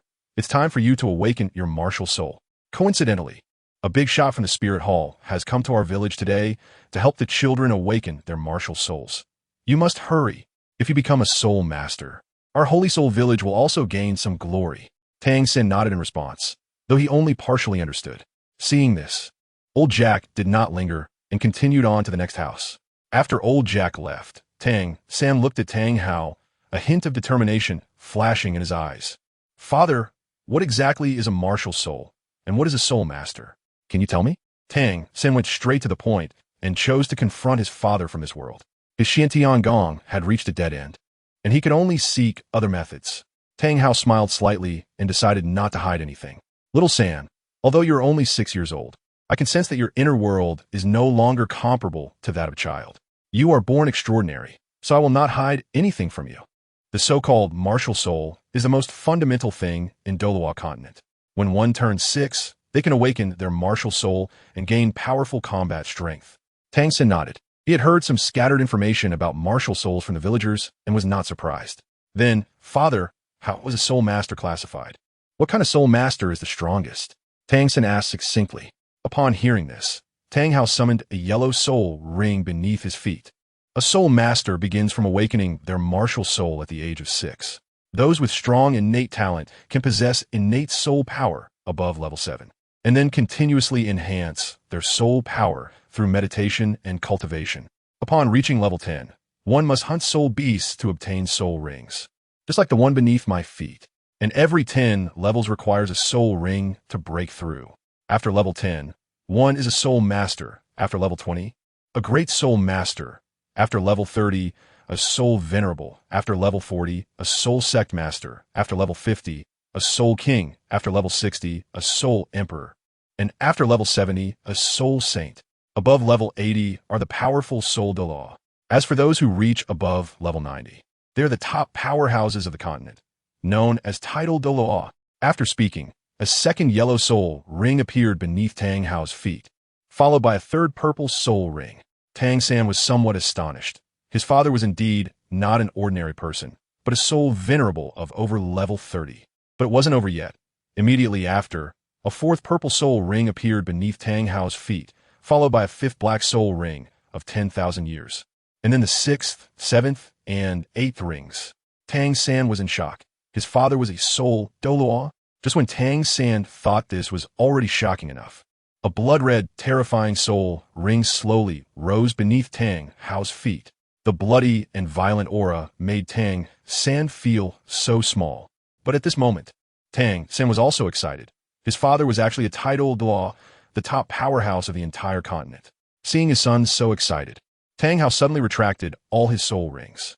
Little San, it's not that your father hasn't told you the truth over the years, but I was worried that revealing my identity would put you in danger. Upon hearing this, Tang San was somewhat stunned. Wasn't his father a Title Douluo level powerhouse? How could there be danger? Seemingly seeing Tang San's confusion, Tang Hao smiled helplessly. Little San, although Title Douluo is very rare on the continent, is not uncommon among certain major powers. Your father was forced to hide here because he provoked a superpower. Tang San, being a soul of over 20 years, understood what his father meant. Father, Little San does not blame you. With a relieved smile, Tang Hao looked at Tang San and instantly wanted to help him awaken his martial soul. Little San, now that you're already 6 years old, let me help you awaken your martial soul. Saying this, Tang Hao set up an awakening stone. Seeing this, Tang San did not hesitate and directly began to follow Tang Hao's instructions. In a short moment, a bright light suddenly appeared in Tang San's palm, and a blue-silver grass instantly emerged. When Tang Hao saw this, he felt a sense of sadness in an instant. The saying that seeing an object reminds one of a person is probably just like this. However, a trace of disappointment quickly flashed in his eyes. Father, I have another martial soul in my left hand. Suddenly, upon hearing Tang San say this, Tang Hao began to investigate. A beautifully crafted small hammer was quietly floating in the palm of Tang San's hand. In an instant, Tang Hao rubbed his eyes vigorously, and after confirming he wasn't mistaken, he felt an immediate surge of excitement in his heart. Heaven bless my Tang Hao, I actually have a twin martial soul. One blue-silver emperor and one Haotian hammer. This talent is truly unique. Tang Hao was extremely excited at this moment. Tang San possessed such powerful talent, which was terrifying indeed. Xiao San, hurry, come and test your soul power. As soon as he finished speaking, Tang San placed both hands on the awakening stone according to Tang Hao's guidance. In that moment, a bright light emerged, illuminating the entire room. Innate full soul power. Great. I never expected my Tang Hao could have such a son. Hearing his father's excited voice, Tang San guessed that his talent was probably not low. However, rather than focusing on talent, he wanted to know how to break through to the first level of the Xiantian art. Father, since you say that a soul master needs soul rings to grow, let's go now. Upon hearing this, Tang Hao shook his head. He didn't intend to rush to find a soul ring for his child just yet. Xiao San, don't be in such a hurry. The soul rings of a soul master play a crucial role in enhancing their strength. The soul rings produced by soul beasts start from white for 10 years, yellow for 100-year soul beasts, purple for 1,000-year soul beasts, and black for 10,000-year soul rings. As for the blood-red soul ring on my body, it is a 100,000-year red one. Tang San nodded, indicating that he understood. Tang Hao continued. Therefore, I hope you won't just randomly choose a soul ring. I have already made arrangements. I will send you to the Nodding City Soul Master Academy. There, you will find people who can help you. Xiao San understood. Meanwhile, far away in Soto City, at the top of the star-picking tower, Tianchen was filled with interest in Douluo. Chapter 44, Douluo's Breakthrough. The Ice and Fire Duality Eye. At this moment, at the top of the star-picking tower, Tianchen sat quietly in the pavilion, while Inhei and Yangbai stood on either side. In the middle, Douluo looked excitedly at his master. Tianchen's face also showed a hint of shock. Not long ago, he heard Yangbai say that Douluo had broken through to level 89. Originally, Tianchen planned to summon Douluo today and have Inhei and Yangbai teach him some insights on breaking through to a Title Douluo. But who would have thought that Douluo would actually break through to level 90. He had become a quasi-Title Douluo, compared to Tianchen's relatively calm demeanor. In-hei and Yang Bai's eyes widened in disbelief. Seeing his master and the two offerings looking at him like this, Douluo felt both nervous and very happy. Finally, Tianchen broke the silence, his deep gaze carrying a hint of surprise as it fell on Douluo. Douluo, I'm quite curious. A few days ago, Yang Bai told me that you have already broken through to level 89. I'm not surprised by this. Raising your spirit power by 3 levels in 5 years is not particularly extraordinary. However, seeing you today, you have actually successfully broken through to level 90. The difference between level 89 and level 90 is like heaven and earth. How many soul masters remain stuck at this step forever? I'm very curious. How did you manage to do it? As he spoke, Tianchen was filled with interest. It was impossible for Douluo to have broken through to level 90 without reason. Tianchen felt he couldn't be wrong about this. After all, Douluo's talent was not particularly extraordinary. It could only be described as average. Therefore, since it was not a normal breakthrough to level 90, it must have been with the help of external forces. And what external force in this world could allow a soul Douluo who had just broken through to level 89 for less than a month to surge to level 90? To describe this as astonishing would not be an exaggeration at all. Hearing his master ask him, Douluo hesitated a bit. But when he thought about how he was already a member of the Star-Picking Tower, and even his 9th spirit ring would be obtained with the help of his master, Douluo had no more hesitation. Master, actually I consumed a celestial herb. Gritting his teeth, Douluo said loudly. Sure enough, Tianchen was secretly shocked. His guess was not wrong. Douluo had indeed broken through to level 90 with the help of external forces. But what kind of celestial herb could allow even Douluo to advance a level? Tianchen became even more curious. Looking at Douluo's flushed face, Tianchen smiled slightly. To be honest, since Douluo was willing to reveal the specific reason, Tianchen felt that Douluo was worth cultivating. All right, Douluo, I am not interrogating you. There's no need to be so nervous. Rest assured, no matter where you obtain that celestial herb, I will not forcibly seize it. The Star-Picking Tower has always been free. How could I do such a thing? However, I still want to ask, does this so-called fairy herb really have such effects? Hearing the host say this, Douluo immediately felt more at ease. In response to Tianchen's question, he didn't hide anything. Host, to be honest, in the Sunset Forest, I have a cultivation cave, which is a naturally formed spring. The spring water is divided into 2 sides. One side is as hot as lava, while the other side is unbearably cold. When I discovered this special spring, there were already many fairy herbs growing in it. Therefore, it has been used by me as a medicinal garden and a cultivation place. A few days ago, after I broke through to level 89, I originally wanted to go to this spring of ice and fire to consolidate my cultivation. However, I didn't expect there to be a fairy herb about to mature, one of the few I recognized in a medicinal garden. If I let it mature without taking action, that fairy herb would immediately wither. And since it also has the effect of solidifying the foundation and nurturing the essence, I directly consumed it. As a result, I inadvertently broke through to level 90. Once this was said, Tianchen's focus shifted to the ice and fire spring. This could very well be the legendary ice-fire duality eye. The Qin continent has recorded such a cave paradise, but that was merely a legend. At least, Tianchen had never heard of anyone finding the ice-fire duality eye. Unexpectedly, it appeared on Douluo Continent. The marvelous use of the ice-fire duality eye even made Tianchen somewhat tempted. If he could train his body in the ice-fire duality eye, he wouldn't need soul bones and similar items. However, In-hei and Yang Bai's focus was clearly not on the ice-fire duality eye. They didn't know what wonderful uses it had. In-hei and Yang Bai only learned that there were many fairy herbs that Douluo did not recognize, and they became excited. It's important to note that Douluo could increase his soul power by 1 level with a single fairy herb. In-hei and Yang Bai didn't ask for much. They would be satisfied with increasing their soul power by half a level.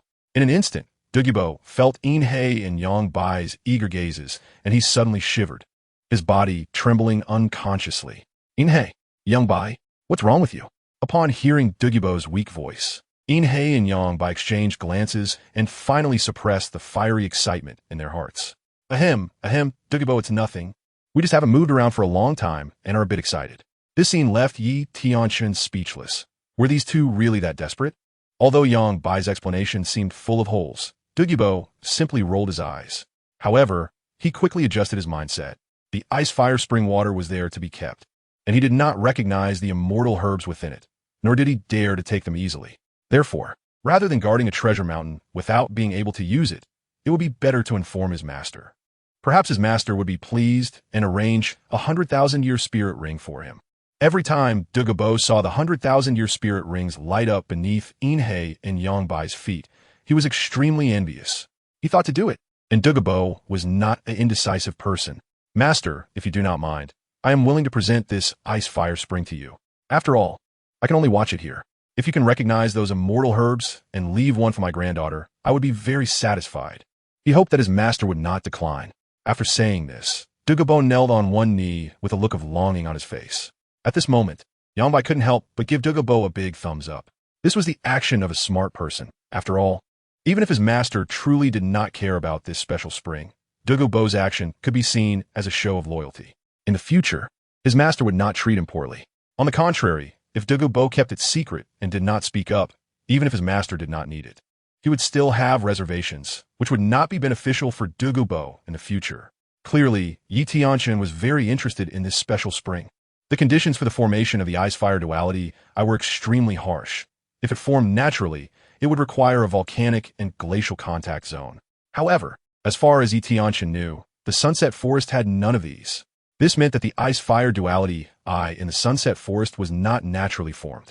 It was achieved because of some kind of extraordinary treasure. This greatly increased Tianchen's interest. Douluo, regarding this ice-fire duality spring, I will not hide it from you. I am very interested in taking a look. As for the immortal herbs within it, I cannot guarantee that I will recognize them all, but rest assured, your granddaughter will definitely not lack an immortal herb. Thank you, Master.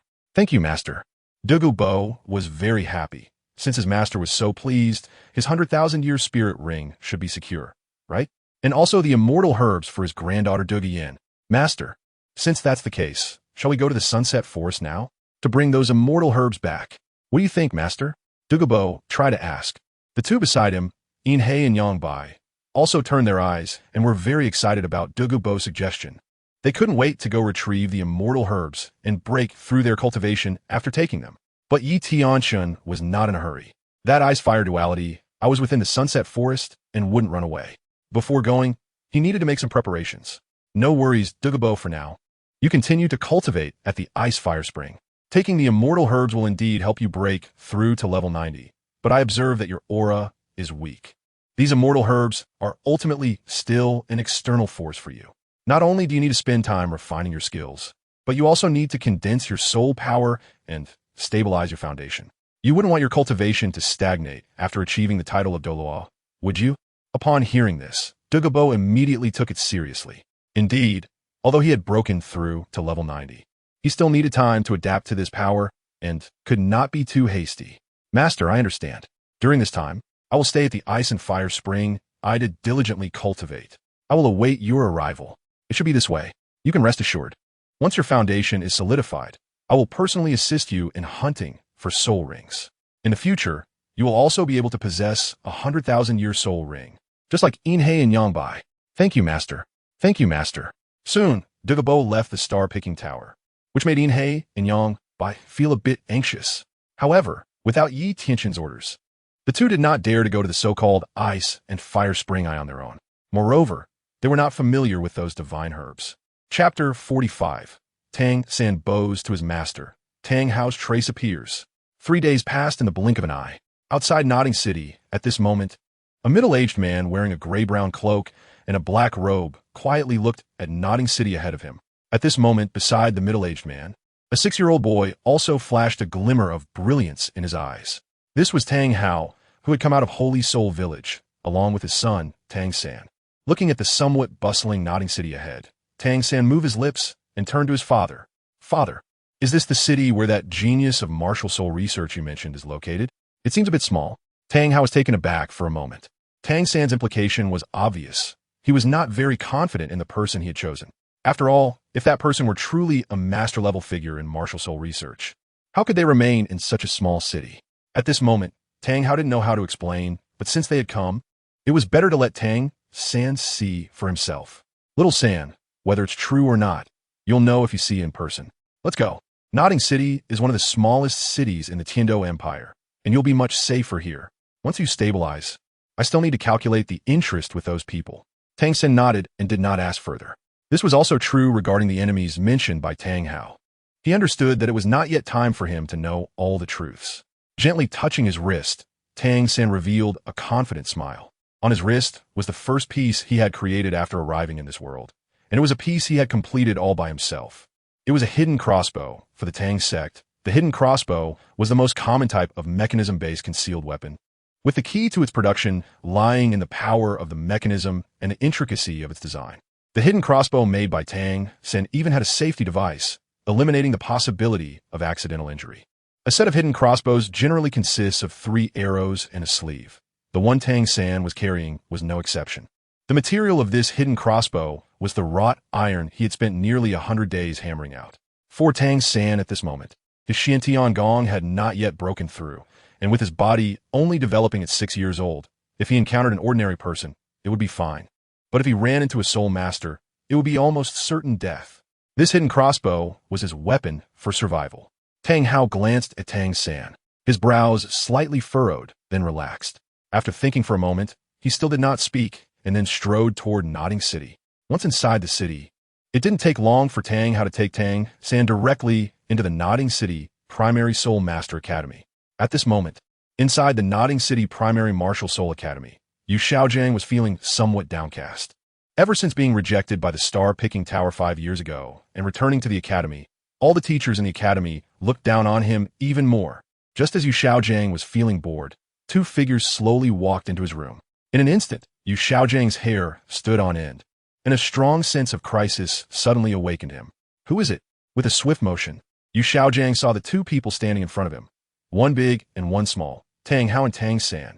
Yu Xiaojiang, son of Yu Yuanjin, the clan leader of the Blue Lightning Tyrant Dragon family, founder of the top 10 theories of martial soul. Tang Hao quietly looked at Yu Xiaojiang in front of him and said in a calm tone. However, in Yu Xiaojiang's eyes, it was not the same. He saw a sharp look in Tang Hao's eyes.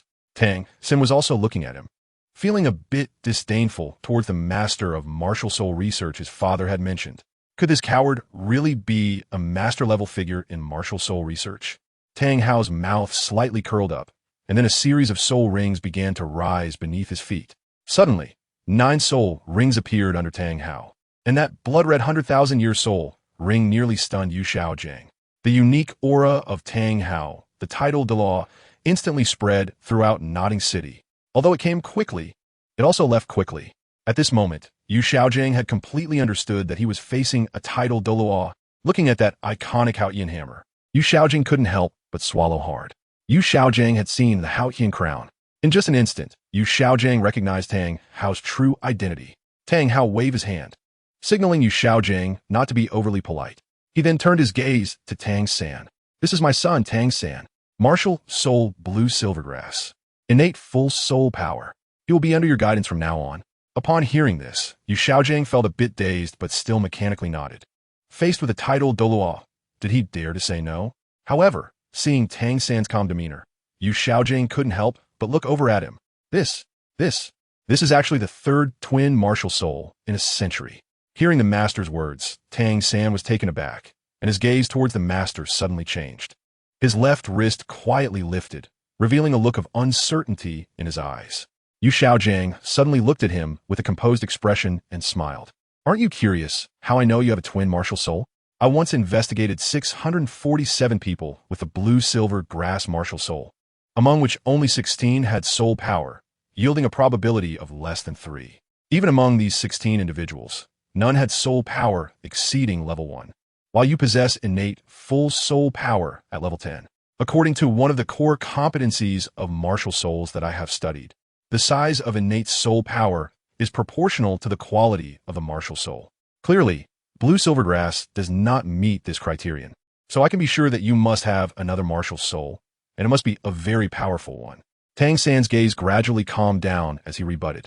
There are exceptions to everything. Why can't I be an exception? Yu Xiaojiang excitedly nodded and said, That's right, there are exceptions to everything. But your martial soul is Blue Silvergrass, so you clearly are not that exception. In the past century, while only 2 twin martial souls have appeared in the Heaven Do Empire and the Star Luo Empire, There have been 19 individuals with innate full soul power. I have studied each of their martial souls in detail, and none were weak. The youngest among them has already reached the level of Great Soul Master. Aside from 14 who inherited powerful martial souls from their family lineage, 5 are exceptions. Their backgrounds are not noble, yet they possess innate full soul power. And this exception is the existence of mutated martial souls. Based on my years of research on mutated martial souls, no martial soul has been found to mutate with a blue-silver grass martial soul. Since your blue-silver grass martial soul is a regular one, I can be completely certain that my judgment is correct. What is a mutated martial soul? Tianchen asked. Yu Xiaojiang explained carefully. This requires discussing how martial souls are inherited. A person's martial soul has a direct relationship with their parents' martial souls. The most normal situation is inheriting either the father's or the mother's martial soul. This is the family-style martial soul inheritance. Among them, some exceptions are what we call mutated martial souls. They also originate from the parents' martial souls, but due to certain variations between the father's and mother's martial souls, the inheritor's martial soul may undergo mutation, resulting in a new martial soul. Mutated martial souls can be incredibly powerful, even possessing innate full soul power. However, the vast majority of mutated martial souls tend to be weak. Mutated martial souls are like the offspring of close relatives. The chances of being inept are high, but there is also the possibility of producing a genius far surpassing ordinary people. Tianchen nodded, and suddenly he took a step back, creating distance between himself and Yu Xiaojiang. Then he knelt down on both knees and respectfully bowed his head 3 times to the master. This time, it was Yu Xiaojiang who was stunned. What was this about? Master, Tianchen respectfully called out. Please take me as your disciple. Yu Xiaojiang smiled with some pride. Very pleased, and bent down to lift Tianchen up. Silly boy, why do you need to kowtow to become a disciple? Don't you know this gesture is only for bowing to kings and parents? A bow is sufficient. The customs of Douluo Continent were clearly different from those of Tianchen's first life, but Tianchen did not think his gesture was excessive. He solemnly said, once a teacher, always a father. You should receive my kneeling. The Tang sect had very strict teachings regarding etiquette, and having grown up under such education, it was deeply ingrained in Tianchen's heart. Chapter 46.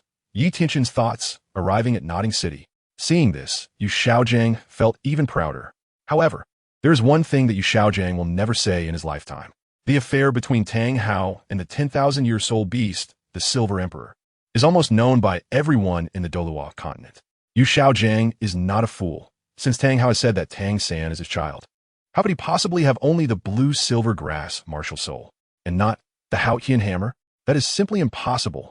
Of course, his theory is not entirely incorrect. It is almost impossible for blue-silver grass to possess innate full soul power. At this moment, Yu Xiaojiang feels that Tang San is sent by heaven to save him.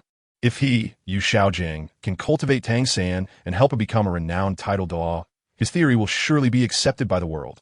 With this thought in mind, Yu Xiaojiang turned his gaze to Tang Hao, for he is the real main character. Tang Hao had a hint of doubt in his eyes. He originally just wanted Yu Xiaojiang to take care of Tang San, but seeing that Tang San was determined to worship Yu Xiaojiang as his master, Tang Hao could only go along with Tang San's wishes.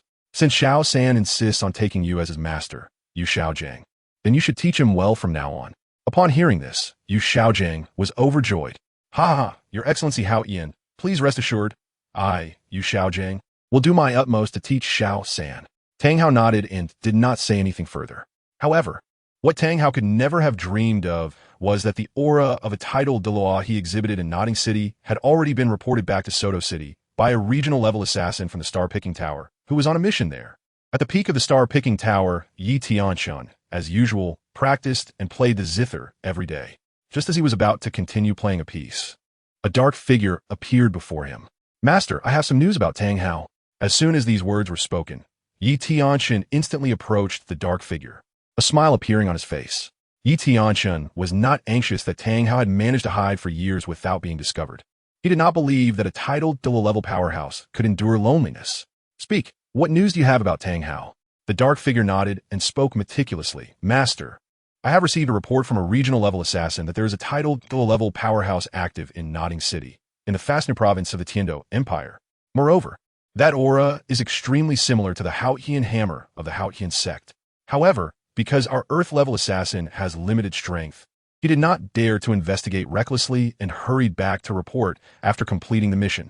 Upon hearing this, Tianchen looked toward the southwest direction, and he had a strong feeling that it was Tang Hao. It should be noted that the Haotian sect has been in a closed-door state since the incident with Tang Hao 6 years ago. Moreover, aside from a few guys from the Haotian sect, the only Title Douluo who possesses the Haotian hammer is Tang Hao. As for Nodding City, I know, Inhe, that the Earth-level assassin did a good job. The smile on Tianchen's face became even brighter. Master, do you want me to investigate further? To confirm whether that Title Douluo is Tang Hao. Tianchen shook his head. If it really is Tang Hao, then Inhe going would instead alert the snake. No need, this time, I will take action personally. I want to see what kind of capabilities Tang Hao has who even the old guy Golden Crocodile can't handle. Even if he has divine assistance, I want to give it a try. In an instant, Inhe was shocked. His own master actually plans to personally go to Nodding City? Master, do you want me to accompany you? Thinking of the thrilling experience at the Seven Treasure Glazed Tile School last time, Inhe suddenly felt tempted. If possible, he also wanted to have a good encounter with Tang Hao. After all, he and Tang Hao almost became Title Douluo at the same time. Looking at the battle-ready Inhe, Tianchen smiled gently. Inhe, you don't need to. That Tang Hao is someone even Golden Crocodile Douluo couldn't capture. A level 98 Title Douluo. Could it be that you are stronger than Golden Crocodile Douluo? Just stay and guard the star-picking tower well. During the time I'm away, remember to take good care of Yongbai. Oh, Master.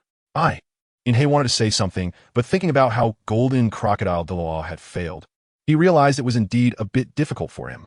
Without any hesitation, Tianchen directly leaped down from the top of the star-picking tower, transforming into a streak of light flying toward the southwest, leaving Inhe standing there with a bitter face, feeling gloomy. At the same time, as Tianchen quickly approached Nodding City, in the worship hall of Wuhuan City, Qin Demon also received the news of a Title Douluo appearing in Nodding City. Golden Crocodile Douluo pushed open the door of the worship hall and walked forward quickly. Big brother, there's news. A strange Title Douluo has appeared in Nodding City. Golden Crocodile suspected that this Title Douluo was Tang Hao. Upon hearing this, Qin Demon, who was originally sitting quietly, instantly opened his eyes. A terrifying killing intent made the entire worship hall feel oppressive.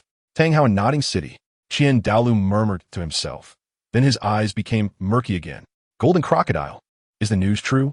This question put Golden Crocodile Douluo in a difficult position. After all, the Wuhuan branch in Nodding City only reported that a strange Title Douluo's aura had appeared, but whether it was really Tang Hao was just Golden Crocodile speculation. Big brother, this isn't necessarily Tang Hao. The Wuhuan Hall in Nodding City only reported the presence of a strange Title Douluo's aura. However, the local Wuhuan Hall's head was too weak to determine what the Title Douluo's martial soul was. Upon hearing this, Qin Demon face became somewhat disappointed. Seeing this, Golden Crocodile Douluo continued to ask, Big brother, should we send someone to check it out?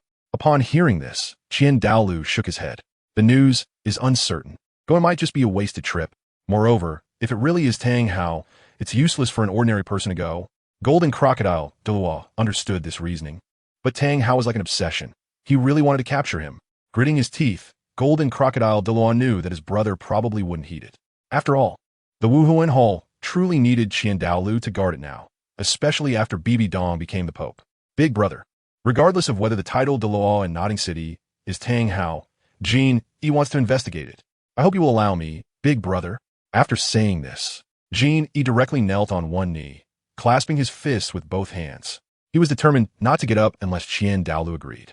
On the other hand, Qin Demon, seeing Jin so persistent, revealed a smile at the corner of his mouth. All right, Jin, if you want to go, then go. As for the last incident, big brother has never blamed you. But remember, if it really is Tang Hao, you must strike to kill. Even if Tang Hao has divine assistance, that god cannot keep an eye on him all the time, as long as you are fast enough. Upon hearing this, Jin nodded. Thank you for your support, big brother. After saying that, Jin did not delay and directly left the worship hall, heading towards Nodding City. After Jin left, Qin Demon slowly got up, looking in the direction where Jin had disappeared, deep in thought. Dan Hao, Dan Jian, Hao Dan Sect. He softly uttered these words, and Qin Douluo's aura, unique to the 99th level, soared into the sky. If it weren't for the fact that Qin Demon needed to protect Qian Renshua, perhaps the one going this time wouldn't have been Jin the Title Douluo.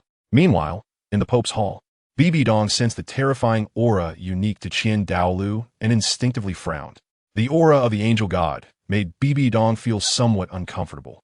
Qin Douluo, what is that old guy going crazy for? Out of sight, out of mind. Bibi Dong currently had no way to deal with Qin Douluo and could only endure the disgust in her heart with nowhere to vent. Chapter 47, The Situation in the Continent. The Phoenix Tail, Chicken Crown Snake. Just as Tianchen and Title Douluo were rushing towards Nodding City, their target, Tang Hao, had no idea at all. At this moment, he was searching for suitable spirit rings in the soul beast forest cultivated by the Empire, accompanied by Tang San and Yu Xiaojing. Entering the soul beast forest, Tang San appeared somewhat excited, as he was about to obtain his first spirit ring, and perhaps the Xintian skill would also break through to the first layer. Looking towards the dimly lit forest ahead, Tang San also inquired, "Father, teacher, how should I choose my first spirit ring?" "Little San, your first spirit ring should naturally be added to the blue silver grass, with a time limit of around 400 years, which is the limit for soul masters. When all 9 spirit rings of your blue silver grass are filled, you can try adding a spirit ring to the Haotian hammer. In this way, your Haotian hammer's first spirit ring can reach the level of 10,000 years, or even 100,000 years. This is the terrifying aspect of twin martial souls." Yu Xiaojing replied somewhat wistfully. Deep down, although Tang San was now his disciple, Yu Xiaojing still felt a sense of inexplicable envy. He envied his disciple's talent, which was so powerful. If only he had such talent in the past, perhaps he wouldn't have been so humble in front of Tang Hao. A glimmer of golden light flashed in Tang Hao's murky eyes, clearly agreeing with what Yu Xiaojing said. "Little San, your teacher is right. Now is not the time to add spirit rings to the Haotian hammer. And remember, from now on, until you become a Title Douluo, you must never, ever use the Haotian hammer, unless you encounter a life and death situation. Otherwise, never expose the Haotian hammer." Once these words came out, Yu Xiaojing hesitated to speak. He understood what Tang Hao meant. Over the years, the Spirit Hall had never given up searching for Tang Hao's whereabouts. It could be said that if Tang San accidentally exposed his Haotian hammer, what awaited him would be the relentless pursuit of the Spirit Hall. And once the Spirit Hall took action, even Tang Hao, a Title Douluo with a 100,000-year spirit ring, would not be confident in escaping safely. Tang San was not foolish. His father, as a Title Douluo, was still so cautious, which could only mean one thing. His father must have provoked some transcendent existence. "Father, teacher, don't worry. I will definitely not easily expose the Haotian hammer." "Father, can you tell me who our enemy really is?" Tang San wanted to know. After saying this, Tang San calmly looked at his father, Tang Hao. Seeing the determined look in Tang San's eyes, so mature, beyond his years, Tang Hao hesitated for a moment and finally sighed. "Little San, since you want to know, then I will tell you." After saying this, Tang Hao glanced at Yu Xiaojing, then turned to Tang San and slowly began to speak. "Little San, do you know who your mother is?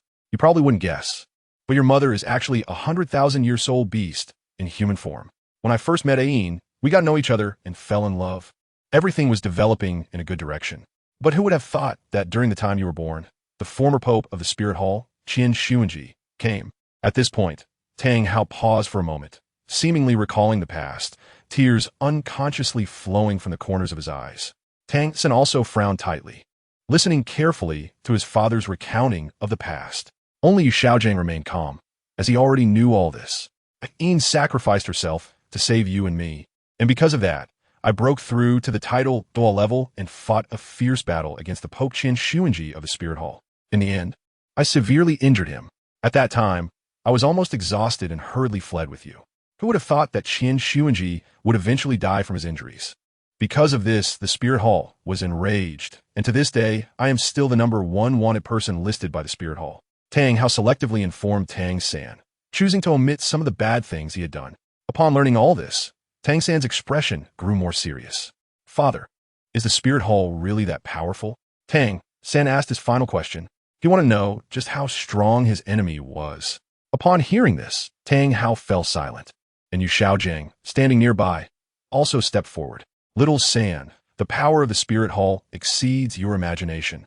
Although the Haotian Douluo is also a Title Douluo and possesses a 100,000-year soul ring, the Spirit Hall has at least more than 10 Title Douluos. The most terrifying are those old guys in the worship hall. Among them, the Angel Douluo, the great worshipper of the Spirit Hall, Qin Douluo, is a peerless Douluo of level 99. In the worship hall, the second worshipper, the golden crocodile Douluo, is a super Douluo of level 98. In addition, there are several worshippers in the worship hall who are above level 95, coupled with the Title Douluos in the Elder Hall. One can say that the Spirit Hall is the most powerful force in this world. After saying this, Yu Shaojing also fell silent. Wasn't it precisely because he feared the power of the Spirit Hall that he left Bibi Dong and the Spirit City back then? At this moment, Tang San's heart was extremely complicated. Just thinking about facing such a terrifying superpower in the future made Tang San feel a bit numb. Teacher, besides the Spirit Hall, is there really no other force that can compete with it? Upon hearing this, Yu Shaojing was also taken aback. However, he immediately shook his head. It's not absolute. Although the Spirit Hall is powerful, it cannot act as it wishes on the continent. The entire Douluo Continent's forces can be divided into one hall and one tower. The 3 upper sects and the 4 lower sects, 2 great empires, and several major families. Among them, the star-picking tower and the 3 upper sects have Title Douluo existences. The Spirit Hall is very wary of this, especially the star-picking tower. It is rumored that the master of the star-picking tower can rival the golden crocodile Douluo of the Spirit Hall. At this point, Yu Shaojing's expression became fierce. He hated the Spirit Hall, and he hated the star-picking tower even more. Meanwhile, Tang San's mind was in turmoil. He didn't care about the so-called 3 upper sects and 4 lower sects, but when he heard the word star-picking tower, he was somewhat shocked. Before he came to the Douluo Continent, there was also a star-picking tower in the Tianchen continent. Just as Tang San was about to continue asking Yu Shaojing about the star-picking tower, Tang Hao suddenly discovered a soul beast suitable for Tang San's soul ring. A 400-year-old phoenix tail, coxcomb snake. Little San, your soul ring has been found. As soon as he finished speaking, Tang Hao clenched his hand in the air, and a terrifying force pressed the phoenix tail, coxcomb snake firmly to the ground, unable to move. Little San, hurry. You need to personally kill the soul beast to absorb the soul ring. Upon hearing this, Tang San didn't care to ask about the star-picking tower and quickly raised his left arm. A silver light flashed, and an arrow pierced fiercely into the head of the phoenix tail, coxcomb snake. The next moment, a yellow soul ring slowly rose. Not daring to slack off for a moment, Tang San quickly absorbed this soul ring. After absorbing the soul ring, his soul power broke through to level 11. At the same time, the Xintian skill also broke through to the first layer. Slowly standing up, Tang San raised his right hand. A faint white light appearing on the surface of his skin, followed by deep blue-silver grass surging out from his palm.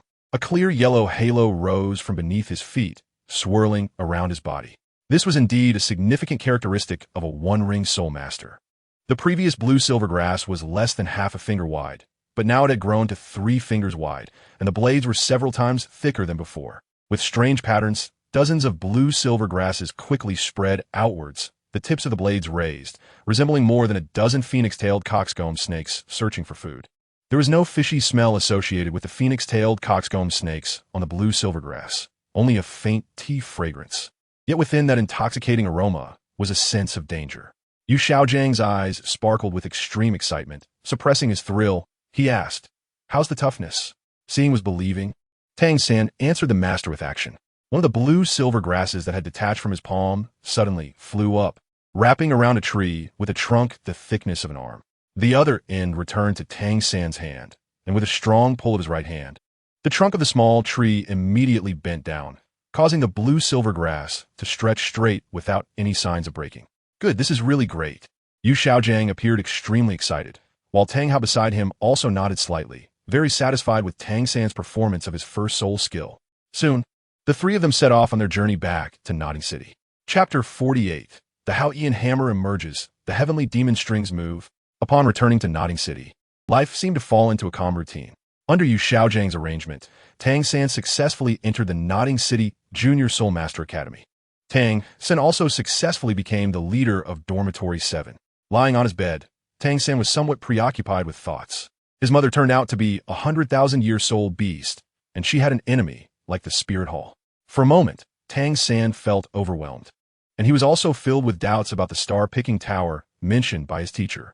Just then, a crisp voice came from outside. "Is this Dormitory 7? Everyone simultaneously looked towards the door, their eyes widening in surprise. A charming little girl stood at the entrance, looking about the same age as Tang San, with a height almost identical to his. Her pretty little face was rosy and fair, looking as ripe as a peach, making one feel an urge to take a bite. Although she was dressed very simply, she appeared quite neat.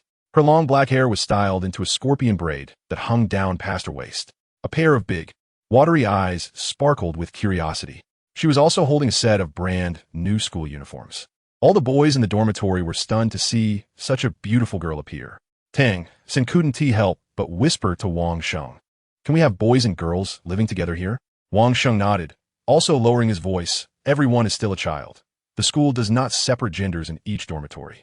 It said that only in the Intermediate Soul Master Academy will they be divided. It's strange. Last year, there wasn't a single work-study student. But this year there are two. Boss, go on, give her a little warning. Maybe not. Tang San didn't expect that he had just become the so-called leader of Dormitory 7 and was immediately faced with a dilemma. He really couldn't bring himself to bully a girl. The girl at the door blinked her big eyes, seeing that no one inside was paying attention to her. She then looked up at the sign of Dormitory 7, revealing a sweet smile. "Hello, my name is Xiao Wu, the dance. Hello, I'm Tang San." As if destined, Tang San met the 100,000-year soul beast, Xiao Wu. Meanwhile, at this moment, Tianchen had already arrived outside Nodding City. Without alarming the snake, Tianchen walked through the streets of Nodding City in plain clothes, feeling the fluctuations of soul power around him. However, after a busy day, he still found nothing. The aura belonging to Tang Hao seemed to have vanished into thin air. Could it be that Tang Hao merely passed through Nodding City? Tianchen had some doubts in his heart, but having come this far, he couldn't just give up. "Tang Hao, you mustn't let me find you." Calming himself, Tianchen began to search inch by inch in Nodding City, not letting any corner go unnoticed. In a short while, Tianchen arrived at the entrance of the Nodding Soul Master Junior Academy.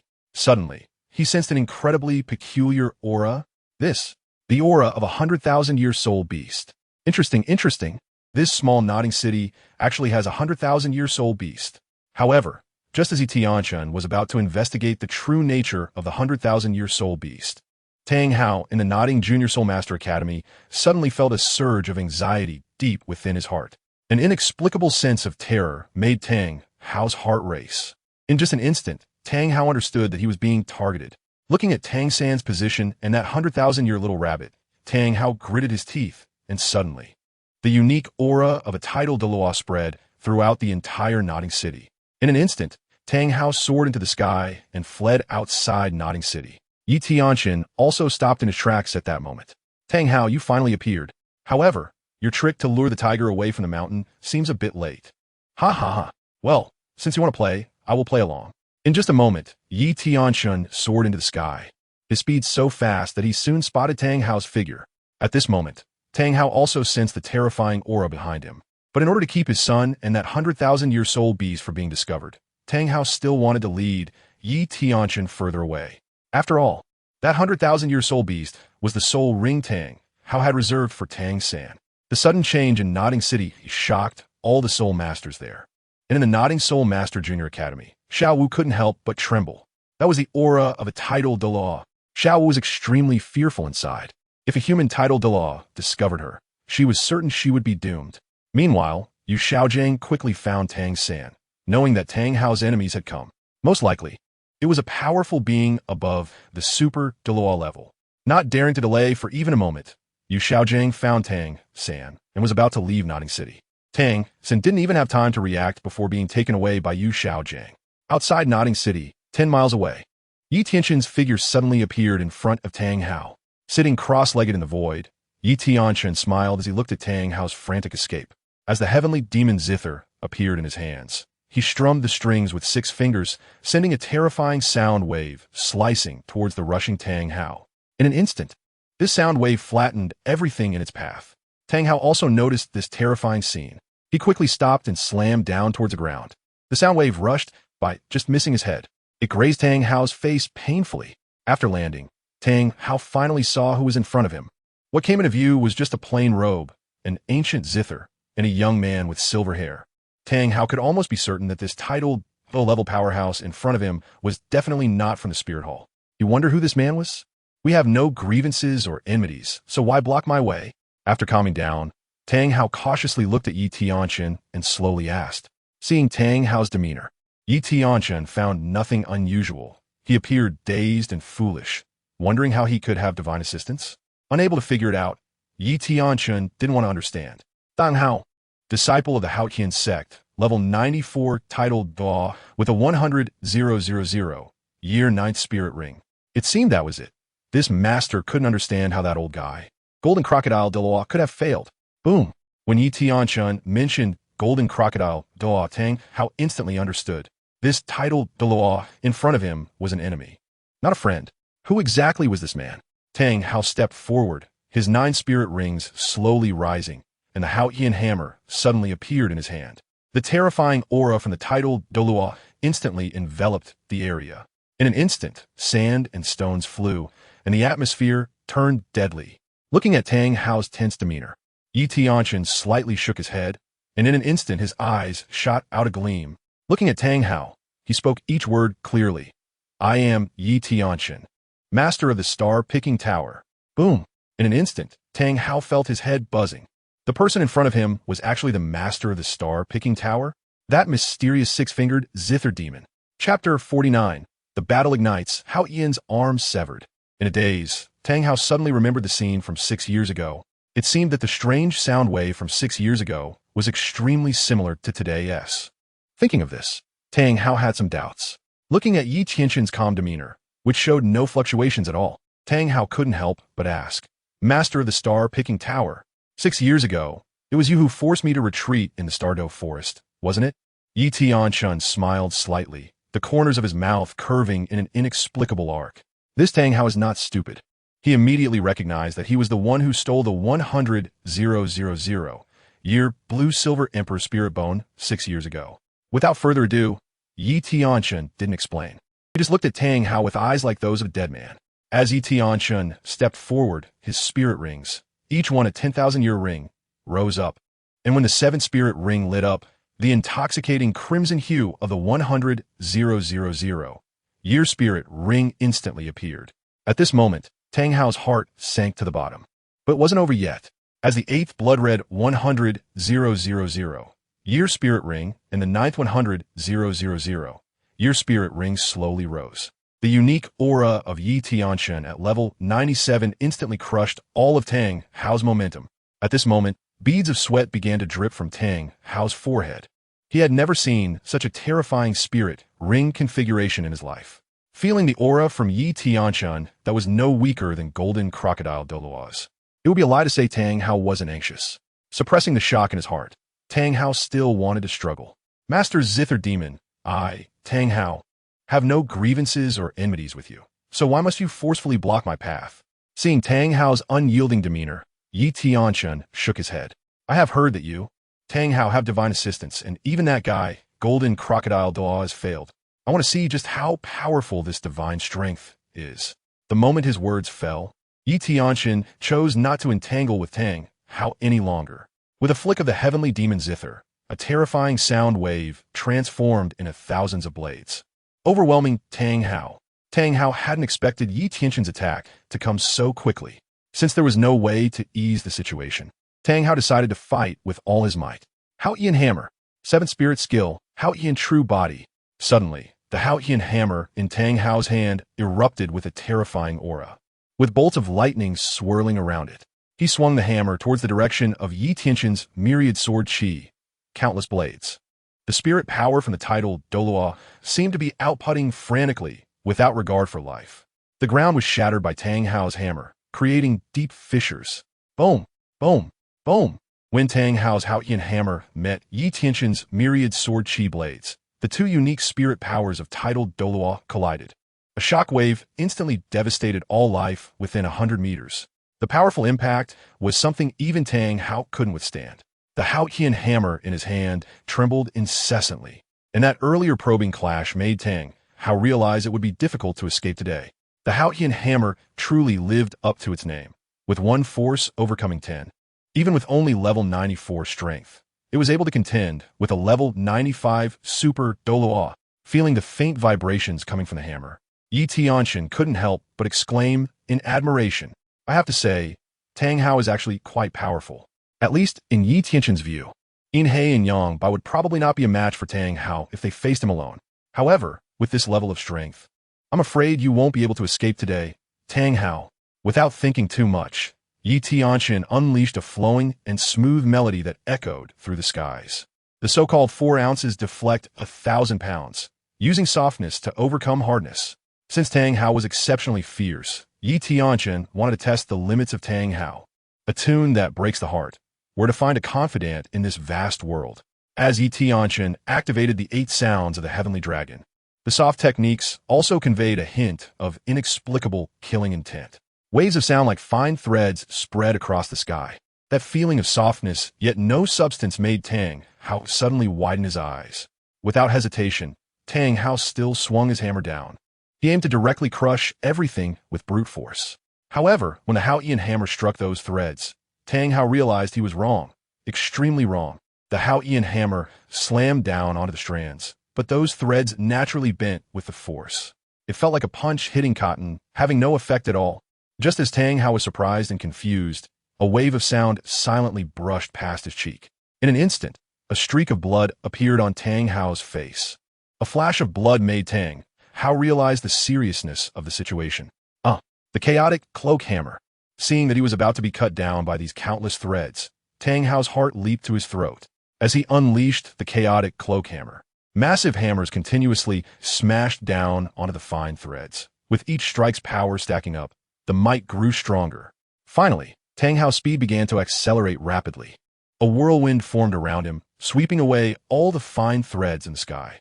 When the final strike of the chaotic cloak hammer came, Tang Hao did not hesitate at all and directly slammed down towards Yi Tianchen. Tang Hao instantly exuded a powerful killing intent, materializing it, causing the surrounding air to distort. And even the weather darkened in response to Tang Hao's killing intent. The power of the 81st hammer made Yi Tianchen marvel, truly a guy from the Haoyan sect. Although the current Haoyan sect was not what it used to be, Tang Chen's unique skill as a level 99 ultimate Douluo was still quite formidable. Here it comes. 4th soul skill, Demon Shield. When Yi Tianchen's 4th soul ring lit up, endless soul power materialized into an incredibly dark shield above his head in an instant. Emitting a faint demonic aura, it bravely took on Tang Hao's 81st hammer. Bang, bang, bang. At this moment, Tang Hao's eyes were already blood red. Without hesitation, he struck with all his might. In an instant, a force even more terrifying than Tang Hao's 81st hammer rebounded and sent Tang Hao flying. As the black shield dissipated, Yi Tianchen gently brushed off the dust that had settled on his plain clothes. Looking at Tang Hao, who was panting heavily, he couldn't help but feel a bit disappointed. Just now, Yi Tianchen felt that he could face off against a level 95 Title Douluo head-on. However, there's still a long way to go from what Yi Tianchen has in mind. His purpose is very simple: to gradually force Tang Hao until that so-called divine power appears. Killing Tang Hao has never been Yi Tianchen's goal for this trip. 7th soul skill. True body of the heavenly demon. As Yi Tianchen unleashed his 7th soul skill, a phantom of the heavenly demon appeared behind him. Almost in an instant, a gigantic sword that overshadowed the sky came crashing down towards Tang Hao. Tang Hao, who was already somewhat exhausted, could only watch helplessly as the giant sword descended. Crack! As the giant sword fell, a 100-meter deep abyss was directly carved out beside Tang Hao. And at the same time, Tang Hao's left arm also fell with a thud. Chapter 50. The Torment of the Past. The power of the Azura emerges. As Tang Hao's left arm was severed by the sword, a warm stream of blood gushed out. Tang Hao stared blankly at this scene. At this moment, due to the speed being too fast, he felt no pain at all. Finally, the pain of losing his left arm surged into his mind, and an indescribable, heart-wrenching agony swept over Tang Hao's entire body. At this moment, Tang Hao could no longer remain calm. His heart was on the verge of collapse. Why? Why are so many powerful beings causing trouble for him? Tang Hao, with the strength of the golden crocodile Douluo at level 98, he had narrowly escaped death. And today, the master of the star-picking tower is not at all weaker than the golden crocodile Douluo. Tang Hao already felt that he was destined to die today. At this moment, with his left arm severed, Tang Hao felt a numbness in half of his body. Soon after, he felt his legs trembling. Looking at the still calm Yi Tianchen, Tang Hao was completely in despair. His body could no longer hold on and fell heavily to the ground. breathing heavily. Tang Hao was already overwhelmed by the pain in his body. Seeing Tang Hao's miserable state, the smile on Yi Tianchen's face became even more radiant. However, at this moment, Tang Hao cannot die. In a breath, Yi Tianchen arrived in front of Tang Hao. Looking at the already resigned Tang Hao, Yi Tianchen slowly took out a soul bone from his soul guide. This was the soul bone of the 100,000-year-old soul beast, the blue-silver emperor. Is that all you can do? Just look at what I have in my hand. Hearing Yi Tianchen's mocking voice, Tang Hao slowly opened his eyes. When he saw the soul bone in Yi Tianchen's hand, Tang Hao's whole body surged with veins, and an unnamed fire began to burn in his heart. This is a yin soul bone. Demon, give it back to me. Tang Hao stretched out his right arm, waving it in the air, seemingly trying to grab the soul bone from Yi Tianchen's hand. But unfortunately, it was all in vain. Seeing that this was somewhat effective, Yi Tianchen became even more excited. He wanted to continue to provoke Tang Hao. TSK, TSK, TSK. You Tang Hao are the Title Douluo of the Haotian sect. Oh no, I misspoke. The Haotian sect does not acknowledge you, Tang Hao. Alas, it's all my fault. 6 years ago, when I went to the Stardo Forest, I accidentally killed the Pope of the Spirit Hall, Qian on the spot. I really don't know what that bunch from the Spirit Hall was thinking, actually saying that you, Tang Hao, killed him. TSK, what a pity, just because of this little matter you, Tang Hao, have to live such a miserable life. You, Tang Hao was about to explode with anger. He should have realized it earlier. At that time, Qian was only severely injured by him. If we're talking about death, with the Douluo around, that would never happen. Now, hearing Yi Tianchen speak so eloquently, Tang Hao understood everything. Qian was killed by the master of the star-picking tower, and he, Tang Hao, took the blame. In an instant, memories of the past began to attack him. Inside the Haotian sect, the accusations and curses from the elders, their cold and stern faces, the deep sense of helplessness in the face of the Spirit Hall. Tang Hao's anger had turned into a tangible force. If looks could kill at this moment, Tang Hao would wish to tear apart the smiling face of Yi Tianchen in front of him.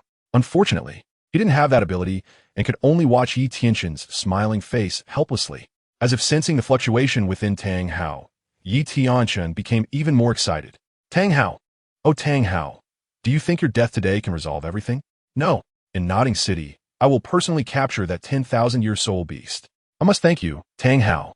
After all, this 10,000-year soul beast is incredibly precious. Let me guess, that baby you were holding back then should be around 6 or 7 years old now.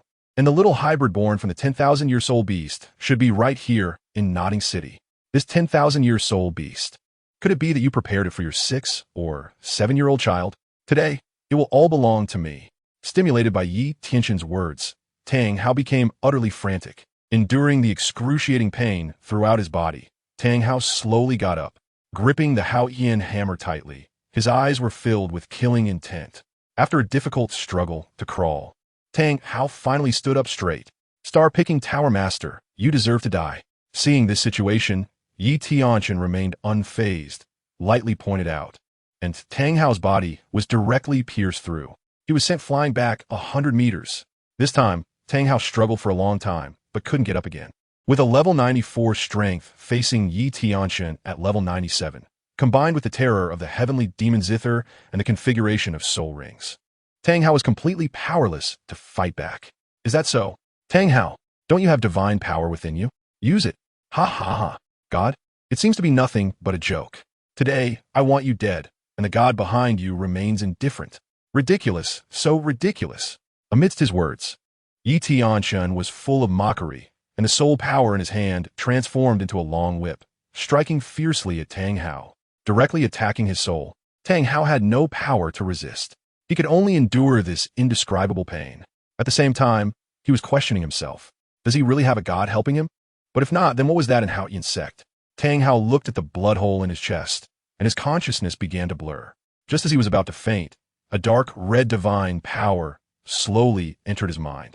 At this moment, Yi Tianchen also sensed something was wrong, but there was no sign of fear on his face. Instead, he wore an extreme smile.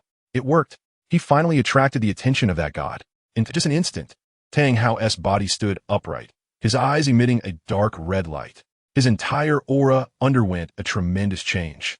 Originally only level 94 soul power, it began to surge, rising to level 95, 96, and finally reaching level 99. It stopped growing. The Haotian hammer in Tang Hao's hand also turned dark red. The terrifying aura made Yi Tianchen frown. The guardian of my divine position. How can you harm him? Quickly retreat. Spare your life. Tang Hao's Thao spoke. But how could Yi Tianchen let it go? Level 99. TSK. No wonder it's the power of God. Just a trace of divine power can reach this level. I want to see what you can do. God, I will kill you too. Oof. Stubborn fool. Come to me and die. The moment the words fell, the Haotian hammer in Tang Hao's hand erupted with terrifying power. It crashed down on Yi Tianchen's head. 7th soul skill, Heavenly Demon True Body. 8th soul skill, Rage of the Heavenly Demon.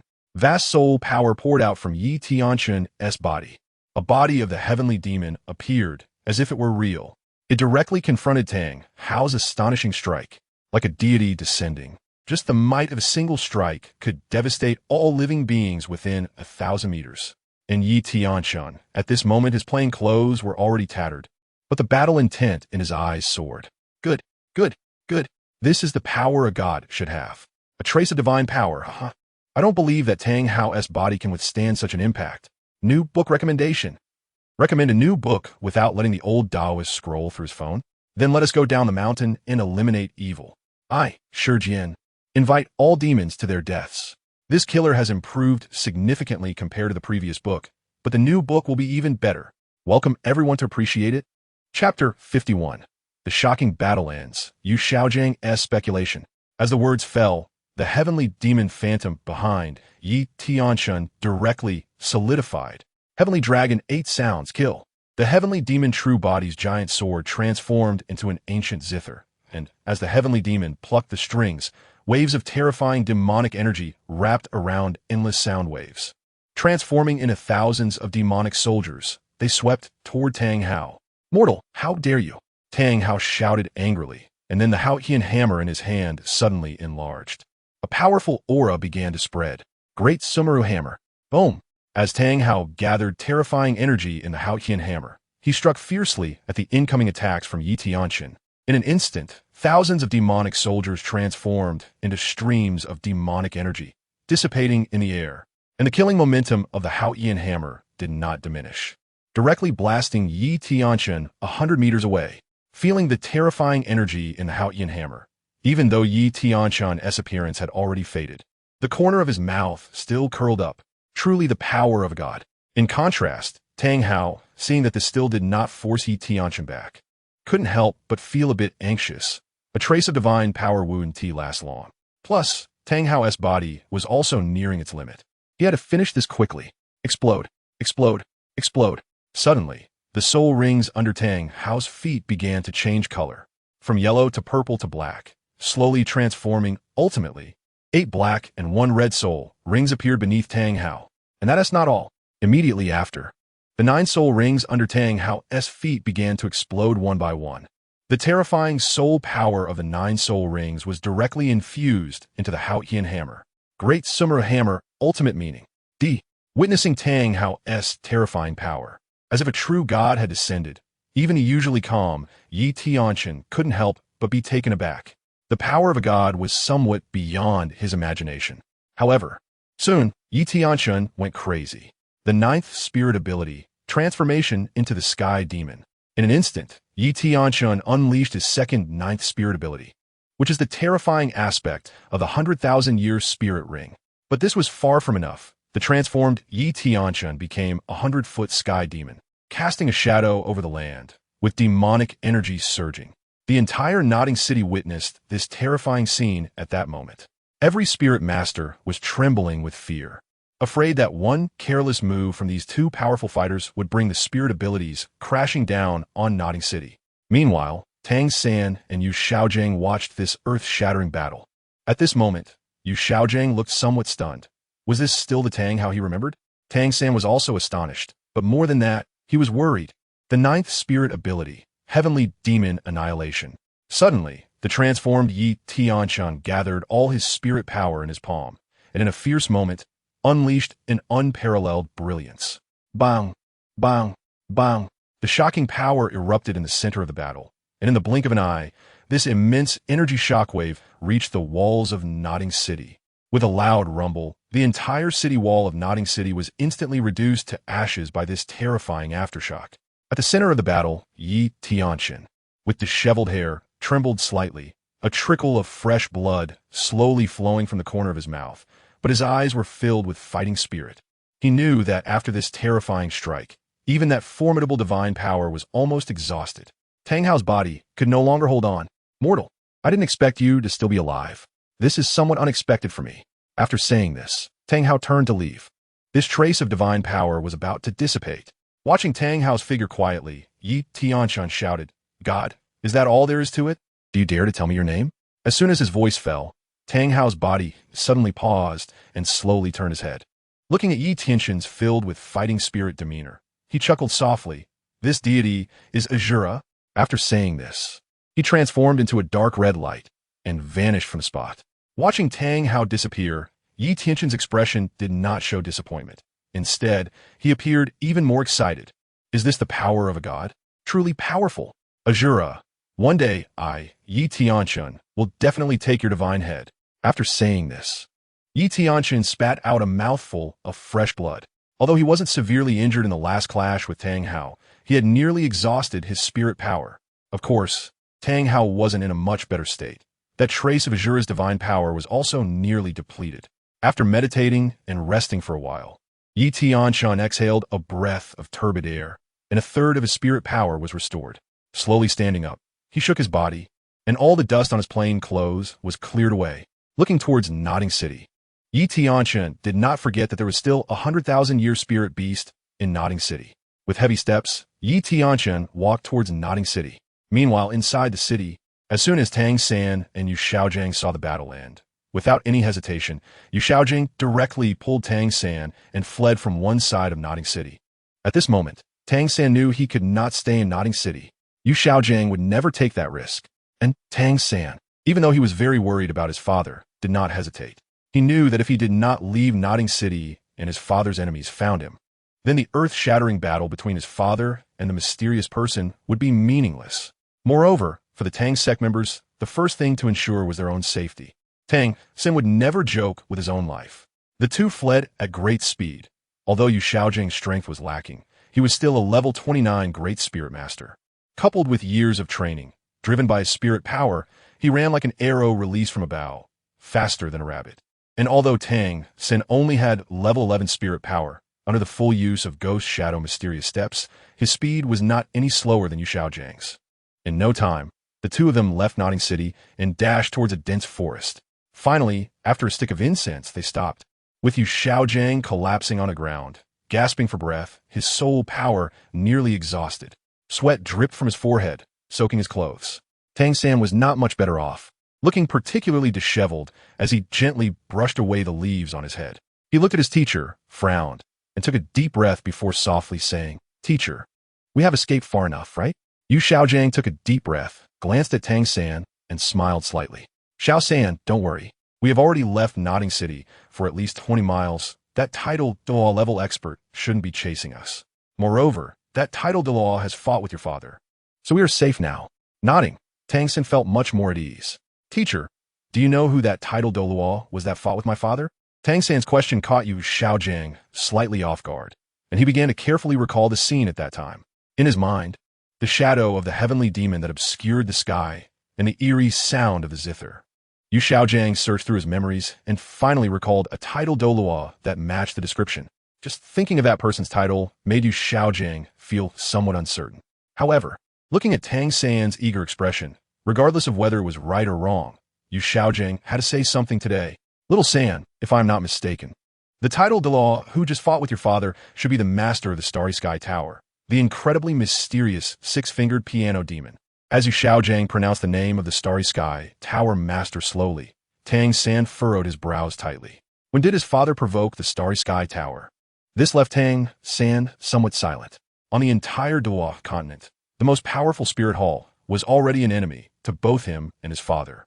Now, with the addition of the Starry Sky Tower, Tang San felt that his emotions were a bit complicated, unable to tell whether he was more worried or more calm.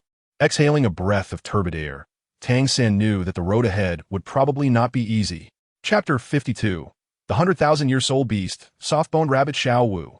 Naturally, Yi Tianchen was unaware of the situation on Tangsan's side. Even if he knew, he wouldn't care. At this moment, Yi Tianchen had already stepped into the city of Nodding, sensing the unique aura of the 100,000-year-soul beast. Yi Tianchen slowly walked into the Nodding Junior Soul Master Academy. Meanwhile, Xiao was curled up in a hidden corner of a wall, her small body trembling slightly. It is very easy for humans Title Douluo to detect the transformation of a 100,000-year-soul beast before reaching level 60. Even an ordinary soul Douluo could discover the identity of a 100,000-year-soul beast if they were careful. Moreover, she was a soft-boned rabbit. On the Douluo Continent, the soft-boned rabbit could be considered a very ordinary soul beast. Although it was unclear how Xiao Wu possessed 100,000 years of cultivation at this moment, she buried her head deeper, and tears began to flow from the corners of her eyes. When she left the Douluo forest, the sky blue bull python and the Titan great ape had also advised her against it, but Xiao Wu was determined to enter the human world. Now, it was too late for regrets. In a daze, Xiao Wu seemed to dream of her mother again. In the Douluo forest, her mother had a gentle expression, holding a wooden comb, carefully combing Xiao Wu's long, smooth hair. The warm spring breeze, combined with the essence of nature, made everything in the world seem so beautiful, without disputes or killings. Such days made Xiao Wu feel intoxicated. In that instant, the scene suddenly shifted. 3 human soul masters barged into the Douluo forest. The leading Title Douluo, wearing a purple gold crown and holding a scepter, appeared noble yet filled with an air of disgust. This was none other than Pope Bibi Dong. The other 2 were the Ju Gue Douluo. Following closely, Xiao Wu's mother was pierced through the body by a poisonous spike. No! In an instant, Xiao Wu woke up from her daze, tears streaming down her fair cheeks. Just as Xiao Wu felt confused and worried, as if she were falling into an abyss. A plain yet cold voice sounded in her ear. "Little rabbit, you have quite the courage. You actually dared to enter the human world alone. This really surprises me." Upon hearing this, Xiao Wu's face turned deathly pale. She mechanically turned her head and saw the unforgettable face. It was Yi Tianchen. Boom! Feeling the terrifying soul power fluctuations emanating from the young man in front of her, Xiao Wu's expression became particularly dazed. This was the aura unique to human Title Douluo. She knew she had been discovered, and Yi Tianchen, looking at the 6 or 7-year-old girl in front of him, found it somewhat unbelievable. It wasn't out of pity, but he felt that a 100,000-year-soul beast should not have entered the human world at such a young age. Even the Blue-Silver Emperor, who was with Tang Hao, only entered the human world after almost reaching adulthood. At this moment, Yi Tianchen felt that this 100,000-year little rabbit seemed a bit foolish, looking at the dazed expression of the 100,000-year soul beast. Staring at him in confusion, the calmness on Yi Tianchen's face disappeared instantly. No matter what, the 6 or 7-year-old girl in front of him is a 100,000-year soul beast. Suddenly, Yi Tianchen stretched out his long hand. Strands of soul power transformed into dark threads, binding the entire Little Wu. In just an instant, countless black threads pierced through Little Wu's body, and fresh red began to seep out. The boundless pain made Little Wu wake up in an instant. Feeling as if her life was about to drain away. Her heart was collapsing, and she was unwilling. She had not yet avenged her mother. She did not want to die. Struggling to raise her head, she looked at the Title Douluo in front of her, and Little Wu slowly uttered a few words. I can't die yet. Please spare me." Yi Tianchen sneered a bit, letting her go. 100,000-year soul beast? Is that possible? Little rabbit, don't make futile struggles. I really don't understand. What benefit would it be for me to spare you? 100,000-year soul beast, if I could kill it, although I already have enough soul rings. I could still absorb it. Moreover, you could also add 100,000-year soul bone for me. Do you think I would let you go? Upon hearing this, Little Wu fell silent. Yes, after all, she is a soul beast, a 100,000-year soul beast with no ability to resist. Why would this Title Douluo in front of her spare her? Listening to Yi Tianchen's extremely cold words, Little Wu's heart sank to the bottom. As if she had recognized her fate, her eyes began to slowly close, waiting for death to come. But at that moment, Yi Tianchen's cold voice came again. "Do you dare to kill? I can let you live." As soon as the words fell, Little Wu suddenly opened her eyes, filled with an incredible desire to survive. "I can." In an instant, the black threads in Yi Tianchen's hand disappeared, and Little Wu fell to the ground, covered in blood. But she still struggled to get up, looking at the powerful Title Douluo in front of her, and then lowered her head again. Yi Tianchen smiled slightly. Although this little rabbit in front of him looked harmless, she was still 100,000-year-old beast transformed. However, the soft-boned rabbit is really of no use to Tianchen. Although his subordinate, Douluo, also need the 9th spirit ring, Tianchen feels that the soft-boned rabbit is somewhat inappropriate. Douluo is on the path of poison, which requires extremely poisonous spirit beasts, not the 100,000-year soft-boned rabbit before him. As for spirit bones, he already possesses 300,000-year spirit bones, so having one more is neither too much nor too little. Xiao Wu slowly gasped for breath, and the flow of vitality within her body came to a halt in an instant. Despite being covered in blood, she still knelt down in front of Tianchen, saying thank you. Tianchen shook his head, looked at Xiao Wu, and then spoke. I said, if you dare to kill, I will temporarily spare your life. Now I want to see you kill someone with your own hands. As soon as he finished speaking, Tianchen's immense spiritual power instantly scanned the entire Nodding City Junior Spirit Master Academy, and soon discovered a guy with karma. With a gentle pull of his palm, even from hundreds of meters away, that guy was violently pulled in front of Tianchen. With a casual slap, the guy lost his ability to move and was bound by spirit power. Then, Tianchen took out a dagger from his soul guide and directly threw it in front of Xiao Wu. Do it. Take the dagger and stab it into his chest, aiming for his heart. You only have half a stick of incense worth of time. If he is not dead by then you can forget about living. After saying this, Tianchen crossed his arms and calmly watched the scene. Xiao Wu was somewhat dazed, although he said it like that. When it came to actually killing this living being in front of her, she hesitated. However, she also knew very well that this Title Douluo in front of her was definitely not merciful. If she didn't kill the guy before her, it would be her who died. Seeing the 100,000-year spirit beast hesitate, Tianchen smiled wickedly. He then directly released the binding on the man. Now, only one of you can survive. Kid, you can kill this little girl in front of you. At that time, I will let you leave. Suddenly, the man entangled with karma had a murderous look in his eyes. Without any hesitation, a long sword appeared in his hand. He lunged directly at Xiao Wu's forehead. Xiao Wu was shocked and hurriedly dodged, but still got her arm cut by the long sword. Immediately after, another sword strike came, and Xiao Wu went completely crazy. Just as the long sword was about to land in front of her, she sidestepped, and the sword pierced her lower abdomen. At the same time, Xiao Wu fiercely stabbed the dagger into the guy's chest. In an instant, hot blood gushed out, splattering all over Xiao Wu's face. Chapter 53. The Arrival of the Golden Crocodile. Confrontation with the Celestial Being. Xiao Wu was somewhat stunned. As she killed for the first time, she appeared a bit uneasy.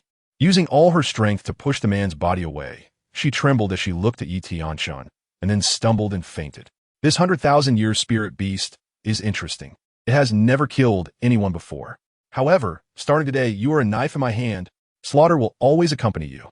After saying this, Tianchen gently placed his palm on Xiao Wu's forehead, and a surge of soul power instantly enveloped her entire body, causing her to rapidly recover. Even the wound on her abdomen was healing rapidly. After a quarter of an hour, Xiao Wu gradually woke up from her coma. What came into view was Tianchen's blurred figure. Little rabbit, remember, from now on, you will be the assassin of my star-picking tower. This is the prize for your life. Xiao Wu numbly nodded. She had no choice but to accept her fate. Xiao Wu understood. After saying this, she fell into a deep sleep.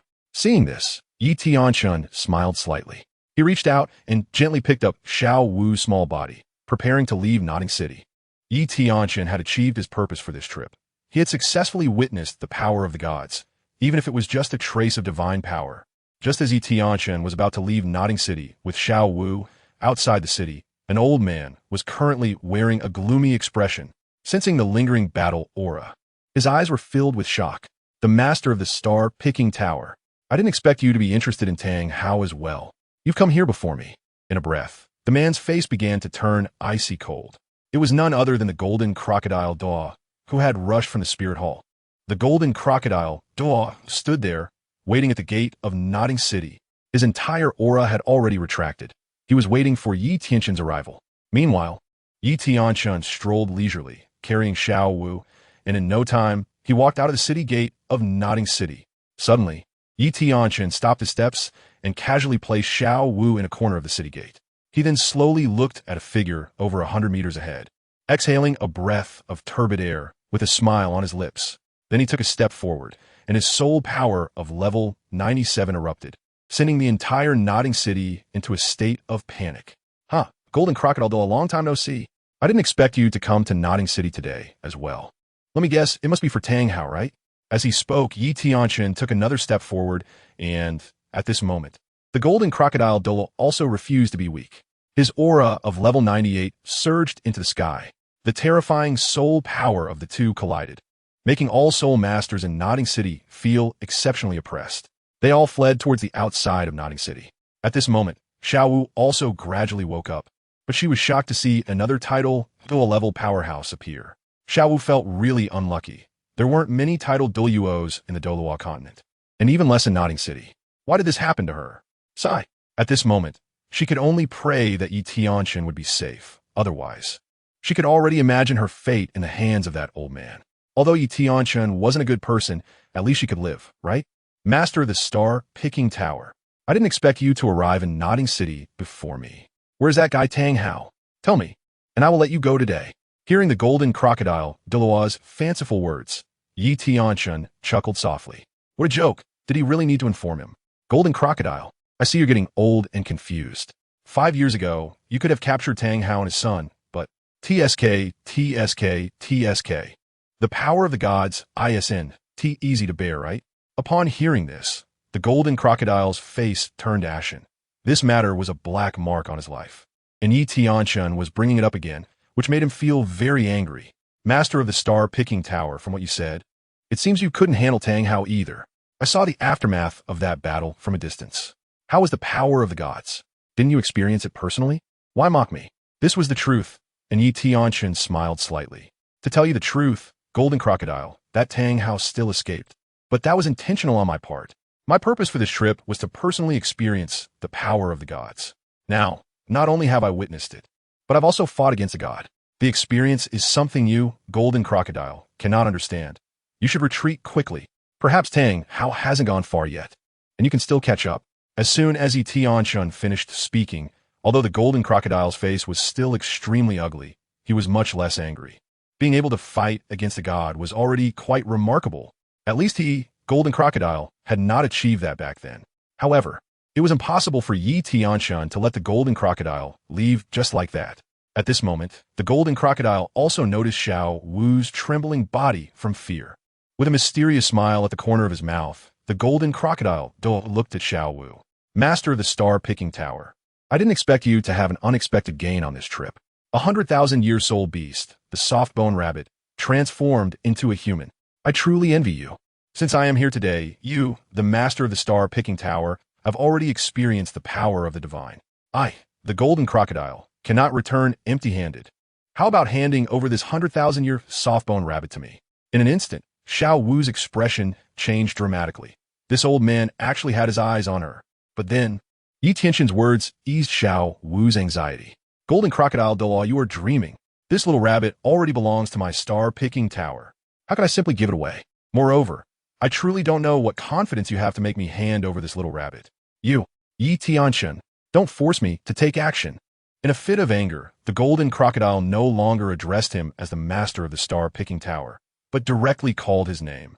Upon hearing this, Tianchen merely shook his head, and then terrifying soul rings slowly rose beneath his feet. In an instant, 6 black 10,000-year soul rings and 300,000-year soul rings made the Golden Crocodile Douluo frown. Tianchen, you're just putting on a brave front. The battle with the divine earlier must have consumed a lot of your power. I don't believe you can still fight me. As soon as he finished speaking, 9 soul rings of yellow, purple, black, and red lit up beneath the Golden Crocodile Douluo's feet. The atmosphere outside Nodding City became tense. At this moment, Tianchen was also pondering. After the battle with Tang Hao, his soul power was almost completely exhausted, and now he had only recovered a little over 1/3. If it were any other time, Tianchen would not fear the Golden Crocodile at all. After all, his combat power had surpassed level 98 by a considerable margin. Unfortunately, a skilled cook cannot make a meal without rice. With insufficient soul power, it was somewhat uncomfortable. When the Golden Crocodile Douluo saw Tianchen's momentary hesitation, he knew his guess was right. A level 97 Tianchen. If he had sufficient soul power, would he be so verbose with me? Given the Golden Crocodile's understanding of Tianchen, he would have already started fighting. Now that Yi Tianchen seemed hesitant, it meant there was still hope.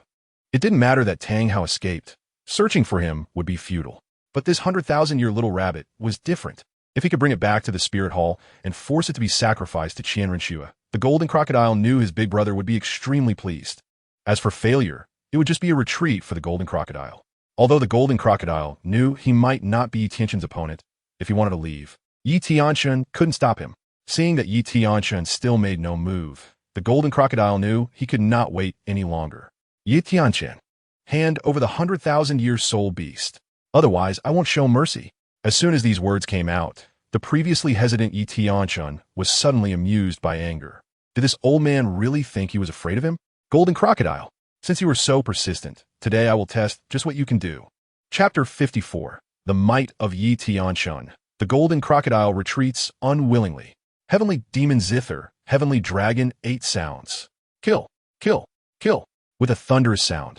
As Yi Tianchen plucked the strings of the Zither, terrifying demonic shadows surged forth like an army, wielding demonic blades, and in an instant, they rushed towards the golden crocodile Douluo. Seeing this, the golden crocodile Douluo's lips curled up slightly, unfazed, and with a step of his right foot, his momentum changed completely. 7th soul skill, golden crocodile, true body. Suddenly, a colossal golden crocodile emerged behind the golden crocodile Douluo, its thick scales directly blocking in front of him. As the demonic shadows approached, the golden crocodile, Douluo, stood firm and unmoving. Bang, bang, bang. The demonic shadows, fearless of death, crashed into the golden crocodile, Douluo's true martial soul, causing explosions. The terrifying impact caused the ground within 10 meters of the golden crocodile Douluo to collapse continuously. But the golden crocodile Douluo remained unfazed, not moving an inch. Ha ha! The golden crocodile Douluo is indeed an invincible existence in defense. Come again. 5th soul skill, illusory goddess feather. As Yi Tianchen unleashed his 5th soul skill, black feathers began to slowly materialize in the sky above their battlefield. Like falling snow, they rained down toward the ground. All the black feathers ignited spontaneously. In just an instant, they all landed on the golden crocodile, Douluo's true martial soul. In a flash, the entire true martial soul of the golden crocodile Douluo was engulfed in black flames. At this moment, the golden crocodile Douluo felt as if his true martial soul was being eroded. The black feathers struck at his soul, and his physical defenses had vanished. Master of the star-picking tower, you truly have some means. You never used this move on me back in the day. 3rd soul skill, Death's Whirl. In an instant, the golden crocodile Douluo spun like a whirlwind, creating a storm centered around his true martial soul. All the falling black feathers were swept away by the whirlwind. Without any hesitation, the golden crocodile Douluo knew they were just testing each other. It was time to get serious. 8th soul skill, golden giant strength break. In an instant, a golden light flashed. Like a terrifying meteor, everything in the path of this light was instantly destroyed. Yi Tianchen did not dare to be careless. After all, the golden crocodile Douluo was a top-level existence at level 98. 7th soul skill, heavenly demon true body. 8th soul skill, heavenly demon S fury.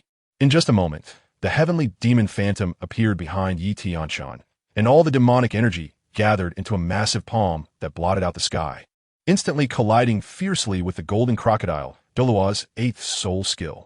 Boom, boom, boom. With each explosive sound, the area outside Nodding City felt as if it had been trampled by 1,000 armies, and all life was instantly obliterated. At this moment, even Xiao Wu, who was trembling against the wall, was blown away several dozen meters by the terrifying shockwave. After the strike, the golden crocodile, Douluo, gasped for breath. Both his true martial soul and 8th soul skill were unleashed, and even he felt a bit overwhelmed. Yi Tianchen was in an even more awkward position. Beads of sweat had begun to form on his forehead, and his soul power was running low. Grinding his teeth, Yi Tianchen made his decision. Facing the relentless pressure from the golden crocodile Douluo, he could no longer afford to drag this out. He wanted to settle it with one decisive blow. 9th soul skill, body of the heavenly demon. 9th soul skill, heavenly demon annihilation. In just a moment, Yi Tianchen was about to use the 2 soul skills attached to the 100,000-year soul ring. But soon he realized something was wrong. When he transformed into the heavenly demon, his soul power was almost completely depleted. With no other choice, Yi Tianchen could only extend his right hand, and, as his fingertips slipped, droplets of bright red blood fell onto the heavenly demon Zither. Blood sacrifice to the heavenly demon. Grant me demonic power. With a pale face, Yi Tianchen seemed to transform into a different person in just an instant.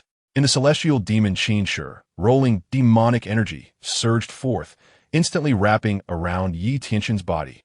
In an instant, his previously withered soul power was replenished, like a mighty river, inexhaustible.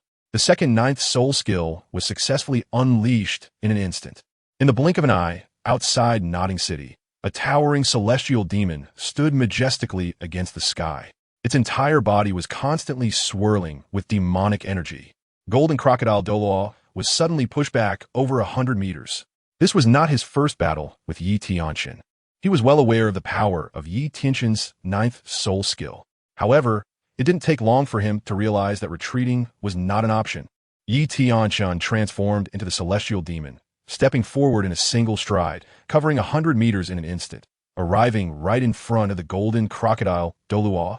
The celestial demon clenched his fist and delivered a powerful punch to the golden crocodile. Poof! The golden crocodile didn't even have a moment to react before being sent flying by the punch. The golden crocodile knew that avoiding the fight was futile, so he decided to fight back directly. Ninth spirit ability, extreme violent kill.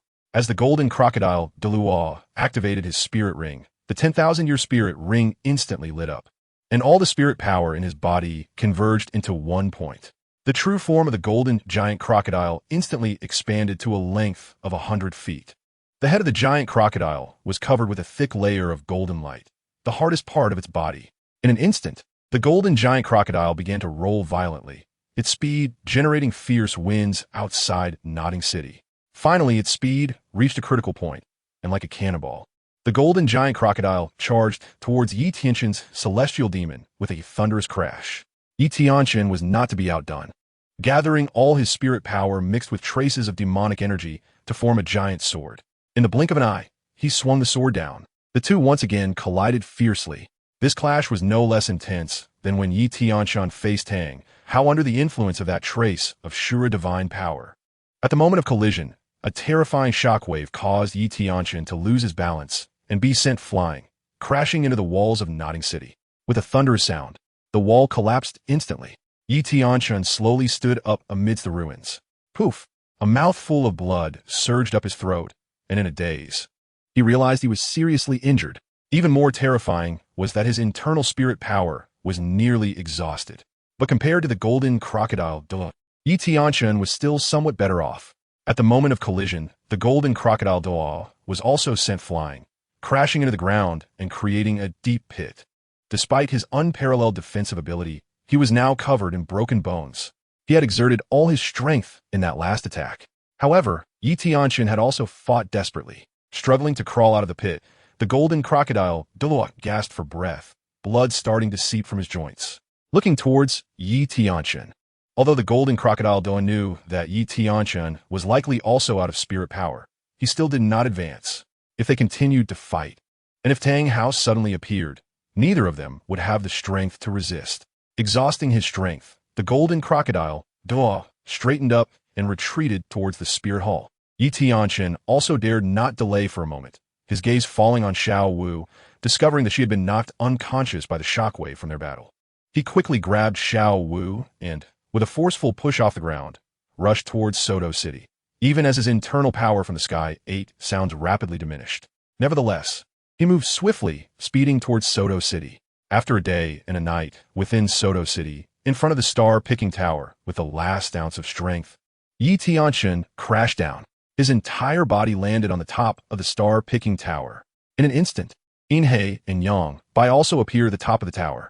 Gently placing the little rabbit down, Yi Tianchen was utterly exhausted. Owner! Inhei and Yang Bai were stunned, seeing their master in such a disheveled state. Before he had time to think, Inhei quickly poured a cup of fresh tea from the pavilion and respectfully handed it to Yi Tianchen. Master, please have a cup of tea first. Without hesitation, Yi Tianchen raised the cup and drank it all in one go.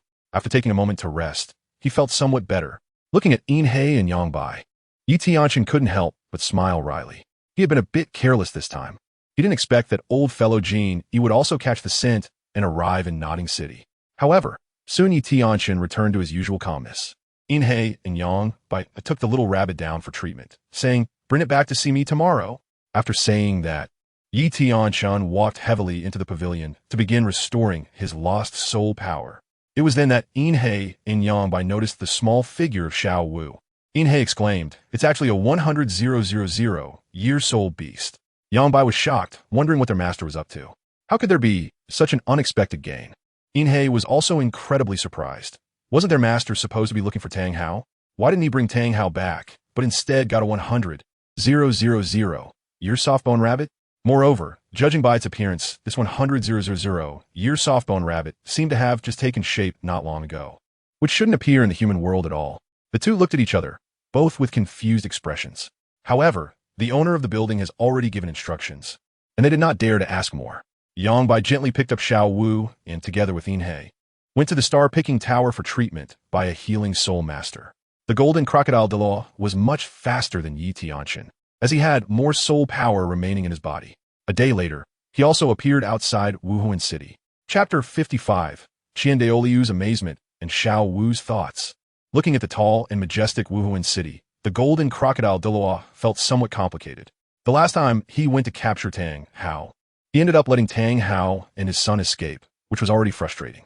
And this time, unexpectedly, the owner of the star-picking tower appeared midway. Just thinking about that 100,000-year-old transformed soul beast made the golden crocodile Douluo feel a bit restless. Unfortunately, Tianchen was not someone to be trifled with, and he had no way to deal with it. He sighed lightly, forced a smile, and then strode into Wuhuan City. In a short while, golden crocodile Douluo arrived outside the Hall of Offerings. Before golden crocodile Douluo could push open the large door, Qin Douluo inside the hall had already sensed his arrival. With a casual wave, a stream of soul power flashed, and the door to the hall slowly opened. Golden crocodile Douluo's body noticeably paused, but he still steeled himself and walked inside. Upon entering the main hall, golden crocodile found his older brother calmly looking at him, as if he had already anticipated his fate. "You're back," Qin Douluo said, without any unnecessary questions, just a simple 5-word statement that instantly broke golden crocodile Douluo's defenses. "Brother, this time I failed again." As soon as these words were spoken, Qin Douluo straightened up. So it turns out that there really was Tang Hao hiding in Nodding City? Oh, could it be that the god has intervened again? Qin Douluo became somewhat anxious. The so-called repeated failures meant that this god was probably looking for a successor. Otherwise, there would be no reason to protect a newly ascended Title Douluo so fiercely.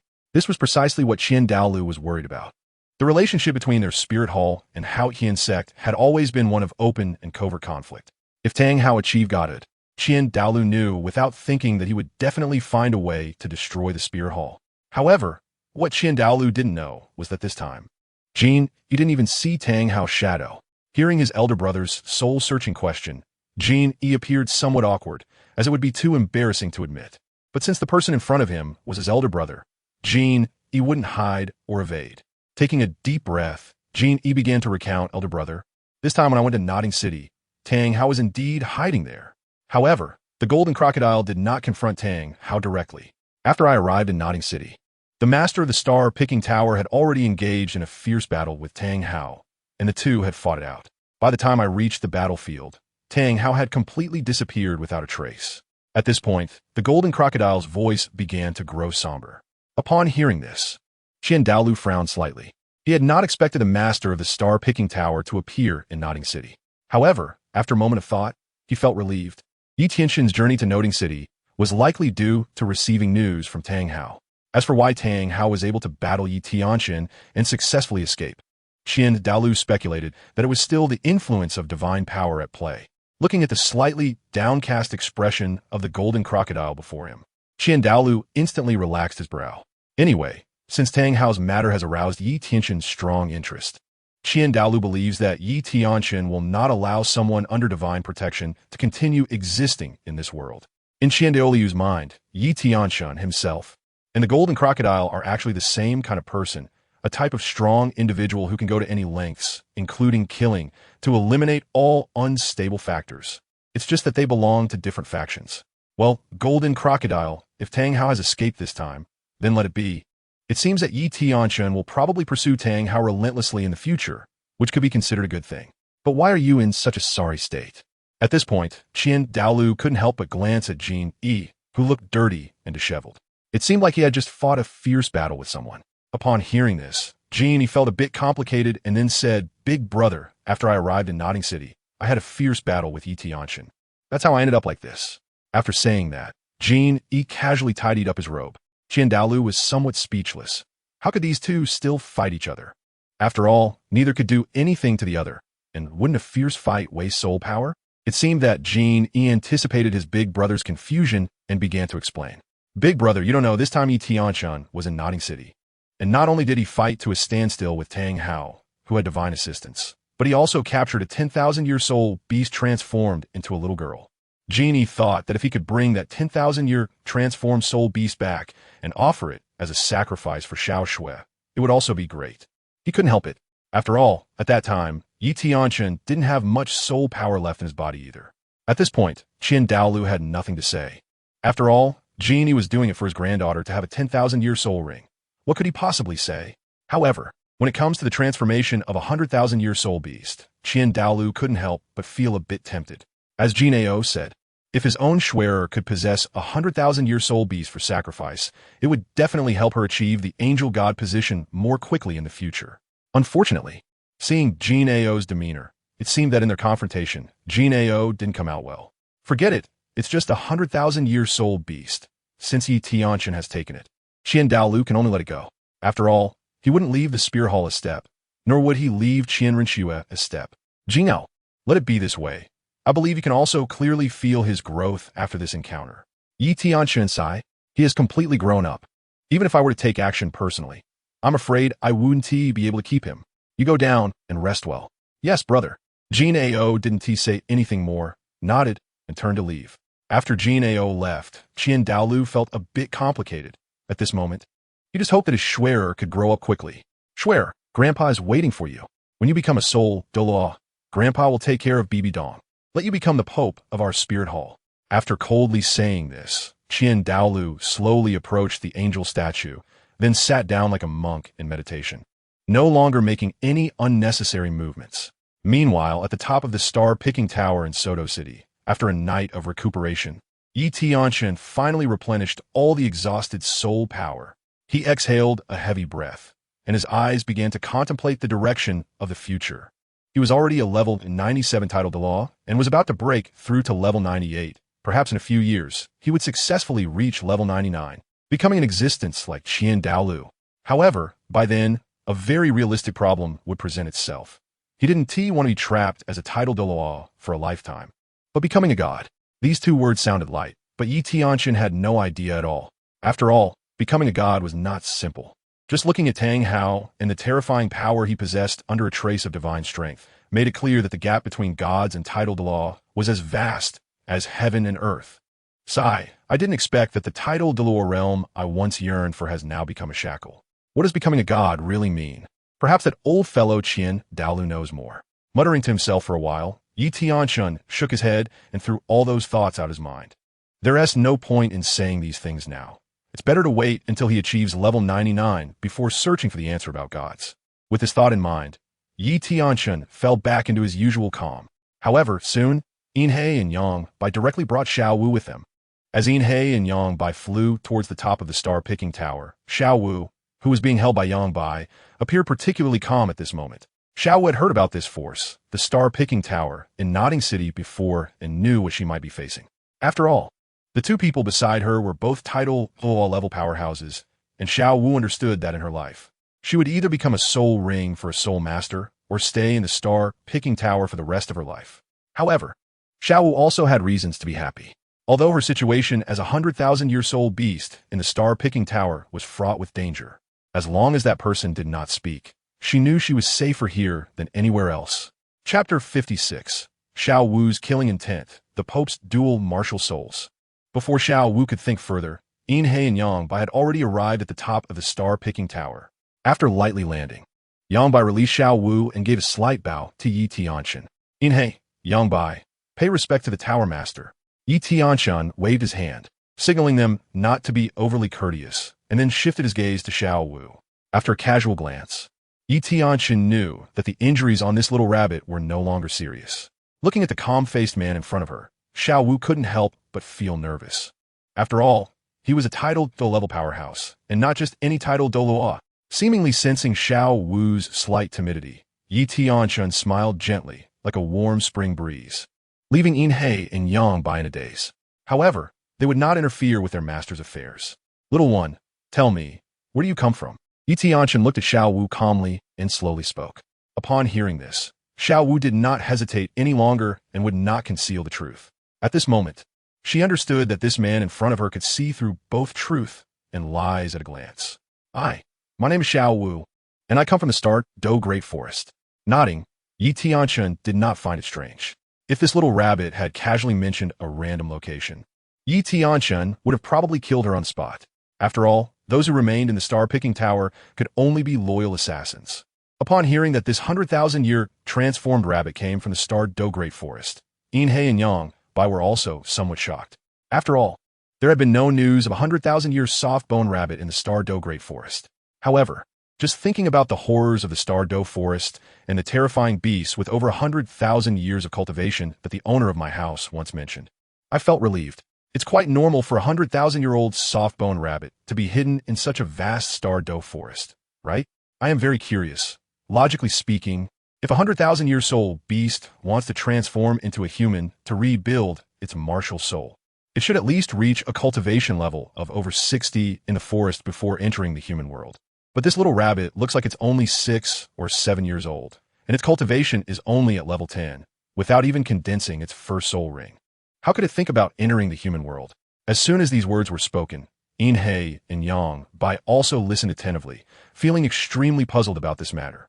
After hearing this, Xiao Wu slowly recalled her mother, and her expression changed from timid to fierce. Soon, 2 lines of tears began to drip slowly from the corners of her eyes. A faint killing intent began to emanate from her small body. Suddenly raising her head, Xiao Wu's small face was filled with determination. I am here to avenge my mother. In an instant, Xiao Wu let out a fierce roar. Even though Yin and Yang had killed countless people, they could still sense the genuine killing intent in Xiao Wu's heart. However, Tianchen's focus was obviously not here. Xiao Wu's statement implied that her mother was also a 100,000-year-old soft-bone rabbit and should have been hunted down by human soul masters. Ignoring Xiao Wu's breakdown, Tianchen's mouth curled up slightly, and then he teasingly asked, "Then who do you want to kill?"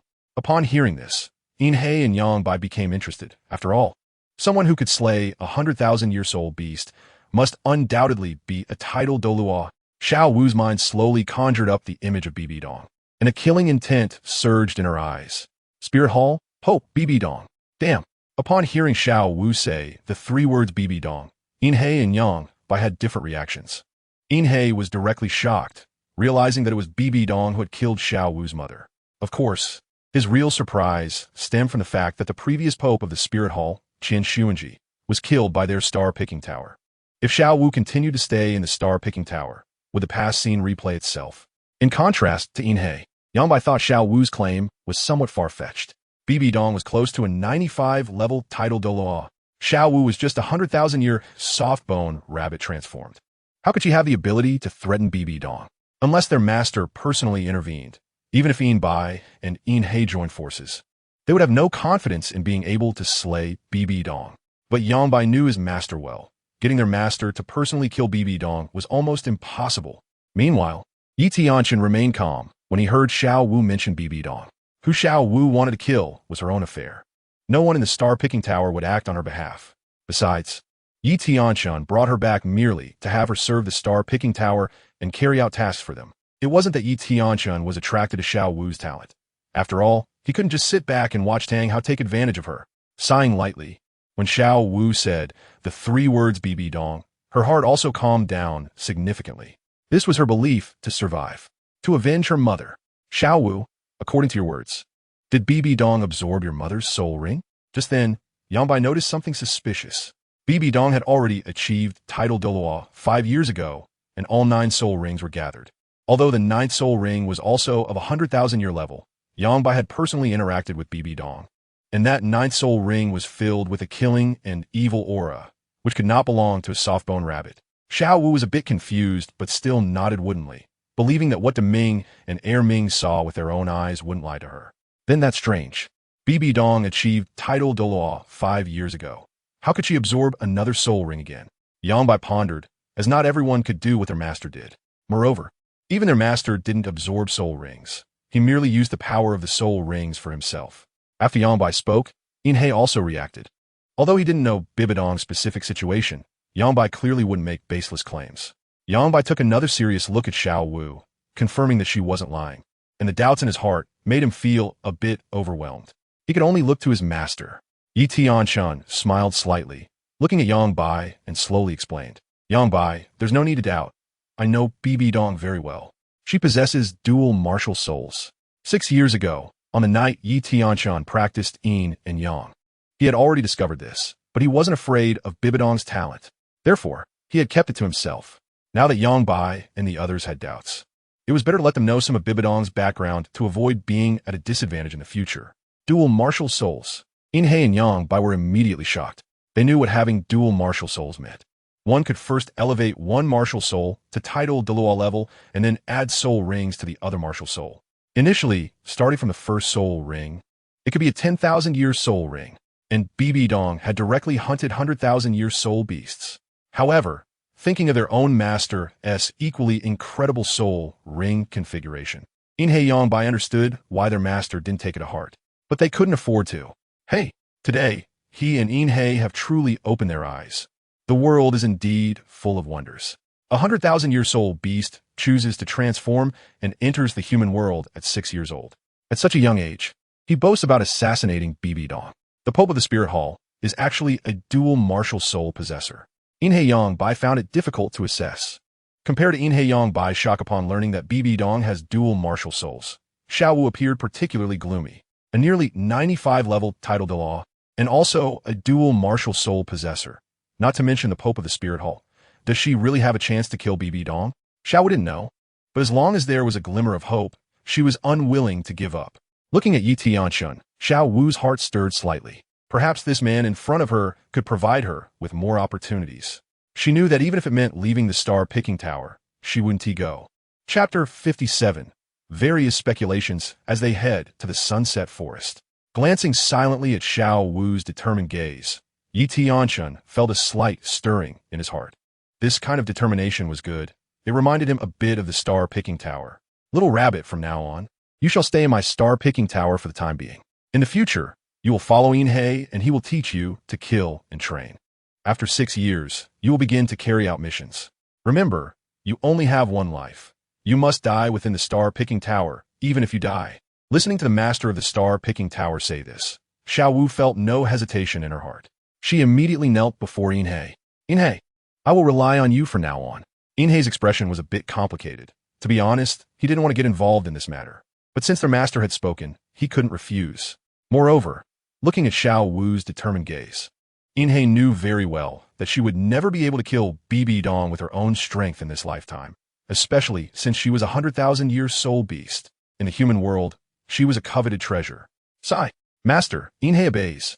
While speaking, Inhe slowly lifted the kneeling Xiao Wu and somewhat helplessly placed her behind him. Yangbai had been quietly watching the whole time, without speaking, but from the smile at the corner of his mouth, it was clear that he could only encourage Inhe spiritually regarding his predicament. In fact, Yi Tianchen was feeling a bit helpless as well. Xiao Wu's killing her would serve little purpose, and letting her go was impossible, given that she was a 100,000-year soul beast. So, for now, he decided to keep her. After all, she was only 6 years old. After some thought, Yi Tianchen felt it was best to proceed this way for the time being. Looking at Inhe and Yangbai, Yi Tianchen then instructed them on another matter, the medicinal garden mentioned by Douluo. By the way, Yangbai, Inhe, 3 days from now, you will accompany me to the sunset forest to see what Douluo mentioned about that medicinal garden.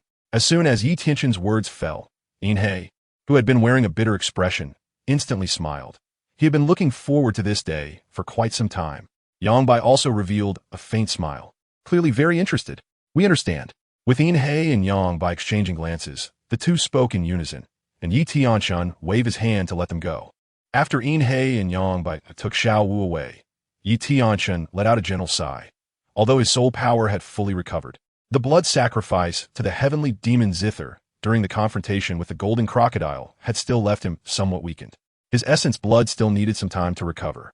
Shaking his head, Tianchen returned to the pavilion, quietly cultivating, waiting for 3 days to head to the sunset forest.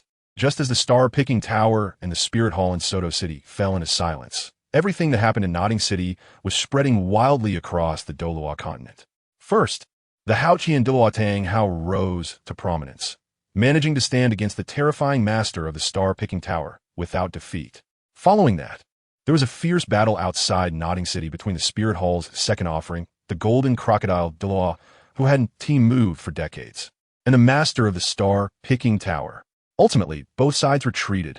The entire Douluo continent was abuzz with discussions, but more were astonished, shocked by the terrifying strength of the newcomer Tang Hao, as well as the powerful strength of the master of the star-picking tower. After all, being able to face off against two opponents without defeat was not something an ordinary Title Douluo could achieve, especially since the Golden Crocodile Douluo was a well-known 98-level Title Douluo 7 treasure glazed tile school. When Ning Fengji learned about everything that had happened in Notting City, he was obviously a bit unsettled, because he truly couldn't understand how Tang Hao had the ability to contend against Tianchen without being defeated. Others might not know, but Ning Fengji was well aware. Not to mention the terrifying and bizarre heavenly demon Zither in Tianchen's hands, just considering Tianchen's peerless strength at 97 levels. In this world, aside from the golden crocodile Douluo of the Spirit Hall and Qin Demon, as well as Tianchen from the Haoyan sect who had disappeared for decades, Ning Fengji couldn't think of anyone else who could be Tianchen's opponent. Even the golden crocodile Douluo could only put up a fight. Moreover, Tianchen's soul ring configuration was simply unbelievable. Ning Fengji really couldn't comprehend whether Tang Hao was truly that powerful or if their 7 treasure glazed tile school was too weak. Taking a deep breath, Ning Fengji felt a bit dizzy. At that moment, the sword Douluo and bone Douluo hurriedly walked in. Fengji, have you heard? Tang Hao in Notting City. He's so powerful. The bone Douluo spoke a bit incoherently due to excitement, clearly shocked. How long has it been since Tang Hao became a Title Douluo? It's not that I'm belittling Tang Hao, but even with a 100,000 Year 9 Spirit Ring, he definitely wouldn't exceed level 94 now. How could a level 94 Title Douluo be a match for a level 97 opponent? Moreover, that person is the master of the star-picking tower. Just thinking about what happened to me a few years ago makes even the sword Douluo unable to help but ask. Fengji, is this matter true? Ning Fengji really didn't want to believe it, but all the soul masters in Notting City could see it clearly. Yes, Uncle Jian, this matter is true. Upon hearing this, the sword Douluo fell silent for a moment and then exclaimed, No, Fengji, it's impossible for Tang Hao to have the strength to confront the master of the star-picking tower. Unless he has some secret hidden within him. Yes, that's it. Otherwise, why would the Spirit Hall pursue him relentlessly? Back then, the Golden Crocodile Douluo personally came to the Haoyan sect to capture Tang Hao, but he managed to escape. Tang Hao must have some secret. The sword Douluo's expression was excited, as if the clouds had parted to reveal the sun. However, soon, the smile on his face disappeared, replaced by a look of confusion. What kind of secret does Tang Hao possess that makes both the Golden Crocodile Douluo and the Master of the Star-Picking Tower so interested? The Bone Douluo shook his head. How could they know what had happened to Tang Hao? But suddenly, Ning Fengji laughed out loud. Sword Uncle, Bone Uncle. No matter what secrets Tang Hao has, can't we just get involved and find out everything? Compared to looking for others. The Star-Picking Tower and the Spirit Hall can't compare to my 7 treasure glazed tile school. Boom! Ning Fengji's words seemed to open a Pandora's box, and a flash of brilliance instantly appeared in the eyes of the sword Douluo and the bone Douluo. Unknowingly, Tang Hao was once again targeted by a faction. I wonder how Tang San would feel upon learning all of this. Meanwhile, in the Spirit Hall of Spirit City, when Bibi Dong learned about everything that had happened in Notting City, she instantly understood why the Golden Crocodile Douluo had not shown up for a while.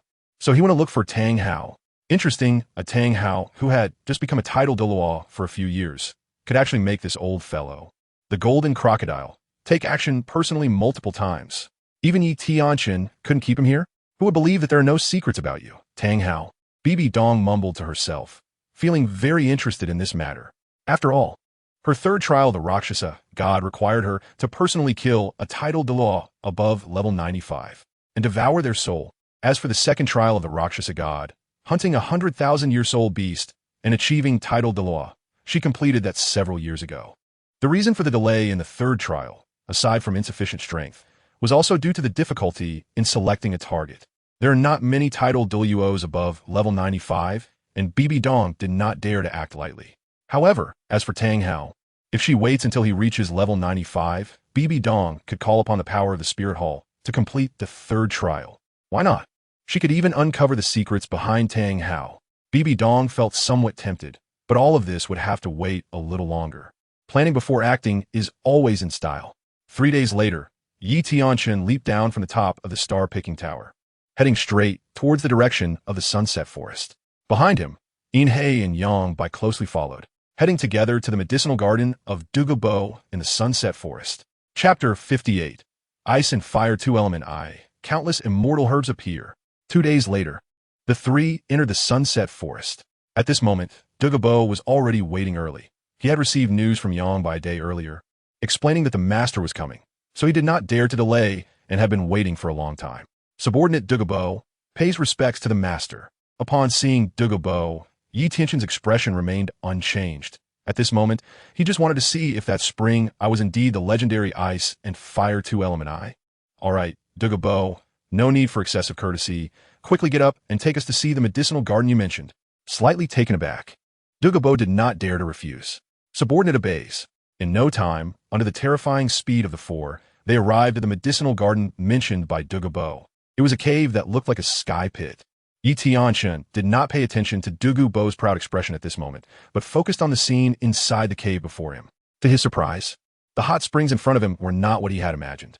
The hot spring was not large, but it was divided into 2 sections, in the oval-shaped pools. The colors of the hot spring water were actually milky white and crimson. What was even stranger was that, although they were in the same pool, they remained distinct and did not mix, each maintaining its own side. The billowing steam rising was produced by the position of the 2 hot springs, continuously ascending until it slowly dissipated at the mountain's mouth. This scene made Tianchen's body tremble with excitement. He never expected to see such a magnificent sight in this world. Although he had never seen the Ice and Fire 2 EI with his own eyes before, he had a similar scene described in his memories. This was indeed the Ice and Fire 2 EI, a natural treasure trove. This so-called treasure trove, of course, did not refer to gold and silver, but was a treasure trove for medicinal herbs. It was also a special natural environment. In the environment of the treasure trove, ordinary plants could not grow at all because they could not adapt to that special climate. But the treasure trove was the birthplace of all precious plants. Moreover, it would cause these rare plants to grow in a time frame shortened by tenfold. In simple terms, if a spirit mushroom grew in any part of the treasure trove for 10 years, it would have the effect of a 100-year-old spirit mushroom. The unique conditions of the treasure trove are the gathering place of the essence of heaven and earth. The Ice and Fire 2 EI. It truly was the Ice and Fire 2 EI. The Ice and Fire 2 EI refers to the unique spring in front of him, with 2 springs coexisting, each countering the other, a treasure land that may take millions of years to form. In his lifetime, being able to see the place where the essence of heaven and earth gathers, how could Tianchen not be excited? The Ice and Fire 2 EI not only nurtures plants, but also has extremely special effects on the human body. Once humans or animals live near the Ice and Fire 2 EI, their bodies will be impacted by the 2 extreme attributes of the essence of heaven and earth in a short time. If they cannot leave in time, they will definitely explode and die. However, for someone like Douluo, who was full of poison, it had tremendous benefits. The extreme heat and extreme cold had a restraining effect on poisons, making it suitable for Douluo to cultivate here. Surrounding the Ice and Fire 2 EI were various plants, diverse and vibrant, looking like a botanical paradise. All the plants here were rare treasures. And just one glance made Tianchen dumbfounded. Not far in front of him, near the edge of the milky white hot spring, there was a cluster of things that looked like small worms. Tianchen carefully crouched down to observe, and his heart was suddenly filled with intense shock. This was snow silkworm? The finest among cordyceps, the snow silkworm. He recognized the thing in front of him at a glance, and his heartbeat seemed to quicken a few beats. Cordyceps is a premium medicinal material, commonly known as cordyceps. In fact, it is a type of insect fungus, a low-level parasitic fungal plant. This cordyceps fungus parasitizes lepidopteran insects in winter. It lives on the larvae pupae, or adult bodies of moths and bees in high mountains, invading their bodies and absorbing nutrients. Once the mycelium gradually fills the insect's body, the larvae become stiff and die. In summer, the fungal spores breed inside the dead insect body, growing a stick-shaped fruiting body from the top of the insect's head, which is cordyceps. The name cordyceps comes from this. The snow silkworm is another term for the finest cordyceps. This type of cordyceps is grayish-white on the outside, with ring patterns. It has 8 pairs of legs, with the 4 pairs in the middle being the most prominent. The texture is easily breakable, the cross-section slightly flat, and white with a hint of yellow. The fruiting body is slender, deep brown to brownish yellow, cylindrical, generally longer than the insect body, and has a slightly swollen spore at the top. The outer color is bright yellow. The inner color is white, plump, and large, not only bigger than ordinary cordyceps, but also much more effective. At this moment, the snow silkworm displayed before Tianchen was more than twice the size of the snow silkworm he remembered from his previous life. This cluster weighed at least several pounds. Although the snow silkworm could not be considered a heavenly material or treasure, he had never even heard of such quality before. Immediately after, Tianchen noticed another plant next to the snow silkworm. This plant had a yellow-brown outer skin and a yellow-red cross-section. The leaves were alternate, with long and curved petioles, and the leaf blades were ovate heart-shaped, gradually pointed at the tip. In summer, small yellow-green flowers with purple spots bloomed from the leaf axils, twisted and ribbon-like, very peculiar. Was this the cinnabar lotus? It actually grew this big? Unlike the nourishing properties of cordyceps, the cinnabar lotus prefers shade and cold, possessing a strong cold nature, countering heat, and is also a precious medicinal material, highly effective for treating fire toxicity. Whether it's snow silkworms or cinnabar lotus, both are rare treasures. If Knight Tianchen had encountered these 2 herbs on a normal day, he would have been immediately attracted to them. However, at this moment, he had no time for careful observation, as his gaze was quickly drawn by a faint fragrance. It was a large pale pink flower, leafless, with a stem 3 feet long, and the flower itself was enormous, with a diameter of at least a foot. Each petal appeared crystal clear and translucent. The pale pink flower gently swayed with the mist, growing by the bank where the red and white spring waters intersected. Knight Tianchen was still over 10 meters away from the flower, yet he could still sense that faint, delicate fragrance. The flower's stamen was light purple, resembling tiny purple diamonds embedded within. The scent, although distant, was not overpowering. It was a subtle freshness, as enchanting as a maiden's natural fragrance. When Knight Tianchen saw this large pink flower, he couldn't help but become somewhat dazed, as he didn't immediately recognize what kind of flower it was. Subconsciously taking a few quick steps closer, he leaned in to sniff. The floral aroma remained, not intensifying with his approach, still that light, refreshing scent that was heartwarming. It provided some relief to Knight Tianchen, who had begun to feel somewhat uncomfortable near the Ice Fire 2 instrument's eye. What kind of flower is this? It felt a bit strange. Knight Tianchen vaguely thought he had some impression of this flower in his mind, but he couldn't recall it for the moment. The only thing he could be certain of was that this flower was not a heavenly material or earthly treasure, but a true immortal product. Knight Tianchen instinctively turned around to look at other herbs, but just as he did, he suddenly witnessed a peculiar scene. The surrounding darkness had transformed into a pink hue, with a pink light shield approximately 10 meters in diameter, faint in color. However, with Knight Tianchen's Title Douluo sensitivity, he immediately discerned that he was not hallucinating. Turning back to look at the large flower, he then realized that this pale pink light shield was indeed centered around the flower. The blockage in his mind instantly cleared, and with a flash of inspiration, Knight Tianchen blurted out the name of the flower, Yuxiang Immortal Product. Taking a deep breath, Knight Tianchen quickly circled around the Ice Fire 2 instrument's eye. After only a cursory observation, he had already spotted countless treasures. Even treasures like the 9-grade purple Ganoderma were present. Knight Tianchen had seen at least 7 or 8 types of immortal herbs. The top-grade herbs were countless. Among these herbs, while the poisonous ones occupied more than half, there were still many beneficial ones. It was like the 2 springs in the Ice Fire 2 instrument's eye, each standing their ground. At this moment, not only was Knight Tianchen excited, but Yin He and Yang Bai were also exceptionally thrilled. Looking at the ground full of heavenly materials and earthly treasures, their hearts were already bursting with joy. Their feelings toward Douluo had also become even more affectionate. Chapter 59. Octagonal Xianbing Grass, Fierce Fire, Apricot Blossom. Of course, Douluo was also aware of what Yin He and Yang Bai were plotting. After all, the two were practically drooling at this point. Without hesitation, Knight Tianchen slowly approached a white octagonal fairy grass. The top of this white herb looked like a large white flower, octagonal in shape, with the center glittering like ice crystals. There was no fragrance emanating from it.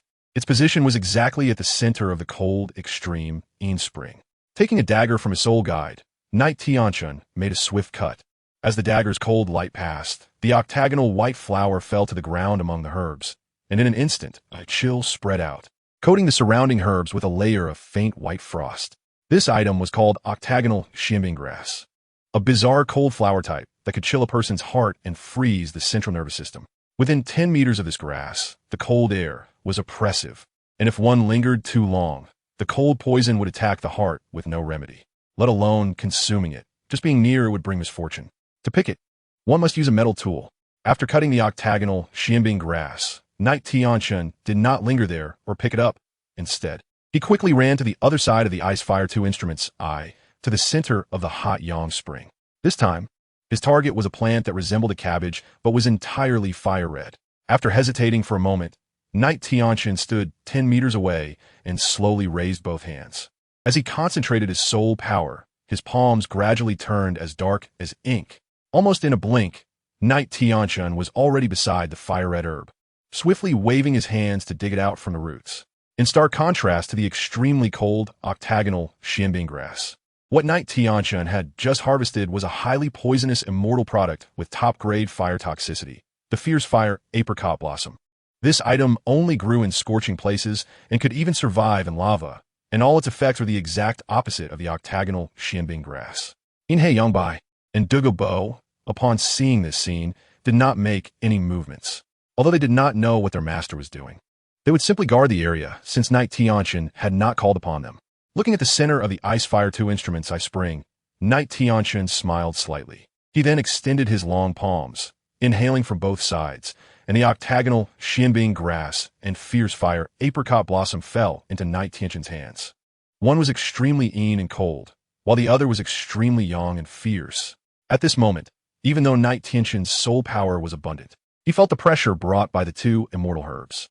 Although the two types of immortal products were toxic, after being restrained by their natural enemies, they no longer exhibited their previous dominance.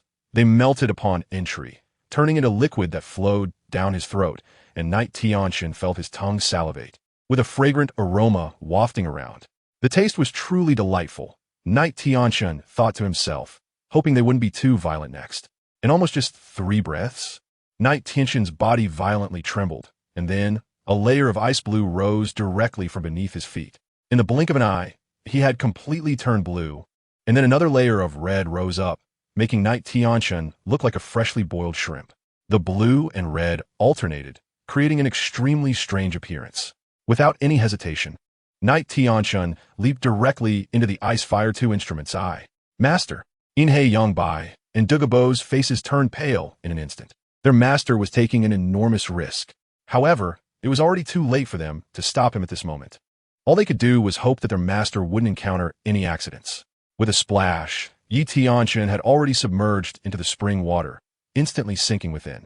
The reason he didn't jump into the water immediately after consuming the 2 types of immortal-grade herbs was to wait for the effects to take place. Otherwise, if he had acted just a moment too soon, he would have been reduced to nothing but bones upon hitting the water.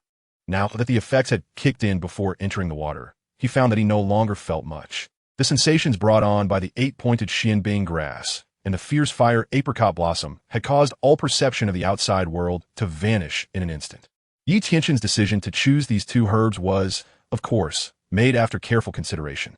These 2 types of highly toxic immortal-grade herbs were not the best quality around the eye of ice and fire. They could only be considered quite ordinary. If it were just one type, he wouldn't even dare to be near it, let alone consume it, as it would immediately plunge him into extreme danger. However, due to the opposing nature of ice and fire, when the 2 herbs were combined, they produced a neutralizing effect, which was the only opportunity to consume both types. Of course, the ice and fire attributes of the 2 herbs did not disappear as a result. After taking them, Yi Tianchen would still have to endure the overwhelming baptism of ice and fire. If his body couldn't withstand it, he would instantly explode and die. Fortunately, Tianchen is a Title Douluo of level 97, so this pressure is actually still within a controllable range. The most important reason Tianchen chose to consume them is because of the ice and fire yin-yang in front of him. According to the literature of the Tianchen continent, to enter the ice and fire yin-yang taking the octagonal xianbing grass and the liuhua apricot flower simultaneously is the only opportunity. These two herbs are born from the extreme auras of the ice and fire yin-yang and can only counteract the terrifying power of the two springs. As Tianchen leaped into the spring water of the ice and fire yin-yang it churned for a moment, and soon after, he had quietly submerged within. The surface of the water returned to calm, with the milky white and crimson still clearly distinct. The water vapor lingered in the air, and everything returned to silence. Time flowed like water from morning to night, with merely the sun rising and setting. As night fell again, darkness enveloped the earth. In the area of the ice and fire yin-yang, I was plunged back into darkness. However, Tianchen, who had submerged within, still did not surface, as if he had completely disappeared from the spring water. Inhe, Yangbai, and even Douluo could only quietly wait at their place, hoping for their master's safe return. What they did not know was that at this moment, Tianchen was immersed in the ice and fire yin-yang Streams of extreme yin and extreme yang powers continuously permeated Tianchen's body from the spring water, cleansing his meridians. His bones and flesh began to grow stronger, and even his internal organs were continuously enhanced. The violent medicinal power within him began to transform into pure soul power, merging with the vast soul power within him. In an instant, when Tianchen opened his eyes, his absorption speed began to accelerate rapidly. The entire ice and fire yin-yang began to form a vortex around Tianchen's body, continuously transmitting energy. Inhe Yangbai and Douluo, who had been waiting for a long time, were all dumbfounded at this moment. They could clearly sense a strong wave of soul power beneath the ice and fire yin-yang This was the aura belonging to their master.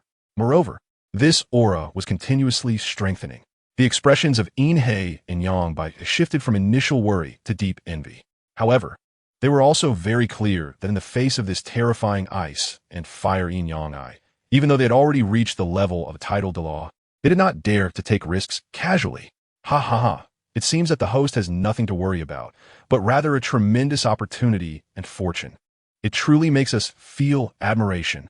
Inhe smiled broadly, and Yangbai also showed a smile at this moment. As Douluo breathed a sigh of relief, he also began to wonder what exactly this ice and fire yin-yang was, and what kind of effects it had. Although he did not know all of this now, as long as he waited for his host to come out, he would be able to resolve the doubts in his heart. Finally, when dawn broke, a golden light shot directly into the entire cave from the east. The area above the ice and fire yin-yang began to roll continuously, and a unique aura belonging to a 97th level Title Douluo spread throughout the cave. Soon after, Tianchen's body leaped out from the ice and fire yin-yang Suspended in midair, Inhe Yangbai and Douluo saw him and felt as if he was made of ice and jade. In an instant, the cave was filled with fragrance. Chapter 59. Breaking through level 98, 3 people practicing together. But this was not the end, as the immense soul power fluctuations continuously surged from Tianchen's body. His internal soul power began to reach a limit. With the rising tide, the soul power within him was not suppressed by Tianchen at all, and began to push toward level 98. Boom, boom, boom.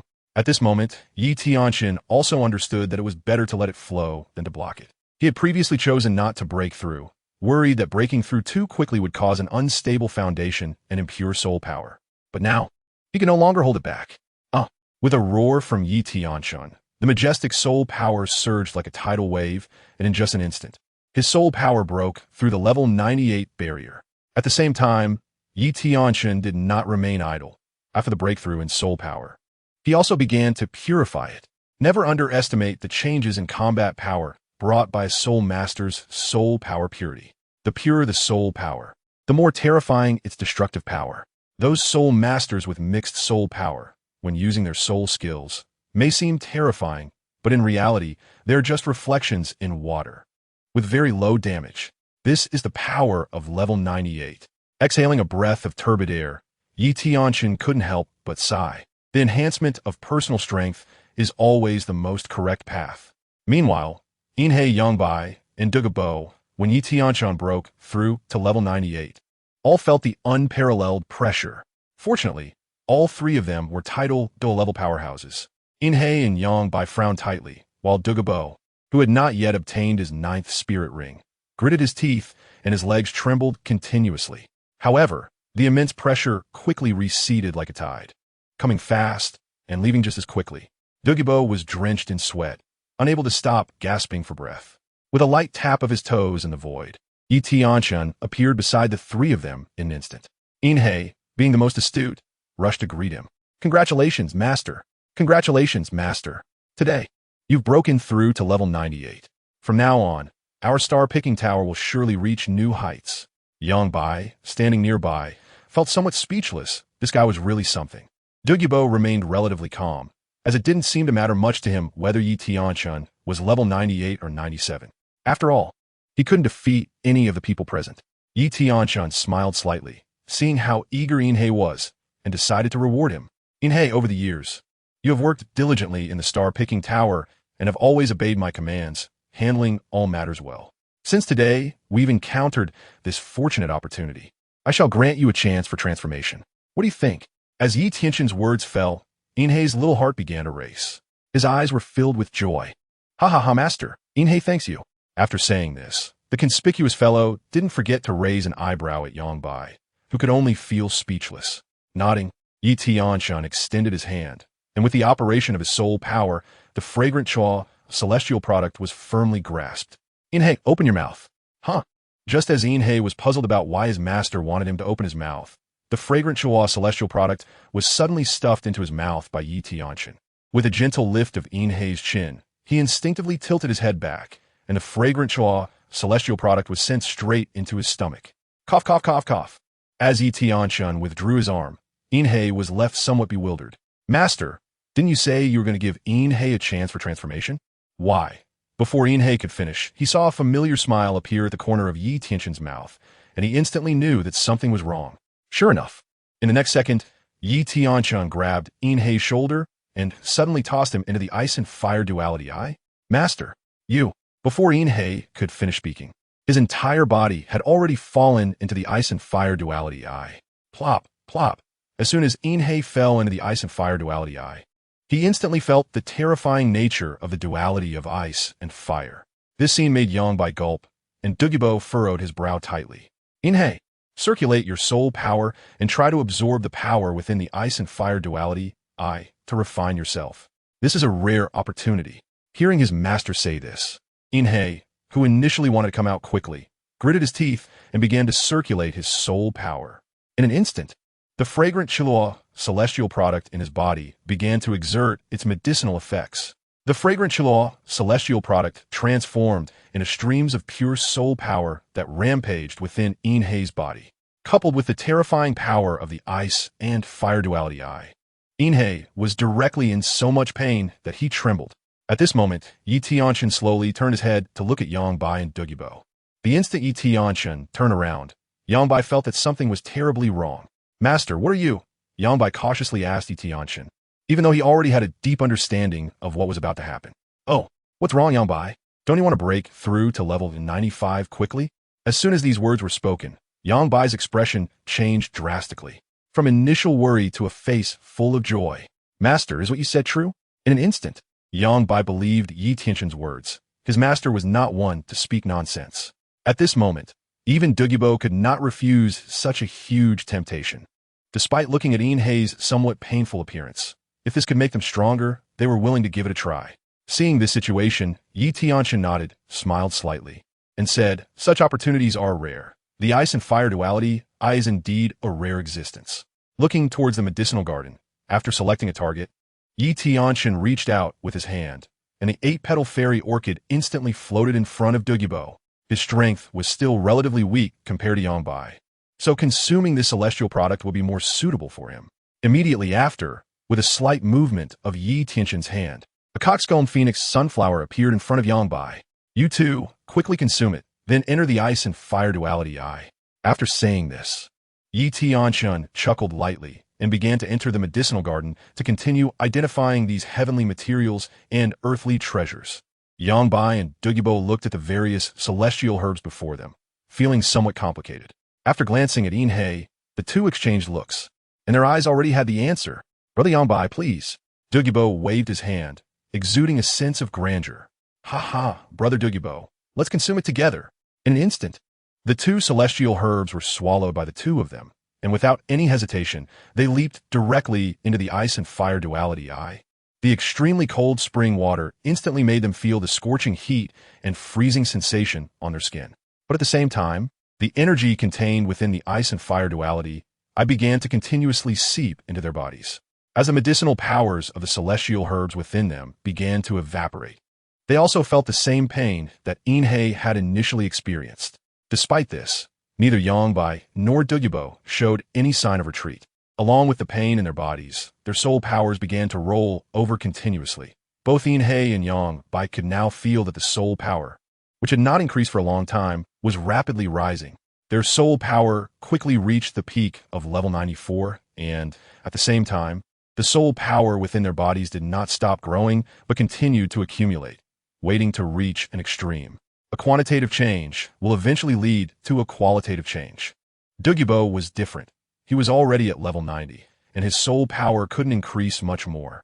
So the soul power entering his body began to strengthen his physical body after it could no longer grow. Tianchen kuiyut. Not worried that anything would happen to the three of them. Over the past 2 days, he had absorbed more than half of the energy from the ice and fire duality eye, and now it posed no significant danger to a Title Douluo. Thus, Inhei, Yangbai, and the others could remain safe and sound. As the three of them in the ice and fire duality, I transitioned from initial pain to extreme calmness. They had already adapted to the ice and fire duality eye.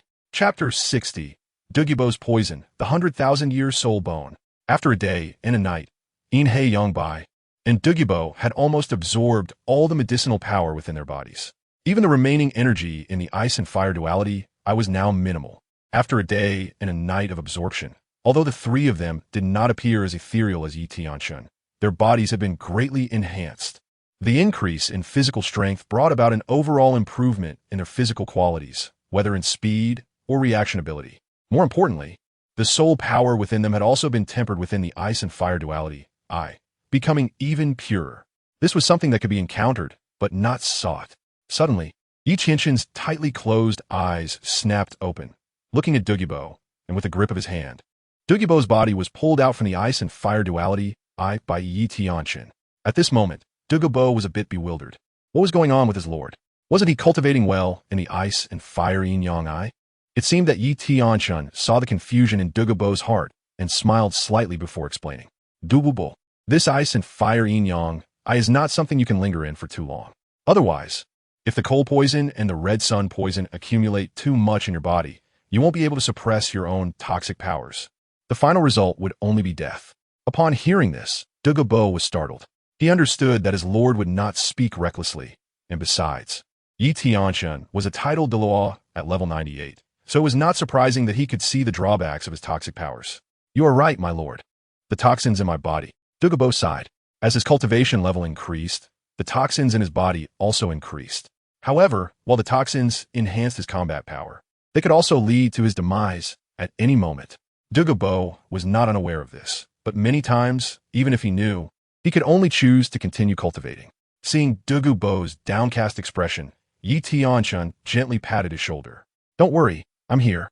This poison of yours is not a difficult matter. I have 2 methods. I wonder which one you would like to choose. My lord, please speak freely. Tianchen nodded and explained his methods. The first method is very simple. I will personally take action and use my profound soul power to help you eliminate all the toxins in your body. However, you will have to endure immense pain, and there is even a risk of your meridians breaking and dying during the process. Moreover, because all your strength relies on your poison skills, once all the toxins in your body are eliminated, your strength will greatly decline. Uncertain if Douluo is willing, he looks at the expression on his master's face, which is half smile and half awkward, and he suddenly feels a bit down. All his strength is in the poison technique, which can't be wasted. Well, I still have a method that can allow you to have both fish and bear's paw. Master, please tell me. As soon as these words came out of Tianchen's mouth, Douluo instantly became excited. This method isn't complicated. The reason you're being harmed by the poison is mainly because of the poison technique you practice. If you had a weapon martial soul, it would be much easier. You would just need to condense the poison in your body onto your martial soul, and all problems would be solved. But now you're using a beast martial soul, so the poison merges with you. Although your soul power can mobilize and suppress it, they have already become part of your body, which is why they cause significant harm. To keep the deadly poison in your body without letting it harm you, you must find a host to store the poison. I think a soul bone would be a good choice. Upon hearing this, Douluo began to think. Douluo is actually an expert in poisons himself, and he immediately understood as Tianchen explained. His eyes lit up, Master. Are you saying that I should force the poison in my body into the soul bone so that it won't harm me? Tianchen nodded. That's the idea. By the way, your granddaughter can do the same. You just need to find her a suitable soul bone, and let her force the poison into the soul bone while practicing the poison technique, and there won't be any issues. Douluo felt a surge of excitement upon hearing this, but then he thought of some drawbacks. Douluo frowned. Master, I've been practicing the green phosphor snake martial soul for over 60 years. My body has long since merged with the poison. It's not easy to force it out. If I'm not careful, the backlash might be even stronger. Master, are you not teaching me how to commit suicide? Tianchen said lightly. This is the only feasible method. Of course, it's not about forcing it directly with soul power. You are right. That would not only be ineffective, but would also cause a stronger backlash. It must be combined with certain medicines to gradually filter out the poison from your meridians and bones, concentrating it into the soul bone. This will be a long process. It cannot be completed in a day or two. After all, you are currently a person of poison. Of course, Tianchen wouldn't really ignore this matter. He would provide Douluo with the medicinal materials he needed. In fact, Tianchen has an even simpler method, but it's that Douluo is prone to going mad. His demon Zither could directly dissipate the poison in Douluo, but it's better for Douluo not to get too close to this demonic energy. Just as Douluo was lost in thought, Tianchen silently took out a soul bone from the soul guide device. This is the trunk bone of the 100,000-year soul beast that Tianchen hunted when he initially broke through to level 90. When this soul bone appeared in front of Douluo, he was like a cat that smelled fishy, instantly focusing his gaze on this 100,000-year soul bone. This is the trunk bone of a 100,000-year soul beast. My heavens! Douluo was stunned. What was his master doing taking out such a treasure? Before Douluo could react from shock, Tianchen tossed the soul bone into Douluo's arms. Thump, thump! Douluo's heart raced, and he stared blankly, mechanically looking up at Tianchen. Master, is this a reward for your subordinate? Douluo's eyes widened in disbelief. Tianchen smiled slightly. What, Douluo? Do you not want it? If that's the case, then I'll take it back. No, no, no, Master. How could Douluo dare to refuse your reward? Douluo thanked his master profusely. Tianchen rolled his eyes at Douluo and shook his head. Looking at the trunk bone of the 100,000-year soul beast in his hand, Douluo seemed to have found a treasure, touching it here and there. And it took him a long time to reluctantly put it into his soul guide device. Looking at his master, Douluo felt he was truly lucky. Ignoring Douluo's melting gaze, Tianchen looked towards Inhei and Yangbai, who were still in the ice and fire 2EI. As for giving Douluo the 100,000-year soul bone, Tianchen didn't think much of it. After all, the ice and fire 2EI is not lighter than a 100,000-year soul bone. Moreover, Douluo is also a member of the star-picking tower. So a 100,000-year soul bone is nothing. Sooner or later, Tianchen would give it away. But now Douluo needed it more. At this moment, in the ice and fire 2EI, Inhei and Yangbai had already reached the most critical moment. The soul power within them had reached a limit. Even their physical bodies were no longer absorbing any energy. At this moment, there was only one way to go, which was to break through. Only by breaking through to level 95 could they have room for improvement. They seemed to realize this issue, and now was the best time to break through. The ice and fire 2EI could still provide some energy, and the celestial herb in their bodies had not yet been completely digested. If it didn't act now, then when? Chapter 61. Breaking through to level 95. Inhei and Yangbai rejoice. At this moment, Inhei and Yangbai were already fully awake. Inhei turned to look at Yangbai, and the two instantly locked eyes. Inhei's lips curled slightly, and his face was filled with joy. Yangbai, today I will break through to level 95. The soul bone of the golden rhinoceros in the master's hand must belong to me. Inhei, haha, just wish me luck. Don't worry. When you encounter danger in the future, I, who have the 100,000-year soul bone, will definitely help you. What do you think, Yangbai? Ah, Yangbai felt speechless. Did Inhei really think he could secure this victory? Ha! Inhei, do you think only you can break through to level 95 today? Oof. Today, I, Yangbai, will also challenge level 95. I don't believe I can let you break through first. After saying this, Yangbai accelerated the operation of his soul power, and his whole body quickly began to absorb the remaining energy in the Ice and Fire 2 EI. At the same time, an air vortex formed above Yangbai's head, and a large amount of soul power drifting in the world began to pour down. Then Yangbai began to work hard to refine these wandering soul powers, purifying and refining them over and over. Seeing this situation, Inhei suddenly felt a little anxious. He didn't want Yangbai to break through first. He also followed suit, above his head. A large amount of mixed soul power from heaven and earth began to surge into Inhei's body. His body was also constantly changing. Fortunately, the two of them had made their physical bodies much stronger in the past day and night. Otherwise, this level of absorbing mixed soul power from heaven and earth would be almost like seeking death. After all, most soul masters cultivate by meditating to communicate with the mixed soul power in the world, and then they make it gentle before absorbing it into their bodies for refinement. It will be like Inhei and Yangbai at this moment. In a short while, all the wandering soul power in the entire cave was absorbed by the two of them. Seeing this, Tianchen frowned. Inhei and Yangbai had reached a critical moment. They could not let their efforts go to waste. Tianchen then unleashed a barrage against the mountain above.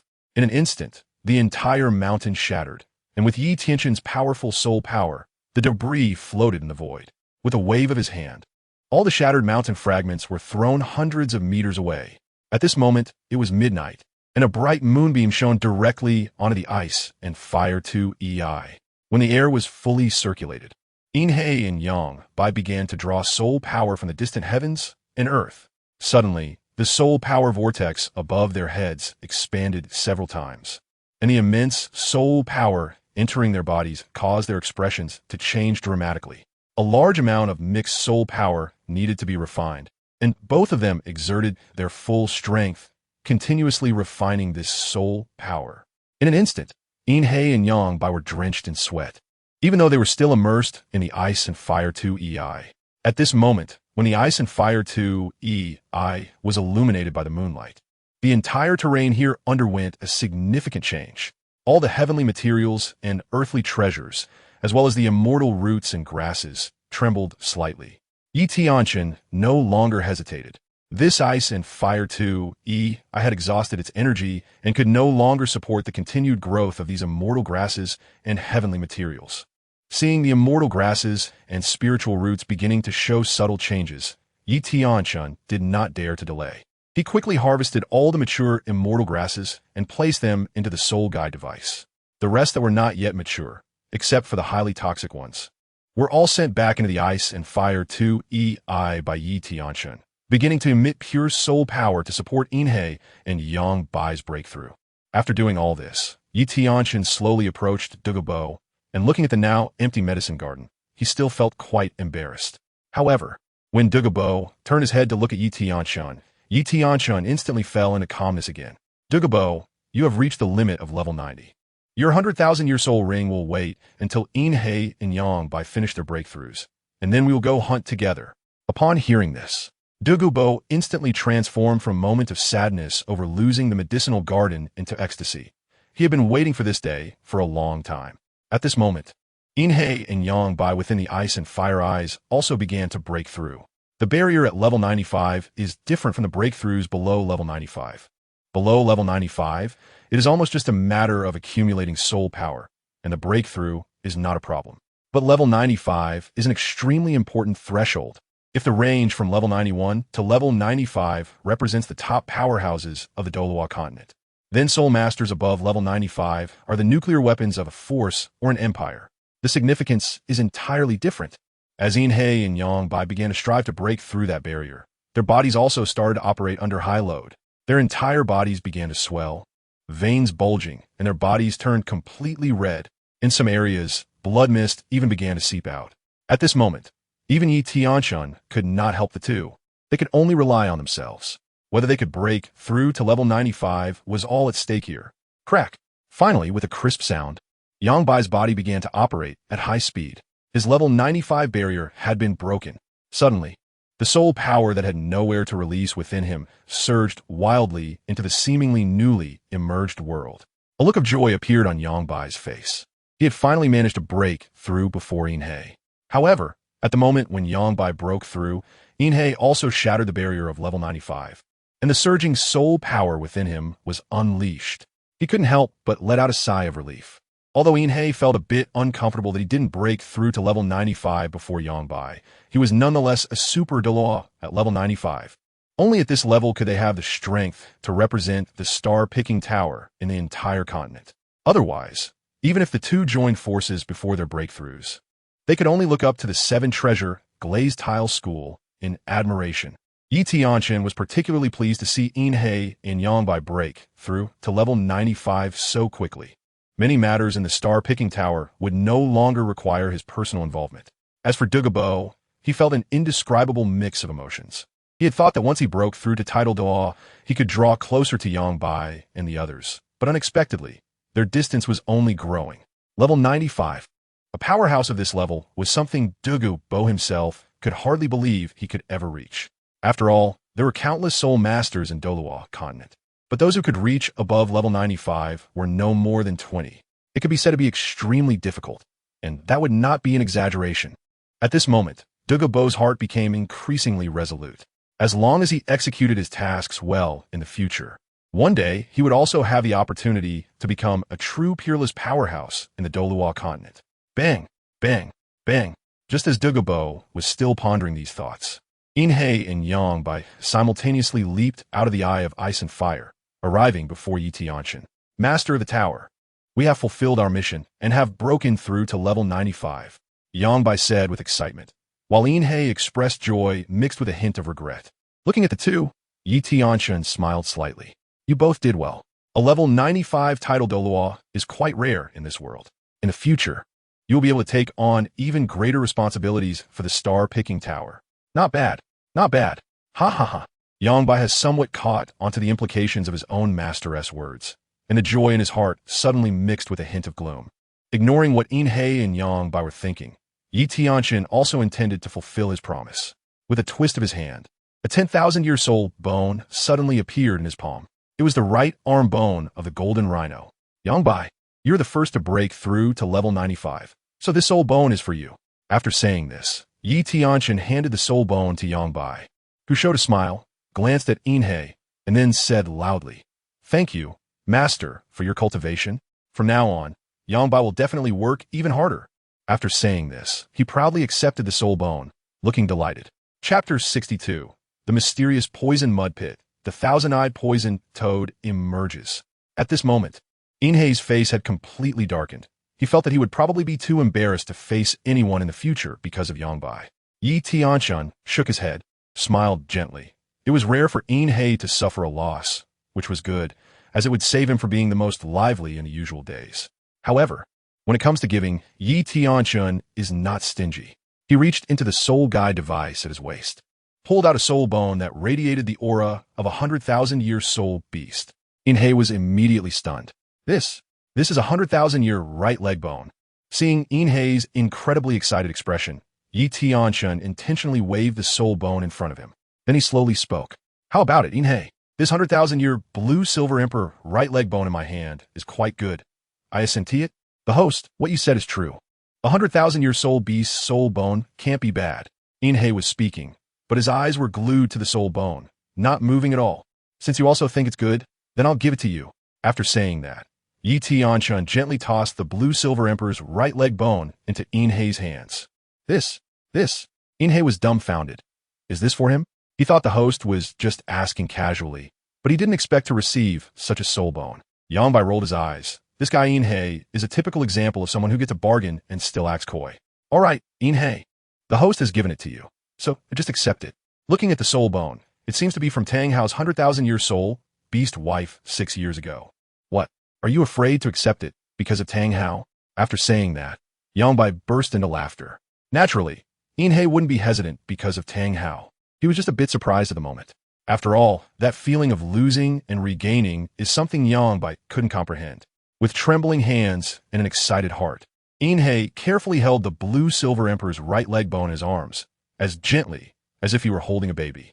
At this moment, not to mention Yang Bai, even Yi Tianchen frowned slightly. This guy, Inhei, is quite a perverse potential. After one night passed, when dawn broke the next day, the four of them got up, not looking back, and directly disappeared from the spot. The ice and fire Yin-Yang I had temporarily been rendered useless, and it would take at least 1,000 years to recover. After leaving the ice and fire Yin-Yang I, the four of them headed towards the deepest part of the sunset forest. They still needed to hunt for the 9th spirit ring for Douluo. As they slowly walked into the deepest part of the sunset forest, the surrounding environment began to change. The entire sunset forest is different from the Douluo forest. It always gives a sense of eerie terror, as if everything around is bloody and treacherous. The Douluo forest, on the other hand, is vast and truly has that primitive forest feel. Yi Tianchen walked at the front, continuously sensing the surrounding soul beasts with his 98th level soul power. Although the Sunset Forest does not have as many varieties of soul beasts as the Douluo Forest. If we talk about which places soul beasts are most suitable for Douluo, it must be the soul beasts in the Sunset Forest. In short, along the way, Yi Tianchen and the others did not lack the discovery of some soul beasts under 50,000 years. And among these soul beasts, surprisingly, 1/3 were highly poisonous. As a master of poison, Douluo was particularly excited. Host, do you really think there are soul beasts around 80 to 90,000 years in the Sunset Forest? If it doesn't work out, it would be easier for us to head to the deep part of the Douluo Forest. After walking for a while, Inhei cautiously asked. In his memory, he hadn't heard of any high-age soul beasts in the Sunset Forest. After all, he is also a Title Douluo powerhouse, and these pieces of information are quite familiar to him. Before Yi Tianchen could speak, Douluo rebutted. Dark Priest, you may not know this, but the reason why there are rumors in the outside world that there are no high-age soul beasts in the Sunset Forest is simply because they cannot approach. As far as I know, there is an 80,000-year-old Emerald Phosphor Snake King in the Sunset Forest. In terms of my martial soul, it is the most suitable. After saying this, Douluo focused his gaze on Yi Tianchen, believing that his lord must know some information. However, what Yi Tianchen was about to say next left the three of them in shock. Yi Tianchen nodded and then spoke. Douluo is right. Although the Sunset Forest is not as terrifying as the Douluo Forest, there are indeed soul beasts over 50,000 years old, and even 100,000-year soul beasts may exist. Let's take a look. Moreover, the soul beasts here are more suitable for Douluo's martial soul. As soon as he said this, it was like a hammer striking the anvil, and Inhei had nothing more to add. The four continued deeper into the forest. After 2 hours, Yi Tianchen's steady pace suddenly stopped. The three behind him instantly became alert, releasing their soul power to probe, but they found nothing. Yi Tianchen, however, had a slight smile at the corner of his mouth. It seemed that Douluo's 9th soul ring was about to be acquired. Let's go. Ahead is a good place. Perhaps Douluo's 9th soul ring is there. After saying this, Yi Tianchen took the lead and moved forward. After walking about 10 miles, a vast, boundless swamp appeared before the four of them. At this moment, Yi Tianchen could sense a seemingly weak, yet extraordinarily powerful soul beast aura. Inhei looked at the endless black swamp and frowned, lightly sniffing the air, when a strong and foul odor suddenly assaulted him. Inhei's face twisted in disgust. Master, this place is so smelly. Are there really soul beasts hiding here? Facing Inhei's questioning, Yi Tianchen did not respond. He simply gazed quietly at the bottomless black swamp and then slowly spoke. Inhei, it seems you still don't quite believe me. If that's the case, if there really is a soul beast later, you can handle it yourself. I, Yang Bai, and Douluo will just watch you display your might. As soon as these words were spoken, Yang Bai couldn't help but laugh first. Inhei, you really are looking for trouble. This is great. If there really is a soul beast hiding in this black swamp, even if it's just a 50,000-year-old one, I believe you will have to exert some effort. Not to mention how foul it is in the swamp. Just then, Yi Tianchen's expression shifted slightly, and he looked at Inhei. Inhei, why don't you go take a walk in this swamp now? Whether there are soul beasts present or not, it would be better for you to see for yourself. Go. Not giving Inhei any room for negotiation. Upon hearing that the master had given the order, Inhei still steeled himself. With a light tap of his toes, he flew into the air, landing on a rotting piece of wood. As Inhei's soul power surged, the deadwood began to slide forward. Moments later, Yi Tianchen and the others could only see Inhei's tiny figure. Looking at Yi Tianchen, Yangbai stepped forward slightly, filled with doubt, and asked softly, Master, are there really soul beasts over 50,000 years old in this black swamp? Douluo also came closer, eager to know. With a mysterious smile, Yi Tianchen pointed at the distant black swamp and slowly spoke. There is an 80,000-year-old thousand-eyed poison frog there. This time, it will be enough for Inhei to have a good drink. Chapter 63. The appearance of the Emerald Phosphor Snake Emperor, two beasts fighting. Hearing the name of the thousand-eyed poison frog, Yangbai was instantly dumbfounded. He had never encountered such a soul beast and only knew of its name. Douluo, however, was different. Upon hearing that there was an 80,000-year-old thousand-eyed poison frog, his expression changed dramatically. This world actually still has thousand-eyed poison frogs, and it's even around 80,000 years of cultivation. Incredible, truly incredible. When Yangbai heard Douluo muttering to himself, he was quite curious. Is the thousand-eyed poison toad really worth such a fuss? Brother Douluo, does this thousand-eyed poison toad have some extraordinary qualities? Upon hearing Yangbai's question, Douluo's furrowed brow relaxed slightly. Brother Yangbai, you may not know, but this thousand-eyed poison toad is not simple. It is famous for its terrifying venom. The so-called thousand-eyed actually refers to the outlets through which it releases its venom. However, because of this, its venom is almost impossible to evade. And since it has always lived in such abyssal mud, it is even more difficult to hunt down. An 80,000-year-old thousand-eyed poison toad, with the dark entity having already broken through to level 95, would indeed be troublesome to deal with. Moreover, the thousand-eyed poison toad has a strong ability to conceal itself and can even suppress its own aura. After hearing Douluo's explanation, Yangbai was slightly surprised but then broke into a broad smile. Indeed, what his master said was not wrong. It's enough to make the dark entity drink a pot of it. Just as Yangbai and Douluo continued their conversation, the dark entity, having entered the mud pit, felt a bit bored. Master really knows how to scare people. In a place like this where no birds would defecate, how could there possibly be soul beasts? Complaining aside, the dark entity was still quite serious and quickly searched the entire mud pit. Unfortunately, he didn't find anything at all. But just when the dark entity planned to return the way he came, a shadow, about several dozen meters long, suddenly emerged from the mud pit below, opening its big mouth and roaring towards him. In an instant, the dark entity didn't bother to clearly see what soul beast it was and directly activated his soul power, suddenly soaring into the sky. Bang! The speed of a level 95 Title Douluo is no joke. Although the thousand-eyed poison toad launched a surprise attack on the dark entity, he still managed to escape from the abyssal giant mouth. Quack, quack, quack, hovering in the void. The dark entity finally got a clear look at the soul beast that had attacked him. At a glance, he locked eyes with the thousand-eyed poison toad. Hiss! It's this disgusting thing. The thousand-eyed poison toad? The dark entity frowned. This thousand-eyed poison toad is not easy to deal with.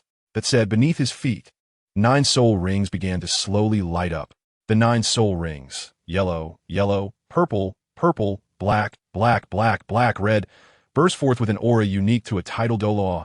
After gently exhaling a breath of turbid air, the dark entity knew that his master, Yangbai, and Douluo were all watching him. A stinky toad, daring to ambush me. 7th soul skill, cold shadow, true body. In an instant, a cold and terrifying long blade appeared behind the dark entity. The glint of cold light at the blade's tip sent chills down the spine. At this moment, the 80,000-year-old thousand-eyed poison toad also sensed an unusual danger. The intelligence of an 80,000-year-old soul beast is not low. In just a moment, the thousand-eyed poison toad sank into the mud pit and disappeared. At the same time, its aura suddenly weakened. The dark entity chuckled disdainfully. As long as it appeared, how could it escape so easily? 5th soul skill, Shadow Moon Slash. In an instant, as the dark entity swung the long blade, 2 beams of cold light suddenly appeared, directly falling into the mud pit and striking the thousand-eyed poison toad. Quack! Sensing the impending danger, the thousand-eyed poison toad would not sit idly by. It spat out a mouthful of venom, instantly petrifying the mud around its body. The dark entity's Shadow Moon Slash struck it, merely breaking a corner. At this moment, Yi Tianchen and the others were also paying attention to the battle between the dark entity and the thousand-eyed poison toad. Seeing that the thousand-eyed poison toad could still play like this, Yi Tianchen found it somewhat incredible. This ability is quite formidable. However, there's an obvious drawback. Once it leaves the mud, this thousand-eyed venomous toad becomes useless. Yangbai also understood why Douluo said that the thousand-eyed venomous toad was difficult to deal with. Boss, should I help Inhei? Yangbai whispered. He didn't think Inhei couldn't handle this 80,000-year-old thousand-eyed venomous toad. He just wanted to see how much his strength had increased after reaching level 95. Tianchen glanced at Inhei and then shook his head. No need, Yangbai. That thousand-eyed venomous toad isn't strong enough for you to show your full strength. Inhei hasn't truly made his move yet. This 80,000-year-old thousand-eyed venomous toad won't last much longer. Hearing this, Yangbai had to give up. Since his boss said so, how could he argue? Besides, it was indeed the case. In the arena, seeing that the thousand-eyed venomous toad easily blocked his fifth soul skill, Inhei didn't care. However, it's time to resolve it. With a cold gaze, the murderous aura around Inhei began to intensify. Eighth soul skill, Shadow Wind Devour. In an instant, as the long knife behind Inhei struck down fiercely, waves of shadow wind mixed with blade light poured down onto the petrified mire on the body of the 80,000-year Qianmu poison frog. Boom, boom, boom. As expected, when a 95-level Title Douluo exerted their full strength, the 80,000-year Qianmu poison frog clearly couldn't withstand it. In an instant, the petrified mire on its back turned into rubble, and the blade light instantly slashed onto the back of the Qianmu poison frog. Roar! Blood marks appeared directly on its back. Green blood gushed out, and a wave of poison mist suddenly erupted. In a moment of desperation, the 80,000-year Qianmu poison frog no longer cared about anything else, and all its poison was expelled in a torrent, instantly overwhelming. Seeing this, Inhei could only dodge. Realizing this, the Qianmu poison frog quickly retreated deep into the mire and began to flee wildly. Inhei, there's no need to chase. Just as Inhei was about to continue the pursuit to deliver the final blow, Tianchen's voice rang in his ear. Unclear about the situation, Inhei could only listen to what his master said. Helplessly, he glanced at the Qianmu poison toad that had run deep in the mud pit and quickly returned to the side of Tianchen and the others. As soon as he landed, Inhei's face was filled with confusion. Tianchen smiled slightly. Inhei, there is not just the Qianmu poison toad nearby at this moment. There is also a nearly 90,000-year-old Bailin snake emperor hidden among them. Just now, you injured that Qianmu poison toad. Do you think the Bailin snake emperor will take any action? Upon hearing this, not only Inhei but even Yangbai and Douluo were surprised. The two of them were puzzled by Inhei's sudden return. Realizing it was because of this, they understood their master's intention. Douluo's goal this time was the Bailin snake emperor, and he certainly wouldn't let go of the 80,000-year Qianmu poison toad either. The Bailin snake emperor was different from the Qianmu poison toad. If it sensed any danger, it might very well flee. Although the setting sun forest was not as vast as the Stardew forest, it was definitely not small. If that happened, capturing it would take some effort. The Bailin snake emperor and the Qianmu poison toad were evenly matched. As the saying goes, two tigers cannot coexist on the same mountain. If one side shows a flaw, the other will not miss the opportunity to devour it. Sure enough, just when the Qianmu poison toad escaped into the depths of the mud pit, the Bailin snake emperor, from a distance, caught the scent of the blood on the Qianmu poison toad. The smell of blood stimulated it, and it understood that the Qianmu poison toad was now at its weakest. In the setting sun forest, both the Bailin snake emperor and the Qianmu poison toad were very familiar with each other. Soon, the Bailin snake emperor launched an attack. From a distance, Tianchen noticed a pair of blood-red eyes suddenly appear in the dim forest. The Bailin snake emperor had arrived. Its several-meter-long body twisted and moved slowly, with two horns sprouting from its head, exuding an air of transforming into a dragon. Its dark green scales shimmered, and its black tongue slowly flicked out, aiming straight at the Qianmu poison toad, ready to strike a fatal blow. Chapter 64. Both sides suffer. Douluo reaps the benefits. Hiss! With an incredibly deep sound, the Bailin snake emperor suddenly accelerated. Its speed was so fast that even ordinary Title Douluo couldn't match it. In an instant, it burrowed into the stinking mud pit. With a single bite, it targeted the hiding place of the Qianmu poison toad. Just as the Bailin snake emperor bit down, the Qianmu poison toad, which was healing, sensed an unprecedented crisis. Without any hesitation, the Qianmu poison toad leaped up, trying to escape. But just as it jumped out of the mud pit and into the air, the Bailin snake emperor's large mouth clamped down on one of its hind legs. In just an instant, A large amount of venom surged through the Bai Lin Snake Emperor's fangs into the Qianmu Poison Toad's body. Then, the Bai Lin Snake Emperor's body tightly coiled around the Qianmu Poison Toad. Feeling the pain in its body, the Qianmu Poison Toad did not sit idly by. It opened all its venom outlets, and a wave of poisonous mist instantly surrounded the Bai Lin Snake Emperor. Countless toxins capable of petrifying the mud pit fell onto the Bai Lin Snake Emperor. Strangely, the Bai Lin Snake Emperor's body showed no signs of petrification. However, the venom from the Qianmu Poison Toad began to corrode its body. With no other choice, the Phosphor Snake Emperor had to release its grip and quickly withdraw. Its venom had already been injected into the thousand-eyed poison toad, and there was no need to engage in a fight with it at this moment. The four people watching from a kilometer away, Tianchen and his companions, had already suppressed their presence and were quietly observing the unfolding scene. Yangbai and Inhei could tell that the thousand-eyed poison toad was likely not a match for the Phosphor Snake Emperor today. After a moment, you two will act simultaneously to ensure the Phosphor Snake Emperor is captured. Don't worry, host. Inhei and Yangbai nodded, indicating their understanding. Douluo was also extremely excited. He was about to achieve the rank of Title Douluo. Inhei, Yangbai, Douluo here, thank you both for your assistance. Douluo bowed to Inhei and Yangbai, then turned to Yi Tianchen, his eyes filled with gratitude. In a short while, the thousand-eyed poison frog could no longer withstand the poison of the Emerald Phosphor Snake Emperor and began to go insane. The struggle before death is often the fiercest. The thousand-eyed poison frog fixed its gaze on the nearby Emerald Phosphor Snake Emperor, and its soul power slowly gathered underfoot. Then, with a sudden leap, it flew out of the mud pit, catching the Emerald Phosphor Snake Emperor off guard. Suddenly, it crashed into the snake's body, and the thousand-eyed poison frog tightly wrapped around the Emerald Phosphor Snake Emperor, unleashing a frenzy of toxins. In an instant, the Emerald Phosphor Snake Emperor was in agony. At this moment, it could not care less, directly coiling its entire body around the thousand-eyed poison frog.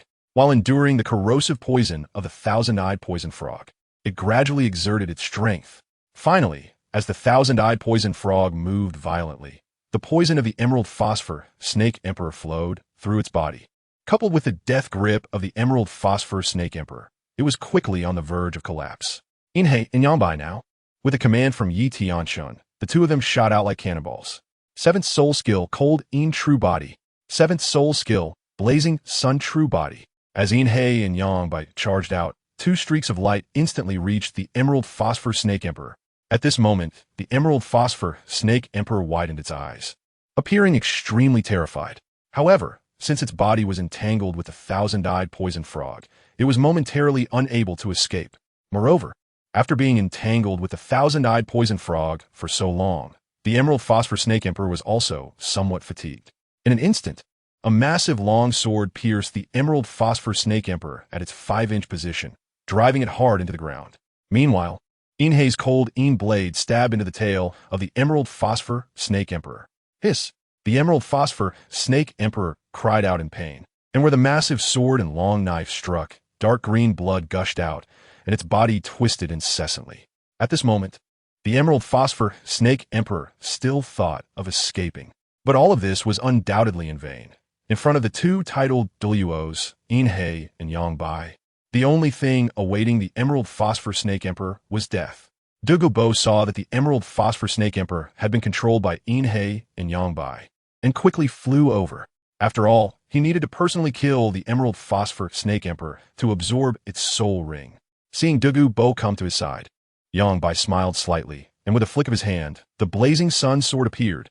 Brother Douluo, let's move.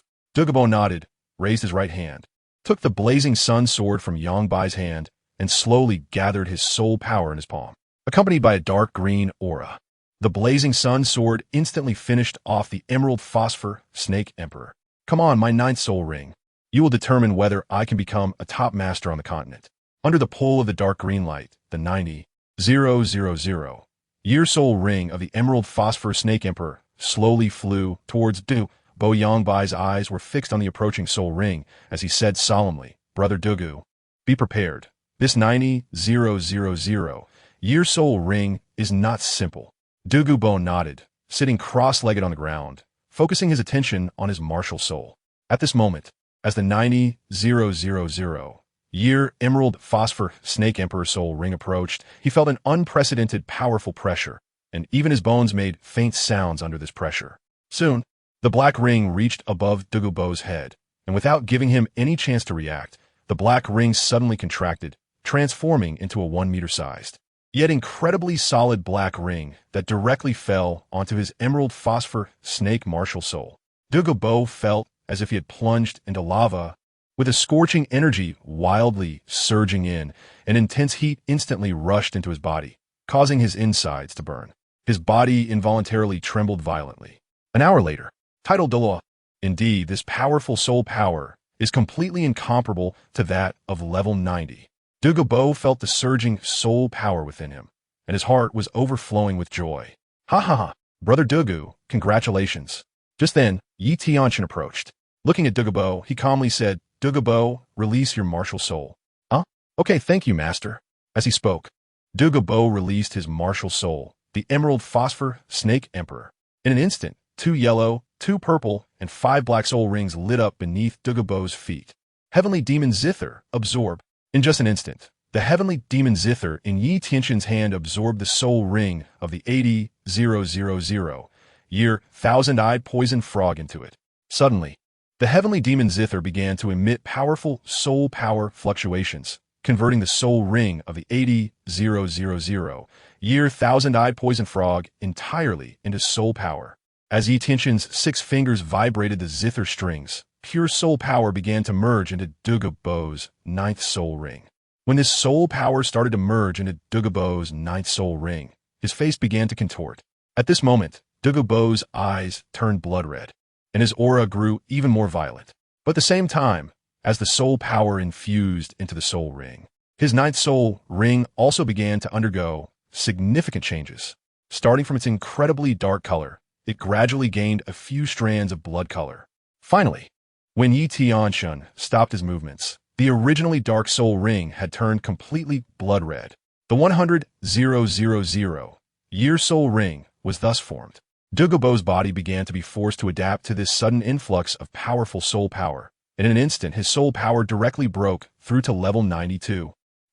As Tianchen slowly came to a halt, the soul ring of the 80,000 year thousand-eyed poison frog was almost completely exhausted, and the remaining bit was also absorbed by Tianchen himself. Chapter 65. The Poison Douluo appears, the 100,000 year soul ring. At this moment, if Douluo had not seen it with his own eyes, who would believe that a 100,000 year soul ring could be obtained in this way? Taking a deep look at his master, Douluo was undoubtedly shaken. Slowly walking in front of Tianchen, Douluo knelt on one knee with a whoosh, clasping his hands in salute. His eyes reflected both the joy and excitement of breaking through to Title Douluo, as well as deep gratitude. Master, everything I have today is thanks to you. Such great kindness, I do not know how to repay, and can only be at your service from now on. Douluo vowed with unwavering sincerity. Douluo spoke with emotion. He truly appreciated Tianchen. A 100,000 year soul ring. Is this something an ordinary soul master can possess? Seeing Douluo like this, Tianchen smiled gently, raised his palms slightly, and an invisible soul power lifted Douluo up. Douluo, everything today is what you deserve. I merely acted on a whim. However, from now on, you, Douluo, will truly be considered a strong man in this continent. Since the establishment of the Star Picking Tower, only Yin He and Yang buy its offerings. Therefore, from now on, you will be the offering of my Star Picking Tower. At level 92, you have earned this qualification. As soon as these words were spoken by Tianchen, Douluo was somewhat stunned. He clearly expressed his gratitude to the Tower Master.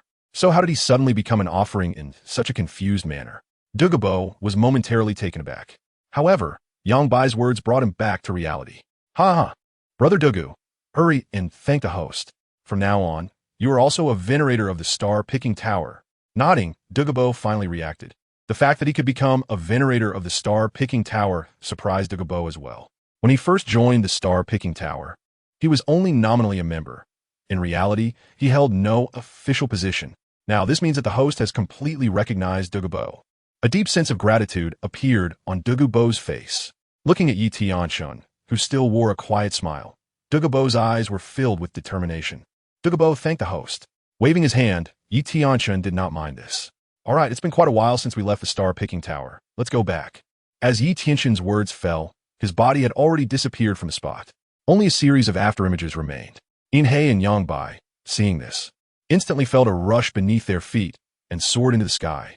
A hint of a smile flashed in Douluo's eyes. With the soul power of a Title Douluo level released, he followed closely behind Inhei and Yangbai. Before long, as the four of them rushed with all their might, they quickly returned to Suatawa City. Swish, swish, swish. As the four landed at the peak of the star-picking tower, the journey to the ice and fire in the sunset forest came to an end. Inhei, Yangbai, and Douluo quietly retreated, while Tianchen looked at the three departing figures and felt quite good. From now on, the star-picking tower will be able to let Inhei and Yangbai stand on their own. Just as Tianchen planned to meditate, Yangbai returned. Host, a letter from the Tiandu royal family arrived a couple of days ago, signed by the Snow Knight Emperor. Yangbai did not dare to delay and could only disturb you, the host. Nodding, Tianchen took the letter from Yangbai. It read, to Tianchen, personally opened, written by Snow Knight. Slowly opening the cover, Tianchen began to read. Tianchen, when you see this letter, I hope to receive your help. The Tiandu royal family has almost reached its limit these past few years. All the prosperity is merely surface level, without a Title Douluo to guard the Tiandu Empire. The people from the sects and academies act recklessly. If possible, Tianchen, I hope you can send a powerful person to Tiandu City. After quietly reading the letter written by Snow Knight, Tianchen's expression remained calm. Snow Knight's intention was merely to seek a powerful figure to suppress those academies and sects. But Inhei and Yangbai, it could not appear. After thinking carefully, Tianchen felt a bit helpless. Fine, he would help Snow Knight this once. Yangbai, go and call Douluo. I have something to instruct. Although he didn't know what the Snow Knight Emperor wrote to his host, Yangbai keenly sensed that it was probably not a simple matter and quickly went to find Douluo. After a while, Douluo returned to the top of the star-picking tower. Master, what do you need from me? Douluo asked with some confusion, as he had only just returned. Glancing at Douluo, Tianchen slowly spoke. Douluo, if I were to send you to Tiandu City to become a guest elder of the Tiandu Empire, would you be willing? Upon hearing this, Douluo's expression changed dramatically, and he was left stunned. Master, do you no longer want me? Douluo looked particularly aggrieved, as he had just become a member of the star-picking tower and was now being sent away so soon. Tianchen realized he hadn't explained clearly.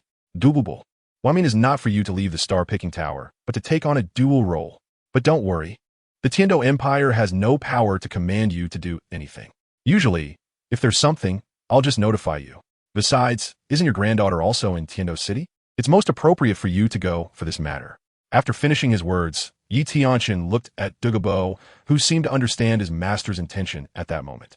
To put it simply, he was just asking him to go and have a name in the Tiandu royal family, not directly saying it would startle him. Ha! I thought you didn't want me anymore, master. Since that's the case, Douluo is willing to go. Nodding, Tianchen let Douluo and Yangbai leave. Snow Knight, Tianchen, have almost repaid what I owed you back then. Silently murmuring a few words in his heart, Tianchen no longer hesitated and entered the pavilion, quietly beginning his meditation. Meanwhile, the departing Douluo and Yangbai also started to prepare. Douluo had no hesitation at all. Since his master asked him to go for a name, he would treat it as a task. It's just that this task would take a bit longer and didn't require him to kill all the time. Looking towards Tiandu City, Douluo's heart was still somewhat excited. The last time he went there was a year ago, when he went to see his granddaughter. This time will be different. Douluo was about to make a name for himself across the world. 3 days later, outside Tiandu City, Douluo slowly walked to the city gate. Looking at the familiar scene, feeling more and more excited. At the Tiandu Soul Master Academy, Douluo's figure quickly appeared. The reason he didn't go to the Tiandu royal family right away was that Douluo was still studying at the Tiandu Soul Master Academy. Douluo definitely had to see his granddaughter first.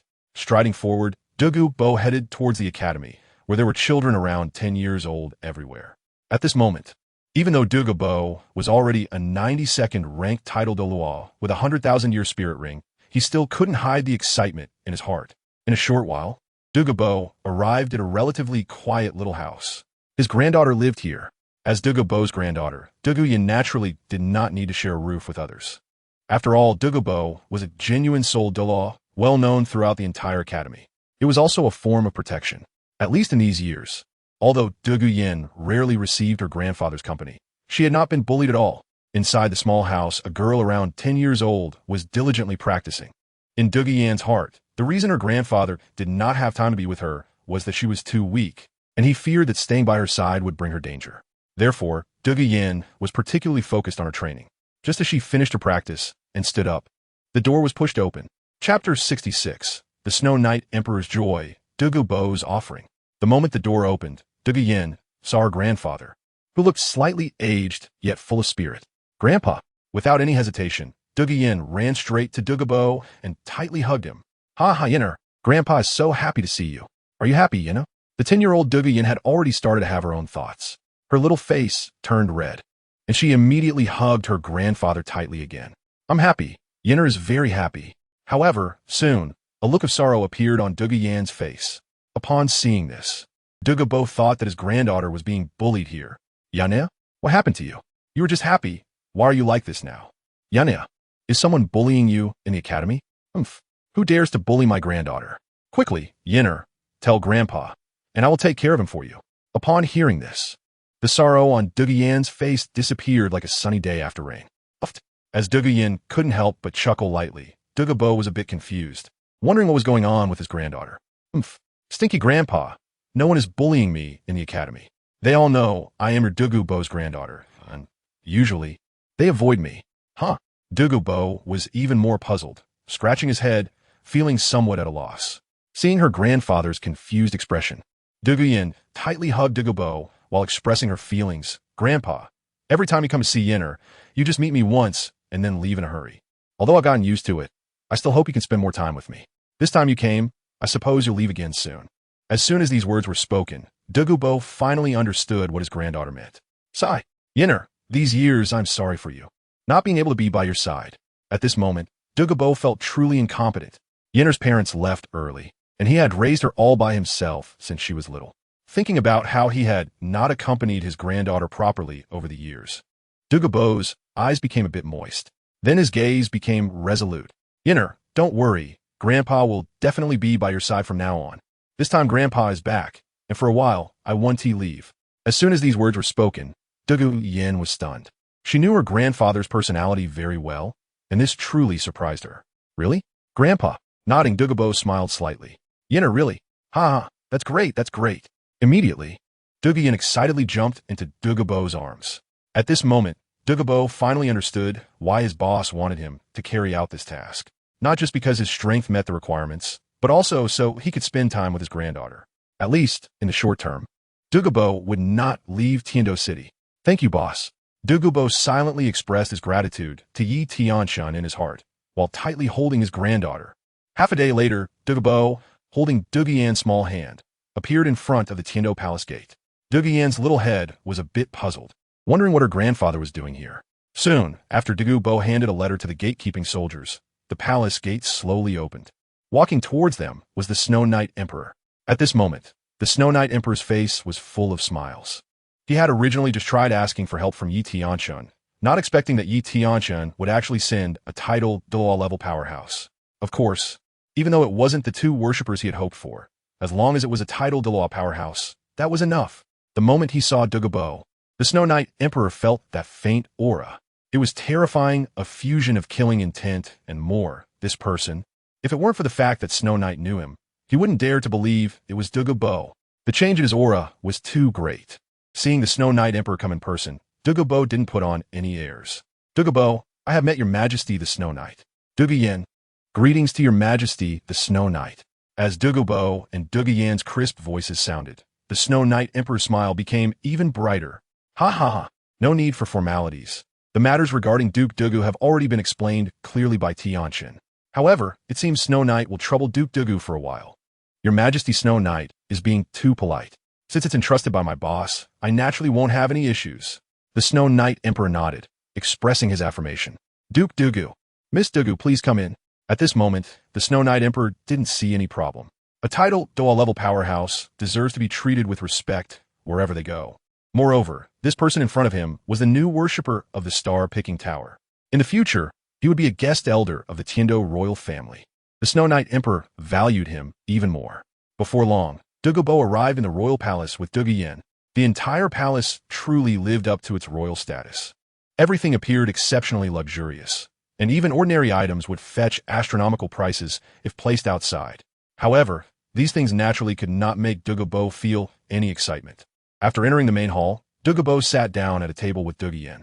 Emperor Shuya smiled and sat down opposite Douluo. Your Highness Douluo, I wonder if Tianchen has mentioned the specific matters to you? As Emperor Shuya inquired, he waved his hand to have food prepared. Hearing this, Douluo raised an eyebrow. Although he did not know why Emperor Shuya asked this, he did not hesitate at all.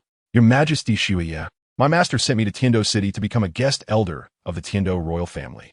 I believe you are quite clear on this matter. As Douluo's words fell, a look of excitement appeared on Emperor Shuya's face. Ha ha ha, Your Highness Douluo, you jest. Although Shuya is the emperor of the Tiando Empire, if Tianchen does not wish to assist our Tiando royal family, I cannot force him. Naturally, I would only know the answer if it were spoken by Your Highness Douluo himself. Douluo nodded. Indeed, if his master was unwilling, there is really no one in this world who could force the star-picking tower. However, Douluo was also full of doubts.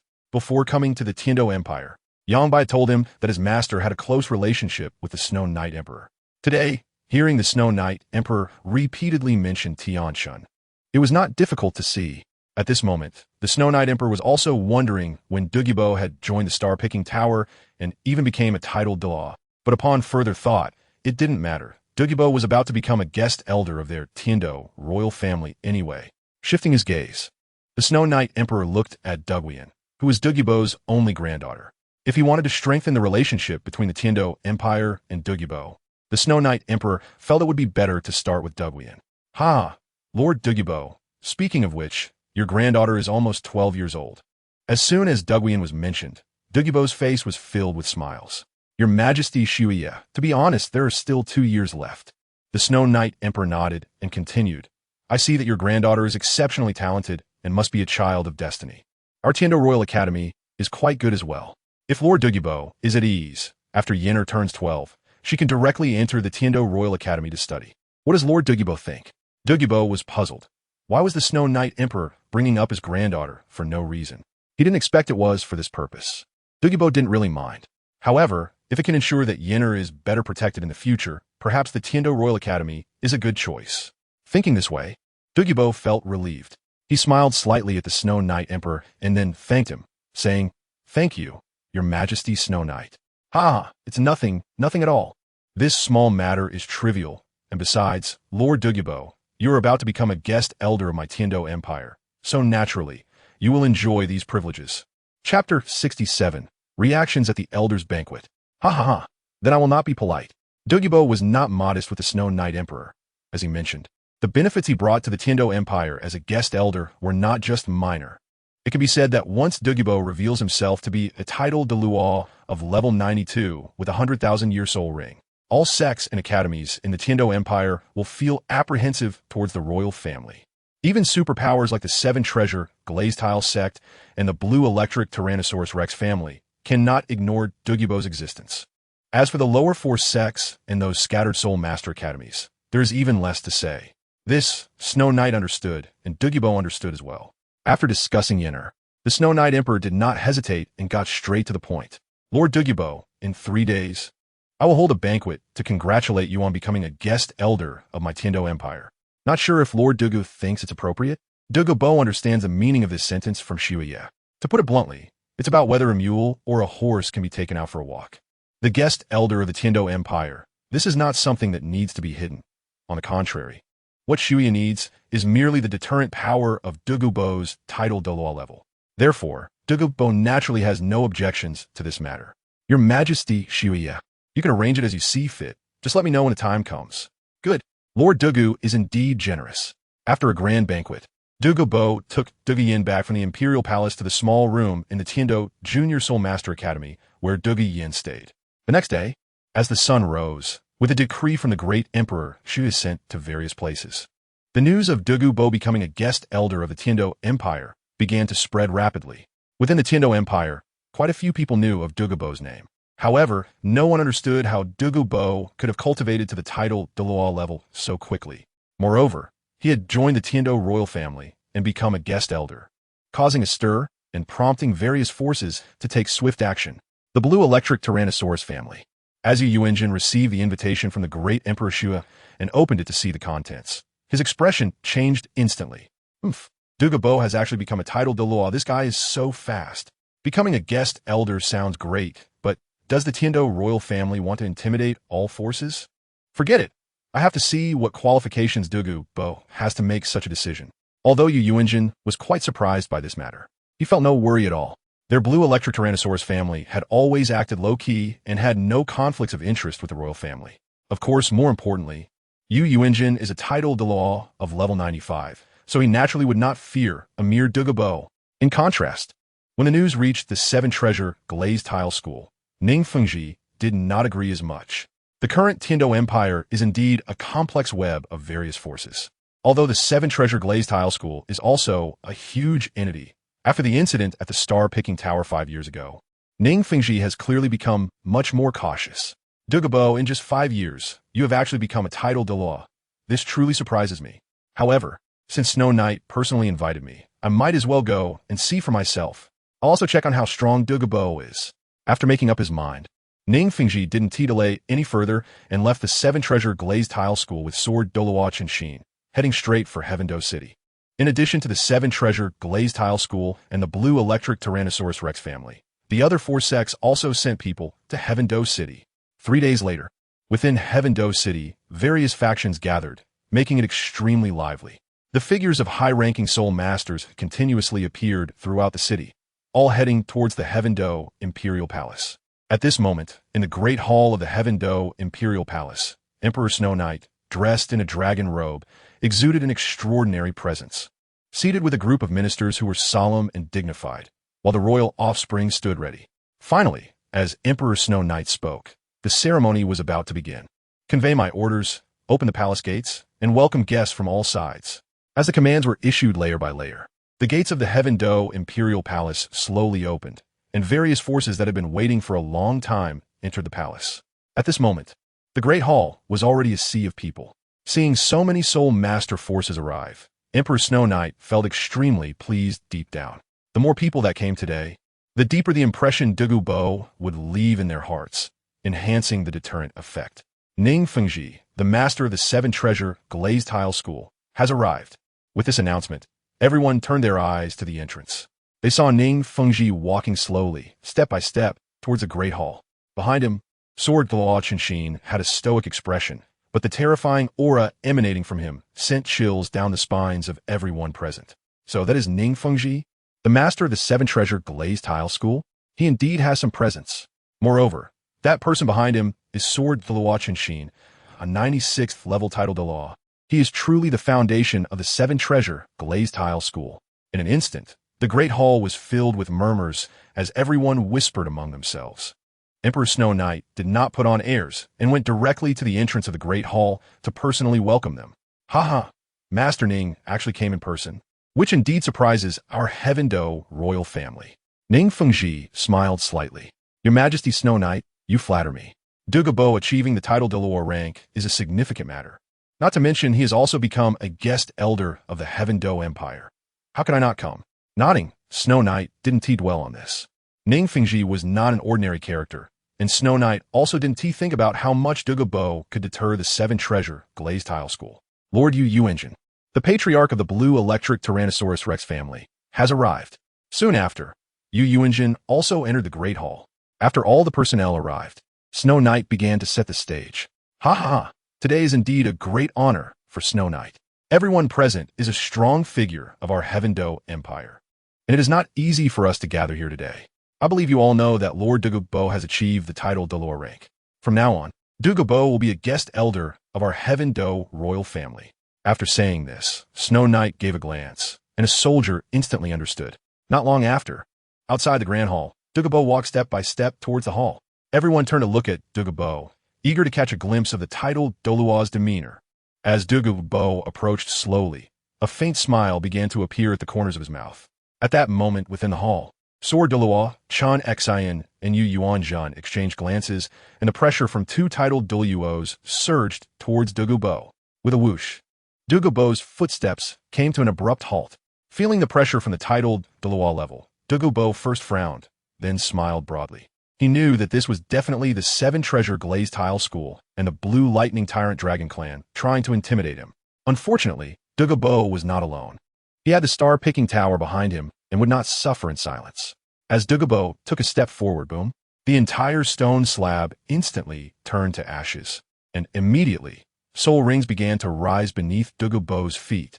8 soul rings, yellow, yellow, purple, purple, black, black, black, black suddenly appeared, greatly reducing the pressure from Yu Yuanjun and Sword Douluo, Qian.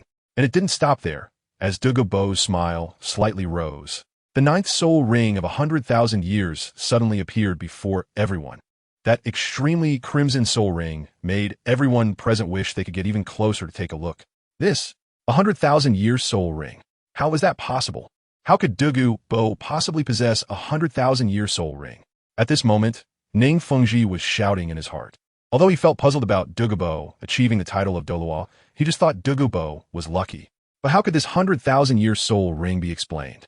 A 100,000 year soul ring represents a 100,000 year soul beast. This undoubtedly shocked Ning Fengji. Chapter 68. Sword Douluo's Test, Douluo's Strength. At this moment, it wasn't just Ning Fengji. Yu Yuanjun felt the same way in his heart. However, what he felt more was jealousy. Why did Yu Yuanjun not have a 100,000 year spirit ring, while a mere Douluo could possess one? He could understand and felt extremely uncomfortable. In fact, compared to them, the shock of Emperor Shuya was no less than theirs. He had initially thought that Douluo was just an ordinary Title Douluo, but now the scene shifted, and he had obtained a 100,000 year spirit ring. This changed everything. A 100,000 year spirit ring represented something significant, and Shuya was very clear about that. Now, even the 7-treasure glazed tile school and the blue electric Tyrannosaurus Rex family would no longer dare to underestimate Douluo. Regardless of what the people in the Great Hall think, at this moment, Douluo appeared particularly comfortable, with his soul power at level 92 suddenly erupting. Even if Sword Douluo Qinshin and the blue lightning tyrant dragon clan's patriarch Yu Yuanjun secretly made their moves, it was all in vain. With a cold smile at the corner of his mouth, Douluo walked step by step toward the hall. All the soul masters present felt the fluctuations of Douluo's level 92 soul power. Title Douluo, like a mountain, pressed down on all the soul masters, making it hard for them to breathe. As he entered the hall and glanced around, Douluo's face was extremely calm, showing no expression at all. Everyone, today is my first appearance as a Title Douluo, and from now on, my title will be poison. As soon as the words fell, a chill arose, and everyone felt a coldness beneath their feet. At the same time, some realized the terrifying aspect of Douluo joining the Tiando Empire. A Title Douluo skilled in poison. With a 100,000 year soul ring, if a conflict arose with the Empire, Douluo would be like a war god in battle. Clearly at this moment, Shui also realized this issue, his face blooming with a smile. He hurriedly stepped forward. Everyone has heard it. I'll also announce here that from now on, Lord Douluo will be a guest elder of my Tiando Empire. His status is equivalent to that of prince. As he spoke, Shui looked at everyone present.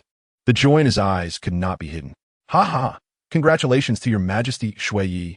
Congratulations to Lord Douluo. As the ministers of the Tiando Empire echoed, the soul masters present felt somewhat helpless. But at that moment, Sword Douluo Qinshin stepped forward. Brother Douluo, I never expected that one day you would also achieve Title Douluo and even possess a 100,000 year soul ring. It truly makes Qinshin feel immensely envious. As soon as these words were spoken, everyone's attention turned to Sword Douluo. After all, he was level 96. Hearing this, Douluo smiled self-deprecatingly. Sword Douluo is joking. I just happened to be lucky, and this 100,000 year soul ring was merely a coincidence. But Sword Douluo, being a level 96 Super Douluo, is a realm that ordinary people cannot reach. That is truly shocking. After this was said, Sword Douluo smiled and remained silent. His goal had been achieved, proving to everyone that their 7-treasure glazed tile school was still strong. One Douluo was not enough to make the 7-treasure glazed tile school feel apprehensive. Douluo was also clear about this in his heart. But to be honest, even if he now possessed a 100,000 year soul ring, along with a 100,000 year soul bone, he could not possibly be a match for Sword Douluo Qinshin. Perhaps Yin He and Yang Bai could fight against him. At that moment, Yu Yuanjun, who had been silent, also stood up. Haha, Sword Douluo Continent is a level 96 Title Douluo. Brother Douluo need not worry. I believe that with Brother Douluo's 100,000-year soul ring, reaching level 95 in the future will just be a matter of time. However, today we wonder if we can witness your strength. Brother Douluo. As soon as these words were spoken, the entire venue trembled. It was clear that Yu Yuanjin wanted to have a match with Douluo. Douluo appeared to smile on the surface, but inwardly he was secretly estimating the gap between himself and Yu Yuanjin. Although Yu Yuanjin was not as strong as the Sword Douluo Continent, he was still a Super Douluo at level 95. Coupled with the formidable blue lightning tyrant dragon martial soul, Douluo knew that he was also not a match for him. Haha, the clan leader Yu is joking. Douluo is naturally only at the level of a Title Douluo. He may be somewhat weaker than the clan leader Yu, but he is definitely not weak. Don't believe it? Elder Yu, you can come and try it yourself. In an instant, the atmosphere became somewhat cold. Yu Yuanjin let out a cold laugh, but ultimately maintained his composure and did not take direct action. After all, this was a guest elder of the Tianchen royal family. It was fine to speak, but if it came to fighting, he had to think twice. Just as tensions were rising, the Snow Knight Emperor came forward to act as a mediator. Douluo, Elder Yu, you are both Title Douluo level powerhouses, the true foundation of my Tianchen Empire. What is the difference between you? Kulme. It's rare for everyone to gather together today, so let the Tianchen royal family show some hospitality. With just a few words, Snow Knight managed to ease the tension. However, Douluo secretly remembered today's events. The Sword Douluo Continent from the Seven Treasure Glazed Tile School expressed himself in a somewhat subtle manner. On the other hand, Yu Yuanjin was simply mindlessly domineering. Did he really think that Douluo was a solitary and helpless person? In fact, Yu Yuanjin's arrogance was related to the events 5 years ago at the Star-Picking Tower involving the Seven Treasure Glazed Tile School. After that incident, the Blue Electric Tyrannosaurus family had swallowed up a considerable number of the Seven Treasure Glazed Tile School's assets. Moreover, with the most soul masters joining the Blue Electric Tyrannosaurus family, it made Yu Yuanjin even more arrogant. But he didn't consider that the Seven Treasure Glazed Tile School had 2 Title Douluos above level 95 who had suffered severe setbacks. How could the Blue Electric Tyrannosaurus family fare any better? Aside from Yu Yuanjin being a Title Douluo at level 95, there were no other Title Douluos in the Blue Electric Tyrannosaurus family. As the saying goes, those who are arrogant will face calamity. The seed sown by the Blue Electric Tyrannosaurus family today will surely bear bitter fruit in the future. A grand banquet belonging to the Tianchen royal family ended shortly after. Douluo also stood up and left gracefully. He preferred to spend time with his granddaughter rather than deal with these guys. However, the end of the banquet does not mean the end of this matter. The news that Douluo is a Title Douluo of level 92, as well as the news of his possession of a 100,000-year soul ring, quickly spread throughout the Heaven Do Empire. This Title Douluo, known as Poison, instantly became famous across the entire Heaven Do Empire. After returning to the Seven Treasure Glazed Tile School, Ning Fengji felt increasingly uneasy. He couldn't understand why Douluo was able to possess a 100,000-year soul ring. This was definitely not a coincidence. The secrets hidden within it, Ning Fengji believed, were absolutely not simple. However, no matter how hard he thought, he couldn't figure out the reason. Just then, 6-year-old Ning Rongrong ran in. Daddy, come play with Rongrong. 6-year-old Ning Rongrong was extremely cute and had not yet developed the temper of a spoiled young lady. When Ning Fengji heard his daughter had arrived, he also revealed a father's smile. Haha, Rongrong, be good. Daddy has something to take care of right now. Can we play together after Daddy finishes? As soon as this was said, Ning Rongrong pouted and angrily walked up to Ning Fengji. Her delicate voice was filled with a different kind of anger. I don't want to. Helpless Ning Fengji could only compromise with his obedient daughter and stop thinking about the matter of Douluo's 100,000-year spirit rings. He picked up Ning Rongrong and left the Seven Treasure Glazed Tile Pagoda directly. Chapter 69, Condensing the First Ring, Xiao Wu at level 11. In Soto City, atop the Star-Picking Tower. After everything that happened in Heaven Do City was reported by Douluo, Inhei respectfully handed the message to Yi Tianchen. After reading the message from Douluo, Yi Tianchen's expression showed no change at all. Having Douluo go to Heaven Do City as a guest elder of the Heaven Do Empire was not only due to the relationship with Emperor Shui, but Yi Tianchen also wanted to insert a thorn into Heaven Do City. This way, the Heaven Do Empire would stabilize considerably, preventing various forces from taking turns to make their appearances. However, the mention of the Blue Electric Tyrannosaurus family in the letter made Yi Tianchen frown. Yu Yuanjin, a 95th level Title Douluo with the martial soul of the blue electric Tyrannosaurus. This guy really has some guts. It's time to deal with his blue electric Tyrannosaurus family. Haven't you seen how the 7-treasure glazed tile sect has learned their lesson? Silently thinking, Tianchen put down the letter in his hand. The matter with Douluo could be set aside for now. At that moment, He, who had been standing and waiting, couldn't help but glance at Tianchen. Looking somewhat hesitant, he appeared to be struggling to speak. This was naturally noticed by Tianchen. Turning his head to look at He, Tianchen smiled gently. He, being hesitant is not a good habit. If you have something difficult to say, just say it. Upon hearing this, He no longer hesitated and spoke up about his dilemma. Master, there is something I need to tell you, and I hope you can agree. Oh, feel free to say it. With a positive response, He directly said, Master, the little rabbit you asked me to take care of last time, that is Xiao Wu. She seems to be about to condense her first spirit ring. The spirit beast condensing its spirit ring cannot be disturbed, and coincidentally, I need to enter seclusion to refine the spirit bone you gave me. So, I was wondering if I could bring that little rabbit to you. What do you think? As he spoke, He's voice got softer and softer until it finally vanished. What awaited him was Tianchen's cold face, causing He's heart to tremble, thinking that he might have crossed a line. Slap! Tianchen's finger tapped on He's head with a light smack. Can't you let that little rabbit condense its first spirit ring before you go refine the spirit bone? Upon hearing this, He hesitated but still mustered the courage to carefully say, Master, the key is that Yangbai has already started refining the spirit bone. I don't want to fall behind him. Is that all? Tianchen realized that He was indeed like a family member with Yangbai, always in competition. The thought that He would say something so ridiculous made Tianchen unable to help but laugh and scold him. Forget it, He. Bring the little rabbit here and go refine the spirit bone. However, if you succeed in refining behind Yangbai, then I will have to guide you properly. Do you understand? As soon as he heard the word guidance, He's expression changed immediately, and he quickly nodded, hurriedly bringing Xiao Wu over. In just a few breaths, Xiao Wu was directly grabbed by He and placed at the top of the star-picking tower. He then ignored Xiao Wu's puzzled expression and disappeared in an instant. He cannot refine the soul bone after Yangbai. Otherwise, hissing. Just thinking about the darkness feels terrifying. However, Xiao Wu seemed a bit confused. She had clearly been training well and was about to condense her first soul ring. Unexpectedly, she was directly captured by the Shadow Priest and brought to the top of the star-picking tower. Xiao Wu quietly glanced at Tianchen and, seeing no killing intent in his eyes, felt much more at ease. She had thought that the master of the star-picking tower was here to kill her. It seems that was not the case. Little bunny, He said you need to condense your first spirit ring, so you can start condensing it here. Looking at Xiao Wu, Tianchen had no other words, simply tossing that line before heading straight back into the pavilion. At this moment, Xiao Wu was completely confused. What exactly had happened? Shaking her head vigorously, Xiao Wu didn't dare to delay any longer. Since this person wanted her to condense her first spirit ring here, she could only obediently comply. Otherwise, what else can we do? Calm down. Xiao Wu also started her own attempts.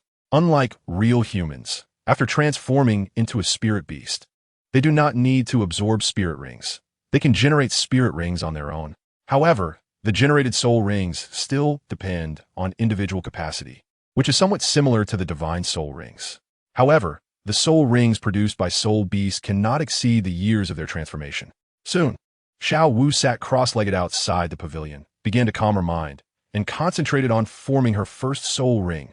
At that moment, the voice of Tianchen once again echoed from within the pavilion. Little rabbit, I advise you not to be reckless with the generation of each soul ring. If possible, you should try to increase the age of the soul rings. After saying this, Tianchen's voice completely vanished, leaving Xiao Wu in deep thought. She was not a novice in cultivation and understood that the higher the age of the soul ring, the stronger the soul skill would be. Following Tianchen's advice, Xiao Wu proceeded accordingly. After sitting quietly, Xiao Wu began to draw upon the soul rings within her body. In a short while, a white soul ring appeared in front of Xiao Wu. However, Xiao Wu did not rush to absorb and refine it, but continuously injected soul power into the white soul ring. As the soul power was gradually infused into the white soul ring, the white soul ring began to change little by little. In a short while, the white soul ring transformed into a yellow 100-year soul ring. However, Xiao Wu did not stop injecting her soul power. Just 100 years is not enough. Naturally, Yi Tianchen in the tower also noticed the movement of Xiao Wu condensing her first soul ring. However, he did not intervene. A strong person does not need excessive help from others. Those flowers in a greenhouse cannot possibly grow. Moreover, Xiao Wu is ultimately a soul beast, and there is still some reservation in Yi Tianchen's heart. As time passed, the night gradually descended, and Xiao Wu's first soul ring was now a deep yellow, reaching a limit of 400 years. At this moment, Xiao Wu was already drenched in sweat. But thinking of her future opponent being a Title Douluo with dual martial souls, she gritted her teeth and persevered. Finally, when the limit of her first soul ring broke through to 500 years, Xiao Wu felt she was about to collapse. No, 500 years is not enough. Not enough. A hint of madness appeared in Xiao Wu's eyes. Her first soul ring could not only have a limit of 500 years. With a furious roar from Xiao Wu, the limit of her first soul ring began to rise again. Chapter 70. Bibi Dong's plan. Qian is a fool. Finally, when the limit reached 600 years, Xiao Wu spat out a mouthful of blood. The blood dripped slowly from the corner of her mouth, splattering her pristine white dress with bright red plum blossoms. For the 600-year first soul ring, she still did not give up and continued to push forward. When the first soul ring reached a limit of 700 years, Xiao Wu's body began to ooze blood. Her entire skeleton creaked and groaned. At this moment, Xiao Wu had become somewhat possessed, still disregarding everything and wanting to continue increasing the limit of her first soul ring. Just then, a cold voice came from the pavilion. "Little rabbit, 700 years is your limit. Do not be greedy. If you push any further, you will explode and die. Only by living can you have the chance for revenge. If you die, there will be nothing left." The moment Yi Tianchen's words fell, Xiao Wu suddenly woke up. She indeed had become somewhat possessed. Enduring immense pain, Xiao Wu mustered the last bit of strength to slowly absorb and refine the soul ring. At this moment, Yi Tianchen in the pavilion couldn't help but admire her. This little rabbit is really ruthless, so tough on herself. She is a talent worth cultivating. However, Yi Tianchen also understood that the reason Xiao Wu dared to play like this was closely related to her being a soul beast transformed into a human. First of all, there is the impact of soul power. Generally, when a person absorbs and refines a soul ring, they need to guard against the impact of soul power, because the power of the soul ring does not belong to them.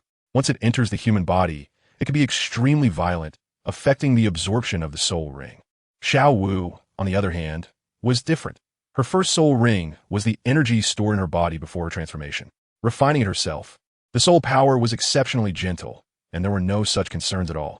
Secondly, Xiao Wu's body was much stronger than that of an average 6-year-old child, as she was currently a 10,000-year soul beast in human form. It was normal for her to have soul power nurtured since childhood. After successfully condensing her first soul ring and refining it, Xiao Wu was already exhausted, and as her soul power broke through to the 12th level, she fainted directly. Yi Tianchen had no interest in taking care of this little rabbit and pretended not to see her. At this moment, while Xiao Wu was condensing her first soul ring, Qian in the Spear Hall had just finished absorbing her 5th soul ring. That's right, 12-year-old Qian already possessed the cultivation of a soul king. As she slowly walked into the offering hall, Qian saw her grandfather waiting for her. "Welcome back, Xiao. How did it go with the soul ring?" Hearing her grandfather's question, Qian did not answer directly, but instead revealed one soul ring after another under her feet. Yellow, purple, black. The 5 soul rings that would astonish most people only earned a nod from Qin Douluo. Compared to the original story, this time, Qin Douluo had invested even more in Qian. Under the accumulation of endless rare materials, Qian physical strength soared. The 2nd soul ring started at 1,000 years. Even the 4th soul ring, a 10,000-year soul ring, was obtained by Qin Douluo using methods to force a 10,000-year soul beast to sacrifice itself. It could be said that Qian was born in Rome. However, even though Qian had already obtained everything that most soul masters dreamed of, she still felt uncomfortable in her heart. The source of her discomfort was only one person, Bibi Dong. Since her birth, Qian clearly remembered that Bibi Dong had never said more than 3 sentences to her. But Bibi Dong was her mother. Qian felt complicated and didn't know what to do. Qin Douluo was also aware of this matter, but he couldn't forcefully intervene. "Grandpa, everything is going well. Not too bad." After speaking, Qian left the offering hall, leaving Qin Douluo alone in the Great Hall. Watching Qian departing figure, Qin Douluo felt an immense sense of loss and melancholy in his heart. How had he, as a 99th level peerless Douluo, ended up in such a situation? Sighing softly, Qin Douluo slowly approached the angel statue, clasped his hands together, and gradually knelt before the statue. After leaving, Qian Renshue headed straight for the Pope's hall, determined to find Bibi Dong and ask her for clarification. At this moment, Bibi Dong was discussing matters with the ghost Douluo. Sitting high on the Pope's throne, Bibi Dong looked at the ghost Douluo in front of her and slowly began to speak. I heard that the royal family of the Heaven-Do Empire has recruited a Title Douluo named Douluo, who possesses a 100,000-year soul ring. Is this true or false? Bibi Dong's voice was calm, yet filled with an air of authority. The ghost Douluo cautiously observed Bibi Dong and, after noticing nothing unusual, felt relieved to respond. Your Holiness, it is indeed true that the Heaven-Do Empire has recruited a Title Douluo. I have known Douluo in the past. He is skilled in using poison. However, I have my doubts about his claim of possessing a 100,000-year soul ring. A 100,000-year soul ring is extremely precious. What qualifications does Douluo have to obtain it? The ghost Douluo sneered at this matter, not believing that Douluo could possess a 100,000-year soul ring. Upon hearing this, Bibi Dong coldly smiled and looked at the ghost Douluo, her eyes revealing a hint of killing intent. In an instant, the ghost Douluo realized something was wrong and hurriedly knelt on the ground, lowering his head. Yuegwan, there are always greater talents beyond our own. The news from the Platinum Bishop Salas, the master of the Wuhuan Hall in Heaven-Do City, confirms that Douluo indeed possesses a 100,000-year soul ring. As Bibi Dong finished speaking, the ghost Douluo immediately confessed his wrongdoing. It is Yuegwan who has eyes but cannot see. I ask for your Holiness's forgiveness. Ignoring the ghost Douluo, Bibi Dong stood up and continued speaking. The Heaven-Do Empire will also be a target for our Wuhuan Hall to eliminate in the future. The appearance of this Title Douluo is not good news. Moreover, the Heaven-Do Empire also has the 7-treasure glazed tile school, the Haotian school, and the blue lightning tyrant dragon family. It is said that one should pick the softest persimmons to squeeze. But the Heaven-Do Empire is much more troublesome than the Star Luo Empire. Do you two have any plans? After speaking, Bibi Dong elegantly turned and sat back on the Pope's throne. Both the ghost Douluo and the Jew Douluo were momentarily rendered speechless. Besides what Bibi Dong mentioned, the Heaven-Do Empire also had the mysterious star-picking tower, and the ghost Douluo truly had no plan. Useless, a bunch of useless people, just leave. After speaking, the ghost Douluo hurriedly withdrew. Come out, don't hide. After the ghost Douluo left, with a loud command from Bibi Dong, Qian Renshue slowly walked out from the shadows. Mother Pope. Qian Renshue still couldn't bring herself to call her mother. Bibi Dong looked at Qian Renshue and felt a tremor in her heart upon hearing this hesitant address. Chapter 71. Qian Daoliu's headache. Qian Renshue's stubbornness. However, soon Bibi Dong returned to her icy demeanor. Little did she know what Miss Shui Er was eavesdropping on. This was the papal palace, not the grand offering hall. In an instant, the temperature in the entire papal palace plummeted, and a hint of murderous intent permeated the cold. Qian Renshue trembled slightly. Was this lofty pope truly so heartless? She couldn't understand. She was clearly her daughter. At this moment, Bibi Dong looked at Qian Renshue and saw more and more of Qian Xuanji's shadow in her. A trace of disgust began to mix in her expression. Without waiting for Qian Renshue to speak further, Bibi Dong waved her hand, and a terrifying soul power directly swept Qian Renshue out of the papal palace, after which the door slowly closed. Looking at the tightly shut door, Qian Renshue felt a bit desolate, but more than that, she felt disappointment. Over the years, she had appeared before Bibi Dong more than once, yet Bibi Dong had never even glanced at her. It was unclear how long she had wandered outside the door. But as Qian Renshue slowly stood up, her eyes were filled with determination. She wanted Bibi Dong to know that she was not a flower in a greenhouse. She could help her. Thinking of this, Qian Renshue retracted the sorrow on her face, replacing it with coldness and resolve. In no time, Qian Renshue returned to the worship hall. Qin Douluo slowly got up from in front of the angel statue, turned his head to look at Qian Renshue, who had just entered, and smiled faintly. She still hasn't accepted you? As soon as Qin Douluo said this, Qian Renshue froze for a moment, but then thought to herself, how could she possibly deceive her grandfather? The Holy Emperor was busy with church affairs, so after saying this, Qian Renshue didn't continue to elaborate. Hearing this, Qin Douluo shook his head and let out a helpless smile. How could he not know the personality of the granddaughter he raised? But Bibi Dong sighed. In this regard, Qin Douluo really had no way to handle it. However, in his heart, he still felt that Qian Rinxue had no need to get involved with Bibi Dong. Since she would obtain the angel god inheritance in the future and become a god, there was no need to linger in the mortal world. Swear, do you know why your mother Bibi Dong treats you this way? After taking a deep look at Qian Rinxue, Qin Douluo decided to inform her about the past events. It is better to have short pain than long pain. How to choose should be up to her. Once Qin Douluo said this, Qian Rinxue immediately focused her attention. With a gentle sigh, Qin Douluo began to narrate. Swearer, your father was the Pope of my spirit hall, and your mother Bibi Dong was your father's disciple, also known as the Saintess of my spirit hall. What? Qian Rinxue was stunned. Her father was actually her mother's teacher. Isn't that against ethics? Seeing Qian Rinxue's reaction, Qin Douluo wasn't surprised, as he felt the same way. Swearer, there's no need to be so agitated. Let Grandpa explain slowly. Nodding, Qian Rinxue regained her composure and focused intently on her grandfather again. At that time, your mother fell in love with a man full of lies, named Yu Shaojiang, who was the son of Yu Yuanjin, the leader of the blue electric Tyrannosaurus family. He was born with a useless martial soul and could only become a rank 29 soul master in his life.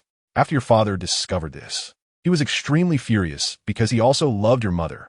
At this point, Qin Douluo glanced at Qian Rinxue, and seeing no change in her expression, he continued. Later, your mother actually wanted to elope with that useless Yu Shaojiang, but was discovered by your father. In a fit of rage, your father sighed. After that, your mother became pregnant with you. Your mother has always hated your father and wished she could kill him herself. Upon hearing this, Qian Rinxue seemed to understand why her mother Bibi Dong treated her so poorly. But why should she bear the blame for her father's mistakes? At the same time, she began to feel sorry for Bibi Dong. After pondering for a moment, Qian Rinxue suddenly raised her head and looked at her grandfather, asking, So Grandpa, did my mother Bibi Dong kill my father? Suddenly hearing Qian Rinxue's question, Qin Douluo was at a loss for how to respond. However, upon thinking it over, since it has been said, I might as well tell Qian Rinxue everything. Swear, regarding your father's death. You also know that what we at the Spirit Hall have spread is that he was killed by Tang Hao of the Hao Hian School in collusion with a 10,000-year soul beast. But that is not true. The real murderer behind your father's death is the master of the star-picking tower, Yi Tianchen. What? The master of the star-picking tower. Yi Tianchen? That six-fingered ZitherDemon? It was actually him. Qian Rinxue grew up in the Spirit Hall and, influenced by her surroundings, naturally heard the name Yi Tianchen. A Title Douluo of level 97, with 6 10,000-year soul rings and 300,000-year soul rings. His strength has already surpassed that of my second granduncle, the golden crocodile, Douluo. Seeing Qian Rinxue looking somewhat puzzled, Qin Douluo slowly spoke. Sure, you are unaware that this matter is not as simple as you think. Your mother once went to the star-picking tower. Perhaps that time was to pay a price to have the master of the star-picking tower take your father's life. As he said this, Qin Douluo's expression was no longer calm. A terrifying killing intent surged across his aged face. Qian Rinxue fell silent. Hearing so many secrets she had never known before, her heart was filled with complex emotions. Noticing this, Qin Douluo softly comforted her. Swear, you don't need to worry about your mother and father's matters. Everything will be handled by Grandpa, including that master of the star-picking tower. It will be the same. What you need to do now is to cultivate well and strive to achieve Title Douluo as soon as possible. By then, Grandpa will definitely help you reclaim the position of the Pope of the Spirit Hall.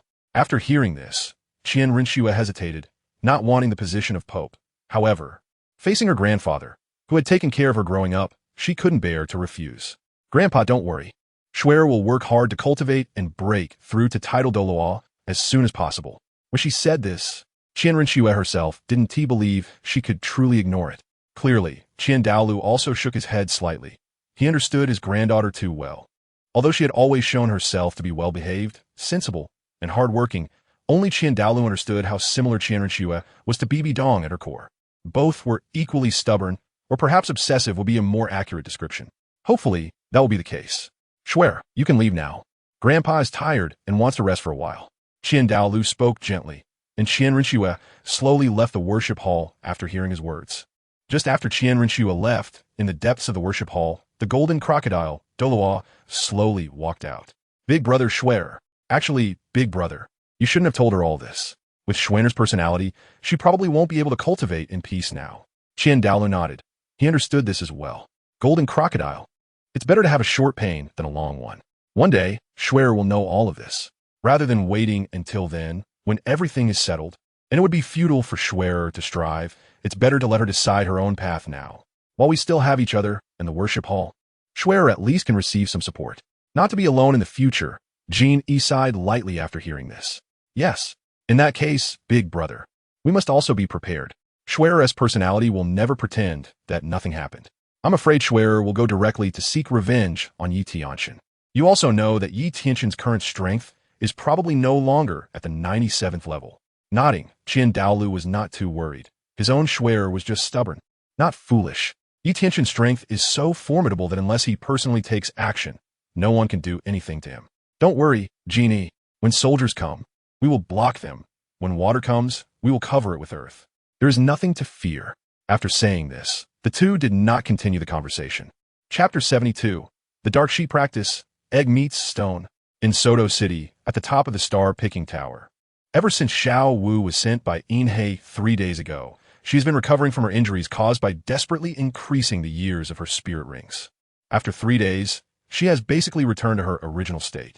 During these 3 days, Yi Tianchen has been quietly cultivating in the pavilion, completely ignoring Xiao Wu's life or death. The reason is simple. There is a soul guide on Xiao Wu's waist, and Yi Tianchen can no longer remember how many carrots this little rabbit has taken out. In addition, Yi Tianchen has just broken through to the 98th level and also needs time to stabilize his cultivation. After all, a tall building rises from the ground. No matter how high one cultivates, Yi Tianchen will not forget this most fundamental point. Just as Yi Tianchen was immersed in his cultivation, a breath suddenly erupted from within the star-picking tower. Suddenly, Yi Tianchen opened his eyes. This breath was none other than Yangbai. In an instant, a mysterious smile appeared on Yi Tianchen's lips. If you remember correctly, he had told Inhe 3 days ago, just over an hour after Yangbai refined the soul bone. A terrifying aura also emanated from Inhe's cultivation place. Obviously, Inhe had successfully refined the 100,000-year soul bone. At this moment, in Inhe's cultivation place, although he had successfully refined the 100,000-year soul bone of the Blue-Silver Emperor, there was not a trace of joy on his face. Instead, he was so nervous that he was sweating profusely. How did Yangbai refine it so quickly? That was a 100,000-year soul bone from the Golden Rhino. My Blue-Silver Emperor's soul bone should be easier to refine than his. Oh no, this is bad, I messed up. Just as Inhe was still mumbling to himself, a melodious and pleasant sound of the guqin slowly came from the top of the star-picking tower. But this pleasant sound of the guqin was a great opportunity for the soul masters waiting below the star-picking tower. For Inhe, it was a source of immense fear.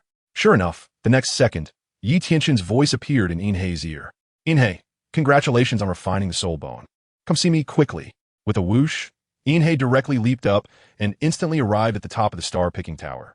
After landing, he was not as leisurely as usual, but rather moved nervously to the front of the pavilion.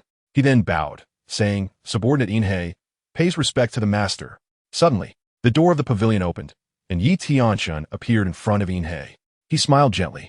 "Inhe, 3 days ago, you seem to have made a promise to me. Do you still remember?" After saying this, Yi Tianchen looked at Inhe with a smile, and his obviously gentle expression made Inhe involuntarily shrink his head. Inhe certainly knew what his master was referring to. At this moment, there was no retreat, and he could only brace himself. "Master," Inhe certainly remembers. This time, it was Inhe who spoke recklessly, and Inhe is willing to accept punishment. Lowering his head, Inhe was already prepared to face that terrifying one-sided beating. At the moment Inhe finished speaking, Yangbai also sensed Inhe's aura and flew to the top of the star-picking tower. Seeing Inhe's unwilling face and his master's gentle smile, Yangbai decisively chose to remain silent. He quietly approached Xiao Wu, crouched down, and gently asked Xiao Wu, "Tell me, has your teacher Inhe promised anything to the master?" Xiao Wu was somewhat puzzled about what was going on. Unclear about the situation, Xiao Wu informed Yangbai about all the actions of Inhe from 3 days ago. After all, facing a Title Douluo of level 95, Xiao Wu decisively chose to be honest. When Yangbai learned everything, a hint of a mocking smile appeared on his face. "'Tis Inhe. Someone's in trouble." At this moment, Inhe obviously had no intention of noticing Yangbai's smile. He didn't even realize that Yangbai had arrived. Since you know, then Inhei, come with me. As the words fell, Yi Tianchen soared into the sky like a giant rock. Inhei stood up tremblingly, gritted his teeth, and with a burst of effort, his entire body instantly transformed into a shadow. Haha, Xiao Wu, let's go. Today I'll show you how your teacher, Inhei, embarrasses himself. Before Xiao Wu could agree, Yangbai had already lifted her and disappeared from the spot.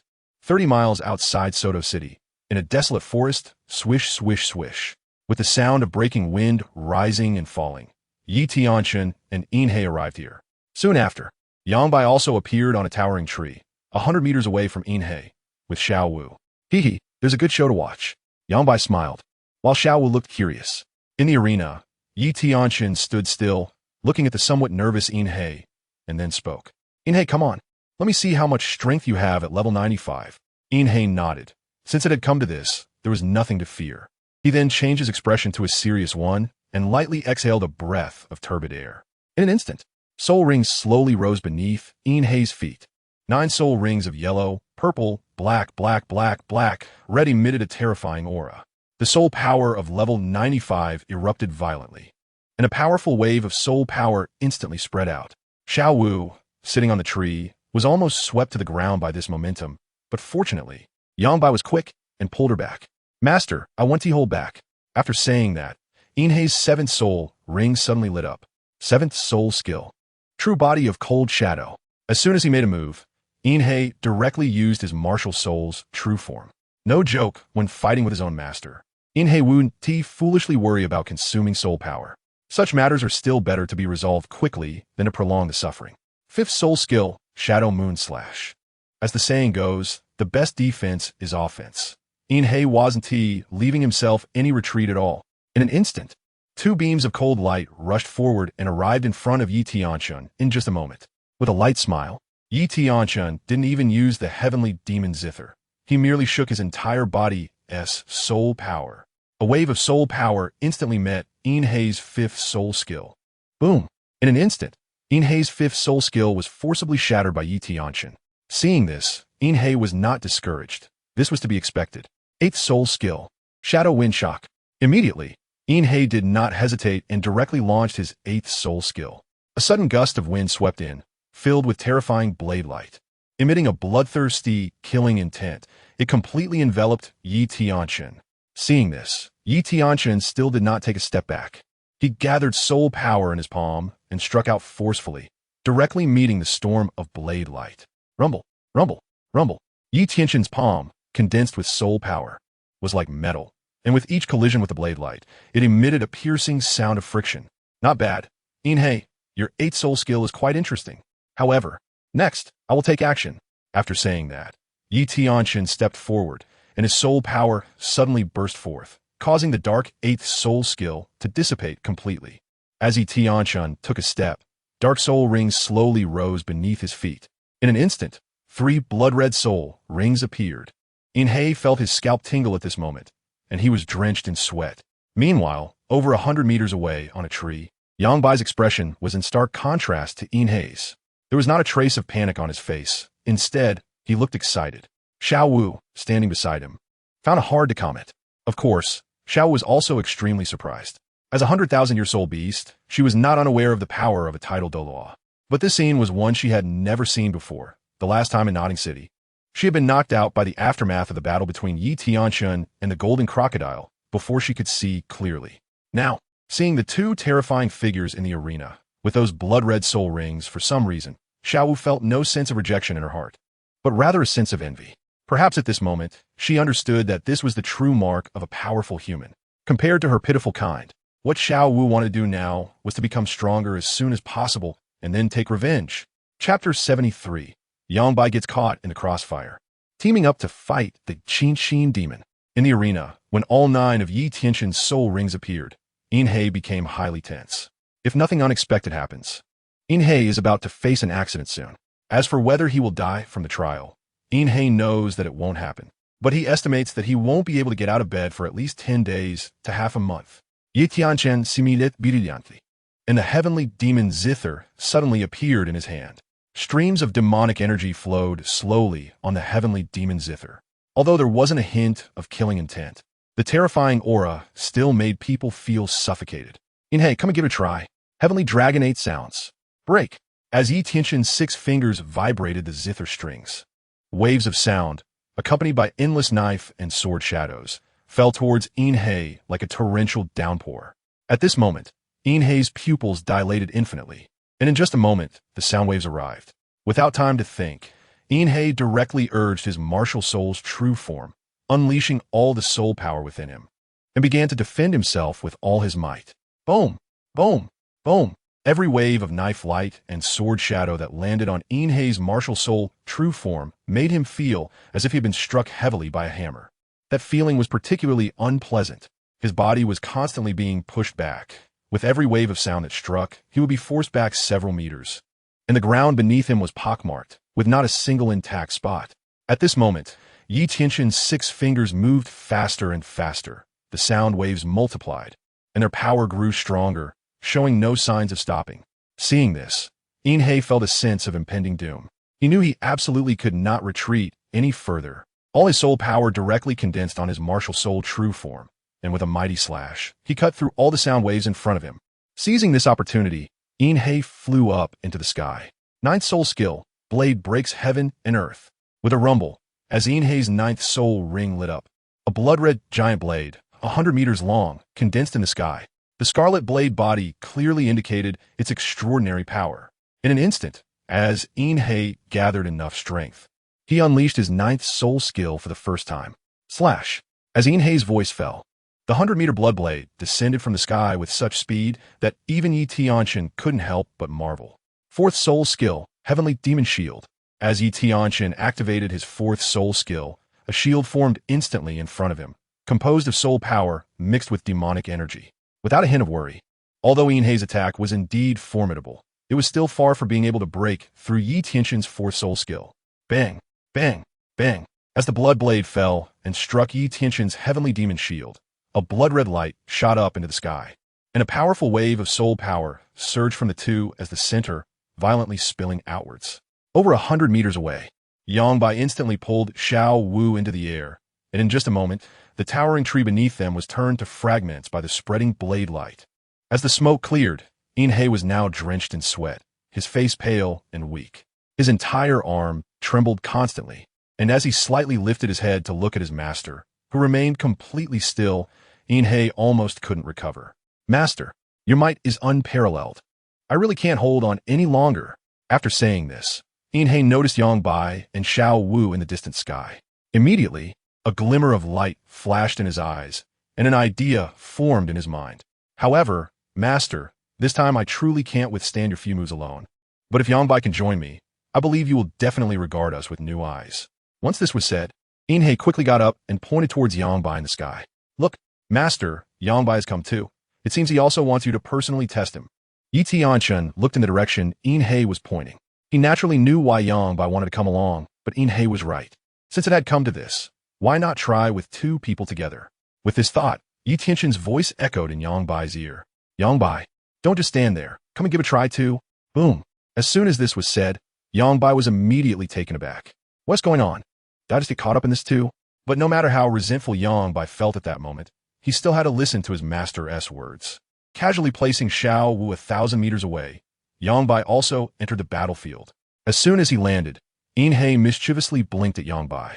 Yangbai immediately felt a black line forming on his forehead. Stop being dazed. You two attacked together. As Tianchen's words fell, He and Yangbai no longer hesitated. Yangbai directly released his martial soul, and 9 soul rings appeared together. 7th soul skill, true body of the blazing sun. 7th soul skill, true body of the cold shadow. He, let us attack together. No problem. In a flash, He flew to Tianchen's back, while Yangbai faced Tianchen directly. At this moment, both of them started to take things seriously. Yangbai took the initiative to attack first. The blazing sword in his hand, accompanied by the overwhelming soul power within him, unleashed a continuous stream of sword energy, charging straight towards Tianchen. And He didn't slack off either. The moment Yangbai launched his attack, he also brought down his cold shadow blade. Quite clever. Knowing that his soul power had been significantly depleted earlier, he decided to launch a sneak attack from behind. Not bad, not bad. 5th soul skill, Feather of Illusion. In an instant, black feathers gathered in the sky, falling at such a fast speed that even Inhei and Yangbai did not anticipate it. Without time to think, the two quickly retracted their attacks and continuously retreated. In a split second, the countless flying feathers landed on their martial soul true forms. A burning pain in their souls made them furrow their brows tightly. Only when truly facing their own master did they feel the despair that others experienced. Seeing that their martial soul true forms were about to be unable to hold on, Inhei and Yangbai exchanged glances, both understanding each other's meaning. They could not sit idly by. Ninth soul skill, blade breaks heaven and earth. Ninth soul skill, sword slashes mountains and rivers. The two of them simultaneously unleashed their ninth soul skills, with Inhei's soul power almost completely drained by the skill, and Yangbai also showing signs of sweat.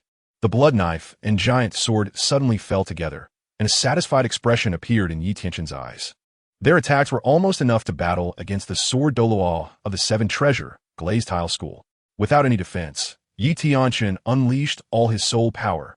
Level 98 soul power formed a huge black halo. Boom! When the blood knife and giant sword fell, Tianchen felt an incredibly sharp, killing intent instantly break through his soul power defense. Immediately after, Inhei's right leg glowed, and Yangbai's right arm did the same. Golden Strike, Blue Silver Guardian. Boom! Boom! Boom! Without any warning, the two instantly struck Tianchen's body. This was the accompanying soul skill after they refined the soul bones. At this critical moment, just as the two were overjoyed, a massive demonic energy seemed to be stimulated within Tianchen's body. The soul power throughout his body became frenzied. The force with which they struck was fierce, and in an instant, their rebound was equally tragic. Bang! Bang! Bang! As the two flew backward, they could no longer suppress a mouthful of blood, which gushed out. Tianchen also quickly retracted his 9 soul rings, slowly approaching Inhei and Yangbai. And with a surge of soul power input, their expressions began to improve.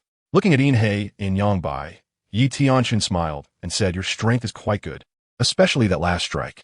The accompanying soul skill of a 100,000-year soul bone is something most people are often unprepared for. It can be used as a life-saving means. Not bad, not bad. Hearing such praise from their own master, both of them could only force a smile. In the end, they were actually thinking the same thing. But unfortunately, shaking their heads, Inhei and Yangbai slowly got up, looking at the already devastated land, and had a certain estimation of their own strength. In the distance, Shao was already dumbfounded, realizing that the master of the star-picking tower was actually so powerful. And Inhei and Yangbai, who usually kept a low profile, were unexpectedly strong. Indeed, among human soul masters, those who could cultivate to the Title Douluo level were not simple characters. Chapter 74. Tang San's Trail, Guest from Haotian Sect. Apart from being surprised, Shao also knew that she was still far from reaching the Title Douluo level, which strengthened her determination to cultivate. After a trial, Tianchen brought Inhei, Yangbai, and Shao back to the star-picking tower in Soto City. Everything seemed to have calmed down. However, in the Spirit Hall, it was not so peaceful in Qian Rinshue's room at this moment. Over the past few days, Qian Rinshue had thought about many things, her father's death, and the harm her mother Bibi Dong had suffered. Everything felt like scars etched into Qian Rinshue's heart. She didn't know what she should do now, or what she could do. After thinking for a while, Qian Rinshue suddenly stood up, and a flash of light passed through her eyes. That's right, the Tiando Empire. If I could resolve everything in the Tiando Empire, would my mother feel happy and accept me? No. Why should I make her accept it? In an instant, Qian Rinshue's mental state changed drastically. Perhaps, after countless disappointments, she had become stubborn. At this moment, far away in the forests of the Tiando Empire, two figures were panting as they looked at a village in the distance. This place was not far from Tiando City, located 800 miles east of Tiando City, surrounded by mountains. What lay before the two was just a small village that looked no different from other villages. Thin wisps of smoke were rising from various parts of the village. It was almost time for lunch. At the village entrance, a few mischievous children were playing, while in the nearby fields, many people were packing up their farming tools, preparing to return to the village for a meal. Spreading out the sheepskin map in his hand, Yu Xiaojiang carefully examined it again, and he was sure he had not made a mistake. This was the place. The map indicated that Haotian sect was right here in this small village. The once #1 sect in the world had actually fallen to such a state. The two figures were Tang San and Yu Xiaojiang. Ever since leaving Nodding City, Yu Xiaojiang had led Tang San on a mad dash straight to Haotian sect. In fact, it wouldn't just be Yu Xiaojiang. Even Tang Hao would be astonished if he were here. After Haotian's sect announced its closure, it had hidden itself away. That map was originally from several years ago. With the mindset of accepting what comes, Yu Xiaojing put away his map and walked with Tang San towards the seemingly unremarkable small mountain village. At the same time, he felt a sense of inexplicable emotion in his heart. Once upon a time, Haotian's sect was the #1 sect in the sole master world of Douluo Continent. But now, it had fallen to hiding in a small village, which was truly lamentable, although this allowed them to hide themselves well for a family with a powerful legacy. It was an enormous blow. Tang San looked at everything before him, and at this moment, he felt uneasy as well. The Haotian sect in front of him was so dilapidated. It was certainly his father's fault that the sect faced disaster, but at that time, did his father have any choice? Tang San also understood that he was Tang Hao's son, so he would naturally lean towards his father regarding this matter. But times had changed. It was no longer the time to pursue responsibility, but rather how to revive the sect and wash away the shame of the past. Amidst the swirling thoughts in his mind, Tang San and Yu Xiaojing had already reached the entrance of the mountain village. Just as he was about to step inside, several middle-aged villagers returning from farming blocked his way. "Please leave. We do not welcome outsiders here." The speaker was a burly middle-aged man, and as he spoke, there was a hint of confusion in his eyes as he scrutinized Tang San from head to toe. Tang San sighed inwardly, standing firm. "I am not an outsider. I'm just coming home." The middle-aged villager was taken aback. "Home? We don't have any noble young masters like you here. We are all country folks. What home are you returning to?" Tang San didn't need to look to know that the surrounding villagers were becoming tense. Their grips on their farming tools were visibly tightening. Their footsteps subtly shifted, hinting at an intention to surround him. Unwilling to waste time here, Tang San slowly raised his left hand, and dark light surged from his palm, carrying a heavy and imposing aura as the Haotian hammer quietly appeared. He tightened his grip on the hammer's handle and smiled slightly. "Is this enough to prove?" Upon seeing the Haotian hammer, several middle-aged men were initially taken aback, but their emotions quickly relaxed significantly, and when they looked at Tang San, their gazes were filled with respect. Without further obstruction, Tang San quickly began to ascend the mountain with Yu Xiaojing. Upon reaching the mountain peak, the view ahead suddenly opened up. On the other side of the rocky mountain, it was no longer monotonous. Looking ahead, several mountains were covered with abundant green vegetation. The two moved forward, one after the other, into the mountains. Through observation, Tang San noticed that this mountain range was quite peculiar. Most of the peaks were very steep, and the spaces between the mountains were formed by ravines. To enter the mountains, climbing up and down would undoubtedly lead to significant consumption of energy. If defenses were set up on each peak, it would require passing through one natural barrier after another. Even if the attackers outnumbered the defenders 10 to 1, they might not be able to breach the defenses. The terrain was indeed treacherous. Not long after moving forward, they reached the end of the mountain peak beneath them. At a height of 500 meters, clouds and mist swirled around. Tang San focused his gaze and couldn't help but smile. It turned out there was a thick iron chain at the end of the peak, extending into the distance, undoubtedly connecting to another peak. The mist concealed it well, making it difficult to notice unless one looked closely, although the iron chain swayed in the air. Anyone with a certain level of strength could stabilize themselves and walk across it. This was something even a level 20 soul master could easily accomplish. Tang San immediately understood the purpose of this arrangement. If enemies were to attack, they could retreat along the iron chain to the second mountain when unable to hold the first line of defense and then sever the chain. This way, they would not only have time to buffer, but could also continue to use the second mountain as a barrier against attackers. Such a design was undoubtedly clever. Tang San wasn't afraid of situations like the one he encountered in Notting City, let alone this small iron chain. Leaping into the air, he lightly moved his feet, and his entire body landed on the iron chain. The chain extended diagonally upward, indicating that the peak at the end was higher than the previous one. Using his soul power and his 6-year-old body, Tang San slid forward as if he were glued to the iron chain. Yu Xiaojing followed suit behind him. The distance between the two peaks was vast, nearly 1,000 meters. As they advanced, they gradually reached the midsection of the iron chain, where the influence of the mountains caused the chain to shake more and more violently, almost swaying left and right in unison. The amplitude was nearly 10 meters. The subsequent path felt like a constant repetition. Only the ravine between the mountains grew deeper and deeper. When they finally crossed the iron chain to the fourth peak, the condition of the chain began to change due to the cold and humidity.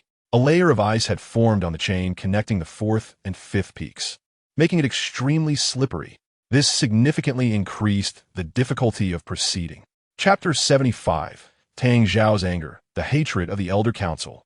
Finally reaching the mountaintop, Tang San didn't feel much, but Yu Xiaojing behind him had turned pale. This fifth peak was also the final peak to enter the Haotian sect. The reclusive Haotian sect was located atop this peak.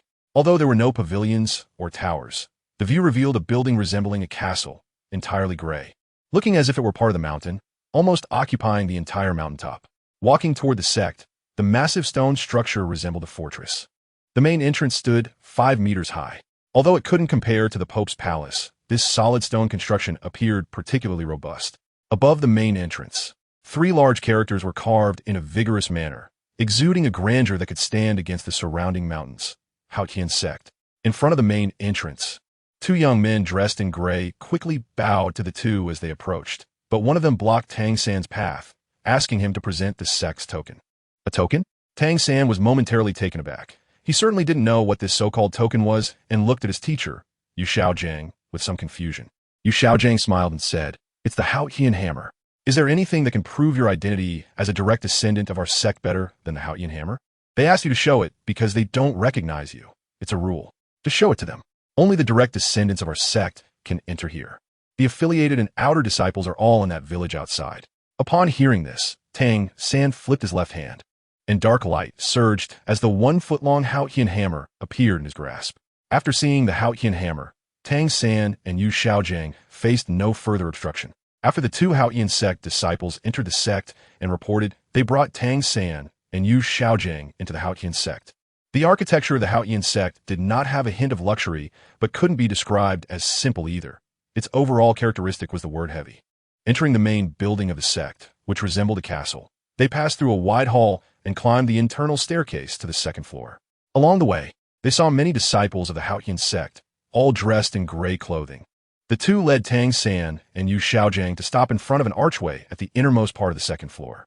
Raising his hand, he knocked on the door twice. "Sect Master, we have brought the people. Come in." A deep and resonant voice echoed from within the room, which sounded surprisingly familiar to Tang San, as it resembled his father Tang Hao's voice by at least 80%. Pushing open the door, he entered a room that was over 100 square meters in size, simply decorated with a wide table, bookshelves covering 2 walls, and 2 long sofas. An elegant noblewoman sat gracefully on one of the sofas. Upon seeing Tang San and Yu Xiaojing in their white attire, her pretty face instantly brightened with a warm smile. Tang San naturally spotted the noblewoman at a glance, but he was more captivated by the imposing figure behind the table.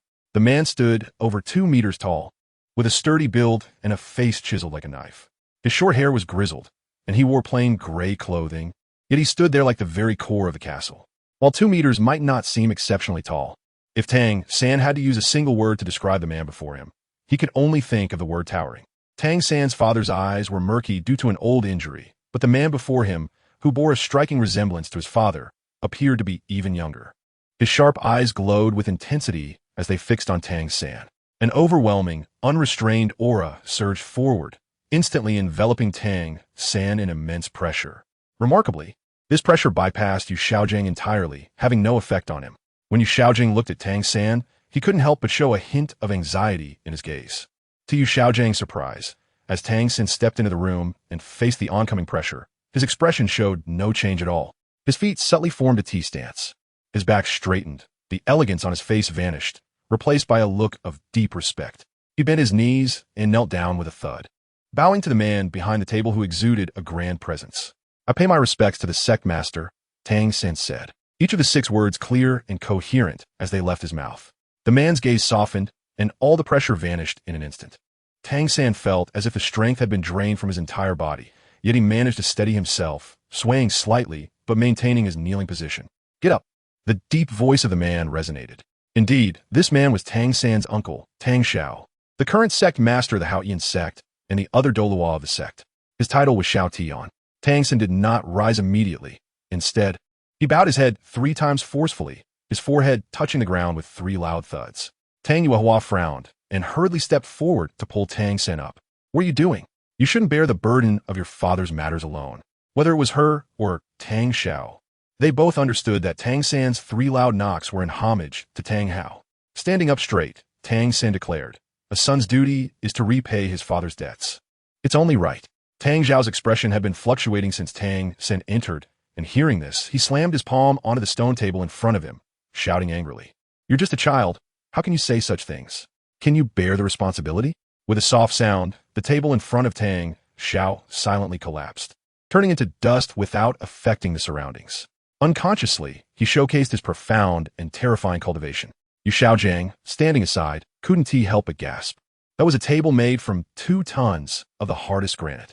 It was not difficult to smash it, but making it turn to dust without a sound was the real challenge. Tang Sen knelt down again, saying, "I don't know if I can bear it, but I am willing to use my life to serve the sect and do my utmost for it." Tang Xiao turned around and opened the window behind him. With a wave of his right hand, the stone dust on the ground was drawn up and flew out into the air. "Your father's matters are now being shouldered by a child. Tang Hao, are you really going to keep running away?" Listening to Tang Zhao's words, scenes of his father battling flashed before Tang San's eyes. "Sect Master, my father is not avoiding responsibility," he said. He has no face to face the sect. There is no right to return. Tang Zhao's voice trembled uncontrollably. "Is he okay?" Before Tang San could speak, Yu Xiaojiang interjected, under the title of Xiaotian. "The situation with Haotian is not optimistic. The reason I brought Tang San to Haotian sect is to have Haotian sect protect him.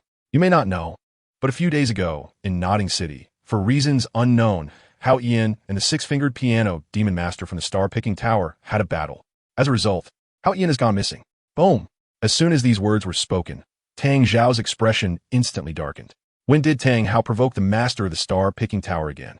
Without speaking, Tang Xiao fell silent, feeling a twinge of guilt and regret in his heart. But thinking of the resolute faces of the elders back then, a surge of anger ignited within him. If it weren't for those elders obstructing him, all fearing for their lives, his brother Haotian would not have been left so isolated. This dear nephew in front of MountTai have to hide from all sorts of forces at such a young age. He glanced at Tang San's youthful face. The 6-year-old child appeared resolute and courageous. Tang Xiao silently made a decision in his heart. 5 years ago, he lacked the ability to protect Haotian and Tang San. Now, he would never let Tang San suffer even the slightest harm again. "Forget it, little San. I will send someone to investigate your father's matter. Don't worry.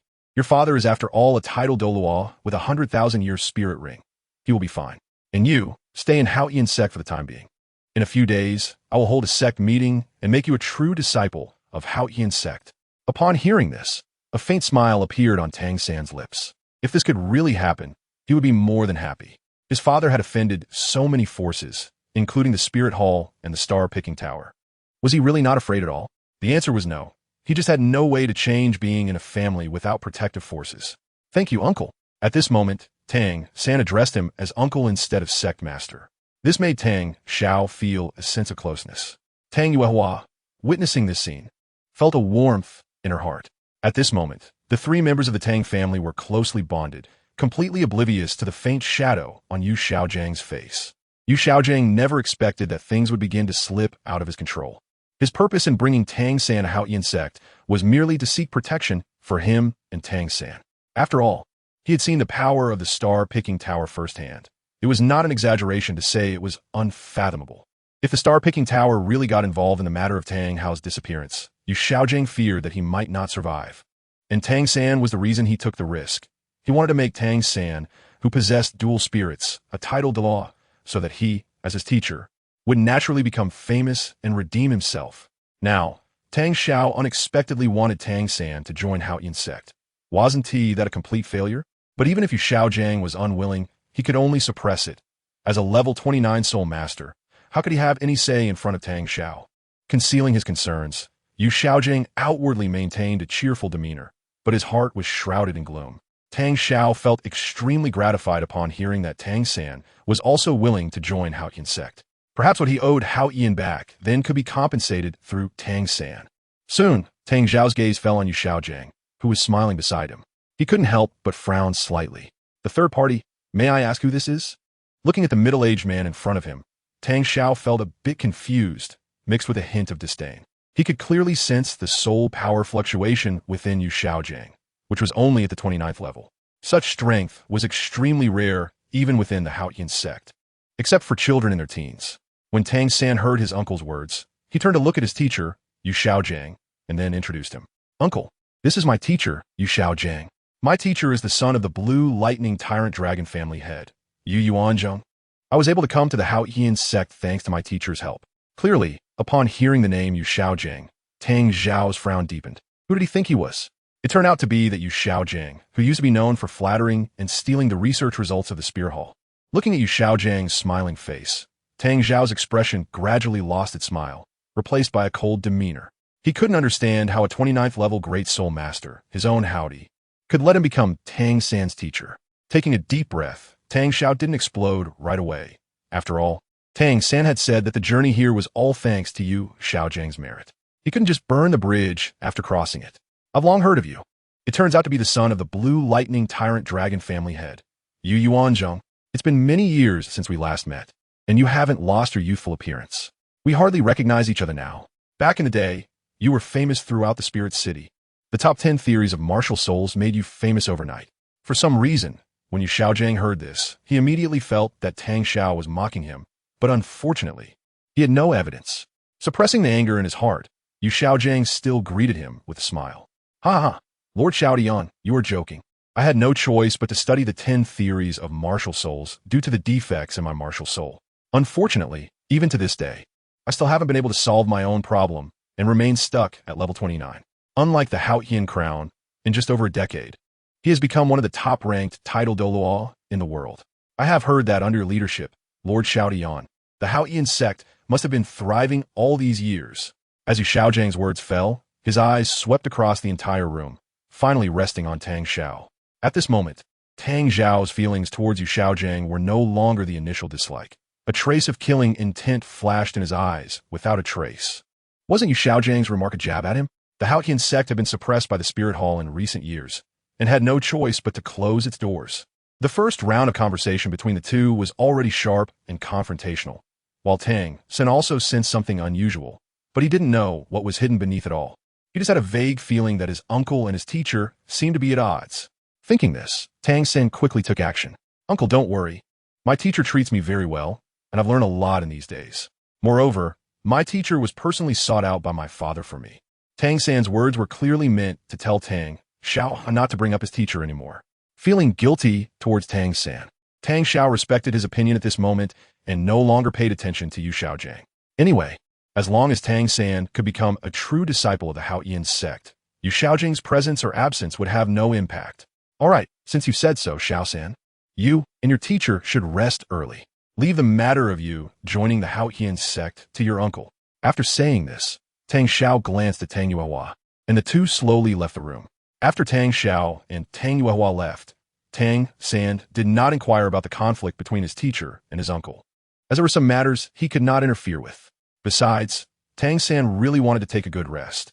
After so many days of traveling, he was just a little over 6 years old. Seeing Tang San starting to rest, Yu Xiaojiang felt a bit complicated, but he decided to take it one step at a time. This was not the time for worries. What if a turning point really appeared? Shaking his head, not long after, Yu Xiaojiang also fell into a deep sleep. Meanwhile, the departing Tang Xiao and Tang Yuehua quickly arrived at the main hall of the sect. Brother, this child Xiao San must have suffered a lot over the years. At such a young age, he is so sensible. One could even say he is shrewd. If only we could have kept Xiao San in the Haotian sect back then, he wouldn't have had to endure so much suffering. Nodding, Tang Xiao agreed. Yuehua, now that Xiao San is in the Haotian sect, I'm not worried about that. What I'm worried about is Haodong, the master of the star-picking tower. That six-fingered Zither devil, his strength is terrifying, rivaling that of the golden crocodile Douluo from the Spear Hall.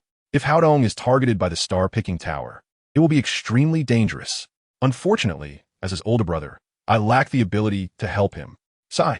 Just thinking about this made Tang Zhao's mood sink, and Tang Yuehua felt the same way. Compared to Tang Xiao, Tang Yuehua felt even worse.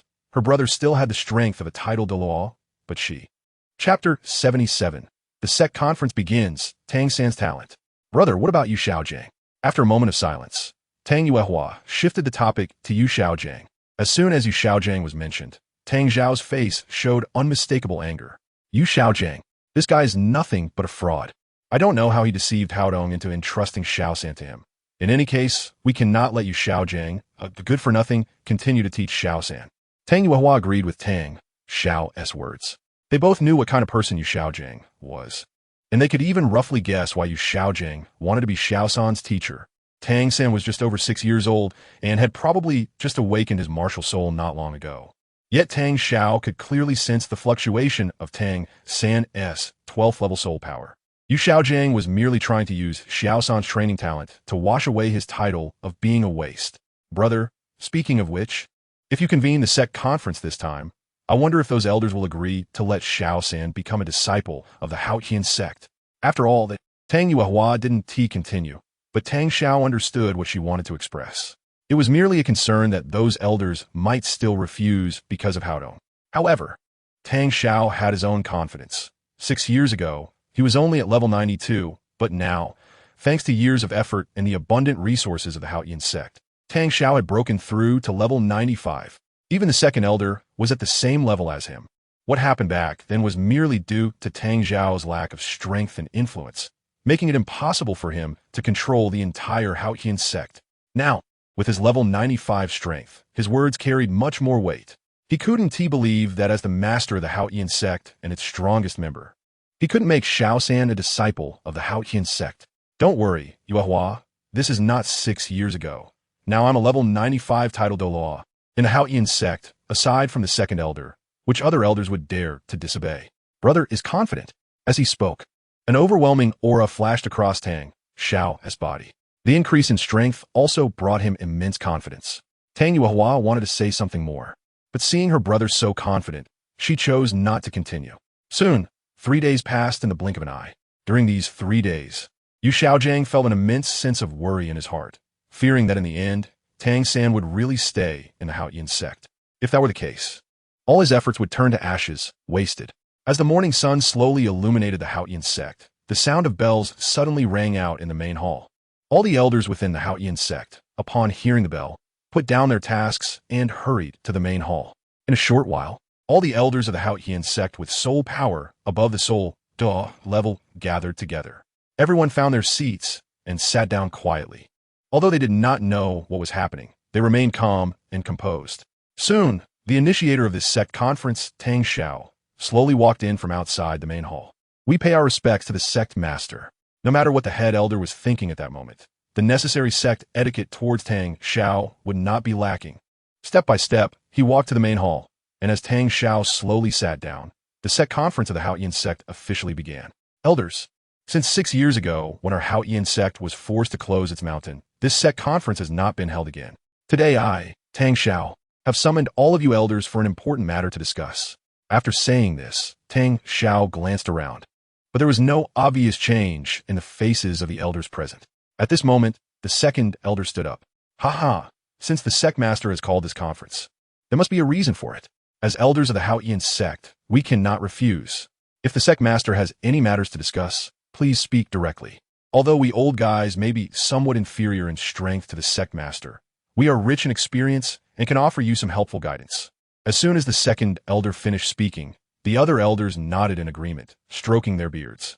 The peace of recent years had indeed brought more smiles to their faces.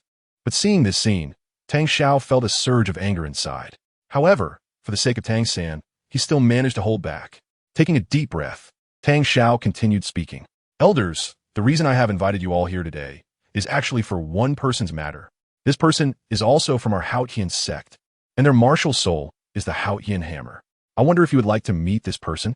As soon as Tang Xiao finished speaking, the elders of the Haotian sect became interested one by one. Logically speaking, there should be no one from the sect who had revealed themselves, but there are always exceptions. Let's meet them first. This is indeed a matter of concern for the sect master. Yes, our Haotian sect really needs to replenish its fresh blood. The elders expressed their opinions, but they would never have thought that the person Tang Xiao was referring to would be Tang San. In their hearts, their sect master had already given up on that thought 6 years ago, so he shouldn't be so foolish. With a slight smile, Tang Xiao was waiting for this moment. Yuehua, go and bring Xiao San and the others here. As Tang Xiao spoke, Tang Yuehua nodded and left with a smile. In a short while, Tang San and Yu Xiaojing followed behind Tang Yuehua and slowly entered the main hall. As soon as they entered the main hall of the sect, all the elders of the Haotian sect focused their attention on Tang San. They all instinctively ignored Yu Xiaojing. After all, Who among the talented individuals would still be at the 29th level in their middle age? At this moment, Tianchen also felt countless gazes directed at him. Sensing the terrifying aura of everyone present, Tianchen couldn't help but exclaim, "A dead camel is still bigger than a horse." Although the Tianchen sect lacks high-end combat power, there are indeed quite a few Douluo experts. Elders, this is Tianchen, and his martial soul is the Tianchen hammer. What do the elders think? With Tang Zhao's words, the elders of the Tianchen sect became interested and started to size up Tianchen. Not bad, not bad. This little guy, although only 6 years old, has a soul power of level 12, truly a rare genius. The sect master has a good eye. To have such cultivation at just over 6 years old, his innate soul power must be quite high. The second elder was also very pleased. This little guy indeed has good talent. Ha ha ha. Young friend, may I ask what your innate soul power is? With great interest, the second elder directly asked Tianchen. Upon hearing this, Tianchen glanced at his uncle, seeing his uncle smiling and signaling that he could speak freely, so Tianchen relaxed. Reporting to the elder, Tianchen is an innate full soul power. What? Did we hear that wrong? Innate full soul power? Our Tianchen sect has a disciple with innate full soul power? Several elders were stunned. They all knew what innate full soul power meant. As long as he doesn't fall, he will undoubtedly become a Title Douluo in the future. They couldn't help but take this seriously. Although they were hypocritical and timid in front of the spirit hall, it didn't mean they didn't have a bit of ambition. If the Tianchen sect could secretly cultivate such a talented disciple, it would only bring benefits and no drawbacks for the future of the Tianchen sect. At this moment, Yu Xiaojiang, standing beside Tianchen, also saw the reaction of the Tianchen sect elders. Their extremely excited expressions made Yu Xiaojiang feel uneasy. These guys actually wanted to compete with him for Tianchen. No way. But at this moment, he didn't have the right to speak up. Yet he understood that if this group of Tianchen sect elders knew that Tianchen was the son of Title Douluo Tang Hao, it would surely be even more exciting. Thinking of this, Yu Xiaojiang was not in a hurry. Everything was under control. Chapter 78, Yu Xiaojiang confesses, the elders are torn. The delighted elders of the Tianchen sect looked at Tang Xiao with much more relaxed expressions. Regarding the events of 6 years ago, it wasn't just Tang Xiao who felt anger. The elders of the Tianchen sect felt the same way. They always believed that protecting the Tianchen sect and ensuring its survival was the most important thing. They strongly disagreed with Tang Xiao's words and actions 6 years ago. At this moment, after hearing Tianchen say he had innate full soul power, the second elder's inner joy could no longer be contained. He slowly walked towards Tianchen and soon stood in front of him. "Kid, release your martial soul. We want to take a good look." As he spoke, his eyes were filled with desire and excitement. Upon hearing this, Tianchen did not hide. He gently raised his hand, and with a gathering of soul power, a remarkably exquisite small hammer appeared in front of the second elder. At the same time, a golden soul ring slowly rose beneath Tianchen's feet. Whether it was the second elder or the other elders of the Tianchen sect, they could tell at a glance that the age of Tianchen's soul ring was likely not low. Feeling the wave of level 12 soul power from Tianchen, the second elder trembled slightly. Staring intently at the soul ring beneath Tianchen's feet, his breathing began to quicken. The first soul ring has an age of over 400 years. Incredible, simply incredible. This is truly a gift from heaven for our Tianchen sect. Turning his head, the second elder looked at the many elders in the elder seats, and the smile on his face already said it all. "Sectmaster, if we are to accept this young friend into our Tianchen sect, I and the other elders will definitely all agree. Such a terrifying talent is something rare and hard to come by." As the second elder's words fell, Tang Zhao's heart was also filled with joy. He knew that with Tianchen's solid talent, the elders of the Tianchen sect would definitely not oppose. Indeed, this kind of terrifying talent is truly rare in the world. And our Tianchen sect, eager to cultivate talent, would naturally not let such a gifted disciple fall into obscurity. Exactly. The second elder's words are very right. We all support what the second elder said. As the other elders chimed in, Tang Xiao knew that today's matter was practically settled. Ha! Since all the elders think this is feasible, then from now on, Tianchen will be a disciple of our Tianchen sect. Does anyone have any objections? After Tang Xiao spoke, he looked at the elders, and they all shook their heads. How could they have any objections to such a good disciple? Just as everything was about to settle, Yu Xiaojiang could no longer hold back. A hint of a sinister smile appeared at the corner of his mouth. Originally silent, he directly stood up. "Everyone, I am Yu Xiaojiang, and my father is the head of the Blue Lightning Tyrant Dragon family. Yu Engine, Tang San is indeed my disciple, and I am extremely excited that he can become a disciple of the Haotian sect today. I am happy for Xiao San. However, I have a small request. Unsure whether to speak or not, when Yu Xiaojiang said this, the second elder and the others were momentarily stunned. They began to ponder in their hearts. How did Yu Xiaojiang come to their Haotian sect? And he is actually Tang San's teacher? However, when they thought that he was from the Blue Electric Tyrannosaurus family, the elders did not pursue the matter any further. The second elder smiled slightly, appearing very kind. As a friend of the Blue Electric Tyrannosaurus family, and as Tang San's teacher, you can speak freely. We are all ears. After he finished speaking, the other elders also nodded in agreement. For some reason, at this moment, Tang Xiao suddenly felt that something was wrong. Sure enough, when Yu Xiaojiang opened his mouth, everything was about to change dramatically. Since the elders of the Haotian sect are willing to listen to me, I will speak frankly. It is rumored in the world that the Haotian sect is the leader of the top 3 sects, and as a member of the Blue Lightning Tyrant Dragon family, I, Yu Xiaojiang, naturally understand this very well. What I want to say is a small request. Tang San's father and I go way back, but unfortunately, Tang San's father is being hunted down due to some trivial matters. I wonder if the elders of Haotian could extend a helping hand to save Tang San's father from peril? If so, not only I, Yu Xiaojiang, but I believe Tang San would also be immensely grateful to all of you elders. Upon hearing this, Tang San felt deeply moved. His teacher had never sought any benefits for himself, but instead thought of him and his father at every turn. Thinking of this, Tang San's eyes became a bit moist. But more than that, there was a sense of anticipation, hoping that the elders of the Haotian sect could lend a hand to help his father. This included the second elder and the other elders of the Haotian sect, who exchanged glances with each other. However, they quickly came to the conclusion that what help could Tang San's father provide? After all, they were all stronger than Title Douluo. In this vast world, where can't they go? Lord Yu Xiaojiang, please speak plainly. What exactly has happened to Tang San's father? Whatever we can do to help Tang San's father, we will definitely lend a hand. As the foremost of the 3 great sects, this small matter is, of course, our responsibility. At this moment, Tang Xiao felt that the situation was about to spiral out of his control, and his hatred for Yu Xiaojiang reached its peak. This guy had to step in at such a critical moment.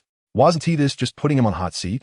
A trace of a smile flashed across Yu Xiaojiang's lips, and he didn't hesitate to begin speaking slowly. As an elder of the Haotian sect, in fact, all the elders recognized Tang San's father. He is the Haotian Douluo Tang Hao. Tang San is indeed the son of Haotian Douluo. Speaking of which, he is one of your Haotian sect members. Boom.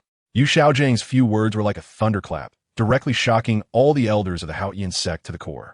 They never expected that Tang San would be Tang Hao's son. After all, according to reason, 6 years ago, after they refused him sternly, Tang Xiao Shu and Ti have brought up such matters again. Yet, it had happened again.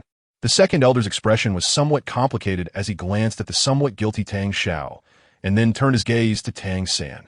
To be honest, he had high hopes for Tang San, but after all, he was Tang Hao's son, a sinner of the Haotian sect.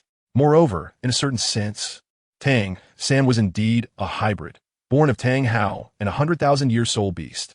He hesitated, while the other elders of the Haotian sect were different. During the 5 or 6 years since Tang Hao's disappearance, they had lived comfortably for too long. Why would they want to provoke anything related to Tang Hao? What if the people from the Spirit Hall found out that they had secretly accepted Tang Hao's son? If they took action against the Haotian sect, they would be utterly powerless to fight back. At that time, they would be like lambs to the slaughter. This caused the other elders to start discussing among themselves, and their expressions toward Tang San and Tang Xiao suddenly changed drastically. Seeing the plan take effect, although Yu Xiaojiang appeared to be worried on the surface, he was already smiling inside. But this is not over. He still needs to add fuel to the fire for the Haotian sect. A few elders of the Haotian sect? How do you all feel about this? Are you willing to assist Tang San's father? I, Yu Xiaojiang, will speak frankly. Some time ago, for some unknown reason, the high priest of the Haotian clan had a conflict with the master of the star-picking tower. After a great battle, the high priest went missing, which is why I hurriedly brought Tang San to the Haotian sect, hoping he could receive the protection of the sect. It seems that the elders are righteous and will surely not abandon Tang San or the high priest. Suddenly, several elders from the Haotian clan stood up upon hearing this. What does this mean? This guy Tang Hao not only provoked the Spirit Hall, but now even the star-picking tower has become involved? Instantly, The atmosphere on site became strange. Tianchen looked somewhat at a loss at the elders of the Haotian sect in front of him. He did not know why all this was happening, but he could feel that his teacher was still pleading for his father. This moved Tianchen deeply. Chapter 79. Tang Zhao's determination, chaos in the Haotian sect. No matter what others think at this moment, Tang Zhao's heart is filled with the desire to kill Yu Xiaojiang on the spot. This guy is so indiscreet that he actually revealed this matter. It's simply detestable. Yet, Tianchen still has a grateful and respectful demeanor, which makes Tang Zhao even more furious. At this moment, the second elder's mind flashed with the four characters. Zhaixing Tower Master. What does the Zhaixing Tower Master represent? Even though the Haotian sect has sealed off the mountains and does not go out, they still know something. 5 years ago, the Zhaixing Tower Master single-handedly went to the Seven Treasure Glazed Tile School and completely shattered it. It's important to note that the Seven Treasure Glazed Tile School had 2 Title Douluos above level 95. Moreover, according to known information, the Zhaixing Tower Master's strength is not inferior to the Golden Crocodile Douluo. Back then, a Golden Crocodile Douluo almost swept through their entire Haotian sect, making everyone afraid to act recklessly. Now that Tang Hao has provoked the Zhaixing Tower Master, if he accepts Tang San, the second elder cannot imagine what kind of devastating blow this could bring to the Haotian sect if the Zhaixing Tower Master finds out about it. Furthermore, by that time, the Spirit Hall will certainly learn of this matter. Under the pressure of these two major forces, where will the Haotian sect go? These are all things the second elder needs to consider. At this moment, some elders present have already begun to speak. I thought he was an extraordinary person, some kind of genius, but it turns out he is the offspring of that sinner Tang Hao. How did such a person come to our Haotian sect? Sectmaster, shouldn't you give us an explanation? Tang Hao is the disaster star of our Haotian sect, and what you are doing is quite baffling. In my opinion, we should quickly expel Tang San from the Haotian sect. Otherwise, if the Spirit Hall and the Zhaixing Tower discover his whereabouts and blame it on our Haotian sect, what will you all use to resist? The century-old foundation of the Haotian sect must not be interrupted like this. Sectmaster, please listen to the advice of us old men. Quickly send Tang San, this disaster child, down the mountain. This will ensure the safety of our Haotian sect. This is the right path. Listening to the elders' angry tones and their accusations against him, Tang Xiao could no longer suppress his anger. Straining to calm himself down, Tang Xiao turned his gaze to the second elder, wanting to know what the second elder was thinking. Feeling Tang Xiao's gaze, the second elder's expression flickered. But upon hearing his colleagues' complaints one after another, he could only sigh helplessly. Sectmaster, although the elders are speaking quite extreme, they are not without basis. The century-old foundation of our Haotian sect is indeed hard to come by. If it is destroyed over such a trivial matter, we will have no face to meet the old sect master after we die. Therefore, no matter how monstrous Tang San is, our Haotian sect cannot accept him. I hope the sect master can understand that the interests of the Haotian sect must always come first. Upon hearing this, Tang Zhao's remaining hope instantly turned cold. He should have known that it would end up like this. As Tang Zhao's expression turned cold, the soul power within him began to surge violently. The soul power of level 95 suddenly erupted, and 9 soul rings of yellow, purple, and black slowly rose beneath Tang Zhao's feet. The exquisitely crafted Haotian hammer instantly appeared in his hand. Elders, 6 years ago, I already compromised with you. You a bunch of cowardly and timid people. What face do you have to stay in my Haotian sect? Today, regarding Tang San, regardless of whether you agree or not, Tang San will be a disciple of our Haotian sect. If the Zhaixing Tower and the Spirit Hall blame us in the future, all consequences will be borne by Tang Xiao alone. Elders, is this acceptable? Hearing Tang Zhao's cold words, both the second elder and the other elders changed their expressions. They did not expect Tang Xiao to be so strong and forceful.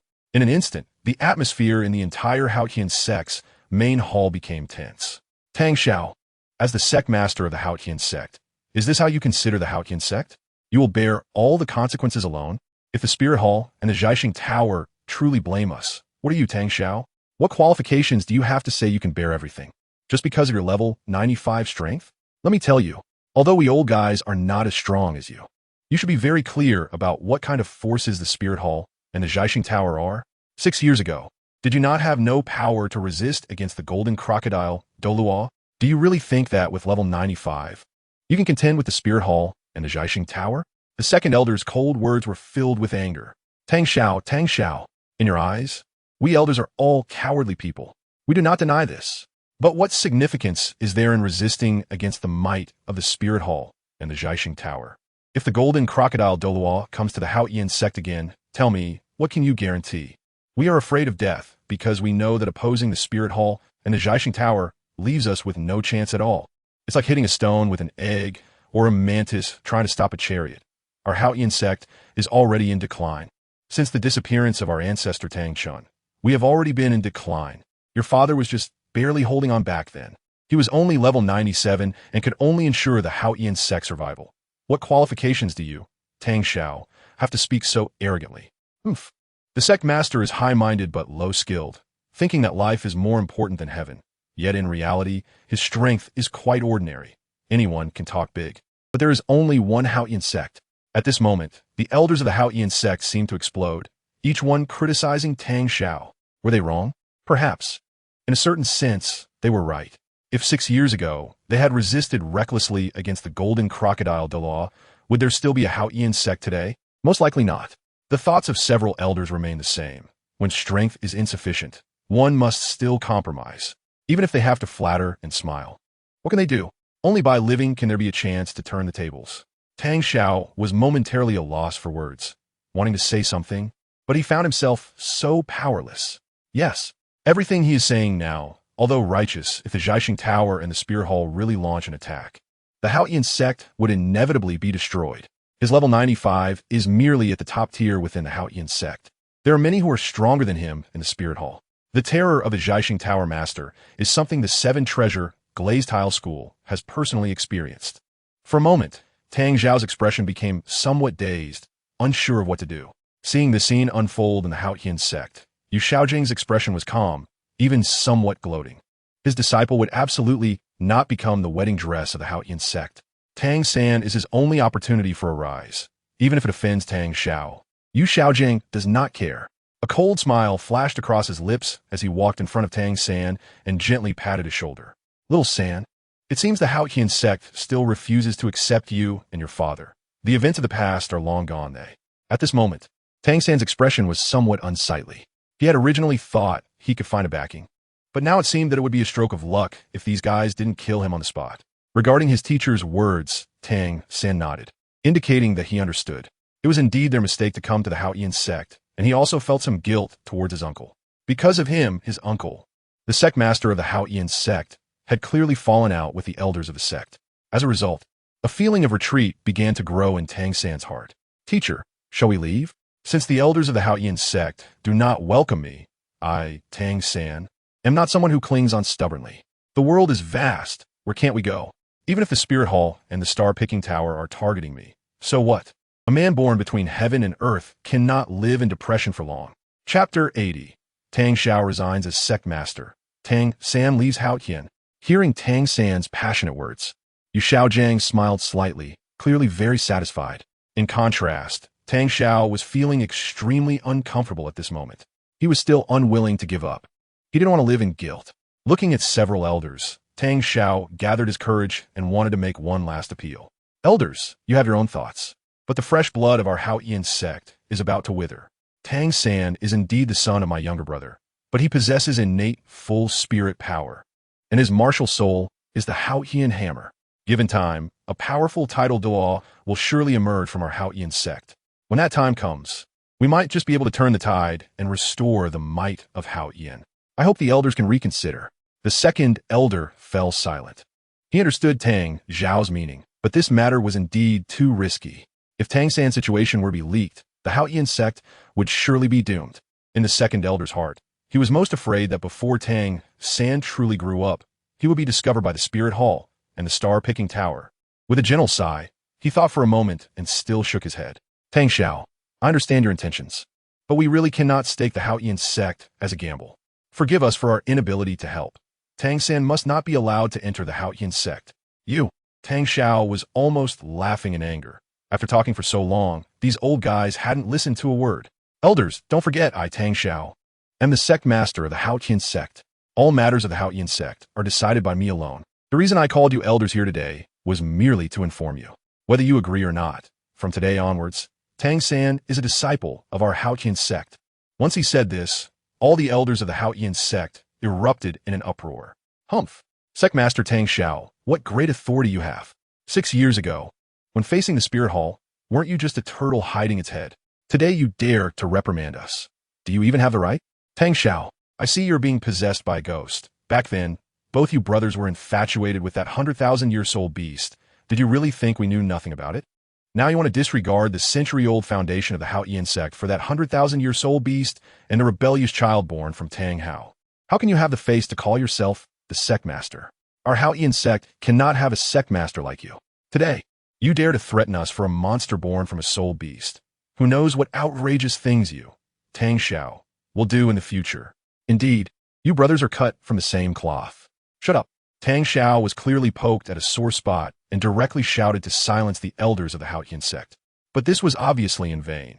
They not only did not obediently close their mouths, but instead escalated the situation, bringing up all the matters between Tang Xiao, the Blue-Silver Emperor, and Tang Hao. This left Yu Xiaojiang's jaw dropped. He only knew that Tang Hao was involved with a 100,000-year soul beast, but he never expected that both brothers were deeply knowledgeable about this matter. As expected of brothers, our tastes are indeed the same. When Tang San heard the elders of the Haotian sect discussing his father and mother so recklessly, the humiliation made countless killing intents flash in his eyes. If it weren't for his insufficient strength at this moment, he would have exterminated these elders one by one. Good, good, good. So this is how you elders treat me, the sect master of the Haotian sect. Ha ha ha. Since that's the case, I have no reason to stay in the Haotian sect. From now on, I, Tang Xiao, am no longer the master of the Haotian sect.